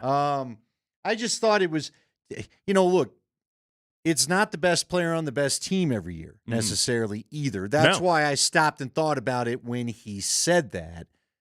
But at some point, you do have to give credit to the fact, where are the Sixers? Although I don't know if the Sixers fall off without Embiid, that could be a heck of an argument too. I don't know, man. Well, These awards. He would have to play 65 games. That's the problem. No, I know. Yeah, he can't get to he's that. out of it. It's done. Yeah. He's not going to get to it Yeah, anymore. he's done. Are they hanging in there without him, though? I have not paid attention to the Sixers, and without him playing, ESPN barely talks about them anymore. Yeah, no, they've fallen off tremendously. They also made a bunch of moves at the trade deadline that made it clear like they're not playing for this year anymore. So it's Are we done sure for the Embiid's Sixers. going to stay there next year? I believe he's under contract. I don't think he's going anywhere. When is his up? Because I've heard this floated question. around too. Does he stay there? Does he stay there or does he move on? Does he start to pull the LeBron of I just can't get it done here? Well, it's funny because they actually built the entire thing around him. Right. He's got exactly. 2 more years on this deal. Okay. Yeah, Well, he's you know not how it going is anywhere. in the NBA. He's got a player option, but they'll extend him before that in 26, 27. But what if he doesn't want to be extended? He can't get in. He can't get as much money anywhere else, right? No, well, no, number one. And number two, like, he's also, but I mean, that player option season's going to come at age 32. Now, I'm not going to say nobody in the league isn't going to go paying the guy. He's old. I mean, he's 29 right now. He's been in the league since a year before Jokic. I know, it's crazy. It's crazy to think they all feel so young to me. Yeah. And Even- Embiid has had multiple seasons where he's either completely missed the season or barely played because of injury. What's funny to me is that it feels like Jokic and Embiid maybe have only been around 3 or 4 years because that's how much they've been kind of going at each other when it's been so much longer. And yet it feels like it's been a decade of Patrick Mahomes. And it's only been 6 It's years, only been man. 6 lousy years. 6 lousy years. So, Andy, I'm a little conflicted on something. Please, now what? Okay. So You don't normally get conflicted. I know, and now I'm conflicted. What are you conflicted about? So, Andy, you know, I have made a sport out of mocking a particular organization in Major League Baseball. Yeah, we've had fun with this. Every time that another story comes out about the ineptitude of the Oakland Athletics, who are currently going into their final season, playing at the Oakland Coliseum before moving to Las Vegas in 2028, even though they don't actually have renderings for a stadium or it's not actually definitive. The spot has been torn down. Where they can put Yeah. the stadium right now. At the moment, they may not be able to continue playing in Oakland beyond this year because the mayor and everybody in local government in the city of Oakland hates their owners' freaking guts and just wants them out of that town in the worst way humanly possible. They might have to go play in a minor league stadium in like Sacramento or Salt Lake City or in Summerlin, Nevada, rather than continuing on in Oakland. Like, nobody knows as of 2025 where they're going to play baseball. They have the lowest payroll in Major League Baseball by a ton. They're inept. They're terrible. They're the Oakland Athletics. They're Keats' team. And yet, today, they actually did something cool. And they go and they hire our good friend, Jenny Kavnar, friend of the KNL show, to be the first ever full-time play-by-play voice in Major League Baseball history. She will be the voice of the Athletics, working with Dallas Braden on NBC Sports Bay Area. Jenny Kavnar, who has been on Rockies telecasts for, I think, a dozen or so years. She's excellent. She is a complete professional. She is an absolute delight of a human being. We're huge fans of her. And she's going to work for an organization that I get a lot of mileage out of making fun of those guys. And so now I'm conflicted. Yeah, I meant to tell her congrats on Twitter, but I thought to myself, whatever. I thought to myself, with all we've said over the last couple of weeks, we don't need any of our listeners jumping in and alerting the Oakland Athletics that Jenny has friends that make fun of their team. Well, here's the good news, Andy, is that, you know, when you're interviewing potential broadcasters, you got to be thinking, like, how good would this individual be in this situation? And Jenny has a lot of experience working with an organization that doesn't even try to win. So she's comfortable in this space. We need an umpire you're out call. You know what's kind of funny? EJ Peterson points out, how about they just play an Allegiant? Wouldn't that be funny if the A's stupid baseball diamond ended up scraping up football players yet again in September as they share a season still? You know what, EJ? I'm all for it. Let's do it. I don't think Allegiant can't move the way I was going to football say Steven needs yeah, to. they don't have the foul territory Yeah. necessary. Maybe they could put in like a wiffle ball field in there and they could play. Did you ever watch? It was always fascinating to watch them pull out the stands at Mile High to make that thing work for baseball. It was ridiculous that they were able to do it. What's funny about the Oakland Coliseum too is, and I mean it's a very real thing. Pitchers have a massive advantage in that place because the foul territory is ginormous. So foul balls that would normally go in the seats in every other ballpark, corner infielders are just wandering under those things and easily making catches. So yeah, it screws everybody. Yeah, well, and also when no fans are there, you can never have fan interference. So yeah, yeah, that's very true. No Steve Bartman's hanging out there looking to take a foul ball from your guy. So congratulations to our friend Jenny Cavnar, the new voice of the Oakland Athletics, who I'm still gonna make fun of them, but I'll be kind anytime that we're talking about Jenny because she's the best. Chris says, "Who's the worst MLB club, A's or Rockies?" Chris from Aurora. What was the win-loss record? They were both at 100 losses last year. So is that better to have the cheaper payroll to get to 100? Also, I believe on the Keith Law rankings, he put the Rockies system at 24th. I believe the Athletics were at number 30. I do believe they were at the bottom of the barrel. So not only do they spend money to try to win, they don't have any prospects coming through anytime soon. Will wants to know if she can use the fire up the fountains when they back up the sewer to the dugouts again. A+ work, Will. It's rats the size of dogs Drown running the around rats. that place. I've seen it. Dead rat first game I ever did there, trying to do a pregame as they tried to figure out where the dead rat was, trying to endure that smell for an hour. I couldn't leave the box. Ugh. Congratulations again to our good friend Jenny Cavnar. She got a full-time big league gig. Yes, the Oakland Athletics are technically a major league team. It's Altitude Sports Radio.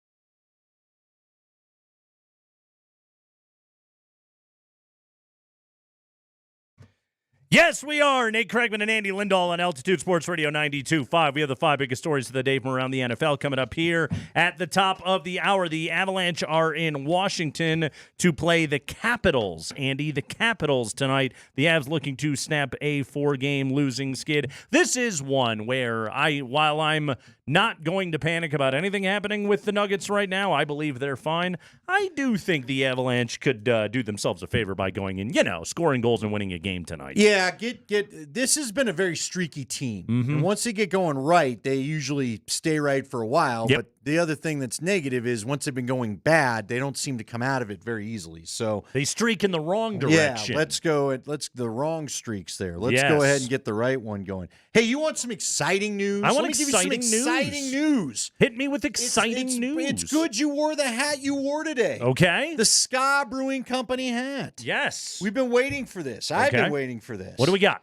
The official announcement of the Denver Ska Fest, which we're going to be giving tickets away from. Hell yeah. Co-headliners Goldfinger and Less Than Jake. Oh, that's strong. With support from Five Iron Frenzy, Yep, Planet our friends. Smashers, From Canada. Potato Pirates, Don't know him? Kill Lincoln, Hell yeah. Joystick, Okay. and Starry Sweetheart. That's what I'm saying. Boom. June 15th. June 15th. Don't go anywhere. It'll be Bronco minicamp time. You won't be in vacation mode, neither will I. Okay. Tickets at AXS.com. Where's the show? Something called Sculpture Park. Totally.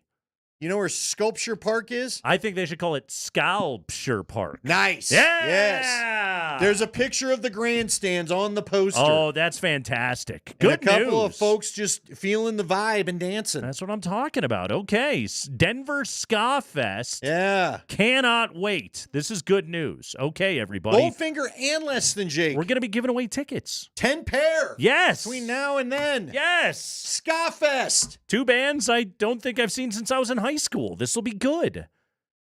I've seen both. I'm getting cool again, Andy. All right. It's happening. Charlie. See? It's happening. Charlie, the original Charlie from the song Mabel and the Tuba Cookie Dough.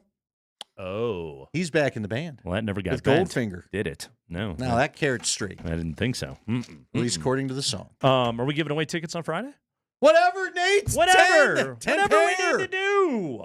Lost in the Super Bowl shuffle over the weekend. They should have had Ska Fest at halftime. They should have.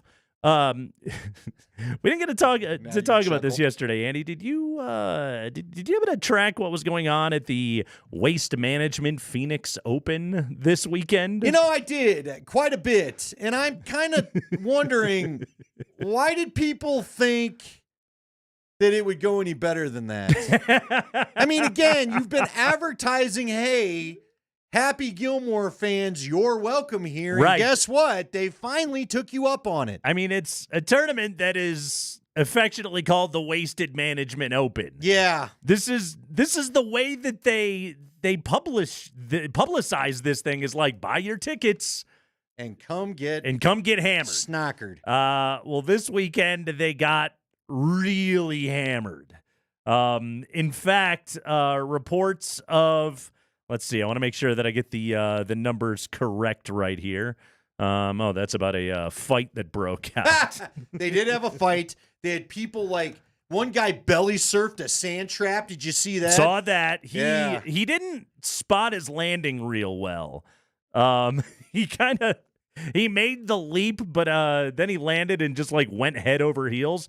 We were up to 653 calls for service to the local authorities, Andy. 54 arrests, up from 18 last year. 211 ejections. That's even more than Nikola Jokic on Serbian Heritage Night. And 73 trespassing tickets were given away amongst the several different incidents that happened. How many trespassing tickets? 73. That seems low considering a bartender I saw in a video said the ticket takers basically gave up and said, just go in. It was rain soaked and parking was an absolute nightmare. At one point, the gates were closed and alcohol sales were halted once it started getting too out of hand. There was, let's see, Andy, we had fights. We had a woman fall from the grandstands at the 16th green suffered serious injuries. That's not what you want. It really isn't. Cops and fans had altercations all weekend long. There was a guy that was dressed as William Wallace from Braveheart who ran out onto the green and mooned a police officer. Well, I mean, all of him. Yeah. And as you said, a guy that did a flip into a sand trap. There was another guy. I saw some horrible videos. One dude just basically in, your golf watch and attire, but with shorts on, just walking and urinating as he went. So that was terrible. Didn't even stop. No, just literally. But you could see that it was all awful. Another guy trying to jump over the ropes, and of course caught the leg, got hung up, fell down. Another person defying gravity as they somehow stayed upright without falling down, but looked like Jason Kelsey at the Super Bowl party. We had there was footage of Zach Johnson going full Shooter McGavin on everybody and just screaming at the crowd to shut the hell up while he's in his backswing. Did a construction worker with a nail in his head show up? It was the guy that played Jaws from the James Bond movies. It sounded like a gigantic mess that was going on out there, but Andy, again, like this. You asked for this. I don't feel bad for you. Yeah, this is what this tournament has become, and this is like somebody like walking out in the middle of Mardi Gras and being like, "Why are you people misbehaving?" Yeah. What did you think this was? Because it's what you advertised. You told them to come and do this. Speaking of which, that's today. Hey, look at you timing it all up. Yeah. Absolutely. Throw you some beads in that break. So this thing, I mean, like, it is funny because in the 90s, remember when Tiger won the thing and people were like, hey, that looks like a pretty good time. And it was just because there was drunk Arizona State students that were hanging out around the greens going crazy. And as of today, here we are, and it's just a puke fest, man. It is absolute absurdity. But yes, again, those stats, we were not lying about that. 54 arrests, 211 ejections, and 73 trespassing tickets. Good times, man. Well, and again, it's like you said, it's you asked for it, you advertised it. It's been going on. We've all seen the early morning opening, so you can dash to whatever gallery that you want to. And to quote John Elway, you can't put the toothpaste back in the toothpaste bottle. No. So you're shocked people would look to go to a warm location, escape the snow, and do some drinking this time of year? Right, exactly. I don't know how this happened. Yeah. No. Yeah. This whole crowd is drunk. Also, did you hear Harlan's call of the streaker during the Super Bowl? No. Yeah, this one wasn't as good. I think they got to him pretty quickly, but he referred to him as interlopers. Oh, that's right. Mike Sanford put that on X and said that he's clearly a quarterback because the guy hook slide before he could take a real big shot. Or was it Eric Decker? Well, hell, I like Eric. You lay off Eric Decker. That one hit late for me, but you leave Eric Decker alone. Eric Decker's a saint. Don't worry, Andy. I used to host the Eric Decker show. I made that joke to his face an awful lot. So you don't have to defend him. It's okay. Did he give you the low key chuckle? Of course he did. Of course he did. It is the Kreckman and Lindahl show. We're rolling with you here. It is a Fat Tuesday. Ironically, there's Dan Stores. It's Altitude Sports Radio.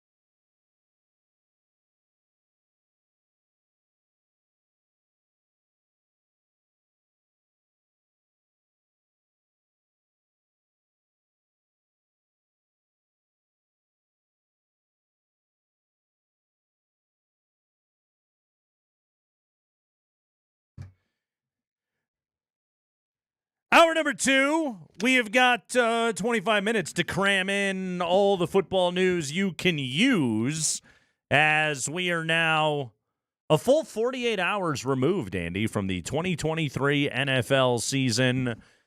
By the way, did you happen to see the Broncos tweeted out, like, right after the game ended? There was, like, a tweet that they put out that they were like, the offseason begins now. Really? I'm pretty sure yours was like a month and a half ago, guys. You've had had a while. You've had plenty of time. Yeah. Okay, don't worry. Your coach was on Radio Row. It's not just sneaking up on you. Yeah. Or anything else like that. Let's go. We got football news, Mark Springer. To the high five, it's brought to you by Bet365. Whatever the sport, whatever the moment, it is never ordinary at Bet365. And Super Bowl 58, that's Super Bowl LVIII. It set a TV ratings record with 123.7 million viewers across all streaming platforms on just CBS. It was the highest viewed Super Bowl since Super Bowl 50, the Broncos and the Panthers. Hey, all right. Though I still don't think that this has beaten the moon landing, which got an estimated 125 to 150 million viewers. Was that the moon landing with the William Wallace guy from the Waste Management Open? No, the actual moon landing in yes. 1969. Allegedly, Spring. Nice. There you go. There's a lot of people watch the Super Bowl. Yeah. How are we counting TVs back in 1969? I was wondering about this when Spring sent the story over.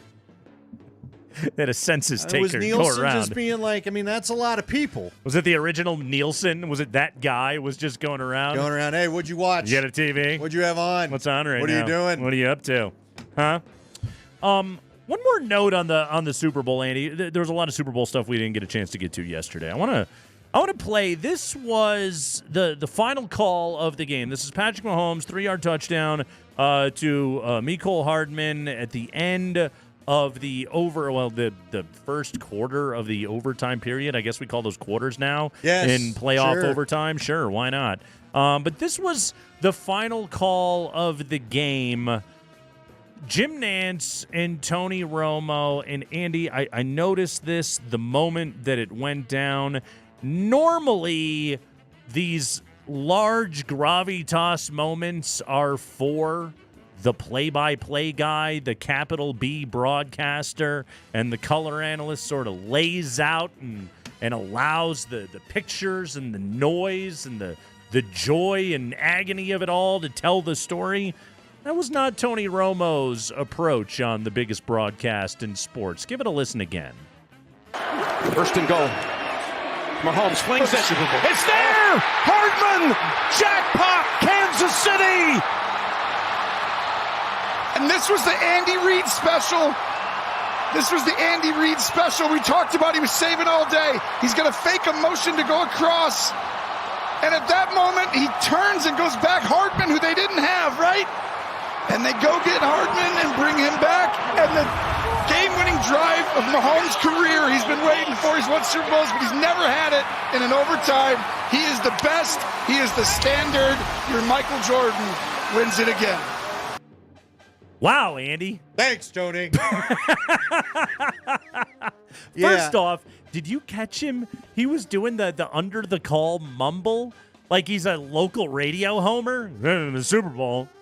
Nance is trying to call the damn thing, and then it ends. And again, normally this is shut up and just let the moment be the moment. You know what Tony Romo needed right there? Because he goes into his weird, like, Andy Reid, Michael Jordan ramble that he's going on right there. Do you remember that shot of Kevin Harlan from the NCAA tournament where he was holding his hands out and telling Stan Van Gundy, everybody shut up. Shut up. I'm calling this moment right here. Jim Nantz needed to do that right there. He probably didn't think that he needed to do that. But yeah, Tony Romo, that was not good work right there on the biggest moment, on the biggest stage in his broadcasting life. This guy's stock continues to plummet. Yeah, I mean, look, he was dissecting the play, but wait for the replay. Yeah, for that. just so people know that because there's a process to everything. Mm-hmm. Right? In any broadcast, you are living in the moment, but there are some guidelines to go by. And in that moment, as Nate said, you can hear it in the background. There's a good crowd. There's a fervor. Let everybody take in, especially those that were actually pulling for one team or the other. Let them take the moment in. Yeah.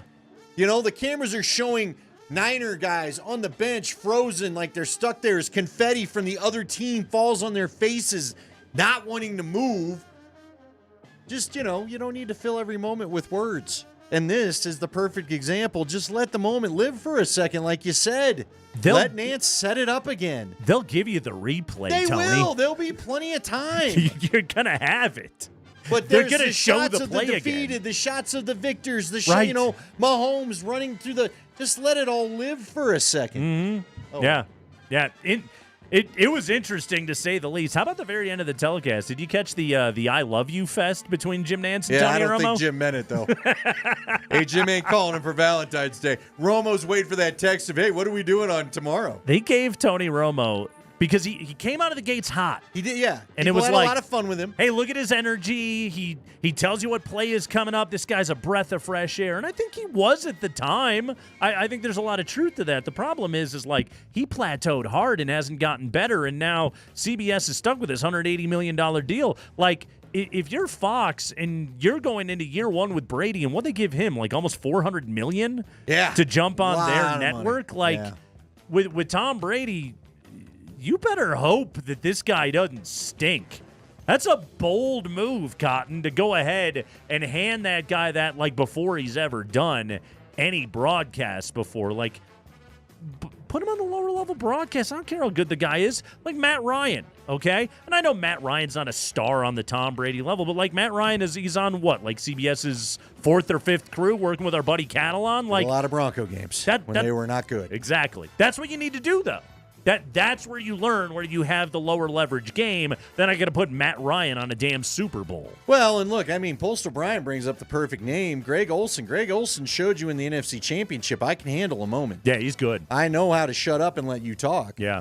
Yeah. You know, and again, nothing was wrong. Romo was dead on with his analysis. It's just we don't need your analysis right now, dude. Right. They're trying to show you again the victor's getting the spoils. Hey, one more note from the Super Bowl broadcast. They also did the Nickelodeon broadcast. Yeah. And Noah Eagle, son of Ian, and Nate Burleson are on the Nickelodeon broadcast. Now, we've played audio from this before. SpongeBob and his buddies making SpongeBob has had his fun of Russ. Yeah. We've all heard it. We've all heard it. We all know it, and they weren't wrong. So for this Super Bowl, in an effort to have, I guess, the kids or whomever is watching this broadcast understand what is going on, they employed the services of a particular individual to explain what was going on with the penalties. A little nutty. Yeah. I mean, I think Doc McStuffins might be more of the higher educated version, but I guess they didn't go that route. Rather than hauling in Gene Steratore or Terry McAuley, Nickelodeon went with Dora the Explorer. False start is when an offensive player illegally moves after lining up for, but prior to the snap. Where are we going? Back 5 yards! Why? Because it's a penalty! Man. You know, Andy, she was at least concise. She got to the point very quickly. She's better than Tony Romo. Have your kids watched Dora? No. I have not been exposed to all that much Dora. I don't feel like you'd let them continue to watch Dora for this reason. My kids actually learned some Spanish from Dora, which was cool. Oh, que bueno. Now, you will also figure out that this is a little pot calling the kettle black when I make this comment. Uh-huh.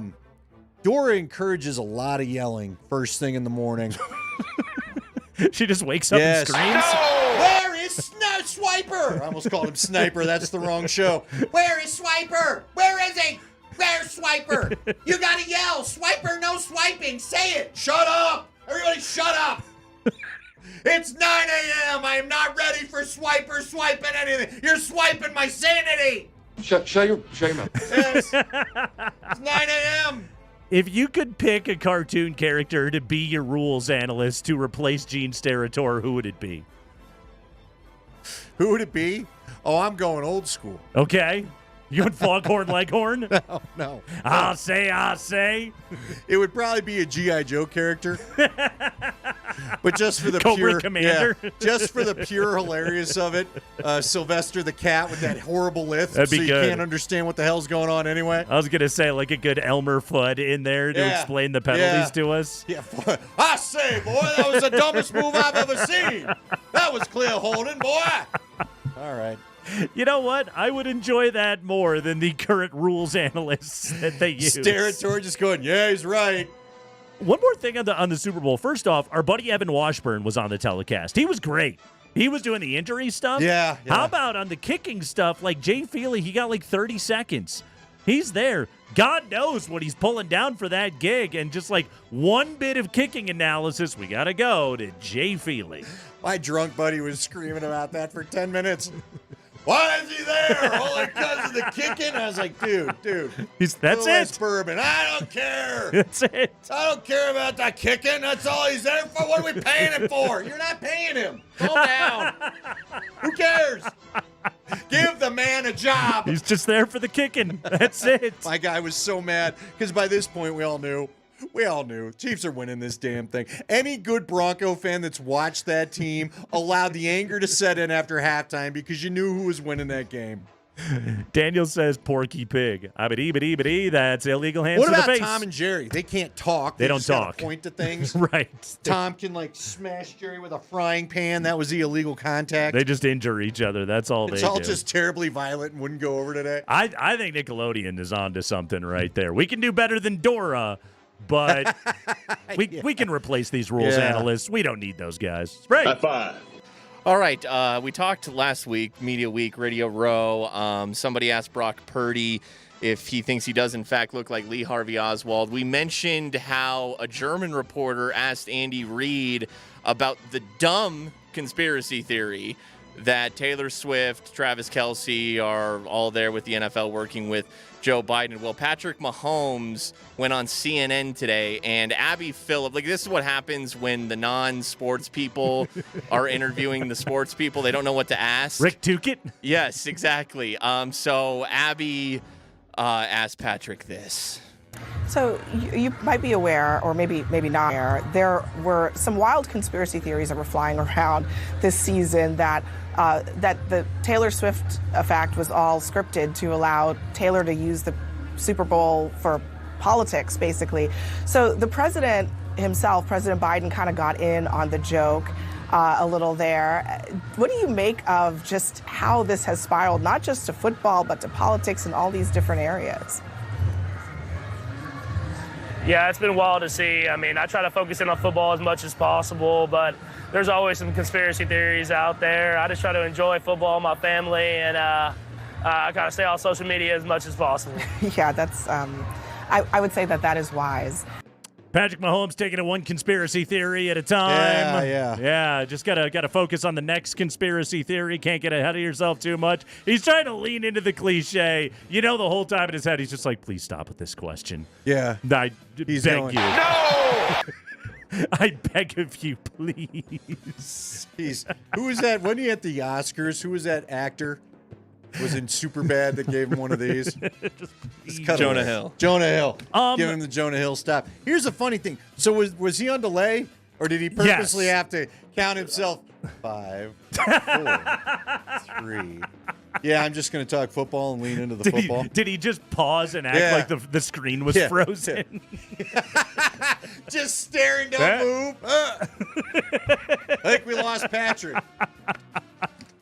Man, like, it's got to be tough these days, though. Like, conspiracy theories are such a large part of, like, our news consumption now and cable news and the discourse now. Like, everything is a conspiracy theory. And, like, the networks know they sell, and so, like, they're pushing it. That's why CNN's asking about this insane conspiracy with Taylor Swift and Travis Kelce and Joe Biden and all of that.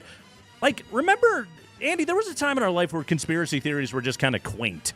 You know, it was like, hey, you know, Walt Disney's frozen head is buried somewhere under the It's a Small World ride. And it was like, hey, that's cool, Carl. Weird, but okay. I hadn't heard that.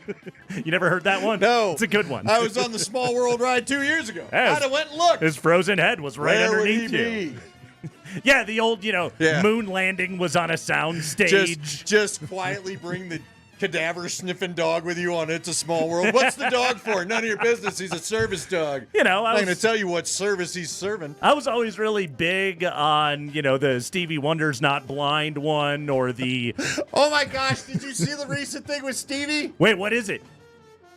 Stevie is, in fact, blind.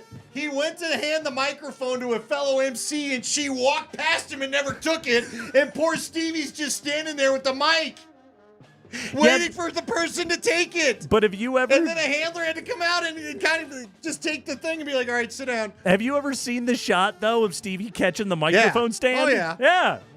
I'm telling you, man. Oh, there's a bunch of people that have had fun with him. That and I do believe that O.J. Simpson was actually Khloe Kardashian's father. That one I also do believe. Yeah, well, I was going to say that the moon landing one, dude, we did 4 days of radio on the moon landing one when that show came out. Oh, really? Dave and Scott tried to change the subject for 4 days. And this is back when you really loaded up on calls before emails or texts or anything. And we couldn't get away from it. Hey, I want to get back in on that moon landing thing. And the minute somebody said they bought it, somebody else said they didn't. And then that person begat someone else who did. And it was 4 days of fighting. See, but that's what's so good about it is like that conspiracy theory could then be properly vetted with the time. Like now, there's a new conspiracy theory every 5 minutes. And I can't keep up with all of them anymore. By the way, shout out to Raj. He said it was Mariah Carey that left Stevie hanging. Dude, I'm telling you, I can find the video. He's just, the poor guy's like, he's trying to hand her the mic and she just takes off and he's just standing there. She goes about the ceremony. Hey, Mariah. Damn it, Mariah. Can we help Stevie out? Take the mic. He can't just fly like a butterfly. All right, go ahead, Spring. High five. Hey, T. Higgins is a free agent for the Cincinnati Bengals. Reports today are, per The Athletic, that the Bengals are expected to use the franchise tag on him. Yeah. That's to trade him. They can't afford both guys, but they're not giving him up for free. Yeah, I can't imagine that there's a planet where that is going to happen. Man, T. Higgins is going to make some team real happy. How good is he? You know what really frustrates me? How the hell do the Niners have both Ayuk and Deebo Samuel? Yeah. Or my buddy, who'd I say yesterday, the coach, Dabu Sweeney. How do the Niners have both Samuel and Ayuk? How did the Bengals end up with both Jamar Chase and T. Higgins? And who's their third guy's pretty good too for the Bengals? Yeah. Boyd. Boyd, thank you. Tyler Boyd. Tyler Boyd's been like a fantasy stud a bunch of years. And we can't find a number one? Cortland Sutton and Jerry Jeudy, man. Okay, sure. Tim Patrick. Yeah. Remember when Russ got here and everyone was like, oh, they're going to unlock these great Denver receivers. Remember when they all went to San Diego and threw? And then we threw up. Oh, no, we were still excited. Eventually, we got to it. That is the 5 biggest stories of the day from around the NFL. Andy, before we get out of here, because we got the Avalanche and the Washington Capitals. The Lanch. Coming up here tonight on Altitude Sports Radio 92.5. Today's a very important sports anniversary, okay? Oh, it's your guy. This is fun. We got to go back to February 13th, 1994. February 13th, 1994, Temple at UMass. John Chaney coaching the Temple Owls. John Calipari coaching UMass, the Minutemen, featuring, by the way, Marcus Camby. He was on that team. What the hell was Marcus Camby doing at UMass, you might ask? Well, making money. What? Doing just fine with himself. Yeah. All right. So, for those that do not recall, UMass won the game on a last-second shot. Dramatic affair between these two Atlantic 10 rivals, UMass and Temple. Temple had been the powerhouse of the league forever, Andy. UMass under Calipari suddenly started getting better recruiting classes and getting better teams and started to actually win that conference occasionally. And on this particular Sunday afternoon in February, in a nationally televised game on ABC, UMass pulls the upset and they stunned the Temple Owls. I believe the final score of 56-55. After the game, during John Calipari's post-game press conference, reportedly, John Chaney, then the coach at Temple, had gotten word that Calipari had made some vocal complaints to the officiating crew, even though his team had won. And John Chaney didn't really care for that. In fact, he then walked into John Calipari's press conference. And, I mean, Andy, this is as infamous as a sports press conference could ever be 30 years ago today. John Chaney going after John Calipari. And you send your kids out there pushing and shoving. The guys did a hell of a job. You had the best officiating you could ever get here. And for you to ride them, I want to be a part of that. I just got my ass blasted for giving them hell down in West Virginia. And here you get a hell of a job right here today. Good job. 3 class guys. And you pick them out here and single them out. You can't get that. You got to nerve to threaten the guys. Shut up, guys. You got to nerve to threaten the guys. I'm killing you. You remember that. When I see you, I'm going to kick your ass. Kick your ass. Come on. You got a good team, and you don't need that edge. That's why I was telling my kid to knock your kid in the mouth. Standing there pushing in the game. Oh, there's laughter. Some things never cease to amaze me. I'm not going to say anything right now because I don't want to say the wrong thing. I think it's better that I just walk out of here. And I'm not going to talk on the television. I'm not going to talk to anybody at this point right now. Okay, first off, that was Calipari's voice at the end. Credit to him for his composure in that moment because, Andy, John Chaney was what, like 6'4", 230? Yeah, but he was dressed, if I remember right, he had his shirt thing undone and like his tie. He looked like a Barney Miller detective when he walked in there. Calipari is I don't know, like $170, $180, whatever Cal comes out, more these days. But yeah, when John Chaney looks at you and says, and I quote, "I'll kill ya," that's gonna tighten up the old bumhole right there. What I always like is the hey. Got about 3 of those in there. Why does every one of these lead to someone going, hey? What's crazy about that story is, there were a number of Cal's players were in the room. So the story on this was Chaney had gone in first. He did the press conference first. And he was on the road. He was a visiting team, and his team lost. And apparently, like, Chaney was just like, hey, it was a great game, and, congratulations to Coach Calipari. And, these guys played hard, and they deserved it. And, we'll see these guys again in a couple of weeks, and blah, blah, blah. And then he went out in the hall, and the story was that Chaney had gotten word that Calipari had gone after the refs in the hallway outside the press conference. What's interesting is the refs in subsequent interviews were like, we never even talked to Calipari. So Chaney got bad information, and then he lost his mind and then tried to go and kill John Calipari. And told him. What's funny, though, is of the two, Calipari looked like the crime boss with his slick back hair and all that. He looked like he was ordering that kind of stuff. I guarantee you Cal has a time or two in his day. That will do it for the Craigman and Lindahl show here this afternoon. We got the Avalanche and the Washington Capitals coming up next. We're back tomorrow at 3 o'clock. Berto's got your